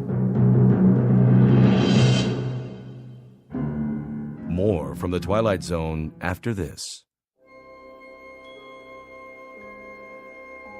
Hi, this is Carl Amari, producer of the Twilight Zone radio dramas. I'd like to take a moment to tell you about our official website at twilightzoneradio.com, where you'll get the latest news and information on these Twilight Zone radio dramas. Plus, at twilightzoneradio.com, you can digitally download 3 free episodes or any of our episodes for only $1.95 each. In this age of ever-changing technology, we've decided to make these episodes instantly available to you by making the Twilight Zone radio dramas a digital download-only series. This means that this series will no longer be offered on CD. The CD collections at our website are now being offered, while supplies last, at buy one, get one free. So be sure to get your favorites before they're sold out. Be sure to visit us often, and I'll see you in the zone.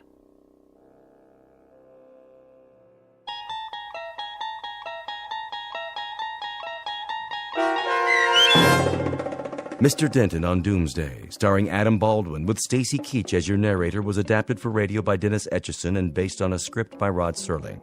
Heard in the cast were Christian Stolte, Jeff Lupetin, Richard Shavsden, Craig Brawley, Brooke Sanford, Kurt Nabig, Doug James, Roderick Peoples, Lynn Foley, Carl Amari, Roger Wolski, and Vince Amari. To learn more about the Twilight Zone radio dramas and to obtain audio cassettes and CDs of these programs, visit our website at twilightzoneradio.com. The producers of The Twilight Zone wish to thank CBS Enterprises, Carol Serling, Dennis Etchison, Dick Brescia Associates, Claire Simon Casting, Terry Jennings, XM Satellite Radio, Sirius Satellite Radio, our sponsors, and our radio affiliates for helping make this series possible. This copyrighted radio series is produced and directed by Carl Amari and Roger Wolski for Falcon Picture Group. Doug James speaking.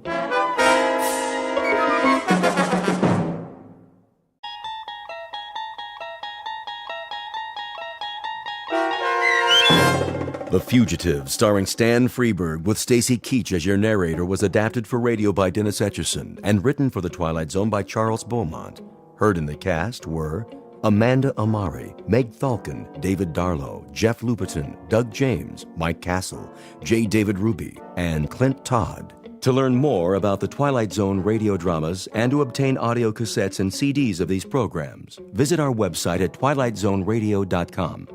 The producers of The Twilight Zone wish to thank CBS Enterprises, Carol Serling, Dennis Etchison, Dick Brescia Associates, Claire Simon Casting, Terry Jennings, XM Satellite Radio, Sirius Satellite Radio, our sponsors, and our radio affiliates for helping make this series possible. This copyrighted radio series is produced and directed by Carl Amari and Roger Wolski for Falcon Picture Group.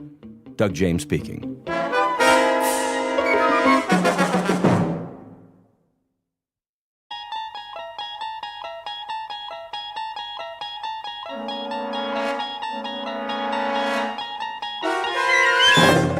you're traveling through another dimension.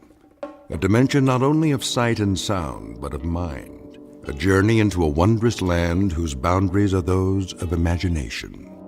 Your next stop, the Twilight Zone.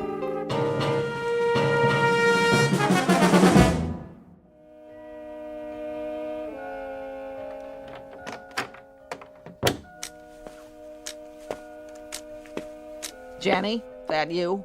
Yes, Aunt Agnes. And where are you going, young lady? Oh, no place. And what are you going to do when you get there? Well, play, I guess. Finish your homework first. I did. English and arithmetic and... Jenny? Honest, Aunt Agnes. Go look in my room if you want. It's late. Dinner'll be on soon. I know. I'll be back in time, I promise. Well, see that you do. Bye, Aunt Agnes. And Jenny? Yes? See that you're back before the store closes, in case I need anything. Yes, ma'am.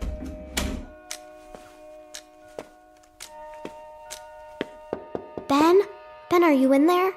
Come in. Hi, Ben. Why, who's that? It must be my favorite princess. Ben, will you help me? What's the matter? Howie and the boys are in the park playing softball and... Well, why aren't you out there with them? You know they don't like girls on their team, but if I bring somebody else to play... Now who might that be? You, Ben. You're so much fun and... I don't know. I'm getting pretty old, you know. No, you're not. They like you.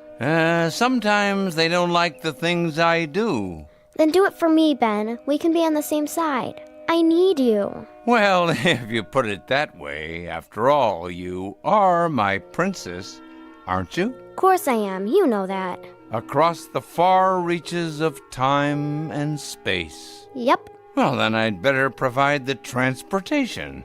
Come on, Princess Jenny. Never mind your leg brace. Just right on my shoulders.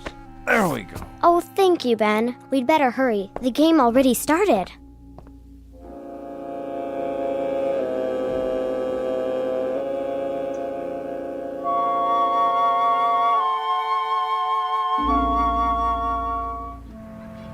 Next batter. Hey, batter. Go on, pitcher. Come on, throw the ball. Leave him alone. He's winding up. Rally, rally. The pitcher's name is Sally. Go, pitcher. Go, pitcher.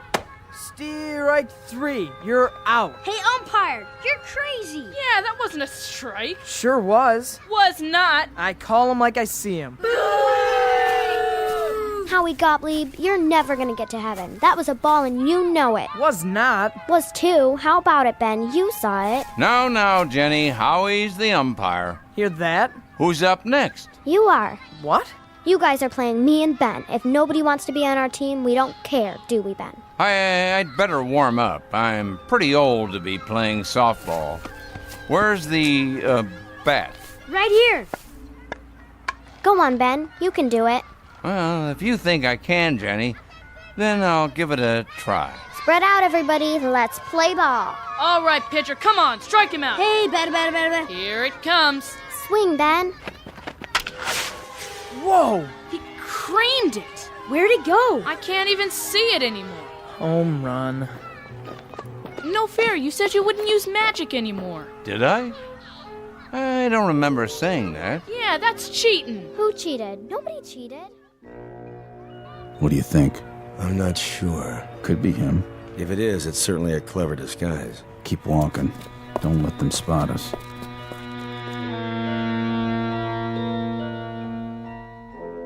It's been said that science fiction and fantasy are two different things.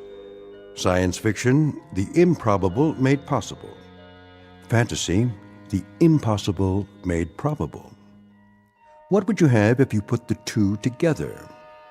Well, chances are you'd have a story about an old man named Ben who knows some tricks most people don't know, and an 11-year-old girl named Jenny who walks with a brace on one leg and who loves her friend Ben very much.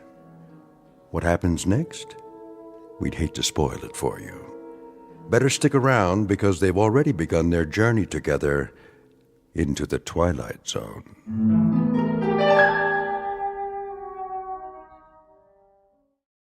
And now, the Twilight Zone and our story, The Fugitive, starring Stan Freberg, with Stacy Keach as your narrator.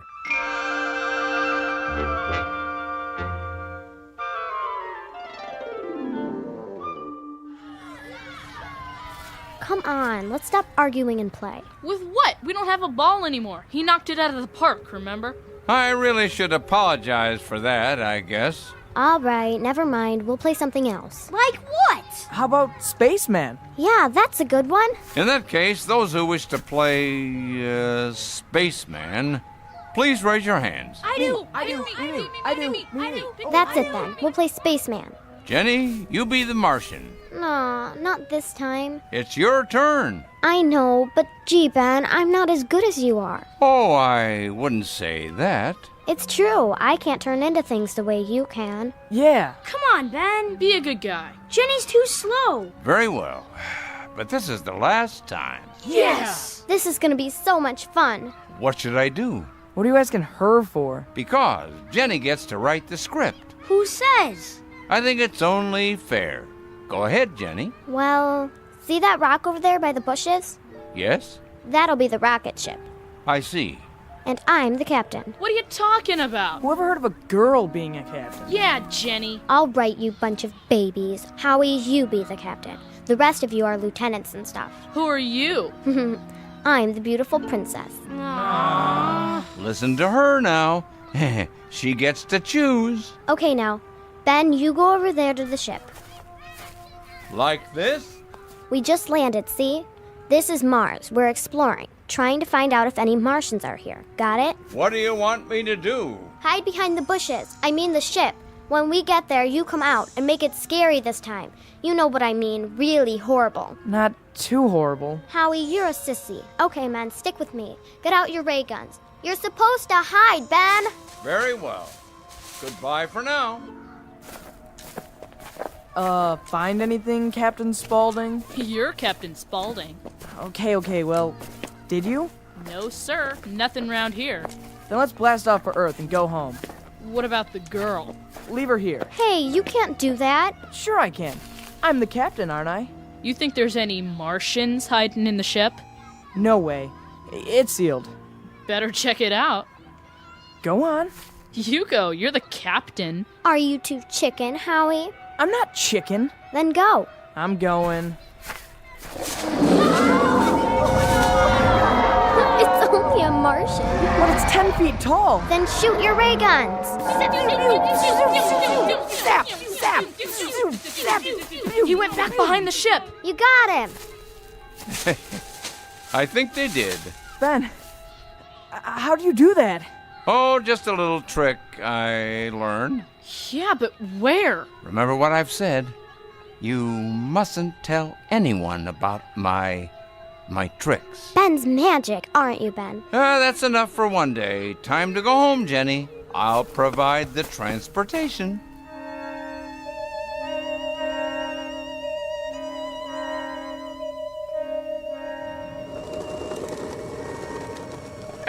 Here we are, my lady. Door-to-door service. Thanks. Ben, how do you know how to ride a skateboard? Oh, I've watched your friends. I'm a fast learner. Pretty neat. That'll be 10 cents, please. I'll pay you tomorrow.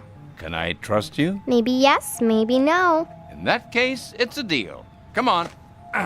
I'll carry you upstairs. Ben, you're so nice. Mwah. Oh, my. What did I do to deserve that? Say I'm weary. Say I'm sad. Say that health and wealth have missed me. Say I'm growing old. But add, Jenny kissed me. What's that? Earth poetry. You made it up? Not me. But I like it. So do I. Up we go now. Careful of the stairs. I'm always careful. Ben? Tell me something. What is it, little monkey? Well, if you can do so many things... Some things. How come you don't make my leg well? Because then I wouldn't have the fun of carrying you. You'd get yourself a young boyfriend and I'd never see you again. I'm serious. You could do it, couldn't you? Oh, perhaps. But Jenny, I I mustn't. Why? People would wonder how it happened. Besides, I shouldn't interfere. That's not interfering. That's... I told you to be back before the liquor store closed. Oh, it's my fault, Mrs. Gann. Jenny told me, but I must have lost track of the time. It's always your fault, isn't it? Don't be mad at him, Aunt Agnes. Shut up, you. Put her down. Of course. Get inside, girl. I'm going. You ungrateful little gutter snipe. Mrs. Gann, please. You stay out of this. After all I'd done for the girl, after I fed you, took care of you, gave you a place to sleep, where'd you be without me, huh? Well, I'll tell you, in an orphanage. And if you don't mind your P's and Q's, that's where you'll end up. Now get to your room. Please, Aunt Agnes. I said get in there. What are you looking at? Mrs. Gann, don't you ever lift your hand to Jenny again. Oh, don't you tell me how to raise that child. You heard me. Now you listen to me. I've had a stomach full of you hanging around that girl, turning her against me, filling her head with crazy ideas. This ain't none of your business, you hear me? I hear you. Well, I ain't gonna put up with it no more. And if I hear tell of you even talking to her from now on, I'm gonna call the cops. So that's how it is. You bother us again, and that's what'll happen. So help me. And shut up with all that slobbering. You hear me? Now what? Yeah? Mrs. Gann? What about it? Excuse us, madam, but we're trying to gather some information about a tenant of this building. They call him Old Ben. Him? Do you know the gentleman? He's no gentleman. No? If that's not the proper term. You cops. In a way. FBI, probably. Or the IRS. I knew it. May we come in? I guess so. What did he do? If you don't mind, we'll ask the questions. Okay, but ask him in the kitchen. I gotta fix dinner. Very well. How long has he lived here? In this building? Year and a half. Yeah, that'd be about right. Oh, they're talking about Ben. Do you know his previous address? Mr. Nobody knows nothing about him. What his name is, where he come from. Most interesting. Have you ever seen him do anything unusual? Like what? Well, what you might call magic. Nah. Kids say he's good at tricks, but I never seen any. Can't say that he works. Maybe he gets checks in the mail, but not that I know. So he has no visible means of support. Ben? Jenny? What is it? Ben. Oh, Ben. Something wrong? 2 policemen. They're talking to my aunt. They're after you. I didn't think she'd go through with it. No, Aunt Agnes didn't call them. They came right after you left. Jenny, this is very important. What did they look like? I was in my room. I just saw a little bit of them in the kitchen. But I don't know. Tall, kinda. Dark-haired. Young, but not real young. Suits and, I think, neckties. And did the suits look brand new? Without a wrinkle? Like they'd just been made? Yeah, that's right. Ah, it's them. I knew it would happen someday. They've finally caught up with me. Who has, Ben? What are you so scared of? What did you do? I can't tell you that, Jenny. Was it something bad? Not what you and I would think of as bad. Then tell me. I thought we were friends. We are. Best friends. Friends don't keep secrets. I don't know where you came from or why you're running away. I'm sorry, little monkey. It doesn't matter now anyhow. They're here. It's too late. No, it isn't. I know a swell hiding place. They'll never find you. They'll...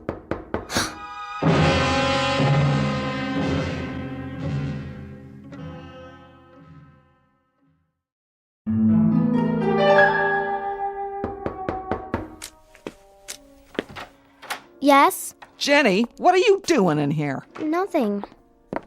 Is he here? Not a trace. Where is he? I don't know. You're lying. She's lying. I can tell. She knows. Do you, child? No, sir. I came to see him, but he was gone. I think he's out on the prairie feeding pigeons. The prairie? That's what we call the park on the corner.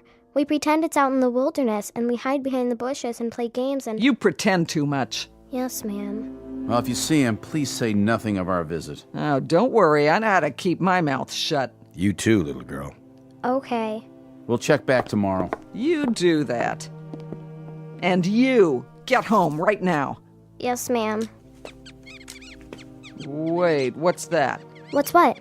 That thing in your shirt pocket. Oh, that's just Gandalf. Gandalf? My pet mouse. You remember Aunt Agnes. What's it doing out of its cage? Oh, he gets bored staying in my room all the time. Well, you put it back in right now. I never should have let you keep it. I have a good mind to... Bye, Aunt Agnes. I ought to beat you till you can't sit down, but I won't, because I'm too tired. Go to bed and don't let me hear a peep out of you. Good night, Aunt Agnes. And don't try sneaking out again if you know what's good for you. Keep that filthy white rat out of my sight. Come on, Gandalf.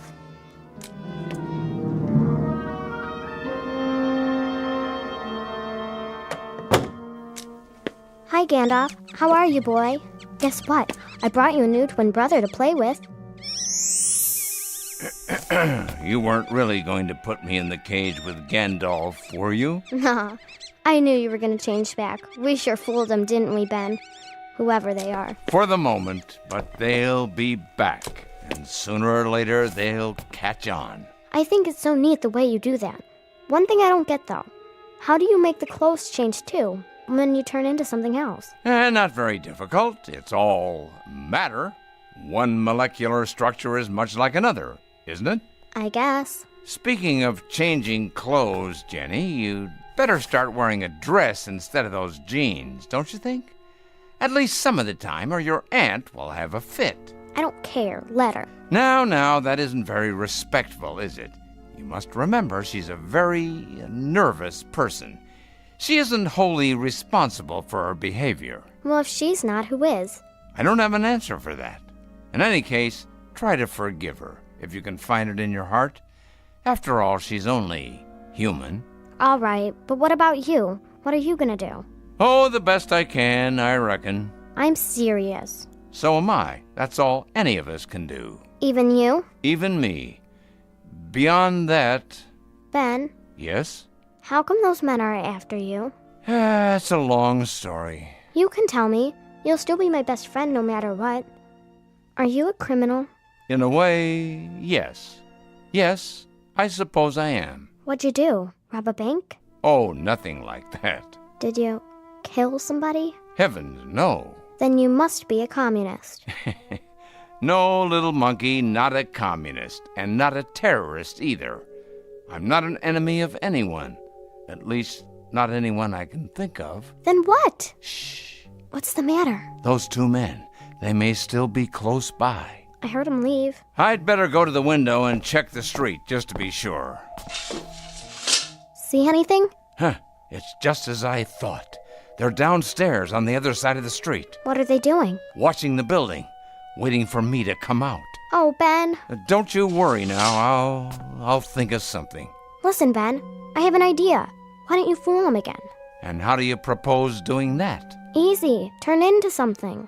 I doubt it would work a second time. Sure it would.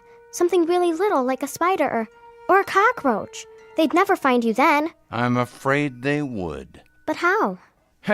Those boys have ways. They're pretty clever. You see, Jenny, they know my real form.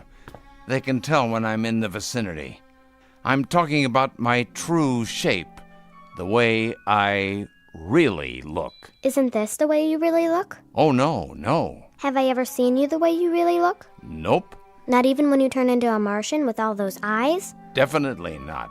Then you must be really icky. I wouldn't say that, exactly. You'd be surprised. There are certain adult females who have found me quite attractive. Or so they said. I want to see. No, Jenny. You've been very good about letting me keep my secrets. Can't you even tell me just one? Well, all right. Just one. I suppose it wouldn't do any harm. You see, I'm not from around here. That's okay. I'm not either. We moved here from... What I mean is, I'm not actually a resident of this world. Huh? I come from another planet. I knew it. Which one? Mars? No, one much farther away. You've never heard of it. Anyway, Jenny, you see, those men out there, they've come a long way. They're trying to catch me so they can take me back. Because of what you did? Mm-hmm. And I don't want to go back. I've grown to like it here. But they've located me, so now the only thing I can do is find another world to hide in. Another world? One as far away from here as possible. That's my only chance. You mean you're just gonna go away? I don't want to, little monkey, but I have no choice. But Ben, you're the only friend I have. Look at me, Jenny. Please? That's it. Before I go, there is one thing I want to do. A last good deed. I'd have done it long before this, but it would have shown them where I was. Now, that doesn't matter anymore. What do you mean? Take that thing off your leg. My brace? Go on. You won't need it anymore. But... Trust me. Okay. Now hold very still. What's that? Just something I carry with me from the other place. The secret of my magic.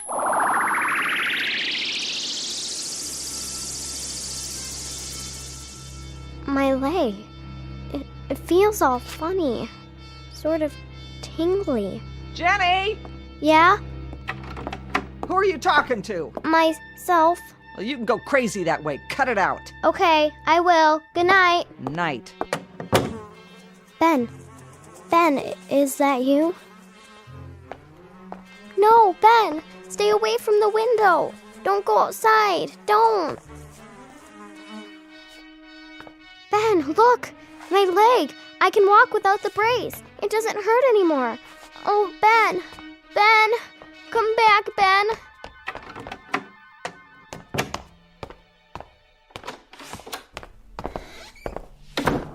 There's the girl. Where's she going? Hold on. What? Going out at this time of night? It's past your bedtime. Excuse me. Well, look at that. Jenny, how can you walk without your leg brace now? Something happened? Something we should know about? Get out of my way. Where is he, Jenny? Where's Ben? I don't know. And if I did, I wouldn't tell you. You made him go away. You made him leave me. I hate you.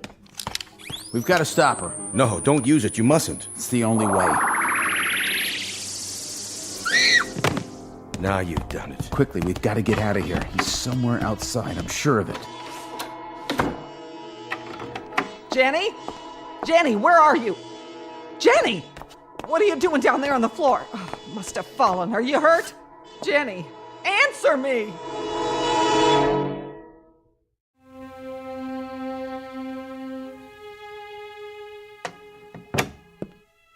Well? Well, what? She's all right, ain't she? I'm afraid not. Oh, no. I don't have any money for a hospital. Hospital? I don't know why she'd want to do a stupid thing like that anyway. What are you talking about? Going down the stairs without her leg brace. What do you think? Whatever's wrong with your niece, Mrs. Gann, it doesn't have anything to do with her legs. Nothing to do with... In fact, her legs appear to be perfectly all right. Both of them.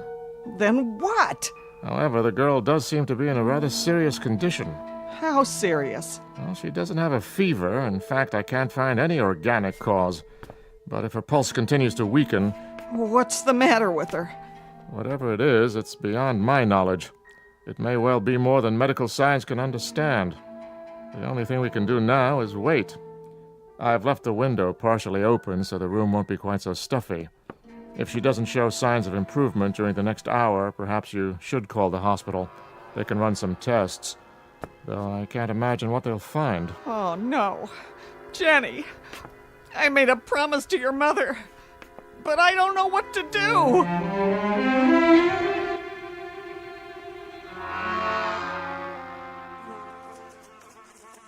No, Ben, no. Hello, little monkey. Ben, I thought you went away. I did, but I couldn't stay away from my best friend for long. Besides, being a fly isn't much fun. Wings and all, not to mention they're colorblind. Even my glasses wouldn't have helped. Bleh. Now you're back in bed, I see. Oh, Ben. What seems to be the matter? I don't know.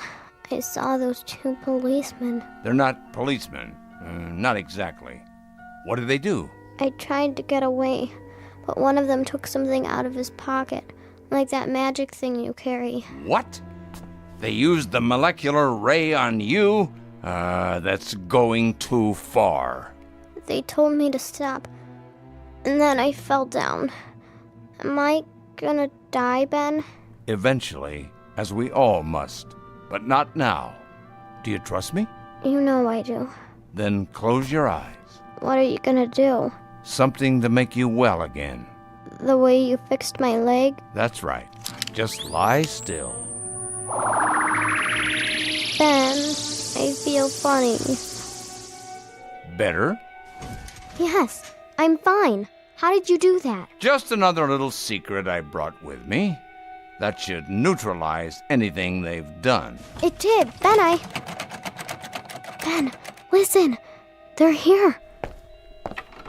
Your Majesty? Your Majesty. I've been expecting you. We're sorry to intrude like this, but you're aware of the rules. Yes, at ease. Where's my aunt? She's sitting on the sofa, resting peacefully. We've paused her temporal flow, just while we're here. She won't know anything's happened. That was a terrible thing you did. Hurting an innocent child. We didn't want to hurt her, Your Majesty. It was the only way, sir. We knew you'd return to make her well again. I understand, but I still don't like it. Ben, what's going on?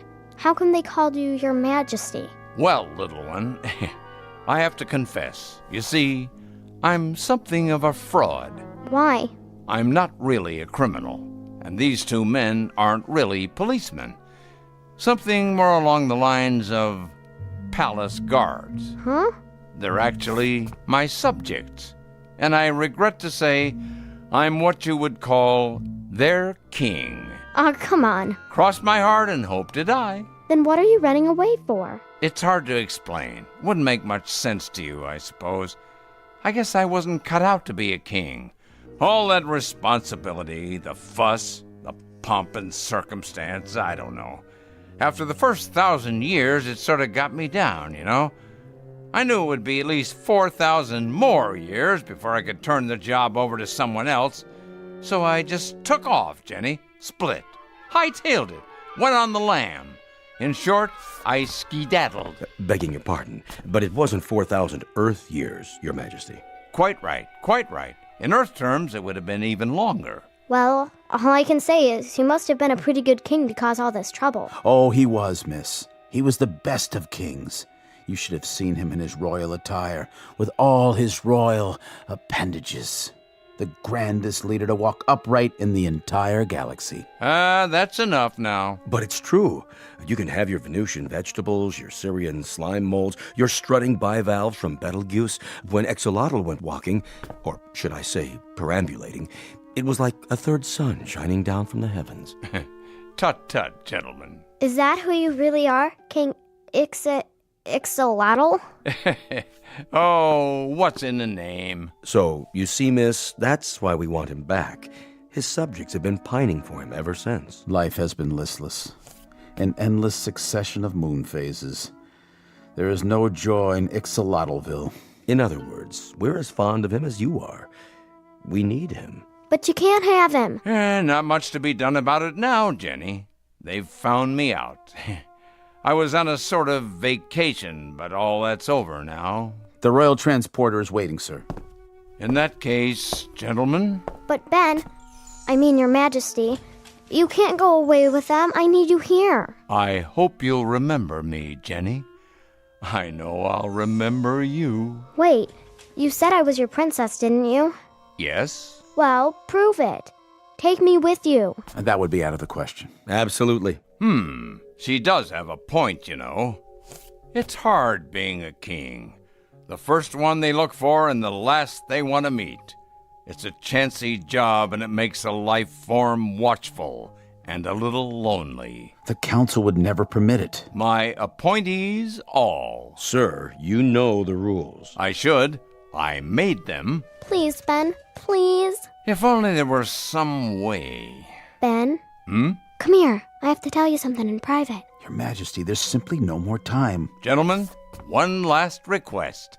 I want a minute alone with Jenny. But, sir... I promise by our fathers that I won't run away or try to escape. You give your royal word? Precisely. What do you think? I don't see how we can refuse. Very well. 1 minute, Your Majesty. Earth time. 1 minute it is.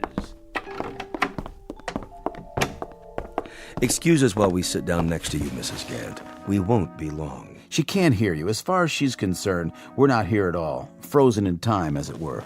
What's that bottle in her hand? It's called beer, an intoxicating beverage based on the fermentation of single-celled life forms. I should take it out of her hand, in case she drops it. No. I think she's meant to have one at all times. Some sort of self-medication for behavioral control. Oh. Remember to start the temporal flow again when we leave. Of course. What's going to happen when we get back? Oh, a parade, I imagine. All the riffraff slithering along the Grand Crater. Quite a sight. We'll be celebrities. Quite. Don't forget to have your antennae washed and set. What are they talking about in there? Privileged communication. I suppose. Oh, to have blue blood in our veins, eh? Green. Right. Time? Time.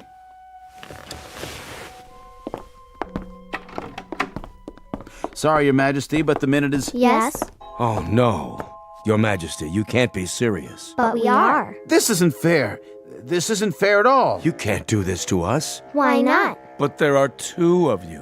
What's the matter? Can't tell us apart? In that case, they'll just have to take both of us. Both? Yes, the council wouldn't like it if you made a mistake. What if you brought back the wrong one?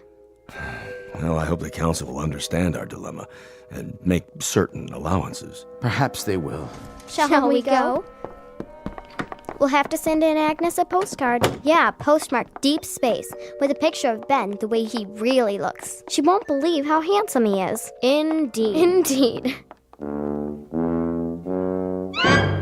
No, Aunt Agnes won't believe it. Because she has more temper than imagination, more suspicion than understanding, and no patience for either science fiction or fantasy. But eventually it may occur to her that one day, on another planet, in the far reaches of space, her niece will grow up to be not only a princess, but an honest-to-goodness queen. Said coronation to take place somewhere in the Twilight Zone.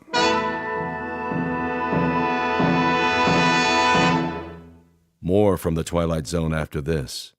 You are about to enter another dimension. A dimension not only of sight and sound, but of mind. A journey into a wondrous land of imagination. Next stop, the Twilight Zone. Hi, this is Stacy Keach. I'd like to take a moment to tell you about our Twilight Zone website at twilightzoneradio.com. At twilightzoneradio.com, you'll find the latest information on these Twilight Zone radio dramas, including behind-the-scenes photographs, plus the newest product releases, trivia contests, ways to contact us, other Twilight Zone-related info and merchandise, plus links to other fascinating websites. So make your next stop twilightzoneradio.com. Visit twilightzoneradio.com to purchase these Twilight Zone radio dramas on cassette and CD, or call toll-free 1-866-989-ZONE. That's 1-866-989-9663.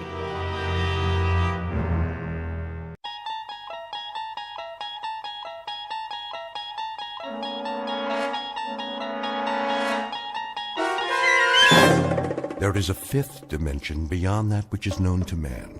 It is a dimension as vast as space and as timeless as infinity. It is the middle ground between light and shadow, and it lies between the pit of man's fears and the summit of his knowledge. This is the dimension of imagination. It is an area which we call the Twilight Zone.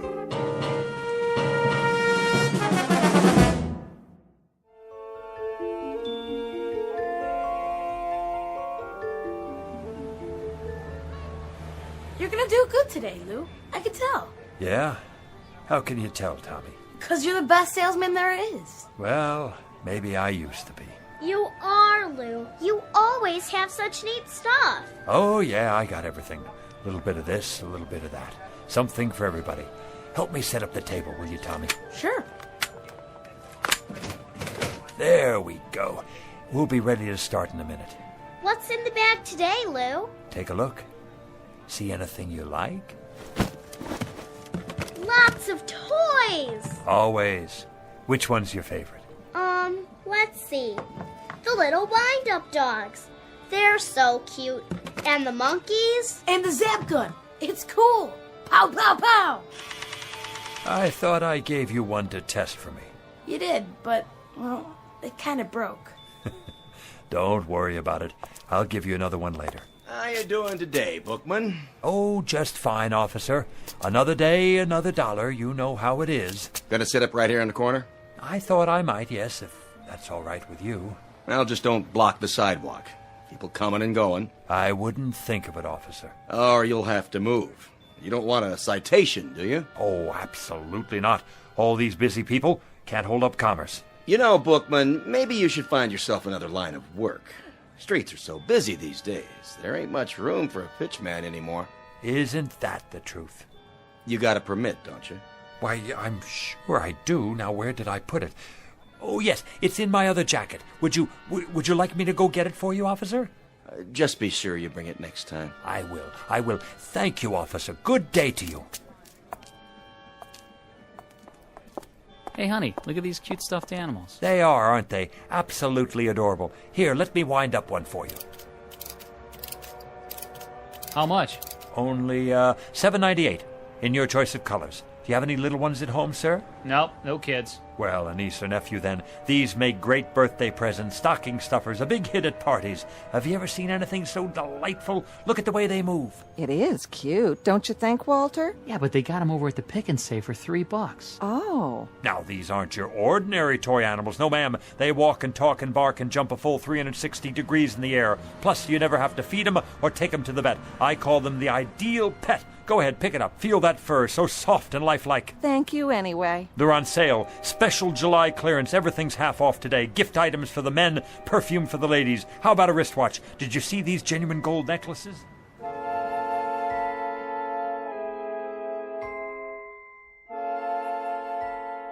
Street scene. Summer. The present. Man on a sidewalk. Age 60-ish. Occupation pitchman. Name, Lou Bookman.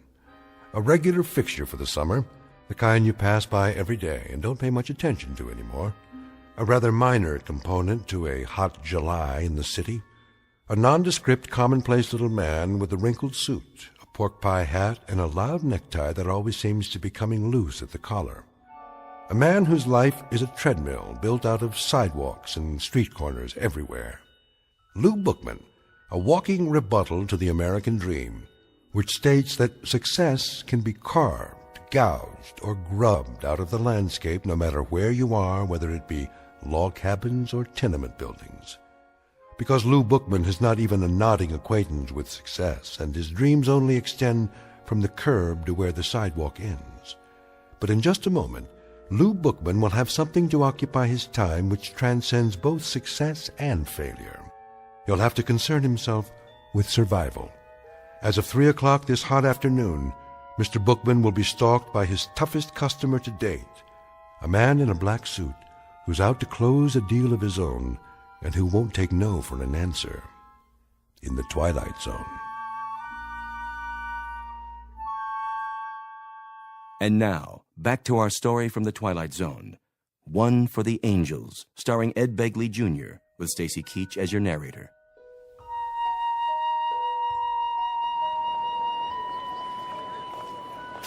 Sir, how about a nice new pen? Guaranteed to write upside down, underwater, in zero gravity. Ma'am, let me give you a free sample of my new perfume. It's called Scent of Mystery, and I promise it will bring you all the love and romance you ever dreamed of. How about you, sir? Nothing for me. No? You sure? I'm just observing. The reason I ask is you've been standing there for quite a while. Are you quite sure I can't show you anything? What about a new digital watch? Comes in a gift box. Not today, Mr. Bookman. Oh, you know my name. Have I seen you before? You look... Who are you talking to, Lou? What? Oh, that man there in the black suit. Which man? The one standing by the... Well, I don't see him now. He must have moved on. Strange, don't you think? To be wearing a black suit on a day like this? It's getting awful late. Is it really? I gotta get home before my mom gets mad. You run along then, Tommy. You absolutely positively can't be late for dinner. You gonna have dinner now, too? Sure, Maggie, sure. Guess it's about that time. What are you gonna have? Oh, a lovely repast, no doubt. The chef's special. We're having spaghetti and meatballs. My favorite. Sounds positively scrumptious. I think I have a can left myself. I'll help you put your stuff away. Oh, don't worry. I can do it. Hey, Lou, can I walk with you? That would be my pleasure, Maggie, to be in the company of such a pretty girl like yourself.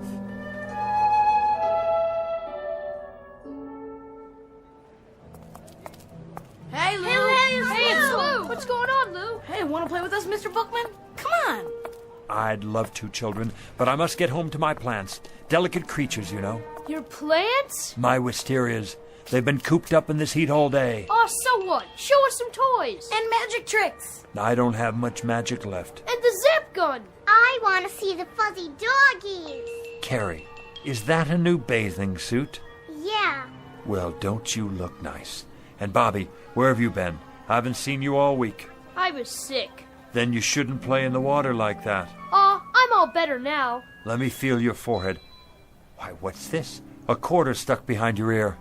No wonder you were sick. Wow. Oh, me, come on. Me. Come on, me. I don't think anybody else has a temperature, but maybe you could test these. Let me see. These rings, to be sure they're okay. Oh, yes, toys. Yes. Oh, they may look like toys, but they're not toys you can buy at the 5 and dime. Anybody can sell toys, but these, my young friends, are very, very special. Did you know they're among the wonders of the world? Go ahead, Lou. Give them the pitch. Young ladies and gentlemen, the rings you now have on your fingers come from a remote corner of the Tibetan mountain country. Do you know where that is? No. Well, it's where the wisest people in the world live. The jewels are pattern-shaped and forged by strange little men who work underground, far from the light of day. Some folks call them... The Moly Men. Right, Bobby, the Moly Men. They use magic words and incantations to produce what look like toys, but each and every one they make has extraordinary powers. What kind of powers? The power to keep a person young forever. Science can't explain it. Your teacher wouldn't believe it, your mother and father either, but it's true. And when the Moly Men are finished, they say the magic words. Mini tekel. Words that hold a strange power from another world, the power of the life force. Watch the jewel in the ring. When it changes color, something is about to happen. You'll get your wish. So remember, be careful what you wish for tonight, children, because it's absolutely, positively going to come true. You know what, Mr. Bookman? You're my best friend. No, he's not, Bobby. He's my best friend. See you later, children, for the Bookman ice cream cone and social hour after dinner. Same time, same place. Don't forget now. We won't. Come on, Lou. I gotta go home.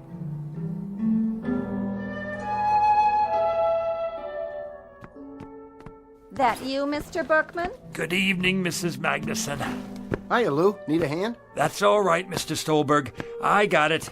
You make out okay today? Oh, yes, as always. Sold out half my merchandise. Yeah? Looks like you got a whole lot left. Want to come over for a cold one? That's kind of you, but I'm on the wagon these days. Well, I'll keep one on ice for you anyway.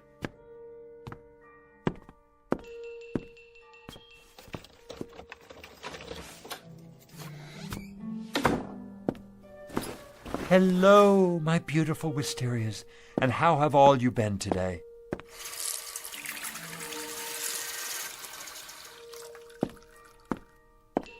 Did you say you're thirsty? I'll bet you are. Here, have a drink of water on me. Not too much now. Mr. Bookman? Oh, you could give a man a heart attack sitting there like that. I didn't mean to startle you. Say, how did you get in my apartment? I let myself in. But you couldn't. I keep it locked. You are Louis J. Bookman, aren't you? That's right. Something I can show you? I don't think so. Something in, let me see, collar stays maybe, or neckties. You look like a man who needs a new tie, something brighter than the one you're wearing. Mr. Bookman, I'm not here to buy anything. Then what in the world do you want? Let's get down to business, shall we? Yes, here it is. Louis J. Bookman, age 69, right? 70 in September. Well, I must say you don't look it. Nice of you to say so, young man. I try to keep busy. Occupation pitchman, correct? Are you a census taker? If you are, let me sit down. I hope this doesn't take too long. Not exactly. Born in New York City? That's right. Father Jacob Bookman, Mother Flora. Father's place of birth, Detroit, Michigan. Mother's place of birth, Syracuse, New York. My, you have it all down in that book of yours, don't you? We have to keep these things efficient. Now, today is the 19th of July, and your departure is at midnight tonight. My departure? Excuse me. Go right ahead. Hi, Maggie, darling. My doggies broke, Lou. Let me see. Oh, here's your trouble right here. See this little cogwheel? You push down on the key when you're rewinding it. Can you fix it? I can try. Yeah! Oh, Lou, you're so smart. You can do anything. Hear that, mister? Mm-hmm. I'd introduce you to, but I don't know your name. No need. I think I got it now, Lou. Thanks. You're very welcome. Oh, this gentleman has come here to ask me a lot of questions. You're not the police, are you? Hardly. Oh, kind of gave me a turn. Huh? I'm glad he's not the police. I've got my vendor's license here somewhere. I thought maybe I forgot to renew it or something. Who's the police, Lou? This gentleman here. What gentleman? That one in the other chair. Which chair? Mr. Bookman, she can't see me or hear me. Why not? Why not what, Lou? Why can't you see him or hear him? See who? It works great now, Lou. Thanks a lot. See you after supper, huh? Wait a minute. What about our manners? Aren't you going to say goodbye? Oh, yeah. Goodbye, Lou. Thanks. I mean to the gentleman. Oh, it's a game. I get it. The Invisible Man. Goodbye, Mr. Invisible Man. See you, Lou. I can see you, yet she can't. Only those who are to accompany me can see me. Understand my words, Mr. Bookman? Only those who are to accompany me. I'm still not sure Now then, don't you think you'd better start making your arrangements? Arrangements for what? For your departure. My departure where? You still don't get it. I just never understand you people. You get this idiotic notion that life goes on forever, and of course it doesn't. Everyone has to go sometime. Go? You don't mean... That's right. No, that's ridiculous. I don't have time. I'm a busy man, a very busy man. Let me make you a cup of tea before you go. No, thank you. Take a look around. You can see how busy I am. My flowers, for example. I have a green thumb. Whatever I touch, well, it grows, if I do say so myself. I won second prize last year at the YMHA Flower Show. See the plaque on the wall? Wisteria, open class. Oh, nice. Nice? Is that all you can say? Look at them, will you? You've never seen flowers like these. And what I further don't understand is how little you appreciate the nature of your departure. I thought we were finished with that subject. Think of the poor souls who go in violent accidents. These are the non-precognition victims. We're not permitted to forewarn them. You, on the other hand, Mr. Bookman, fall under the category of natural causes. Natural causes? What's natural about it? As opposed to accidents, car crashes, things like that. You know, I find you a devious sort of fellow. Very devious. Not to say dishonest. In what way? I can see it in your eyes. You don't want to look at me. To tell the truth, I'm not sure I like you very much. Why don't you just come out with it and say what's on your mind? Mr. Bookman, I have done everything but phone your own undertaker. How much clearer do you want it? If you still don't know who I am... Don't touch my flowers. If you need an illustration... I told you, don't touch them. I thought this might erase any doubts. You touched one and it wilted and died right there on the spot. Sorry. That was unavoidable. It actually turned black. Do you mean your death? Exactly, Mr. Bookman. Now, shall we get down to business?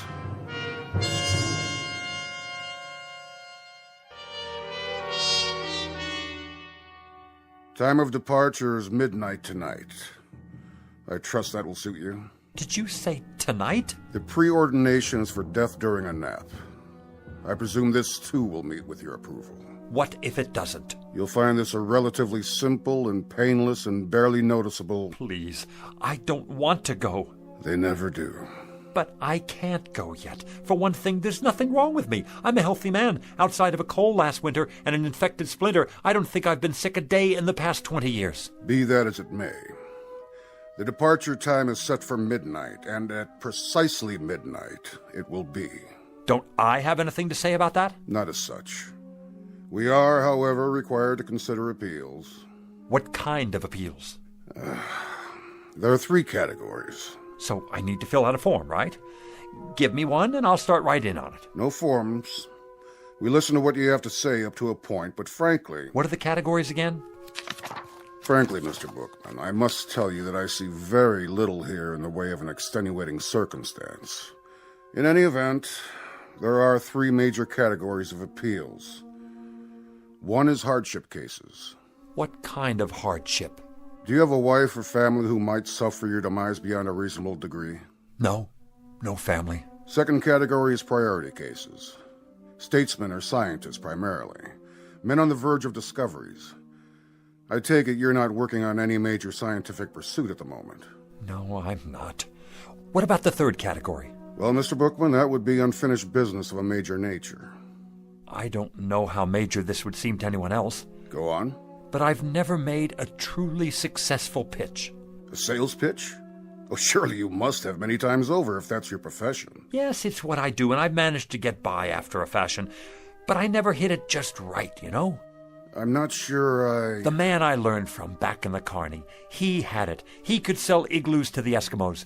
But what I'm talking is a big pitch. One where it finally all comes together and the words just flow off my tongue. Not just any words either. Something I believe in. Something so good that people won't have a choice. They'll have to listen. A pitch so big the sky will open up. A pitch for the angels. I guess that wouldn't mean much to you.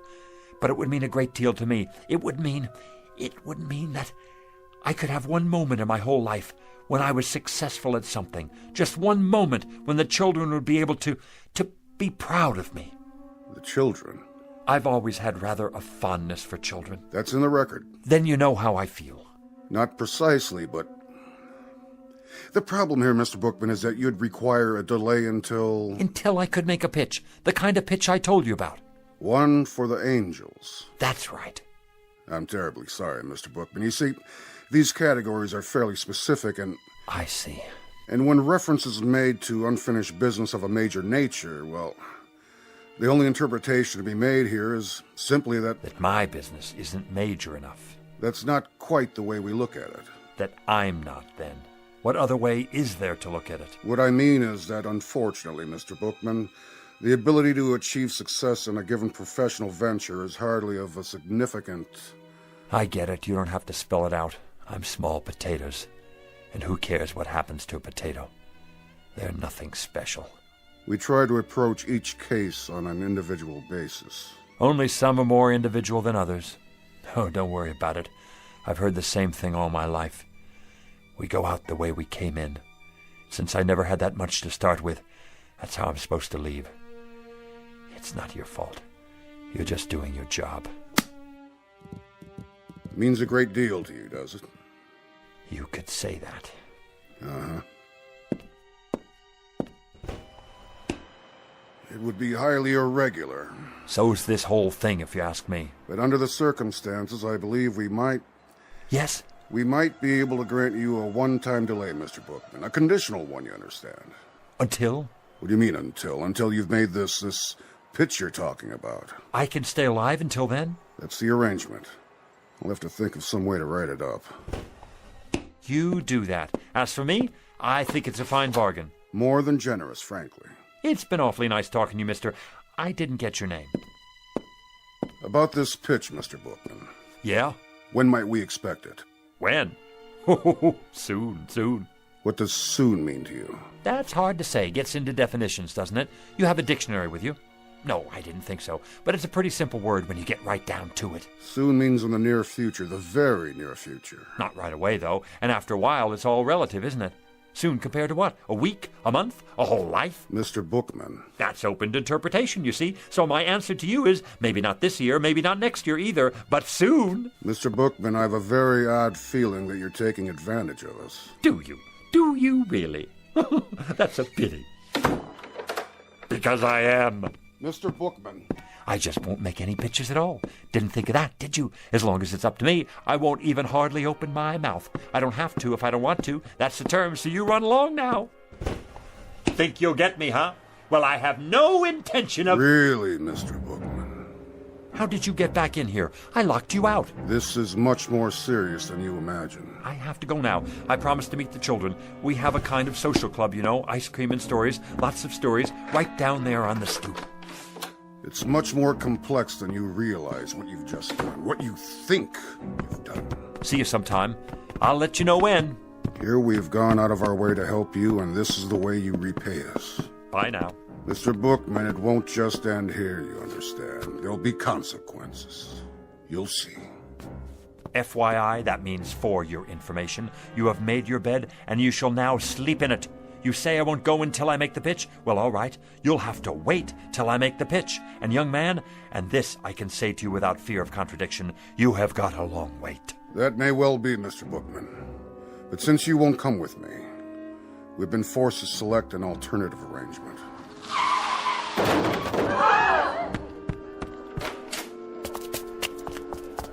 What happened? He didn't even stop. Ran right out. Not his fault.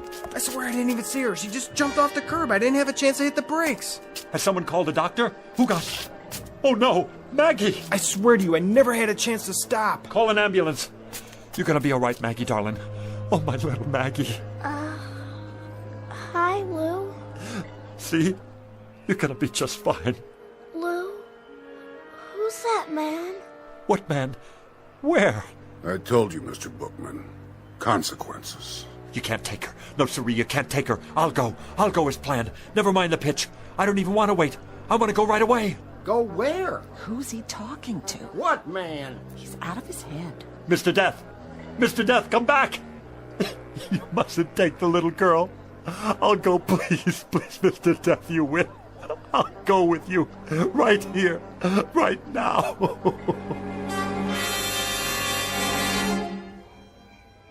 I wonder how she is. A little girl? Yeah, how is she? Poor Mrs. Polanski. Look, here comes the doctor.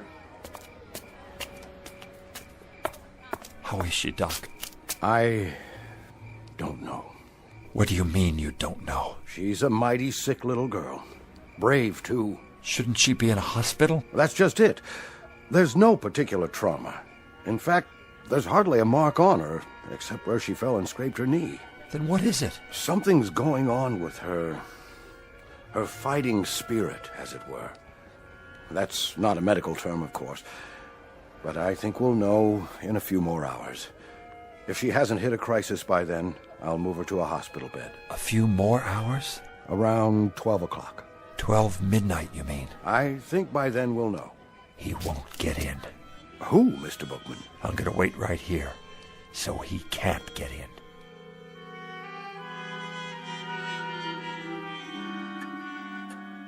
Come to bed, Mrs. Polanski. I can't.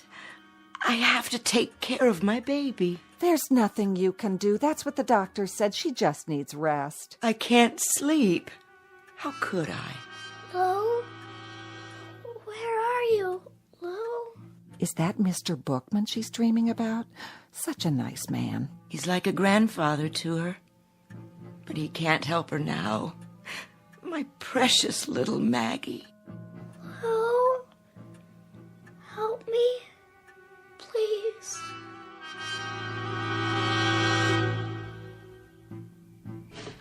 Come on in, Lou. It's late. I'm waiting for someone. No, you're not. You're worried about the kid. And I don't blame you. She's a swell little girl. But there's nothing to do now but wait. What time you have? 11:40. Everybody's gone to bed now. You better do the same. Not yet. Take my advice. Give it a rest. 11:40, huh? Better get set up.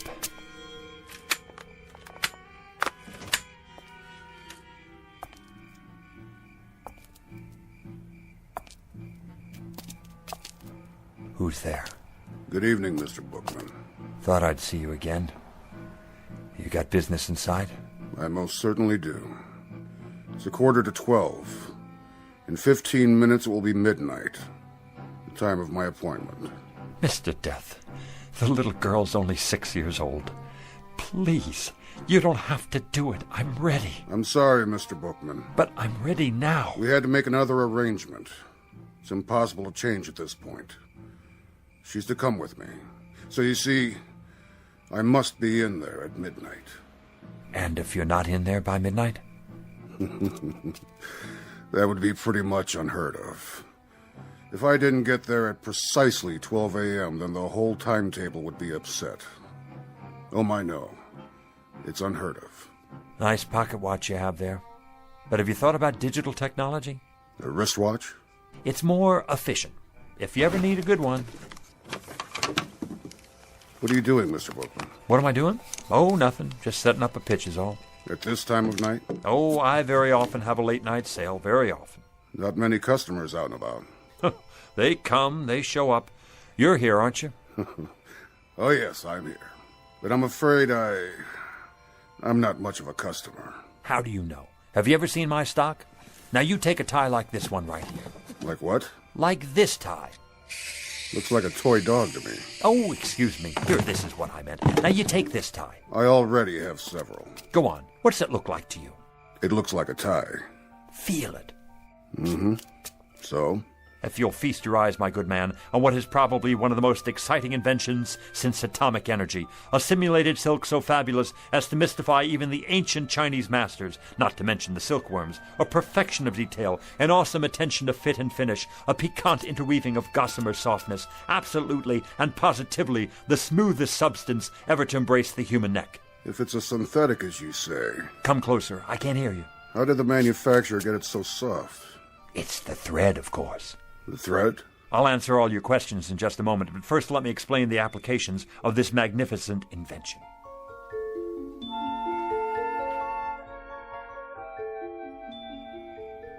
Now witness a unique demonstration of tensile strength. Feel this, sir. Go ahead, take it between your fingers, like touching the thinnest spiderweb. Is it not? Like holding the air you breathe in the palm of your hand. Now give it a yank. If you wish. There, you can't break it. As strong as steel, and yet as delicate as shantung silk. No mere synthetic substance, but a molecular blend of atoms the like of which has never been seen. Actually, it is surprisingly strong. Where did you say this was made? Let me answer your question, sir.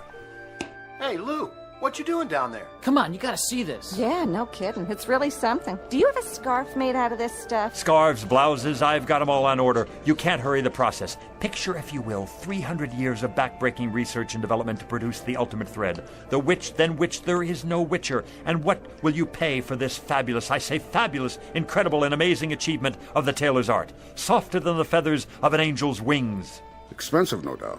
$20? Too rich for my blood. $10. $5. You might indeed pay that much and more. If you were to purchase this at a retail store, consider the markups, import fees, but this exquisite thread is not available in any store. How did you get it then?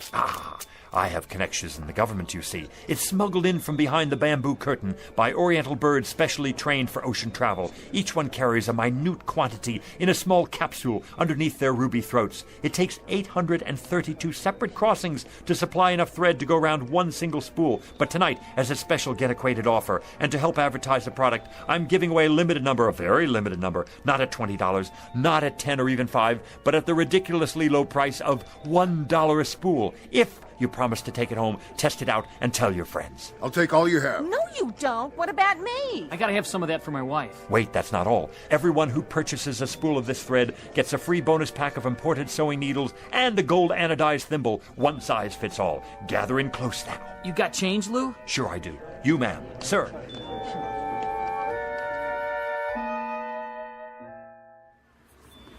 Yarn, simulated cashmere socks, the most marvelous plastic shoelaces that never wear out, a genuine static electricity filter, fits any car radio.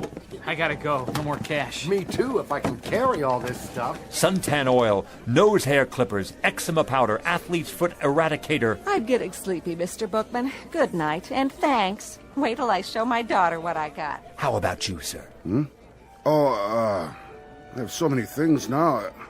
I don't know how I'm going to bring it all back. One last item, especially for you. The pièce de résistance.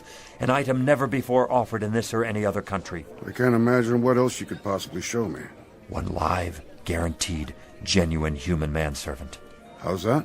For what I ask of you, sir, you receive a willing, capable, worldly, highly sophisticated, wonderfully loyal right-hand man to be used in any capacity you see fit. Say again? I don't... Louis J. Bookman at your service. The last model of his kind. He comes to you with an absolute guarantee. All parts interchangeable. A certificate of extended warranty. Eats little, sleeps little, rests only a fraction of the time. And there he is at your elbow, ready to do your bidding, at your beck and call whenever needed. Mr. Bookman, you are a persuasive man. I challenge any other store, industry or wholesale house to even come close to matching what I offer you here. Because, my dear man, I am offering you...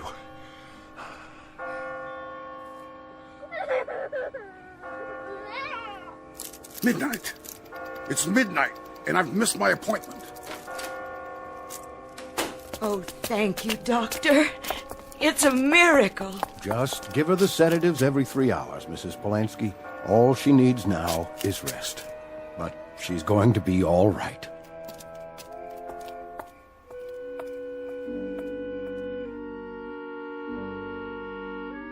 One minute past 12, Mr. Bookman, and you made me miss my appointment. Thank God. A most persuasive pitch, Mr. Bookman. An excellent pitch. It had to be to make me lose track like that. The best I've ever done. The kind of pitch I've always wanted to make. A big one. So big the sky would open up. A pitch for the angels. That's right. A pitch for the angels. I guess it's my time now. As per our original arrangement. Well, I'm ready. After you, Mr. Bookman. What is it? You'll excuse me for a minute. I forgot something. My folding table. You never know who might need something up there. It is up there. Up there, Mr. Bookman. No need to worry about that. You made it.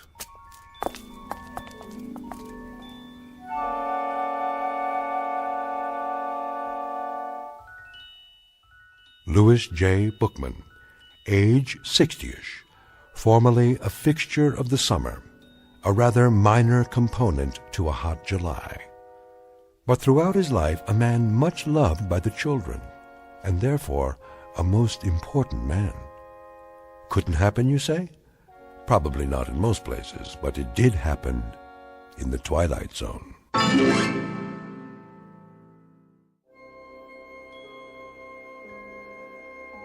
Hi, this is Carl Amari, producer of the Twilight Zone radio dramas. I'd like to take a moment to tell you about our official website at twilightzoneradio.com, where you'll get the latest news and information on these Twilight Zone radio dramas. Plus, at twilightzoneradio.com, you can digitally download 3 free episodes or any of our episodes for only $1.95 each. In this age of ever-changing technology, we've decided to make these episodes instantly available to you by making the Twilight Zone radio dramas a digital download-only series. This means that this series will no longer be offered on CD. The CD collections at our website are now being offered while supplies last at buy one, get one free. So be sure to get your favorites before they're sold out. Be sure to visit us often, and I'll see you in the zone.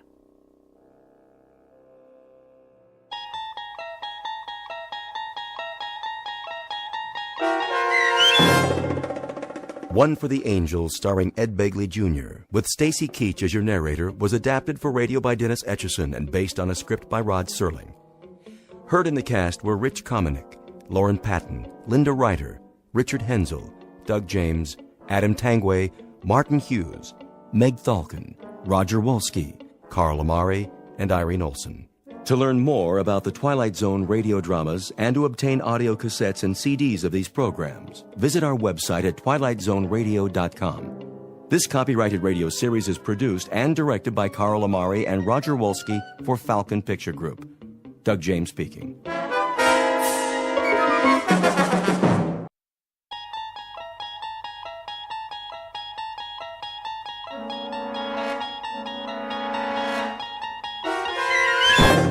Your traveling through another dimension. A dimension not only of sight and sound, but of mind. A journey into a wondrous land whose boundaries are those of imagination.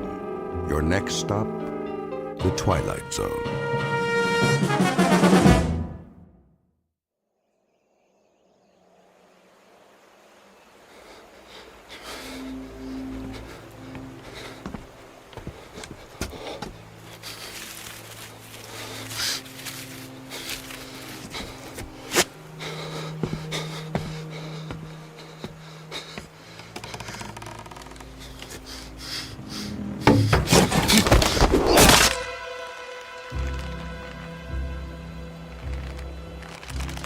He's dead. Get him down. Yes, Captain. Clemens, what the devil do you think you're doing? Cutting him down, Captain. This is the last of the rope, Clemens. There's still one more to go. Just untie it. For pity's sake, catch him before he falls into the river. Traitor or not, he deserves a decent burial. Captain, the rope's looking pretty frayed. I'm not sure it'll take the weight of another prisoner. It'll have to. But, Captain... I said it'll have to. Yes, sir.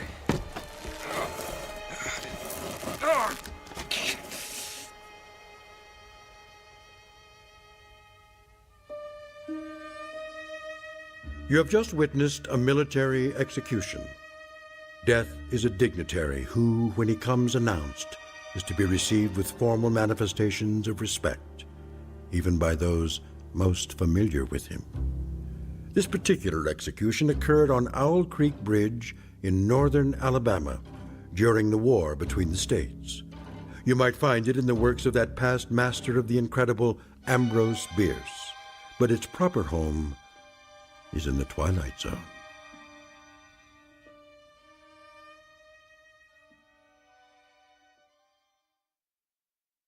And now, the Twilight Zone and our story, An Occurrence at Owl Creek Bridge, starring Christian Stolte, with Stacy Keach as your narrator. Hurry up, Clemens. I want to get this last one hanged while it's still daylight. Almost got him, Captain.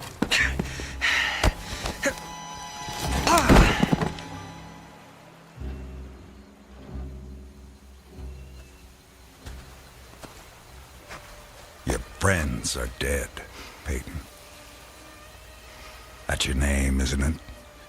Mr. Peyton Farquhar. Your act of treachery came to nothing, Peyton. And now you'll be called to account. I wouldn't recommend you think of doing anything as stupid as trying to get off this bridge. Apart from the fact that your wrists are tied behind your back, you'll find yourself more than adequately surrounded, whichever way you choose to run. See those sentinels at either end?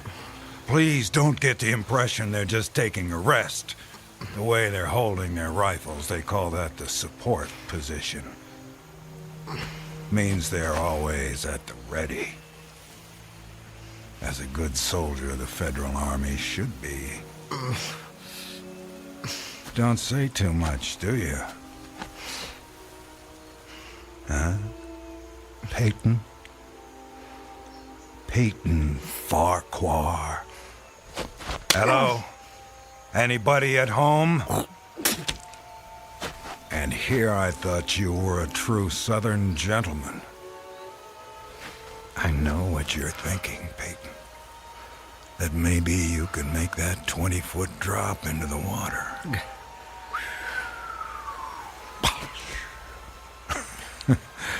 And who knows, maybe you're good at that. But after that, your chances for continued survival become pretty slim. Look over there on the bank of the stream. You know what that is? It's the muzzle of a cannon. You see, there's an outpost near here. If you really squint, you can see a company of infantry at parade rest. Think of them as spectators if you want.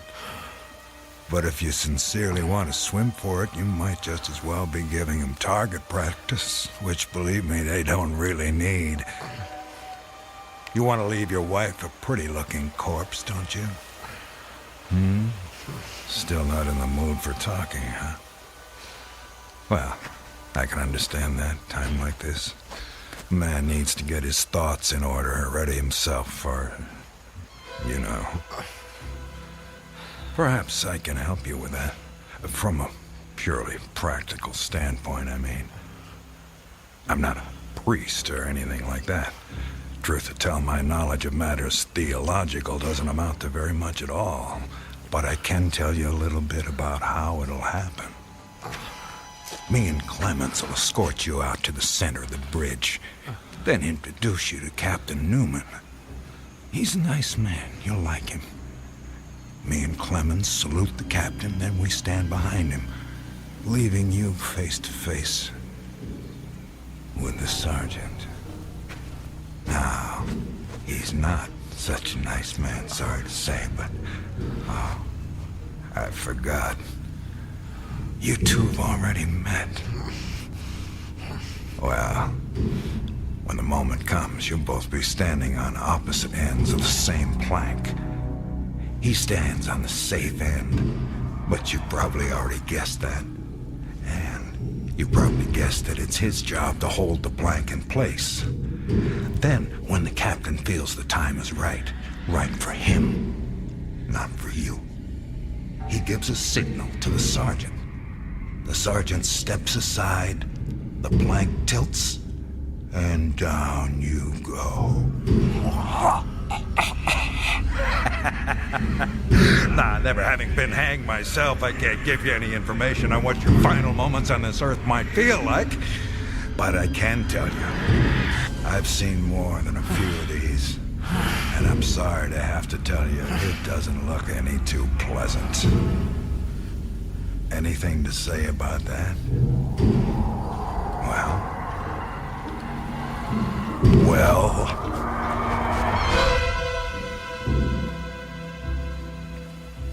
I am a living man. How's that? Speak up, Peyton. If you got any famous last words, we should hear them. Otherwise, they won't be famous. I am a living man! Not for much longer. No, sir, not for much longer. Captain says we're ready for him. Hear that, Peyton? We're ready for you. They say the Lord hates a coward, so take my advice and try and face it with a smile. Why do you have to do that, Levine? Do what? Taunt him like that. He shouldn't expect anything better. This is war. He was on the wrong side. The wrong side? Do you think he thinks that? I don't give a damn what goes on inside his head. Neither should you, Clemens. And unless you want to end up with a noose around your neck, don't let anyone else hear you talking like that. Now, help me up with him.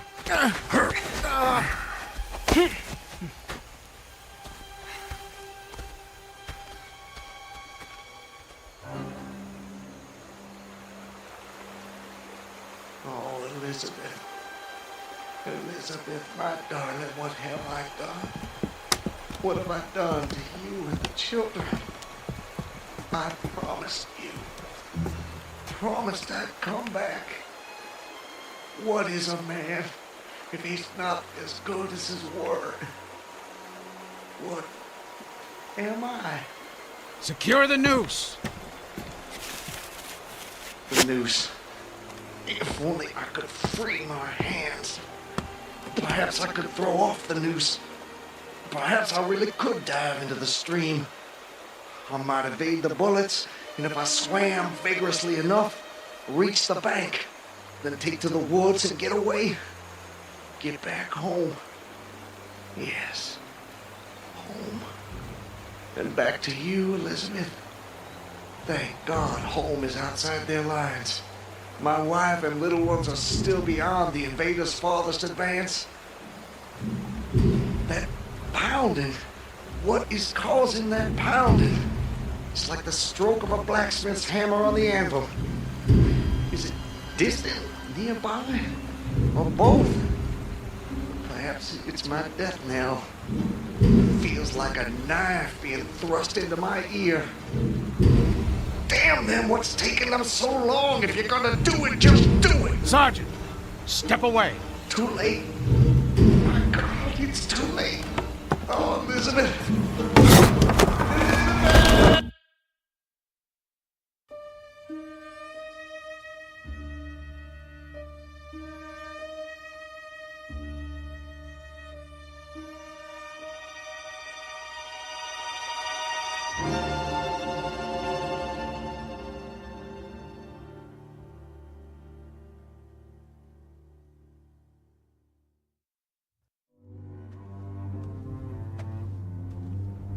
So, how much further is it?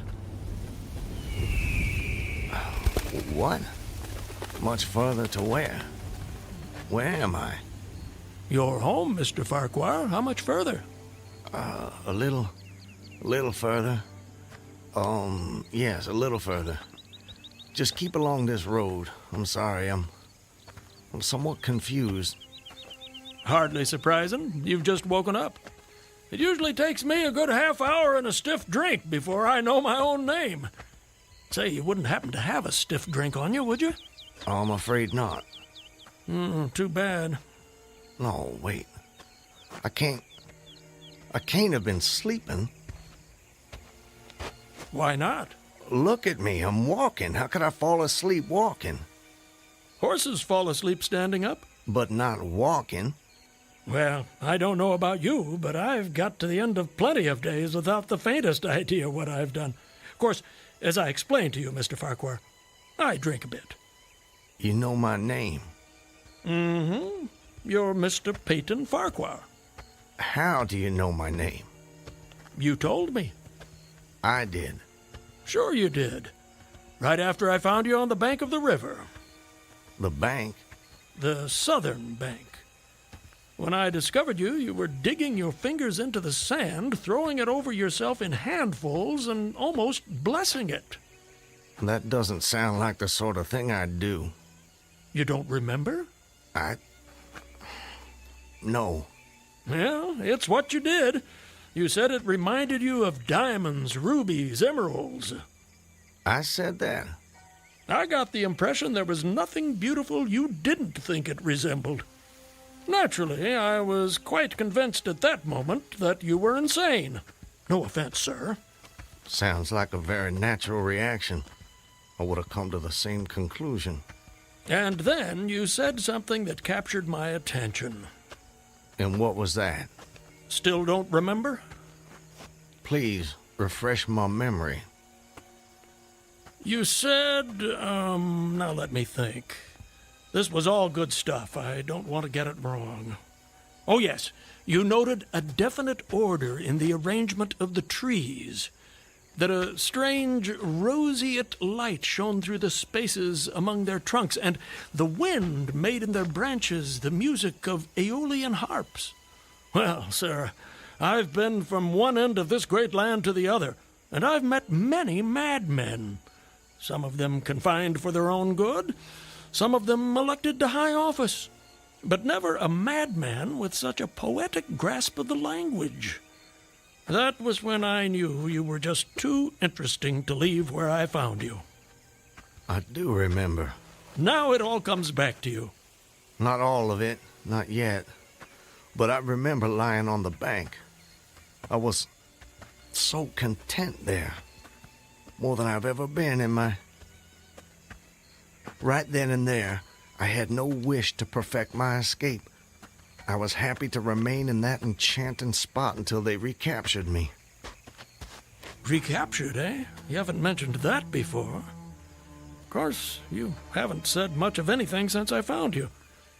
You're a man on the run, then. Forgive me, Miss... I'm sorry I don't seem to be able to recall your name. It'll come to you. Well, no offense, sir, but I'm not sure it would be wise to tell you the details. You're not a trusting man. Of late, I've become somewhat disappointed in human nature. I'm not sure why. This is a new world, Mr. Farquhar. It's understandable that you'd be cautious. But rest assured, I'm not what you might call political. But I do love a good story if you have one to tell. My story? I have no story. I have a life. A life that's become considerably more interesting of late, I'd venture to say. But beyond your name, I know nothing about you. What manner of man is Peyton Farquhar? Why do you want to know? The road I travel is long and lonely. I'm starved of intelligent conversation, and the only voice I ever hear is my own. Talking to oneself leads inevitably to madness. With you here as my temporary companion, I can stave off that unfortunate condition for at least another day. I see. And tell me, sir, where are you headed? Anywhere I'm welcome and nowhere I'm not. In short, nowhere in particular. So, you were telling me about yourself. Very well. My name is Peyton Farquhar. Peyton Farquhar. I'm a planter in these parts. A planter, eh? Good to have land. It is. So, I guess you have slaves. Naturally. No need to adopt that tone, Mr. Farquhar. I told you I'm not a political, just asking. Well, as it happens, I am what you would call a political. The Farquhars are an old and highly respected Alabama family. I'm naturally an original secessionist and ardently devoted to the Southern cause. Oh, your memory is reliable when it comes to the matter of who you are, if not where. I suppose so. And yet, if you'll forgive my temerity, for all your patriotic fervor, you clearly didn't take service with the gallant army of the South. May I ask why that was? Circumstances of an imperious nature prevented me from doing so, but I assure you I chafed under the inglorious restraint, longing for the release of my energies, the larger life of the soldier, the opportunity for distinction. And in good faith and without too much qualification, you assent to at least part of the dictum that all's fair in love and war. Are you mocking me by any chance? I would never, ever risk a fellow traveler's friendship for such a trivial gain. Please, continue, I beg of you. I imagine that the opportunity to serve your birthplace came at last, as it comes to all men in wartime? It did. It was one evening, as I was sitting under the magnolia trees near the entrance to my grounds. I was with my wife, Elizabeth. Children were playing nearby.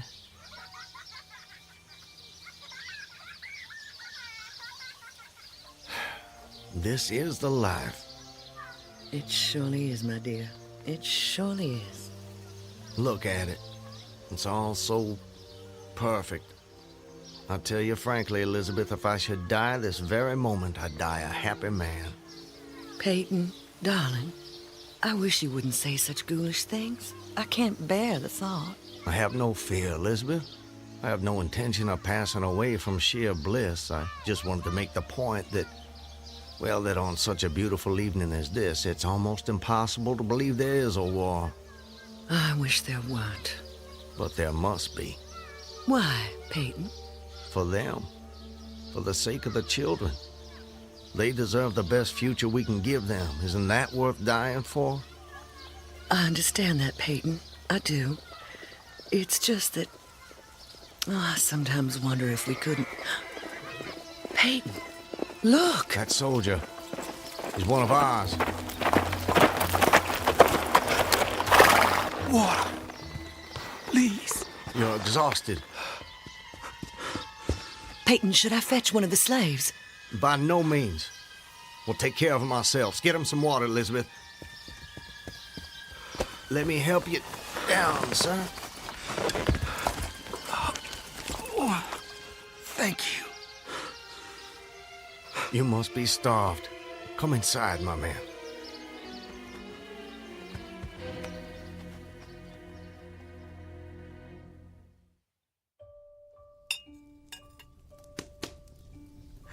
Oh, this is a splendid meal. Thank you. Some more? Alice, more cornbread. No, please.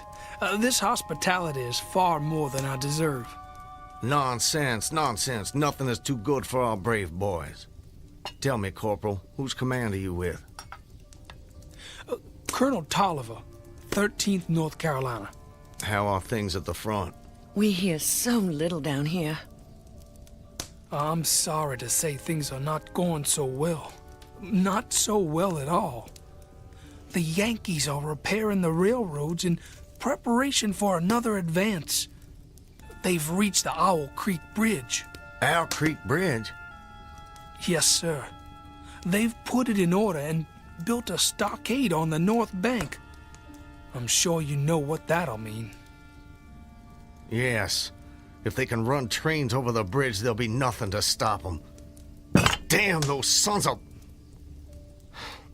Forgive me, Elizabeth. You shouldn't be subjected to this manner of talk. Peyton, I understand... Go and see what's keeping Alice with the cornbread. As you wish, my dear. Something on your mind, sir? Corporal, refresh my memory. It's about 30 miles to Owl Creek Bridge? About that. Maybe even a little less. And there's no force on this side of the creek? Only a picket post a half-mile out, on the railroad, and a single sentinel at our end of the bridge. Suppose a man, or perhaps several men, civilians and persons of intelligence, should elude the picket post and perhaps get the better of the sentinel. What could they accomplish? Accomplish? Well, sir, I was there a month ago.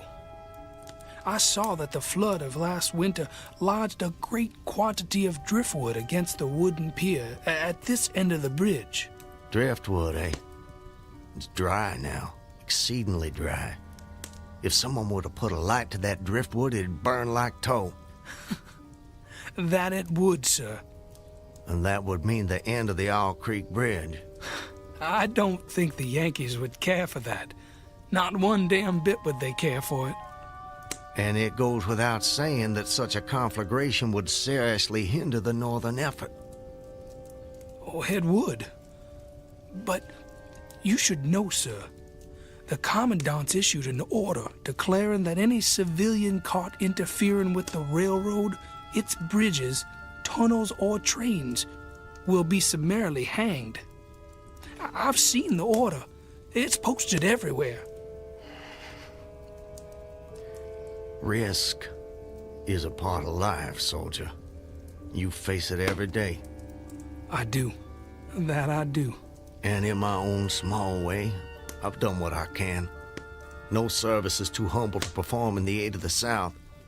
And should the opportunity present itself, no adventure would be too perilous to undertake if consistent with the character of a civilian who is at heart a soldier, of course. Mr. Farquhar, you are a true son of the South, and a very brave gentleman.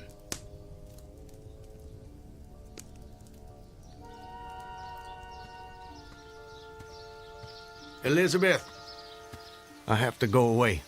Away? For how long, Peyton? Probably just a couple of days. Why? Business.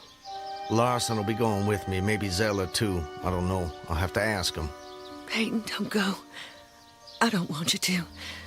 The children need you. It's for the sake of the children that I'm doing this, Elizabeth. Why can't you understand that? I do understand. I really do, but I'm afraid... terrified of losing you. If a man doesn't stand up for what he believes in, then we lose everything. Just promise me one thing. Promise you'll come back to me. I promise. And I'm a man who keeps his promises, my love. Setting fire to the Owl Creek Bridge. Sounds like a most audacious plan. It was. I must confess, Mr. Farquhar, I'm a little confused. How so? You strike me as a competent and determined gentleman. I imagine whatever you want out of life, you get it. That's fair to say. What of it? Simply that I'm surprised your endeavor came to nothing. And what makes you imagine that? Your present predicament. The absence of your co-conspirators, Those marks upon your neck? And if someone had set the Owl Creek Bridge alight, I'm sure I would have noticed it in some way. Let me check. Where there's smoke, there's fire, and... Nope, no smoke. You're a very thorough fellow. For a moment I thought you might know more of my situation than you let on.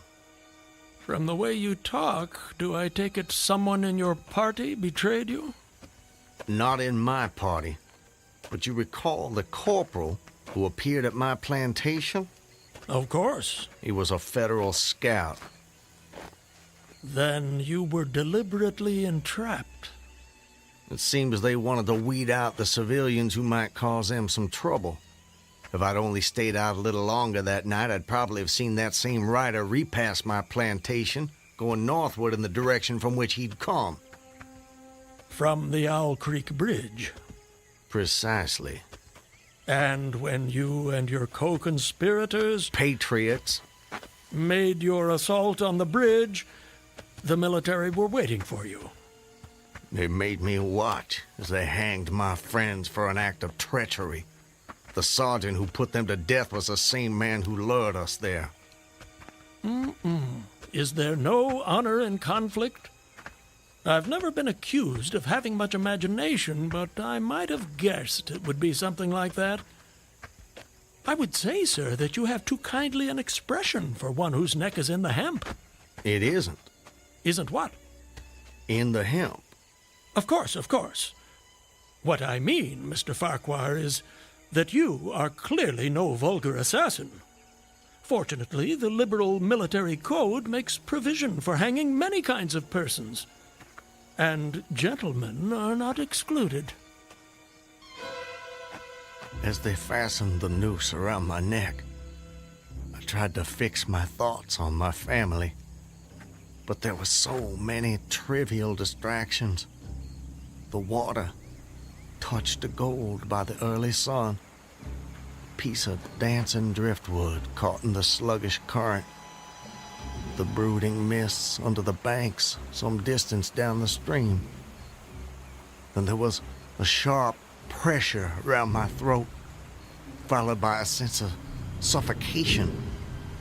Agony shot from my neck downward through every fiber of my body and limbs like streams of pulsating fire, heating me to an intolerable temperature.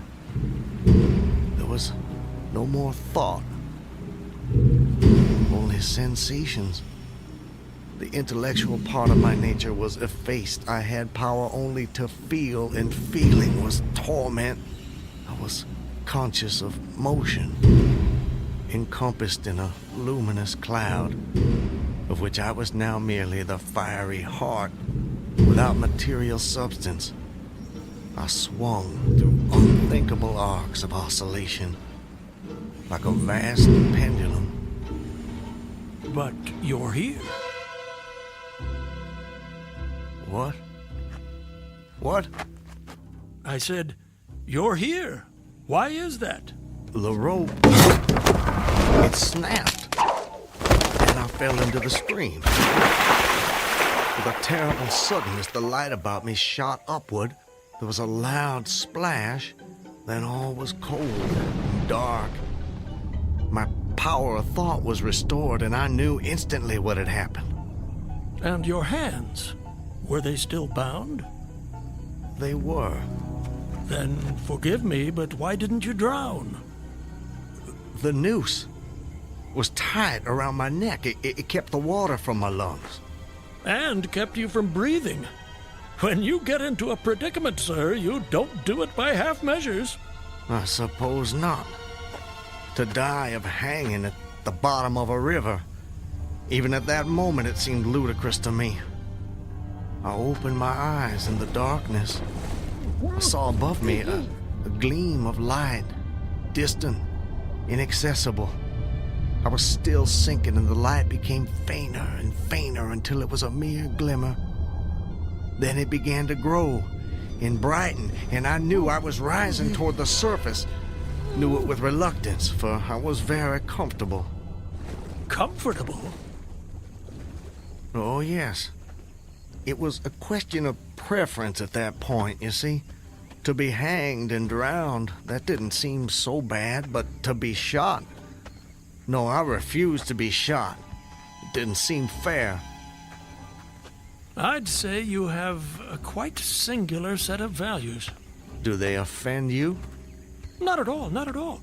It makes for a more entertaining story, and yours is the most fascinating I've heard in many a year on the road. Please, continue. You're under the water, slowly rising to the surface. Your hands are tied. A sharp pain in my wrists apprised me of the fact that I was trying to free my hands. I gave the struggle my attention as an idler might observe the feat of a juggler without interest in the outcome. Eventually, the cord fell away. My arms parted and floated upward, but I could only dimly make out my hands in the growing light. I watched with a new interest as first one and then the other pounced upon the noose at my neck. They tore it away and thrust it fiercely aside. Its undulations resembled those of a water snake, and my first thought was to put it back. To put it back? The undoing of the noose had been succeeded by the direst pang that I'd yet experienced.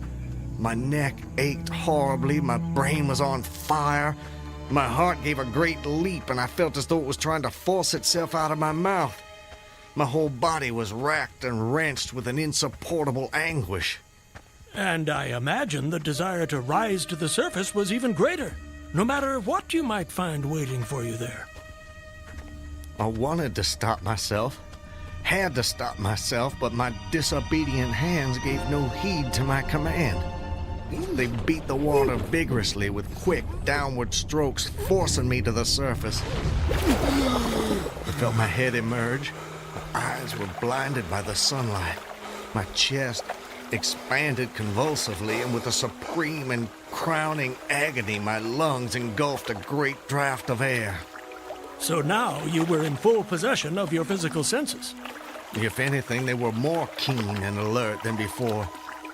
I felt the ripples on my face, heard their separate sounds as they struck.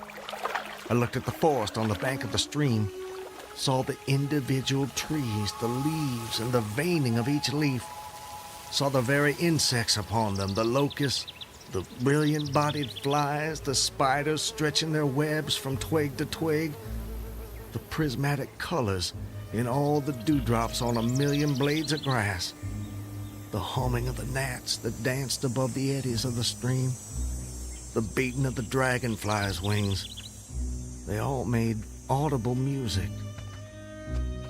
Remarkable. If you'll forgive my saying so, you missed your life's calling. You have quite a turn for descriptive language. I'm surprised you had the time to note your surroundings in such detail.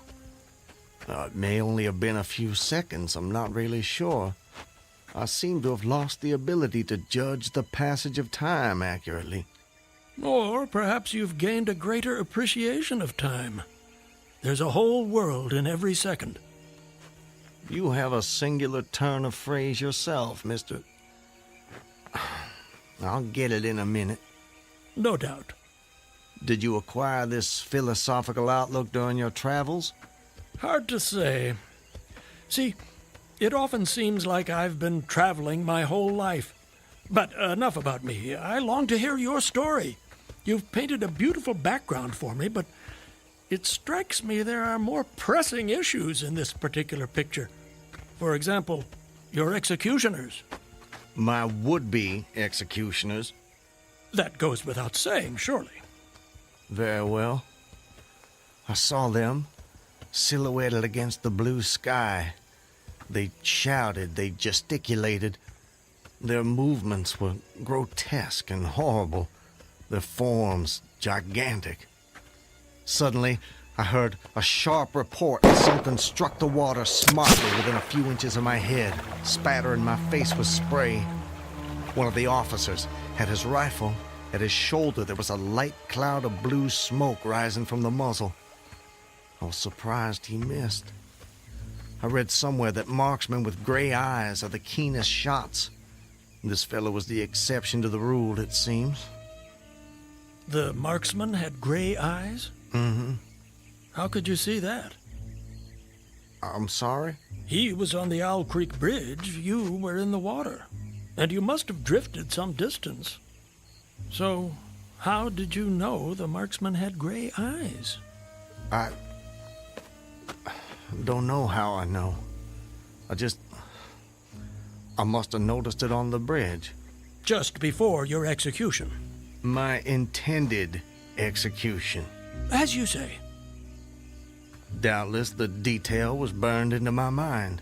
Doubtless. I told you how much more alive my senses had become at that moment. Alive. Yes, indeed. That you did. At that moment, a counter-swirl turned me half around. I was looking into the forest on the bank opposite the fort. A clear, high voice rang out and came across the water with a distinctness that pierced and subdued all other sounds, even the beating of the ripples. The voice, what did it say? It said, "Attention, company! Ready! Aim!" How did you do that? Run! Fire!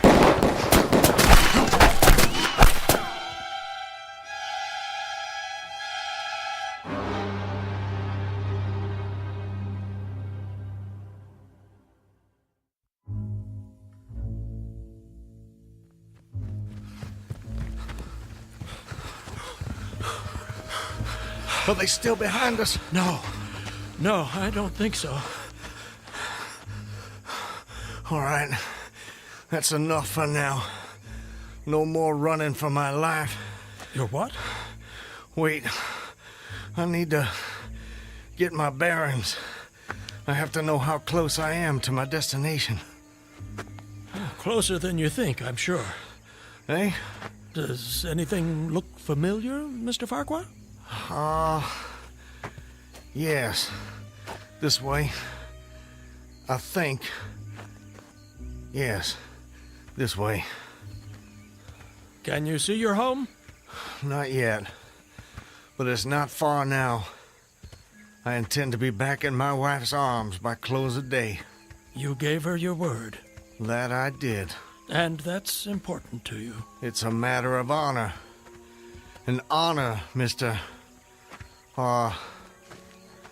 Honor means as much as love to a man of the South. A very moving sentiment. Now, where were we? Where were we with what? Your story. My story? Yes. You were just reaching a most exciting point when we were interrupted. I long to know what happened next. Are you quite insane, sir? I don't believe so. But I thought the same of you when I first met you, so I suppose it's a fair question. I am in full possession of all my faculties, Mr. Everything except the memory, eh? Don't try my patience, sir. I wouldn't dream of it. You asked me an important question, and I'm doing my best to answer it. But you'll appreciate it's difficult to judge these things when one spends so much time alone. If I had a constant companion, someone to tell me if and when I appeared to be losing my senses, that might be helpful, but that's not what fate has in store for me. And as I say, I try to avoid talking to myself because that seems to me the fastest route to madness. But mad or sane, I know a good tale when I hear it, and yours is the most entertaining I have heard in all my years. Yes, sir, I shall cherish the memory of your experiences when I have long since ceased my wanderings. Please, go on. You'd escaped the noose by a most improbable stroke of good fortune, and then you found yourself in the stream and under fire. What was that like? Surely you can imagine that for yourself. We were just under fire a few minutes ago. But not in the water. Well, does it matter? Does to me. It's the setting that makes the crucial difference. Please. Very well. I suppose it might make the journey shorter, at least. Not mine. I dived to avoid the shots, dived as deeply as I could. Water roared in my ears like the voice of Niagara, yet still I heard the dulled thunder of the volley. those heightened senses of yours? I rose again towards the surface and was met again by more shining Yankee lead. One shot nicked my cheek, do you see it? I see it. Well, the next time I dove, I was a long time underwater, and I made damn certain I swam farther downstream and nearer to safety. Just as well, since the soldiers had almost finished reloading. The two sentinels positioned at either end of the bridge fired again, independently and ineffectually. I saw all this over my shoulder. I was now swimming vigorously with the current. My brain was as energetic as my arms and legs. I thought with the rapidity of lightning. I reasoned, you see, that the captain had probably already given the command to fire at will. And you surely couldn't dodge all the shots. You're not invulnerable. No man is. Then an appalling splash, just 2 yards away, was followed by a loud, rushing sound which seemed to travel back through the air to the nearby fort and died in an explosion which stirred the very river to its deeps. A rising sheet of water curved over me, fell down upon me, blinded me, strangled me. The cannon had taken a hand in the game. Did I tell you about the cannon? You must have done. Well, anyways, as I shook my head free from the commotion of the smitten water, I heard the deflected shot humming through the air ahead. And in an instant, it was cracking and smashing the branches in the forest beyond. I was certain they wouldn't be so far from their target next time, and it was a good gun. The report lagged behind the missile. But surely the smoke would have apprised you of another shot. So long as you kept your eye on the gun, you had a certain advantage. Am I correct? You are? The problem was how to reach the shore without turning my back on the cannon. You have my complete attention, sir. How did you manage it? Well, I don't know.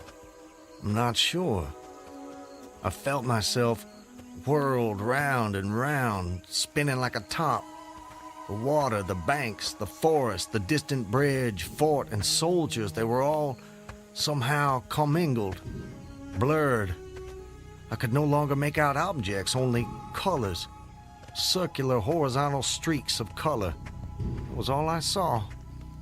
I was caught in a vortex. I felt giddy and sick. Fascinating. Incredible. What is that damned hammering? I don't hear anything.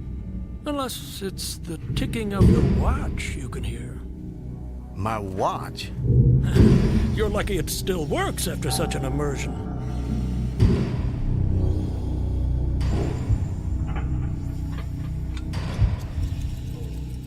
It is my watch.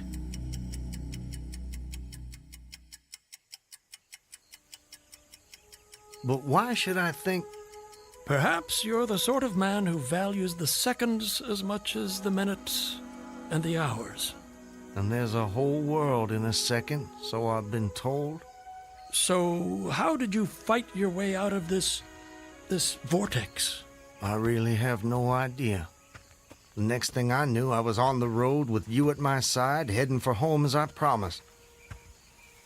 Surely not. I mean, you obviously avoided the cannon and struggled to the bank. Obviously. But I have no memory of it.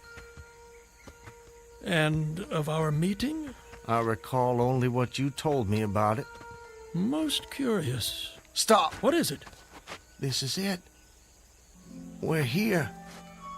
This is the path to my home. Excellent. Well, I suppose this is where we part company, Mr. Farquhar. May I say, it's been a rare pleasure. You wouldn't care to come in? I'm sure the servants could prepare you a meal. That won't be necessary, my friend. I have many miles still to travel. But your journey is almost at an end. Yes. Well, goodbye, Mr. I'm sorry, I thought I could recall your name, but it just escapes me. Call me Ambrose. I wish you well, Ambrose. And you, Mr. Peyton Farquhar. And you.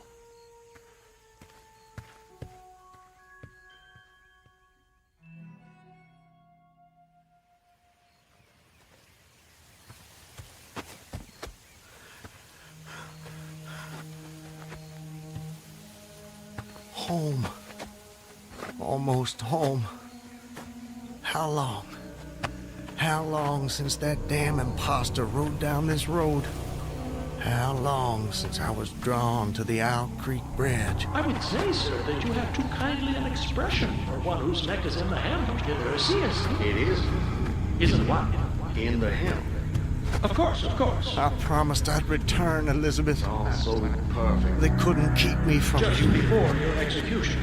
My intended execution. As you say. Not even a noose around my neck could stop me from coming back to you, to the family. Yes. I told you how much more alive my senses had become at that moment. Alive. Alive. Yes. I saw them. John, Elizabeth! don't tease your sister. I want you Elizabeth! both on your best behavior when your father returns. Elizabeth! Hey. Elizabeth! You're not invulnerable. No man is. Elizabeth! Elizabeth! I swore I'd come back to you. I promised. Peyton! Elizabeth! Peyton! Elizabeth! Peyton! Oh, Peyton! Peyton, my love! Elizabeth, let me hold you. Let me take you in my... There's a whole world in every second.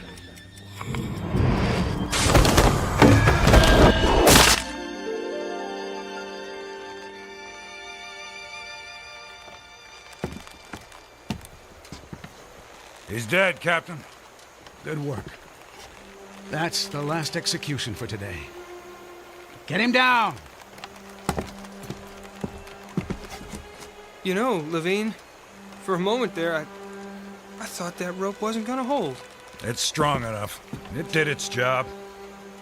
Do you ever wonder what goes on inside a man's head in those last seconds before death? Like I said before, Clemens, I don't give a damn. And neither should you.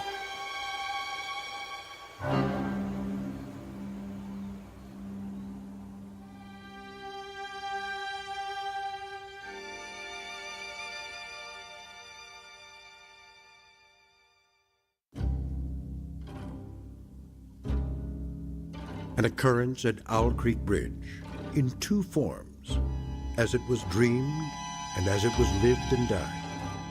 This is the stuff of fantasy, the thread of imagination, the ingredients of the Twilight Zone.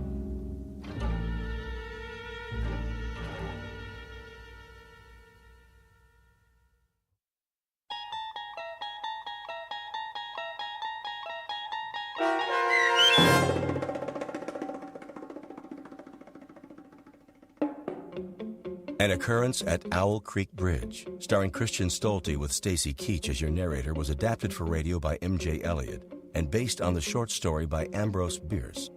Heard in the cast were Rob Riley, Danny Goldring, William Dick, Susan Hart, Gonzo Schexnader, and John Hoganacher. The producers of The Twilight Zone wish to thank CBS Enterprises and the Rod Serling Estate for making this series possible. This copyrighted radio series is produced by Carl Amari and directed by Joe B. Cerny for Falcon Picture Group. Sound design, custom Foley effects, recording, and editing are done in the Cerny American Sound to Picture Theater by sound designers Craig Lee, Todd Beyer, and Tim Cerny. To learn more about the Twilight Zone radio dramas and to contact us, visit our official website at twilightzoneradio.com. Doug James speaking.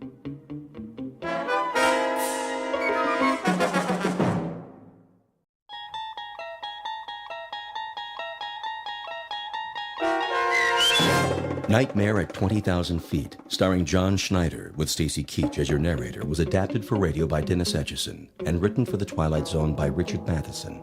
Heard in the cast were Frenette Lebo, Ann Whitney, Richard Hensel, Meg Falcon, Amber Lake, Roderick Peoples, Roger Mueller, Doug James, Tom McElroy, Jen Patterson, Kurt Nabig, and Carl Amari. To learn more about the Twilight Zone radio dramas and to obtain audio cassettes and CDs of these programs, visit our website at twilightzoneradio.com. The producers of The Twilight Zone wish to thank CBS Enterprises, Carol Serling, Dennis Etchison, Dick Brescia Associates, Claire Simon Casting, Terry Jennings, XM Satellite Radio, Sirius Satellite Radio, our sponsors, and our radio affiliates for helping make this series possible. This copyrighted radio series is produced and directed by Carl Amari for Falcon Picture Group.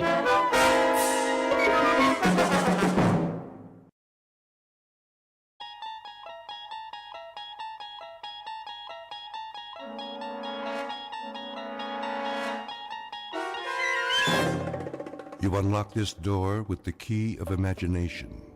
Beyond it is another dimension, a dimension of sound, a dimension of sight, a dimension of mind. You're moving into a land of both shadow and substance, of things and ideas. You've just crossed over into the Twilight Zone.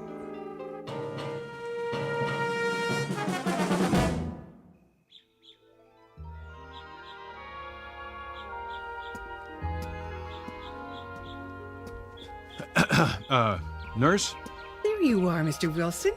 You ready for some lunch? Oh, no, thanks. I was just... Lovely morning, isn't it? Yes. Yes, it is. I thought I'd wait outside. I was wondering... You're getting some color in your face. I am? A picture of health. Your wife will be pleased. About my wife, do you know when she's arriving? When she's... To pick me up. Oh, this is the big day? It is, yes. You'll have to check with Dr. Martin, but I'm sure it won't be long. If you'd like to say your goodbyes to the others... I better pack first. Oh, naturally. It's good to see you doing so well. Thank you for everything. Not at all. Oh, and nurse... Yes? If my wife should get here in the next few minutes, tell her I'm in my room, would you, please? Of course. She's a lucky woman. You've done wonders for my self-esteem. I don't know what I'll do without you. You'll do fine, Mr. Wilson. Just fine.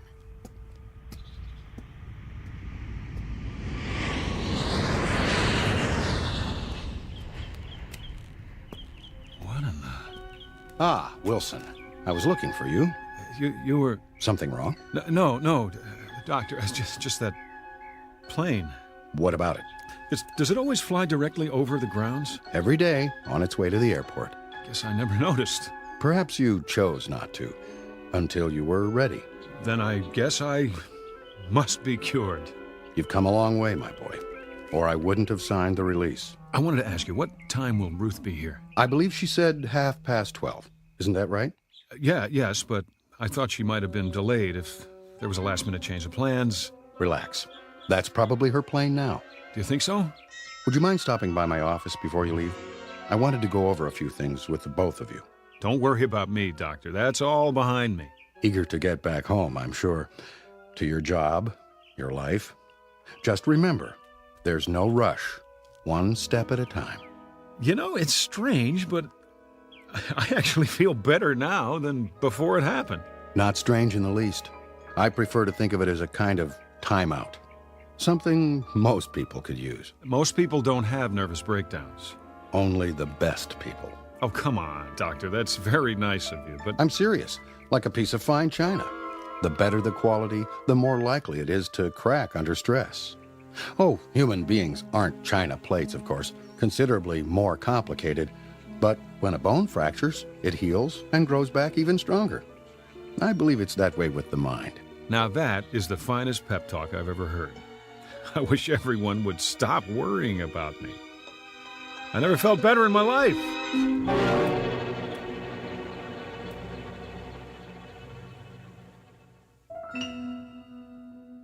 Portrait of a once frightened man.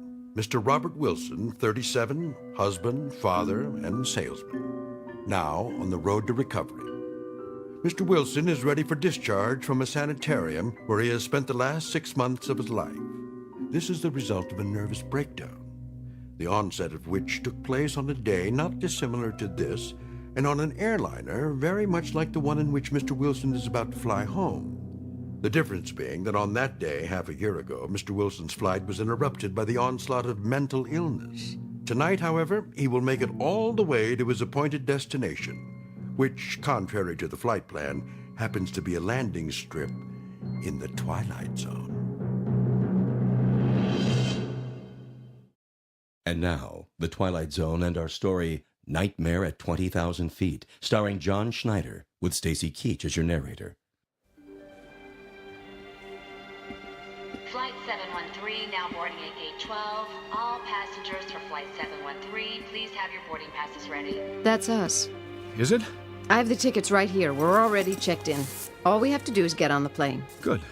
That's good. Do you suppose... What, darling? Do I have time for a drink of water? Of course. It's just down the hall. Are you feeling all right? I'm fine. I'm just thirsty. Why, you're perspiring. It's warm in here. Aren't you warm?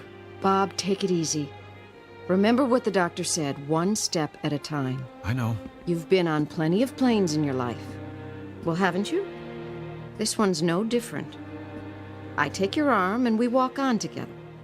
When we get to our seats, you'll take a nap, and when you wake up... I'm perfectly fine, really. I've got your pills.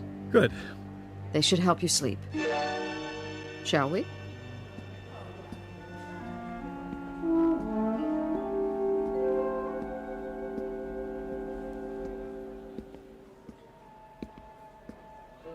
The line's getting pretty long. Honey? I said... Does this airport have a smoking area? Bob, you quit years ago. I know. I just thought one might help settle my stomach. It's something I ate. Try a few deep breaths. It isn't that. It isn't. I haven't been anywhere but the sanitarium for so long. I'm not used to this. The noise, the crowds. It'll be much quieter on the plane. Come on. Hold my hand. Okay. Final boarding call for Flight 713. All passengers, please proceed to gate 12.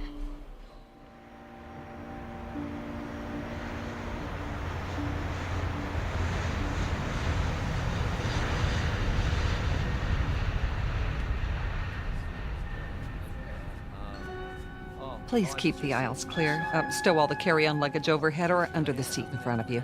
Here we are, honey. Great. Do you need any help, sir? What? If you'd like to take your coat off... I can do it myself. She's only trying to help, Bob. I thought you were warm.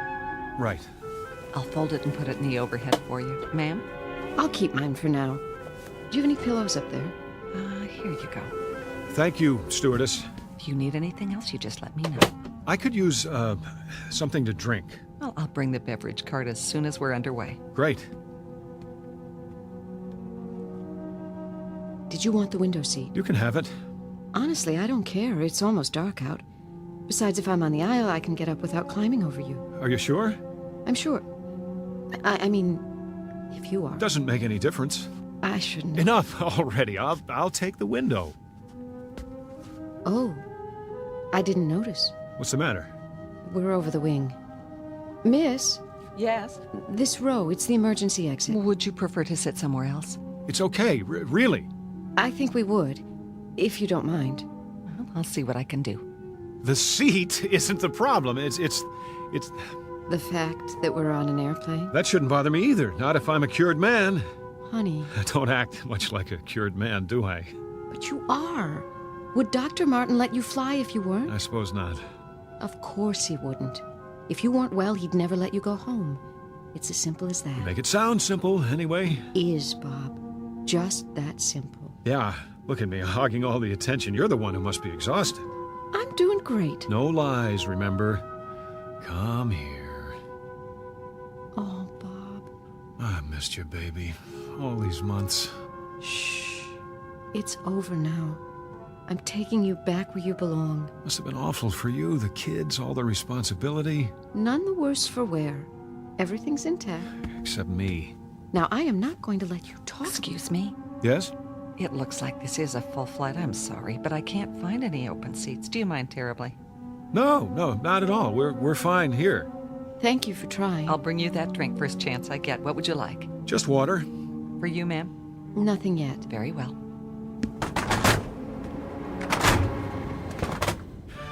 What was that? They're closing the door, that's all. Hatch, whatever they call it. Here, let's look at the in-flight magazine. Fasten your seatbelts, please. sure your seats are in the upright position. Bob? No smoking in the aircraft. Oh, right. Seat back in front of Here, you, there is a let me car get it showing for you. your seat I could do it. number. Would you relax?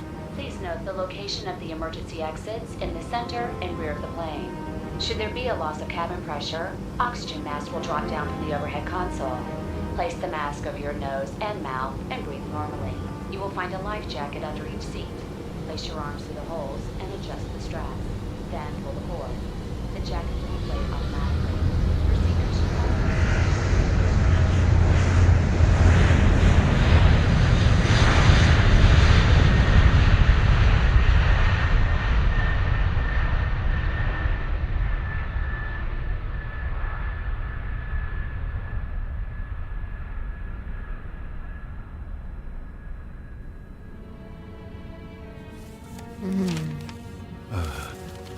Go back to sleep. Bob, what are you doing? I'm sorry, honey. I found a newspaper under the seat. The light must be bothering you. Oh, I should stay awake. No, I don't want you to, sweetheart. Go to sleep now. Can't you sleep? I will. Promise. You worry too much. I can't help it. You shouldn't. Not anymore. Bob, do I what? are you comfortable talking about it? That night, I mean. What do you want to know? Well, Dr. Martin went over it, but I still don't understand. Well, neither do I, exactly, but I have a pretty good idea what caused it now. Do? It's no great mystery. Overwork, nervous tension, a touch of blood pressure. But why that night, on that particular plane? What set it off?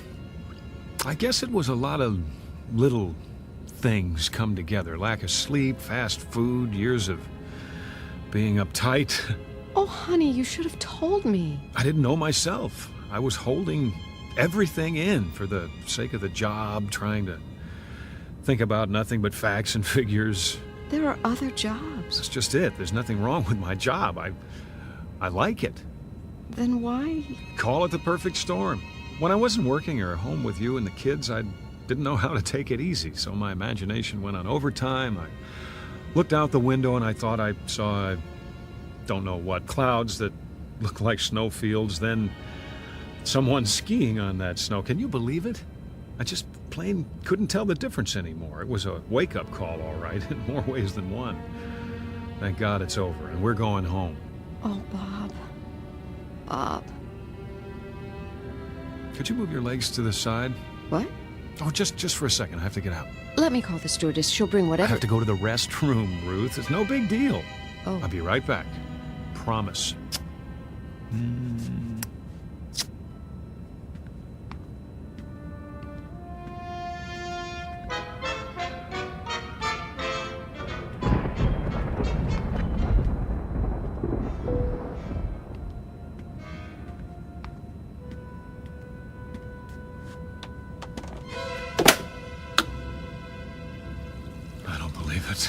It's a storm. Sir? Yes? Would you return to your seat, please? We've hit some turbulence. Just a moment. Wouldn't you know it? Okay, let's see how bad it is.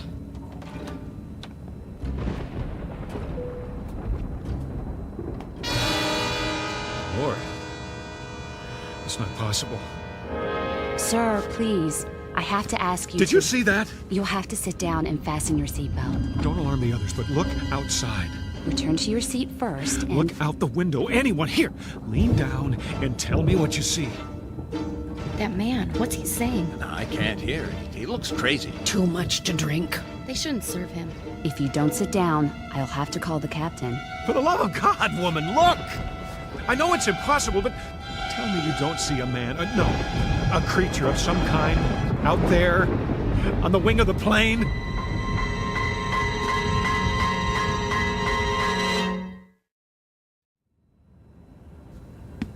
You saw what? Out there, on the wing. See for yourself. Sir, I assure you. Open the curtain! What is it I'm supposed to see? There, in the lightning, he... Where? But he was there. I tell you, he floated down and landed on the wing. That's enough. Then he started walking toward the engine. Shh. There are children on board. I'm simply telling you what I saw. Need some help, Nancy. Would you show Mr. Wilson back to his seat? Certainly. I don't mean to upset anyone, but... This way, sir. All right. I'm sorry. It must have been a reflection. Yes, it must have been. If you'll just come with me. I made a mistake. I'm going to my seat now. See? Now, sir. I didn't mean any harm, I tell you. Is something wrong, stewardess? A low-pressure pocket, that's all. The plane feels like it's dropping. Nothing to worry about. We'll be through it in a minute. Don't wake my wife. You can move around the cabin again as soon as the overhead light goes off. Yes, of course. For now, I suggest you get some rest and stay in your seat. I understand.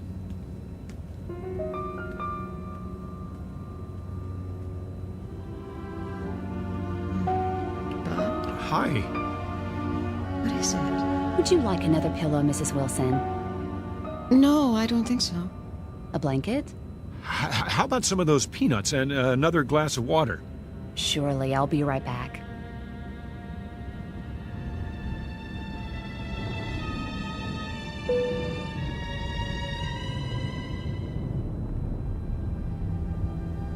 Did something happen? Started to rain.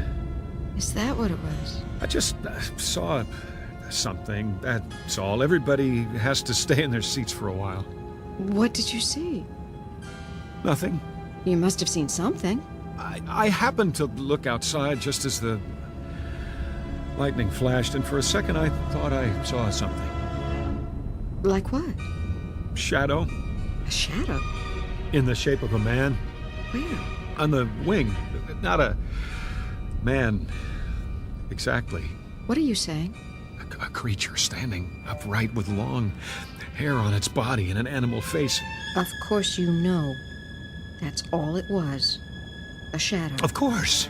People don't walk around on the wings of airplanes. No, they don't. Not while they're moving hundreds of miles an hour.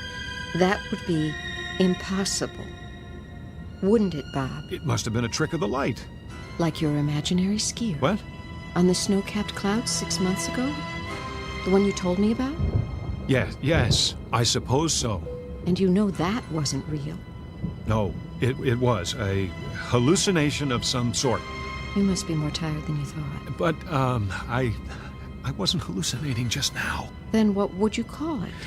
It was more the lines of an optical illusion, my eyes playing tricks on me. Then don't look outside. Leave the curtain closed. Believe me, I intend to. You ought to get some sleep, so you'll be rested when we land. I agree. Need another pill? Ruth, I'm all right, I tell you. Couldn't hurt. If you say so. Where's my purse? Your water and some extra peanuts. Thank you, stewardess. You're welcome. Bob, put the tray down for her. Sure. Are we moving into a storm? Not a big one. It's almost past. Oh, well, that's good. If I can get you anything else. We'll let you know. Here's your pill. Thanks. Sit. No, thank you. I'm not thirsty. I'm sorry I woke you. Don't be silly. You can go back to sleep now if you like. If you do. Give me a minute. You're not worried about anything, are you? Not in the least. Then put your seat back. In a sec. Just let me collect my thoughts. Well, don't overthink it. That never did any good. No, it didn't. You're here with me, and we're going home together. That's the most fantastic part of all. Well, you'd better get used to the idea. All better now? Yes. Nudge me if you need me. And whenever you do, don't open the curtain.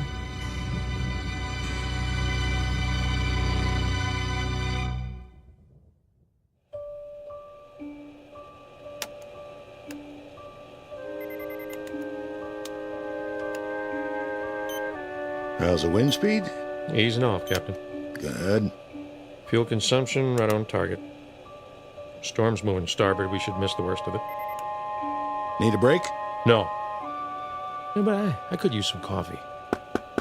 Ah, right on cue. Yes? I made some fresh coffee. You read my mind, Joni. 1 cream and sugar, 1 black. Put it next to the console, will you? Hit a little bump back there, huh? Sorry.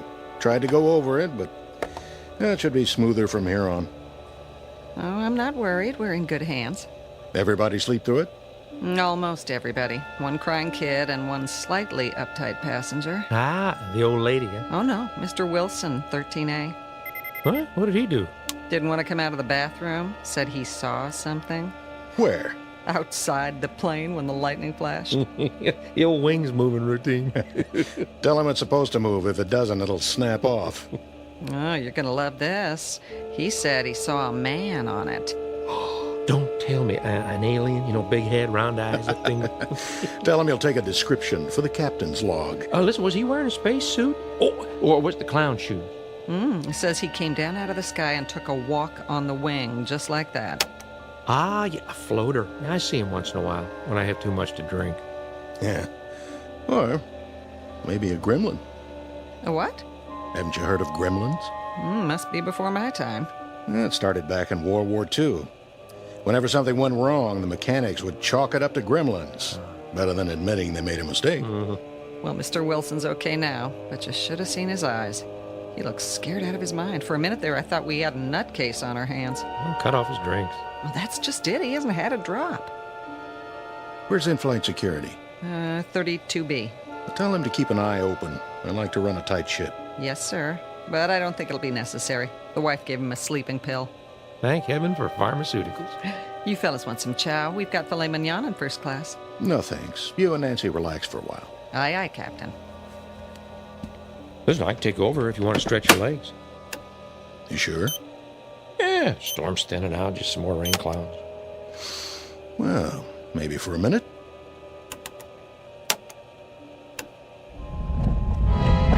Hey, what was that? Probably our friendly neighborhood gremlin dropping in for a wing walk.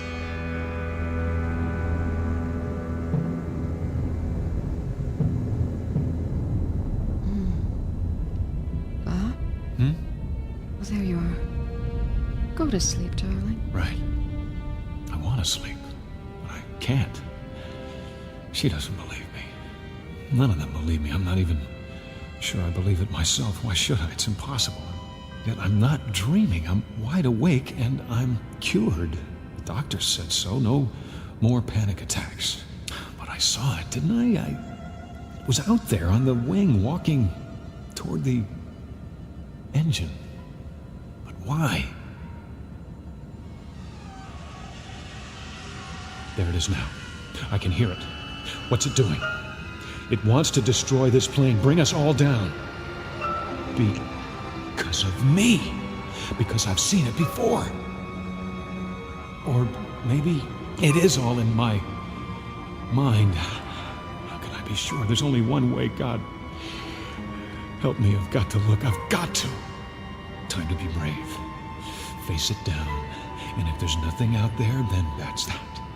This is the only way. Here goes. It's simple. I put my hand out. I pull the curtain aside, and I'll know. He'll either be there on the other side of the window looking in, or there'll be nothing but the darkness. One way or the other, I'll know. And put my hand out. Do it. Do it.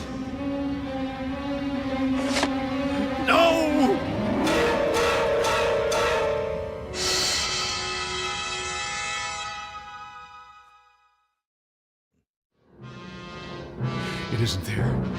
It isn't. It can't be. Honey, wake up. Come on. Come on, someone's got to see this. It's right there on the other side of the window. Yes? Come here, quickly. What is it, Mr. Wilson? Look. Where? Outside the window. It's still there. Shh. I don't see anything. But... What, you mean the engines? They always spark at night. It means they're working. No, not that. You don't see anything else? No, just the running lights blinking on and off. All right, look again. See if she's telling the truth, or if she's blind. You're right, I don't see anything now. Oh, it was probably the rain hitting the window. Yes. Believe me, we fly worse weather than this. It's nothing to worry about. If you'll just try to relax, we'll be landing in a couple of hours. There he is again. Like some kind of ape dropping down from a tree. What's he doing? No! He's peeling back the engine cover. What are you looking at? Ruth, thank God. Lean across me. Look out the window. Bob, does the storm bother? No. Just like that, it's gone. For some reason, it doesn't want anyone else to see, only me. It's playing a game, taunting me, daring me to stop it. Then what? Remember what I said before about seeing something outside? I know what you're going to say, but listen to me very carefully. Honey, there's a man out there. Bob! Keep your voice down. Have you ever known me to lie to you? No. It's not a human being. It's some kind of... Bob. I'm not imagining it this time. I'm not. He's out there. Where? What? No, look. He isn't there now. He jumps away before anyone can see him. Except me. I don't know what to say to you. I realize what this sounds like, but give me the benefit of the doubt. Do I look insane to you? I didn't say that, but Bob... I know I had a breakdown, and I know how it looks to you now, as if the same thing's happening again, but it isn't. Bob... I didn't want to upset you. No. I want you to tell me. I didn't tell you before because I wasn't sure if it was real. Well, I'm sure now. There is a man out there, or a creature of some kind. If I describe him to you, oh, you'd really think I was gone. Honey, no. No, it's all right. It's all right, sweetie. Don't stroke my hand like a child. I know your intentions are good. I know you love me, but don't patronize me, Ruth. I'm not insane. Did I say... Does it have to be said? For the last time, that creature's out there. And the reason I'm telling you now is that he's starting to tamper with one of the engines. It's not just my life at stake. It's everyone on this plane. Shh. Think anything you want. Think that I belong in a straitjacket if it makes you feel any better. If it makes me feel better. I'm sorry. What I mean is, whatever you think about me, that I've lost my mind, all I'm asking you to do is tell someone. Talk to the pilot now. He's back there with the stewardess. Tell him to check the wing. If they don't see anything, fine. I'll commit myself. But if they do, there's still time. They can make a forced landing before something terrible happens. Won't you even allow the possibility? All right. I'll tell you. I know it seems a lot to ask. It's as if you're announcing that you're married to a lunatic, but... I said I'll tell them. If that's what you want, stay here. She doesn't believe me. But that doesn't matter. If she can get them to see it, then I'm not too late. There he is! Hurry! Hurry, Ruth! Hurry! Look! What's wrong with that man? I don't know. Tell him to sit down. We're trying to sleep over here. Quickly! What's going on? He's pulled up one of the cowling plates. Didn't my wife... Take your seat, please. There's a man outside. He just... Mr. Wilson, keep your voice down. I'm sorry, I don't know what's going on here. Will you look? Mr. Wilson, I'm warning you. All right. I'm sitting. But will you look out the window? See for yourself. Take my wife's seat. What am I looking for? The plate. The hood over the engine with all the wiring underneath. He's bent it up so it's exposed. If you don't do something, there's going to be a short circuit, maybe an electrical fire. Well, there's nothing exposed now. What? Wait a minute. I saw him pull that plate up. There were sparks and lights and... Then he must have bent it back the way it was. Listen, I saw it. I saw it! Mr. Wilson, please. I believe you, but there are other people on board, and we mustn't alarm them. You mean you've seen him? Of course we have. But we don't want to frighten the passengers. You can understand that. Naturally, I only want to... We thought we'd taken care of the problem, but if he's back, well, we'll do a thorough check as soon as we're on the ground. But if we wait that long... See the man on the aisle? He's a special investigator from the FAA. We have one on every flight now, and he's armed. If anyone tries to do something to the plane, he can handle it. Oh. That's his job. He knows what he's doing. I understand. I've asked him to change seats with your wife. If you see anything else suspicious, tell him. Then, when we land... You can stop the act now. Bob, they want me to sit up there for a while. Honey. This way, Mrs. Wilson. Everything okay, Captain? Yes, fine. If you'll just stay with Mr. Wilson till we land, got it. I don't need his help. No problem. Just, let me squeeze in here. Stop humoring me. Mr. Wilson, I assure you, it's under control. Nothing to worry about now. If that's the way you want it, I won't say another word. I'll see us crash first.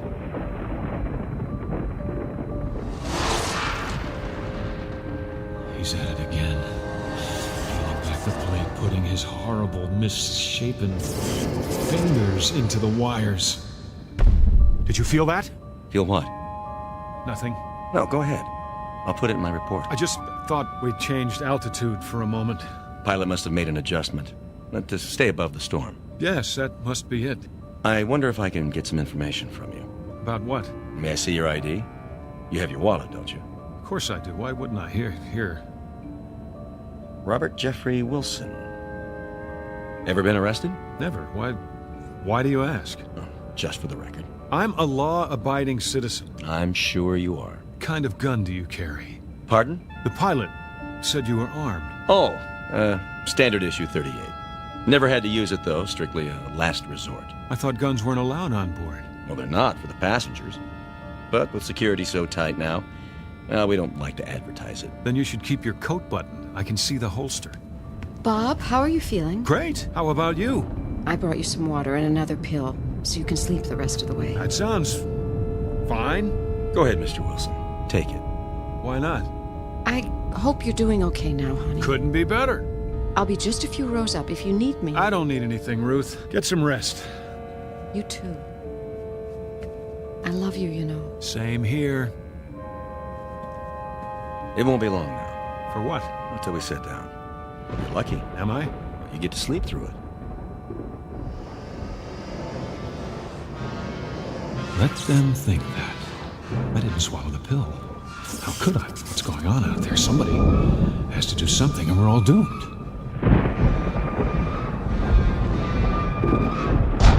Another minute and he'll have the entire engine exposed. All I can see is the glow of the engine and that creature. I have to act now. Hey, what are you doing? Somebody's got to stop that thing. That's the emergency exit. Take your hand off. Leave me alone. You'll depressurize the whole cabin. Got to stop it. Don't push the door open. Don't! I'm placing you under arrest.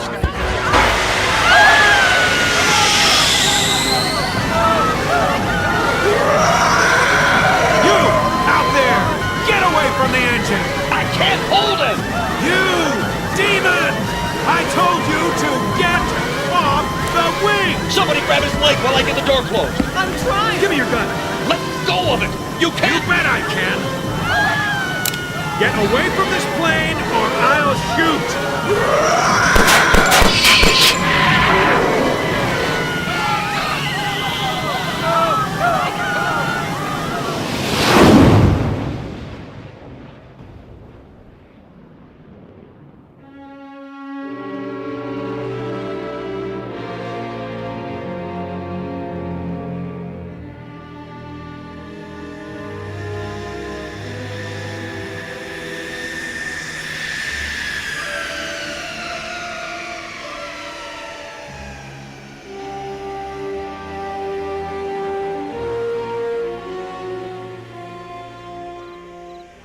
Easy. Lift the gurney down. Yeah, I got it. Here come the paramedics. Oh, good.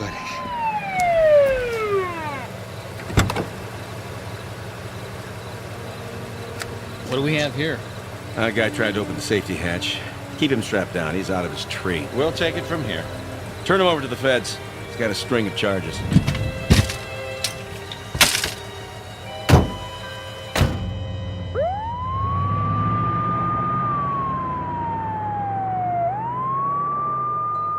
Bob, everything's going to be fine. Everything's gonna be fine. I know.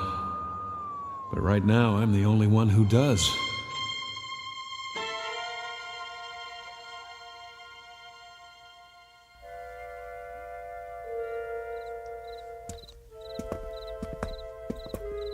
Okay, you grease monkeys, give this plane the once-over. Yes, sir. Now, what about the emergency door? Get up on the wing and replace the seal. Then do a pressure test. You got it. Nuttiest way I ever heard of trying to commit suicide. Yeah, takes all kinds. Well, when you look at that. What happened? I don't know. But something sure did a job on engine number 2. Whole cover plate's bent back. What do you think could have bent it back like that? Beats me. Yeah, let's go to work.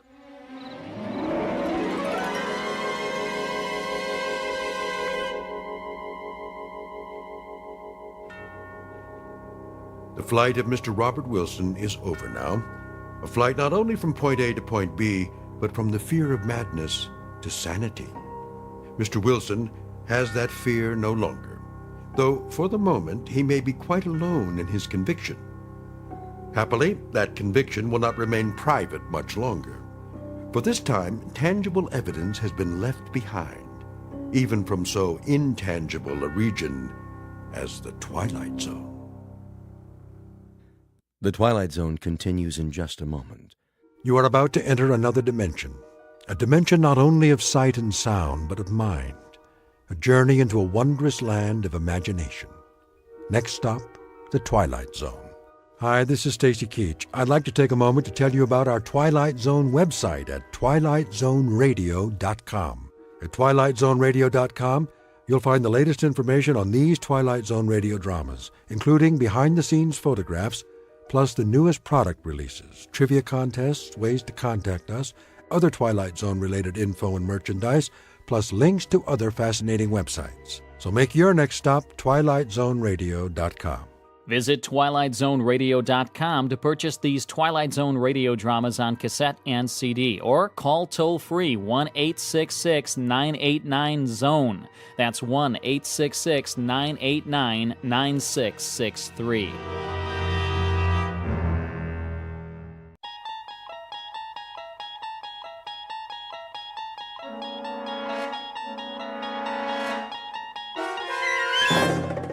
You unlock this door with the key of imagination. Beyond it is another dimension, a dimension of sound, a dimension of sight, a dimension of mind. You're moving into a land of both shadow and substance, of things and ideas. You've just crossed over into the Twilight Zone.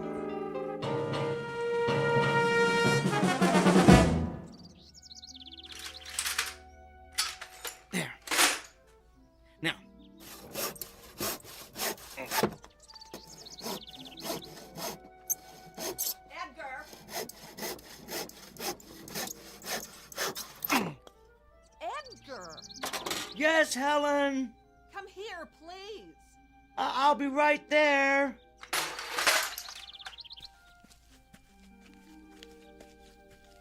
Well, come on, hurry up. Yes, dear. Come in the house. I've got a bone to pick with you. What's wrong, Helen? Look at what I did to my hand. Ooh, what happened? I was cleaning the basement and I cut it on that stupid metal contraption you brought home yesterday. Oh, no. The accelerator bracket. Are you all right? Do you need me to clean it with hydrogen peroxide? Or should we go to the ER? No. I finally got the bleeding to stop by myself. I thought I was going to hemorrhage to death. Oh, thank goodness. What? I mean, it's good you were able to stop the bleeding. What What is that stupid bracket doing down there anyway? Well, I needed to complete my experiments. Your experiments. That's all I ever hear about. I can't believe I gave up a successful modeling career to marry such a geek.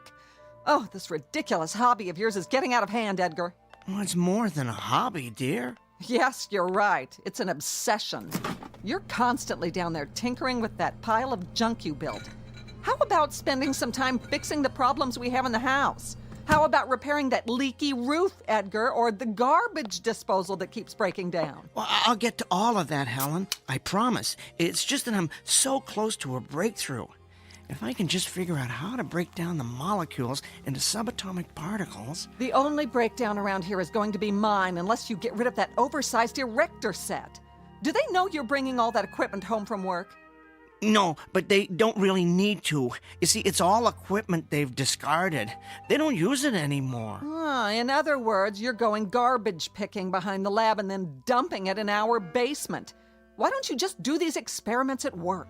Because the facility isn't doing any more research with... With what, Edgar? Well, it's not important for you to know, Helen. I don't want to waste your time talking shop. You're one to talk about wasting time. Maybe if you'd put this much thought into your job, you'd be able to get a promotion. Well, the only kind of promotion available to someone at my level would be a project manager. What's wrong with that? Well, I'm not the managerial type, Helen. I'd be dealing with budgets, giving evaluations to personnel, writing reports for upper management. Yes, and that's why managers make the big money. But I'm an engineer. I'm good at working with equipment, not people. I like calculating formulas, not salaries. I'd be terrible in a managerial position, Helen. I'd be wasting my time. You don't seem to mind wasting your time outside while my life's fluid is gushing out of me. Where were you anyway? Across the street, meeting the new neighbors. They finally moved in? What's their name? Let me see if I remember how to pronounce it. Bhagavatula. Yeah, that's it. Bhagavatula. Oh, great. What is that, Korean? No, Helen. They're from India. India? Doesn't that real estate agent know how to sell to people like us? They're quite nice, really. He's a vice president at one of the banks downtown, and she's a professor at the university. Such a lovely woman, a real exotic beauty. Not as lovely as you, of course. Oh, and they have a 13-year-old boy. He'll be at the junior high in the fall. Of course he will, because their kind always follows the same pattern. They move into our neighborhoods, take our jobs, and infiltrate our schools. Now, Helen, I hope you're not going to be hostile towards our new neighbors like you are towards that lovely Sanchez family 2 doors down. You can actually learn a lot from them. Mr. Bhagavatula was telling me about some of the fascinating customs in their country. Can you imagine coming from such a rich cultural heritage? The only thing I can imagine is the stench of curry casserole that's going to be wafting across the street. I'll tell you something, Edgar. I am sick of the way this neighborhood is changing. And I'm even sicker of not being able to do anything about it because your salary isn't high enough for us to move someplace nice. Someplace with people like us. We're trapped. We've got Gandhi and his family moving it across the street, Pancho Villa and his gang living 2 doors down, and God knows who else ready to move in at any minute. And you're oblivious to all of it, Edgar. You're like an ostrich with its head in the sand, tinkering away in the basement while this neighborhood is going downhill. Well, I'm sick of it, and I can't take any more. Things better change soon, Edgar. Do you hear me? Things better change soon. Yes, Helen.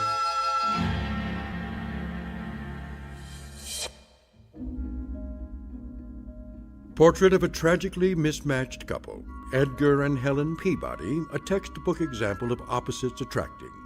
He was attracted to her breathtaking beauty, while she was attracted to the fortune that would result from marrying a brilliant up-and-coming young scientist. Alas, her beauty turned out to be only skin deep, while neither his fame nor fortune ever materialized. Now they languish in a loveless marriage, sustained by the fear that they've come too far to turn back. But a third party will soon come into the middle of this unlikely union, a guest who will cause the simmering undercurrent of discontent in this household to reach the boiling point. An unexpected visitor from a different neighborhood, one that somewhere in the vicinity of the Twilight Zone. And now, The Twilight Zone and our story, There Goes the Neighborhood, starring Tim Kazurinsky with Stacy Keach as your narrator. All right, this bracket should keep the accelerator in place. I do believe this configuration is gonna work. Now I better tighten these bolts. I'm dying to tell someone about this, but I can't believe I almost spilled the beans to Helen this afternoon. Ooh, I gotta be more careful. First thing she'd do is call her cousin Rick. That'd be a problem. He's a pretty sharp guy. I suppose that's a prerequisite for being an FBI agent. If he found out about this, I'd have G-men swarming all over the front lawn. No, nobody should know. Not yet. First, I want to perfect the process, and after that, I'm going to make certain this technology isn't dangerous to humans. Then, and only then, can the whole world know Edgar J. Peabody has built the world's first teleportation device. Just think, daily commuters could avoid highway traffic by teleporting straight to their offices. And accident victims could be teleported from the accident site directly to the ER. The possibilities are endless. There. Now, I need to run a couple of tests. I'll just turn on the particle accelerator and let it warm up. There we go.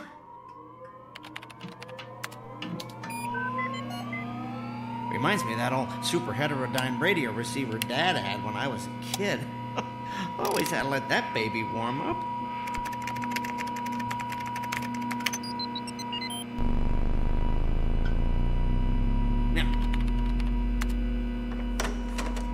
Edgar!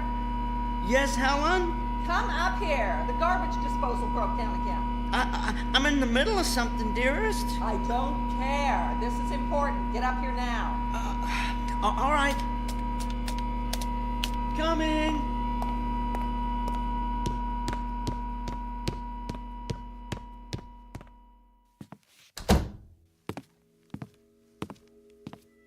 Well, it's about time. I've never seen such a slowpoke. What's wrong with the garbage disposal? Same as always. Made a funny grinding noise, then stopped. Did you throw any silverware down there? Of course not. What do you think I am, an idiot? Oh, no, dear. I'm just trying to isolate the problem. Well, you're the one who wants to be an engineer for the rest of his life, so stop isolating and start engineering a way to repair this thing. I'm going to go down and throw some clothes in the washer. You let me know when the disposal's fixed. All right.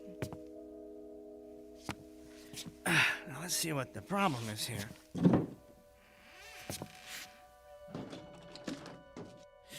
I don't see anything wrong under the sink. No leaking anyway. I better get a flashlight and look down the drain.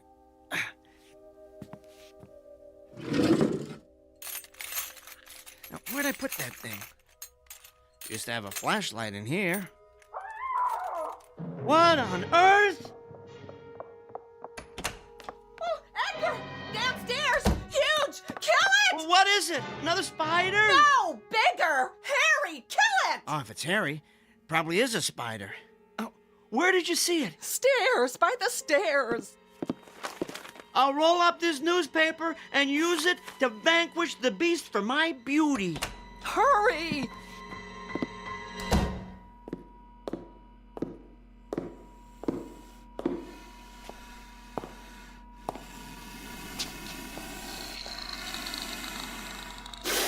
Good Lord!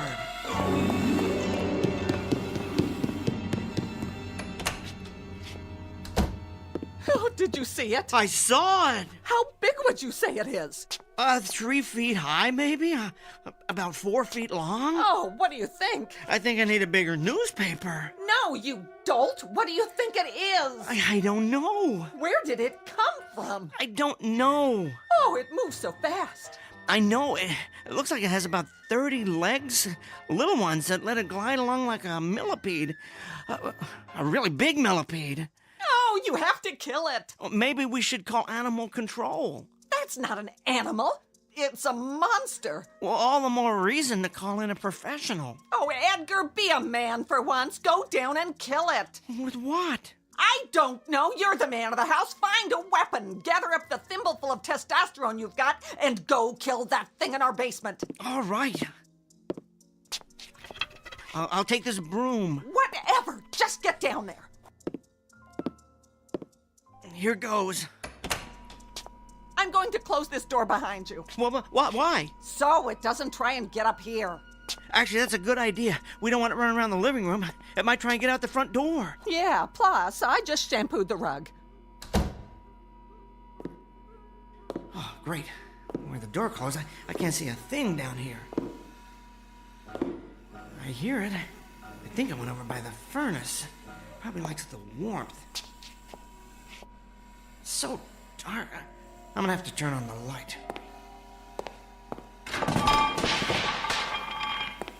As soon as I find it. There. Now, where... Please, do not hurt me. What? Who's talking? I don't see you. I mean you no harm. I hear you, but your voice, it's inside my head. Whoa. You communicate telepathically, don't you? Yes, please, do not hurt me with your weapon. Weapon? Oh, this is just a broom. A broom? What kind of weapon is that? It's not a weapon. It's for sweeping up. You know, cleaning. Oh, so you're going to clean me? Is this a way of conquering one's opponent here? No. I was going to hit you with it. Ow, please, do not. I apologize if I frighten you or your companion. Companion? Oh, you mean Helen. I guess that's one word to describe her. Where are you, anyway? Behind this heating source. I was right. You like the warmth over there in that corner by the furnace, don't you? Yes, it is quite comforting. Traveling through the space-time continuum appears to have affected my body's metabolism. I am very cold. The space-time continuum? Where are you from? It is hard to explain. Suffice it to say, it is a different time and place. Are you saying you're from a different dimension? I would consider that an accurate assessment. How did you get here? I arrived through your receiving portal.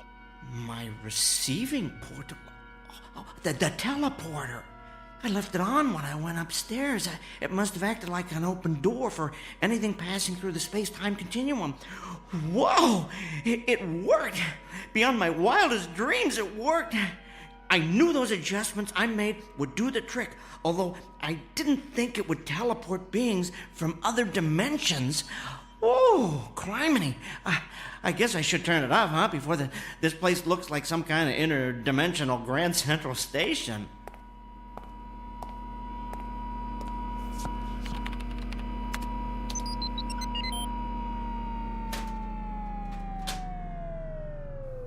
Here. I guess I can consider my latest modifications a triumph. I have successfully teleported a being from another dimension to a basement in Hackensack, New Jersey. You have been experimenting with teleportation? Yes. I have as well. So, teleportation isn't a standard mode of transportation where you come from? No. I have been conducting trials in secret. Oh, I know the feeling. I was an engineer on a teleportation project at my company a few months ago. Out of the blue, the government ordered us to cease and desist, but they never explained why. I've heard it's because they're experimenting with the technology themselves for a secret military weapons project, but I think it could be used to improve our way of life. That's why I've been continuing my experiments by myself down here. Where I come from, it is feared that teleportation would make escape too easy. Escape from what? From a race that recently overthrew our government. They call themselves the Masters. They now hunt down and exterminate members of any race unlike their own. Well, that's awful. So I take it that where you come from, everyone doesn't look like you? No, the masters do not look like my race at all. They are quite ugly. Well, it sounds like it's a good thing you escaped. I am not convinced that I am in a better situation here. What do you mean? My appearance seems to have alarmed you and your companion. You were coming down here to kill me. Well, you have to understand, you look different from anything we've ever seen before. Oh, I am considered ugly here? Well, that's hard to say. I haven't actually had a chance to get a good look at you. Why don't you come out from behind the furnace, the heating source? Okay. Oh, my. You definitely don't look like any species we have here, but ugly? Trust me, I've encountered far uglier beings on this planet. Edgar? Hey, whoa, where are you going? You don't have to hide back there again. I fear your companion does not share your indifference about my appearance. Oh, don't let that bother you. Helen doesn't share anybody's opinion about anything. Edgar, did you take care of it? Would you excuse me one moment? I need to talk with my companion. Yes. Edgar, what's happening down there? I don't hear any killing going on.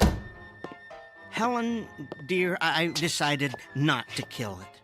Why not? Well, I'd like to learn more about it. Well, fine. Kill it and slice it open. Then you can look around in its guts and learn all you want. Well, I'm not talking about its anatomy. I want to keep it alive, observe its behavior. I don't know, ask it some questions. Ask it questions? Helen, sit down for a moment. Edgar, what's going on? Just listen to me. I'm not sure how to tell you this, so I'm just going to come right out and say it. That creature in the basement, it's from another dimension. It arrived here through the space-time continuum from a place where it has suffered unbearable persecution. Well, I would like to learn more about it, find out where it came from, whether it's from some alternate universe on Earth, or perhaps some other planet in a distant galaxy, and maybe even find out if I can help it. Edgar, you have officially gone over the edge.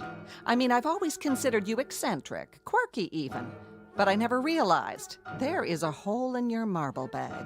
Helen, I'm telling the truth. Okay, let's assume for the sake of argument that you are. How did that thing get here?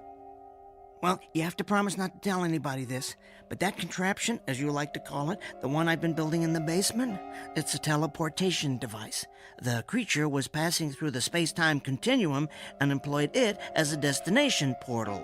Give it to me in English, Edgar, not your usual geek speak.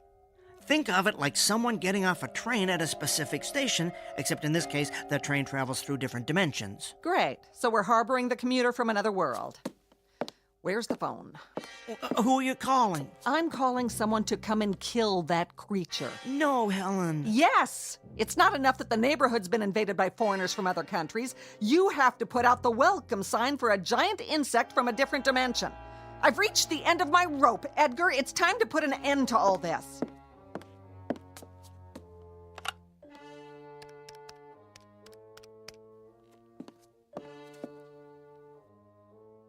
Hello, FBI? I'd like to talk to Agent Rick Fielding.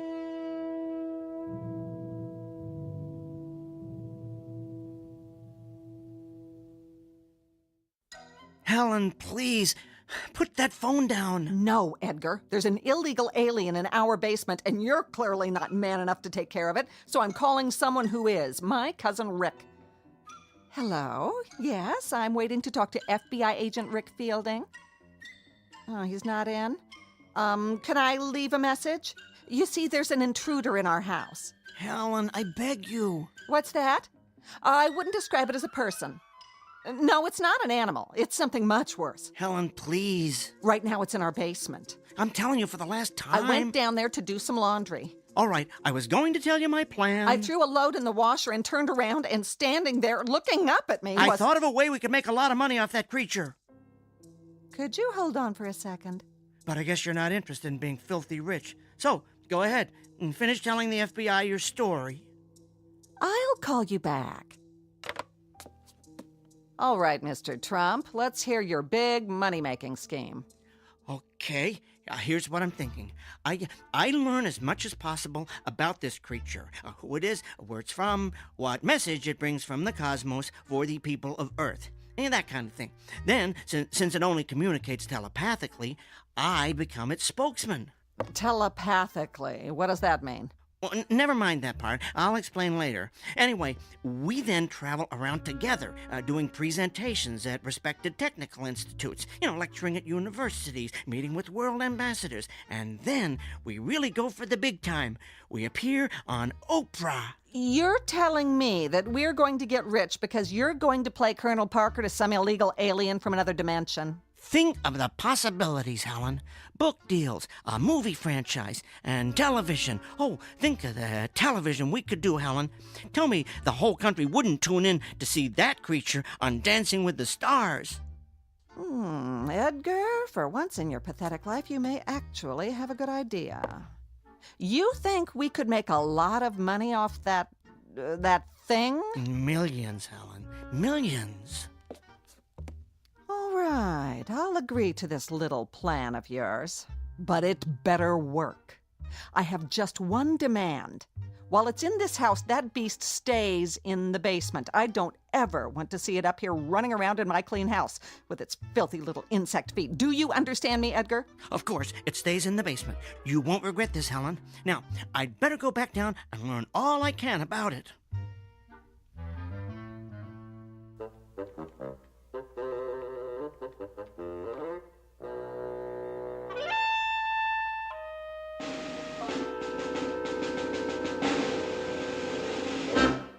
So then, I finished up by telling her we could make millions. And this convinced her to let me stay alive? Are you kidding? If money's involved, Helen's all over it. You are being protected by a great big dollar sign, my friend. I do not understand all your words, but I comprehend that your plan has saved my life. Thank you. Oh, you're welcome. I never thought to ask if you have a name. A name? Yes. What should I call you? Oh, I am identified by a specific sequence of sounds. Oh, would you like to hear them? Sure.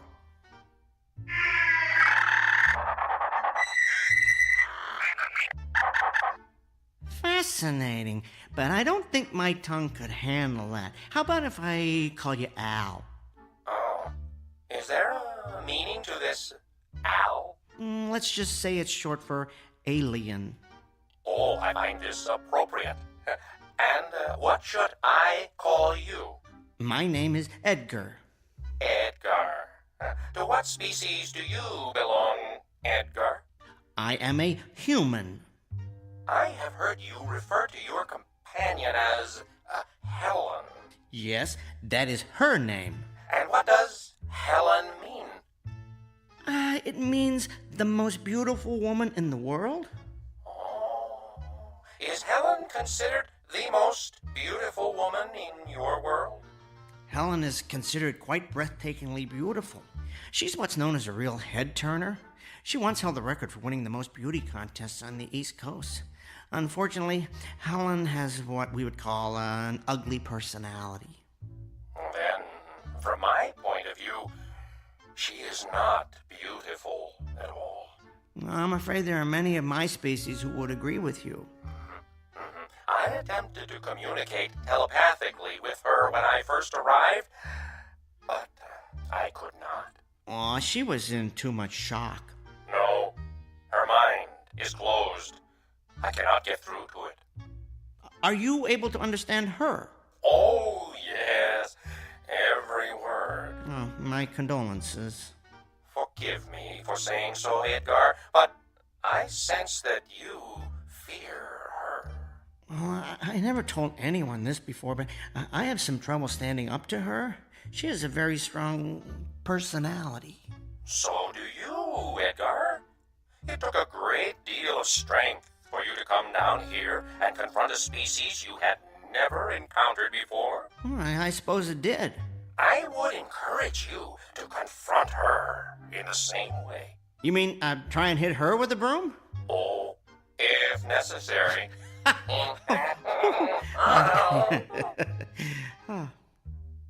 Listen, Al, I've been thinking, maybe we could share our knowledge of teleportation with each other. You know, sort of combine our brain power and see if we can perfect the process. That is an excellent idea, Edgar. Would you mind taking a look at my teleporter? Maybe you can suggest some improvements. Oh, I have already been examining it. You have come up with quite an impressive design. Oh, for a human. Well, thanks, Al.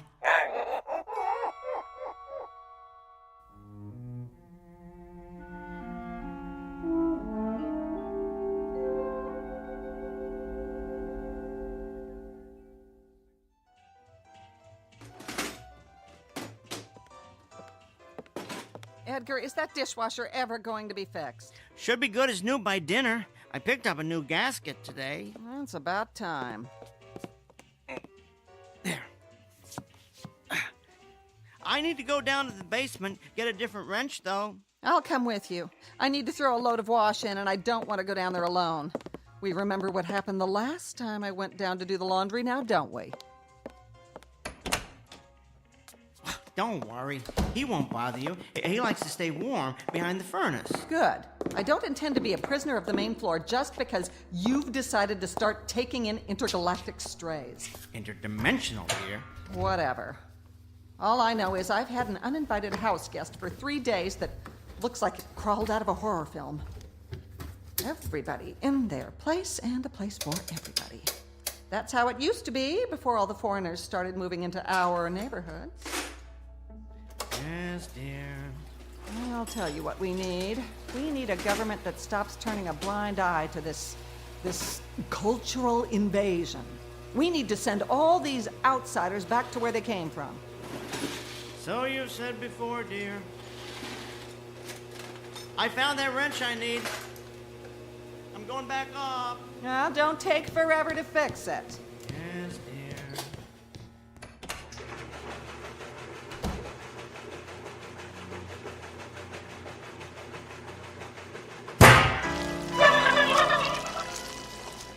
Aw, what's wrong, Quasimodo? Did that scare you?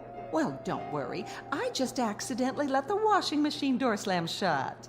You've got nothing to worry about. Yet. But I'll tell you this. If I don't start seeing some money coming in from this brilliant scheme cooked up by Edgar Rockefeller up there, I will call my cousin. And the FBI will come here to see what Edgar's doing with that telethingy, and you will be hauled away and dissected like a frog in a 7th grade biology class. You don't fit in here.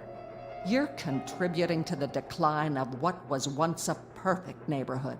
So you just stay down here in the dark where you belong.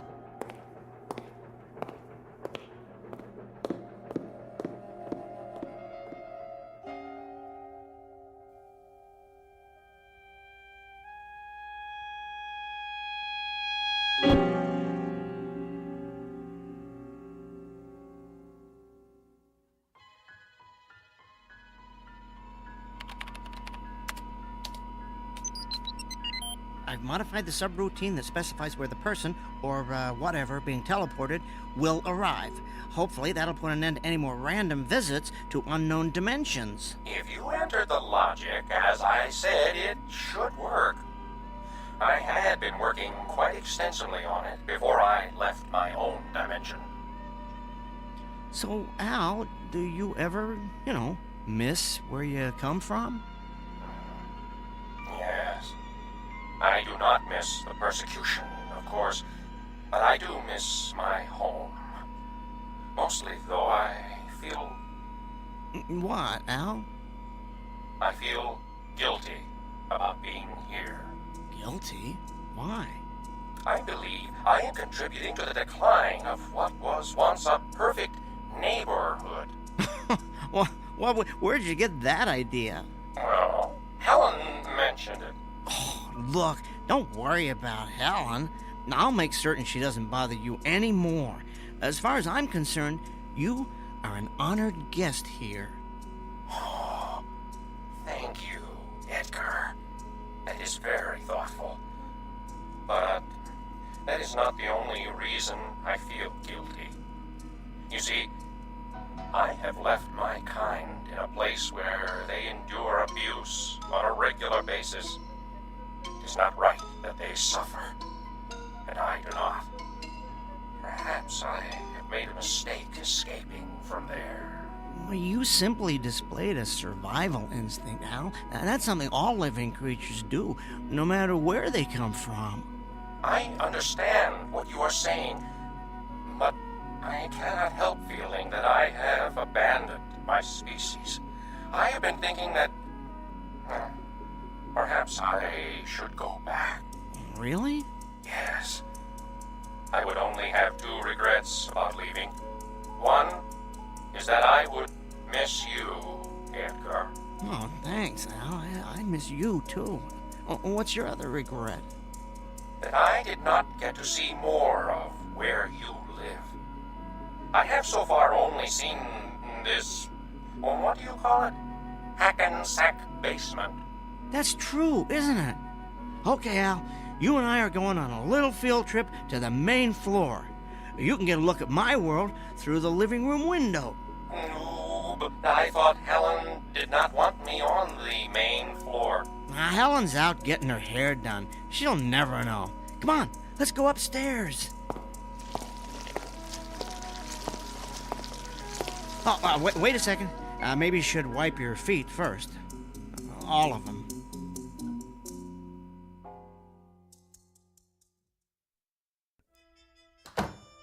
Well, here's the main floor.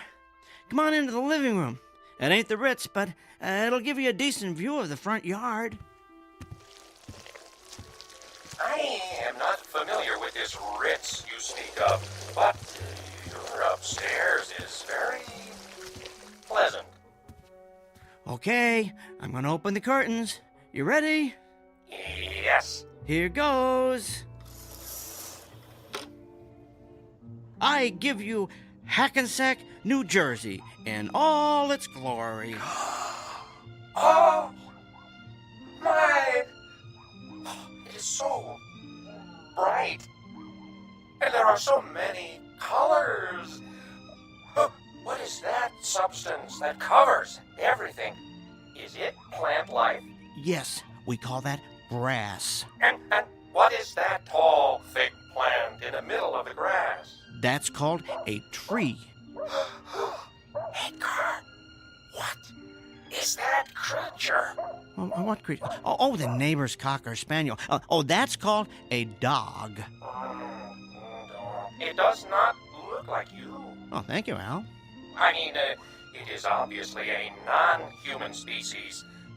Is that what I have heard you refer to as an animal? Yes. Your world, Edgar. It is beautiful. Oh, this is nothing. You're catching us at the end of winter. You should see it in the spring when all the flowers are blooming. You know, if you stayed here till then, I could show you colors that would dazzle your eyeballs or whatever it is you see with. Oh, what about Helen? Well, Helen isn't always home. I might even be able to smuggle you out of the house in some kind of disguise so you could see beyond Hackensack. I could even show you Newark. Oh, sounds very exotic. Well, besides, at some point, Helen's going to expect us to go on our big press tour. What if she finds out you lied to her about that? Well, I wouldn't say I lied to Helen, just that we had a change of plans. The press tour is sort of postponed permanently, and Helen need be none the wiser. None the wiser, Helen! What are you doing home? Lorraine had a cancellation, so she did my hair early, but never mind that. What's that monster doing up here? I told you I wanted it to stay in the basement. I wanted to familiarize him with the surroundings. He needs to be accustomed to them when we begin our lecture tour. Save it. I heard your little speech about postponing the lecture tour permanently. You have no intention of making any money off that overgrown bug, and you never did. That's it, Edgar. I'm calling Cousin Rick right now. No, you're not. Give me that phone. Oh! Nobody is going to find out about Al. You hear me? Nobody. Al? Isn't that adorable? You've named your little pet. Edgar, I have caused you enough trouble. Tell Helen. I have decided to go back. No, it's okay. What's okay? I have decided I need to go home. You don't have to do that. Do what? But I want to. It is where I belong. Are you sure? Who are you talking to? Al. I mean, the creature. He communicates telepathically, but only with me. I can hear him, but you can't. Oh, how precious. Since you seem to have such intimate contact with alien creatures, why don't you blow in a call to the mothership and tell them to pick up E.T. here? Edgar, I do not wish to cause any more strife between you and your companion. Trust me, it was there long before you arrived. But I have given this a great deal of thought. While I do not wish to endure further persecution, I believe it would be more honorable to suffer with my species than to run away. Are you sure about this, Al? Positive. Well, if you're convinced it's what you want. I am. I will go down and prepare to be teleported.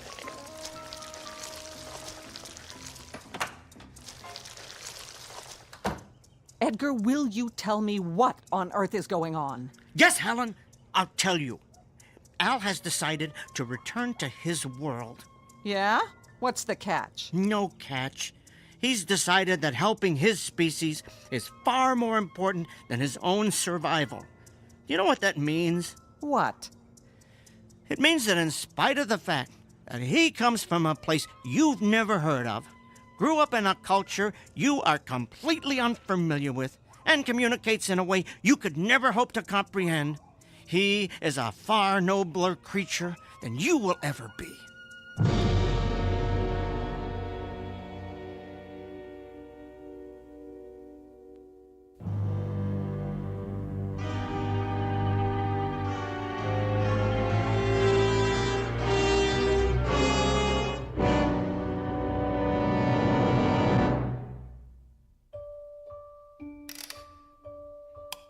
Now, all right, that's the last of the calculations.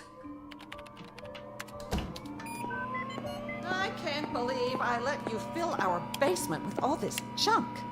Helen, what are you doing down here? I want to be here to watch you throw the switch. That's not necessary. Apparently it is. I couldn't trust you to do something as simple as keep that overgrown insect in the basement, so I certainly don't trust you to send it back to Planet Cockroach. No, fine. Just stand right here so you're out of the way.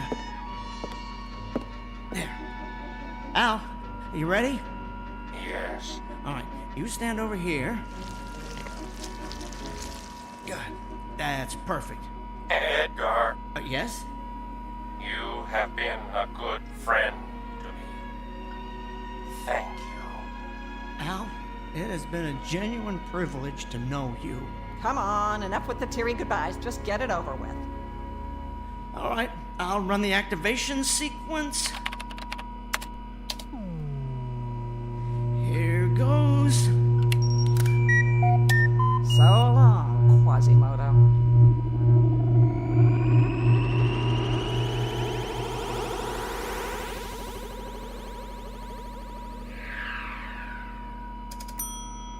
It worked.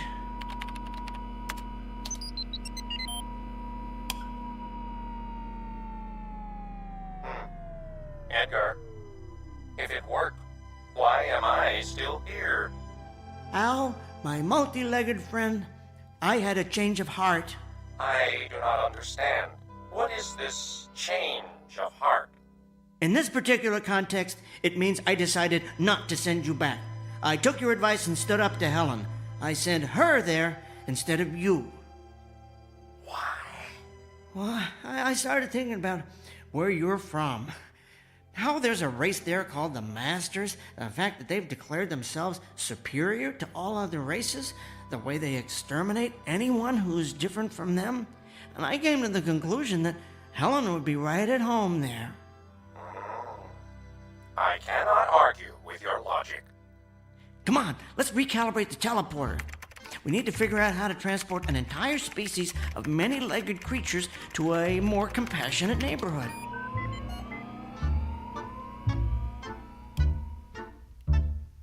A quote here from St. Augustine. Beauty is indeed a good gift of God, but that the good may not think it a great good, God dispenses it even to the wicked. Case in point, one Helen Peabody, whose husband Edgar has come to the conclusion that a pretty face is not the sole manifestation of beauty. Thus, a man of great intellect finds that one never stops learning about human nature, while a woman who has been celebrated for her loveliness finds herself deported to a place where beauty is relative, an ugly, intolerant little corner of the Twilight Zone.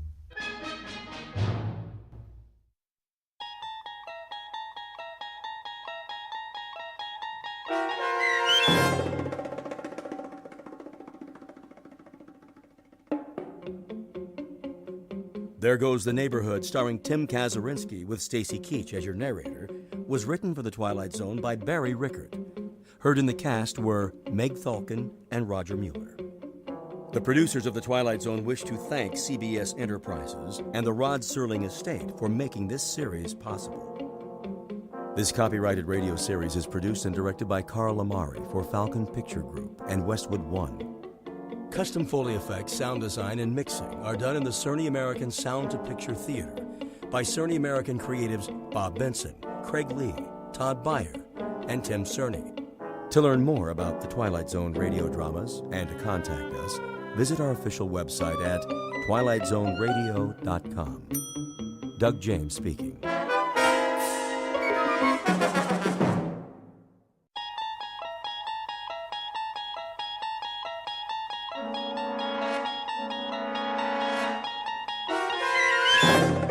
You're traveling through another dimension.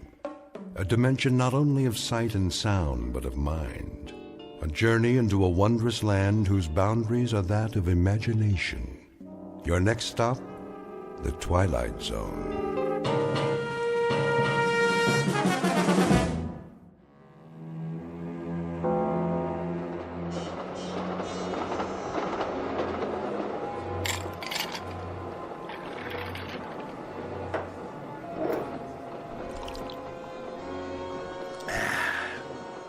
Sure make a smooth whiskey sour on this train. Another one, sir? Sure, make it a double. Coming right up. And you, sir? No thanks. Very good. What's the matter, Olson? You on the wagon? We're not supposed to drink on duty. Are we on duty? Till the shipment gets to Fort Knox, we are. Oh, what do we do in the meantime? Guard it. That's the general idea. What's the guard? Gold's locked in the freight car and we're in the middle of the desert. Time to take a nap. You never know. Know what? What can happen when you're sleeping? Ah, didn't your mother tell you? What's my mother got to do with it? You go to sleep, and when you wake up, you're safe and snug in your bed. The world's just like you left it. Nothing changes. Trust me. Long as nobody tries to rob the train. Nobody knows what's on this train except us. All we have to do is file a report. One in L.A., one at the other end. In between, we got 2 days. Easiest duty I ever pulled. Here's that drink, sir. Thanks. We should get some chow. One question. Yeah? Are you two cops? Of course not. Well, that bulge under your coat, are you packing heat? Well, if you really want to know, I'm Special Agent Martin. Oh. And this is my prisoner, Mr. Olson. I'm transporting him across country to Leavenworth. So that's why he doesn't get a drink. But why does he have the bulge under his coat? Cell phone. Oh, I get it. Go ahead, give him one. Take the edge off so I can relax. That's all right. Well, if he doesn't drink it, I will. Coming right up. You just blew our cover. Take it easy. So you're not carrying your weapon? Nope. Left it in the compartment. That's against regulations. Well, wrecks the cut of my suit. Besides, it's not like I'm gonna need it. Here's his drink. How much I owe you? Nothing. It's on the house. You're a good citizen, pal. Anything I can do to help. Now, just let me sample it for Mr. Olson here. Whoa. Now that's a drink. What's happening? Must be the tracks. Hold on!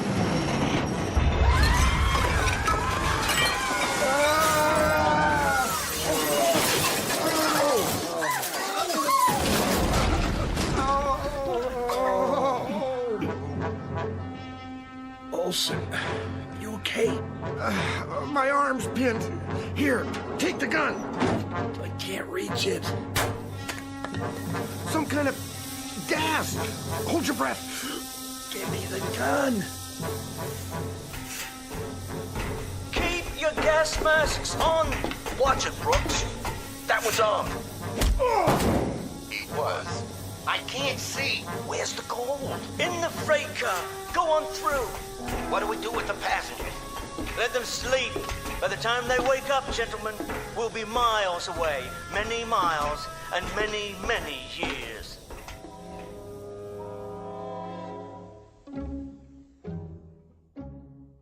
Exit 2 hapless federal agents and enter 4 experts in the questionable art of crime.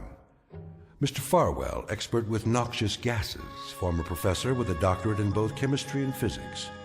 Mr. Airbay, expert in mechanical engineering. Mr. Brooks, expert in firearms and other weaponry. And Mr. DeCruz, expert in demolition and various forms of destruction. The time is now. The place? Death Valley, USA, where at this moment a train has just been derailed and nearly $10 million in gold bullion en route to Fort Knox, Kentucky, is about to be commandeered by these 4. The question is, how can they escape in the middle of a desert?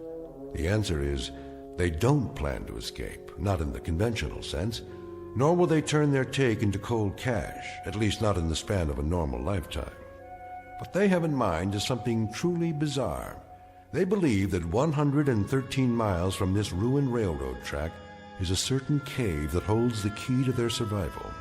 What they don't know, of course, is that the cave is located not only in Death Valley, but deep in the Twilight Zone.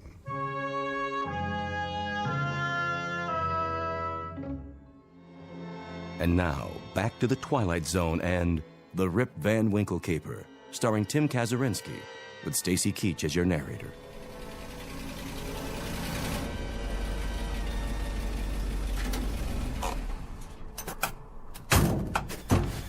Hurry up. Get the bags in the cave. Here comes Farwell's car.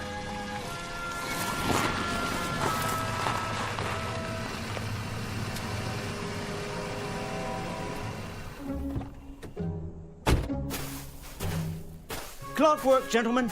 Just as I said. Apples in a barrel. So far, but we ain't spent nothing yet. Brooks is right. $10 million worth of gold bullion, and I've still got $1.20 in my pocket. That's this year, Senor de Cruz. Today this, but tomorrow.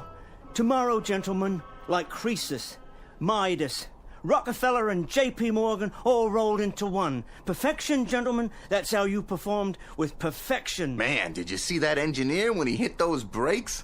Looked like he thought the world was coming to an end. Sure he did. When I blow up tracks, I blow up tracks. Point out a foundry for me, de Cruz. I'll forge a metal for you. What's your trouble, Brooks? That wasn't an easy thing, tying up those tracks like that. You ought to try it sometime. There won't be another time. For me, neither. May we get on to business now? Sure, Professor. Whatever you say. Start unloading the truck. Well, aren't you a heavy little thing? All shiny and pretty. Any more at home like you? Yeah, just like this one. $9,980,000 worth of gold bars. Hey, Farwell, I gotta hand it to you. Use the cart. I mean the plan. It worked just like you said it would. Oh, you sound surprised. You're one smart guy. Freight car full of gold, train derailed, sleeping gas puts everybody out except us because of our gas masks. Mighty sweet, if you ask me. That's right, Mr. Irby, except us. It was not yet our turn to sleep. It was our turn to enrich ourselves. We sure did that, didn't we? There's all the bags. All right, gentlemen. Do you remember the procedure? I'm sure you're gonna remind us. The procedure is as follows. Gold into the cave. Then Mr. De Cruz hides the truck inside, destroys the car. I never liked that part. For what reason? Well, somebody could see the fire. Impossible. The road is miles away. A plane could fly over. By then, all they will see is sagebrush and sand. Clear?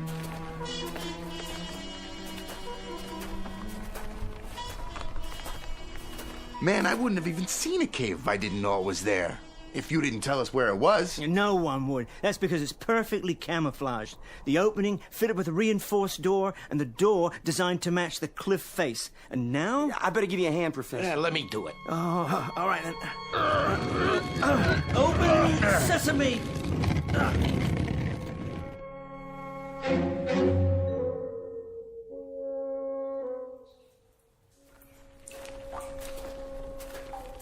How much farther? We're almost to the main cavern. Stop here. Hand me the flashlight. Wow. How'd you ever find this place, Professor? One of my colleagues at the university, a devoted spelunker. A what? Who cares? Let's get this over with.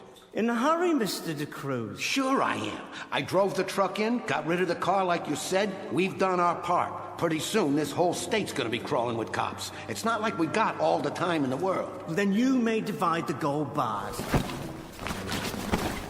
Ooh, yeah. This is the part I like. Hooey. Look at all that. 24 karat all the way. One for me. Hey. And one for you. One for Irby. One for the professor. Two for me. Two for you. Hey, Professor, what's the first thing you're gonna buy with your share? A new life, gentlemen. A new life. Yeah. I like the sound of that.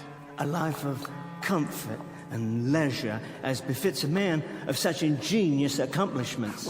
Well, you can say that again. Finish your counting. It's time for the pièce de résistance.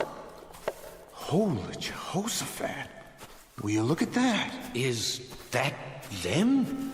The real culmination. The ultimate ingenuity. Yeah, they look like coffins. Shut up. You told us about them, but somehow I didn't know they was gonna be made out of glass. A new type of plastic, actually, manufactured to my specifications. A completely inert material with no chemical interactions. I don't see why we have to get inside those things, those caskets. It's one thing to stop a train on its way from Los Angeles to Fort Knox and steal its cargo. It's quite another to remain free long enough to spend it. And spend it we shall. Yeah, but when? Don't you remember, Mr. De Cruz? I would have thought this aspect of the plan would be particularly clear in your mind. I remember, all right. You want us to play Rip Van Winkle. An appropriate analogy, I suppose. And that's what we are. 4 Rip Van Winkles. Only, I'm not so sure. What, aren't you sure of, Mr. De Cruz? The big sleep, Mr. Farwell. Just lying down in these coffins. I like to know what I'm doing. But you do know. I've explained it very precisely. The 4 of us will be placed in a state of suspended animation.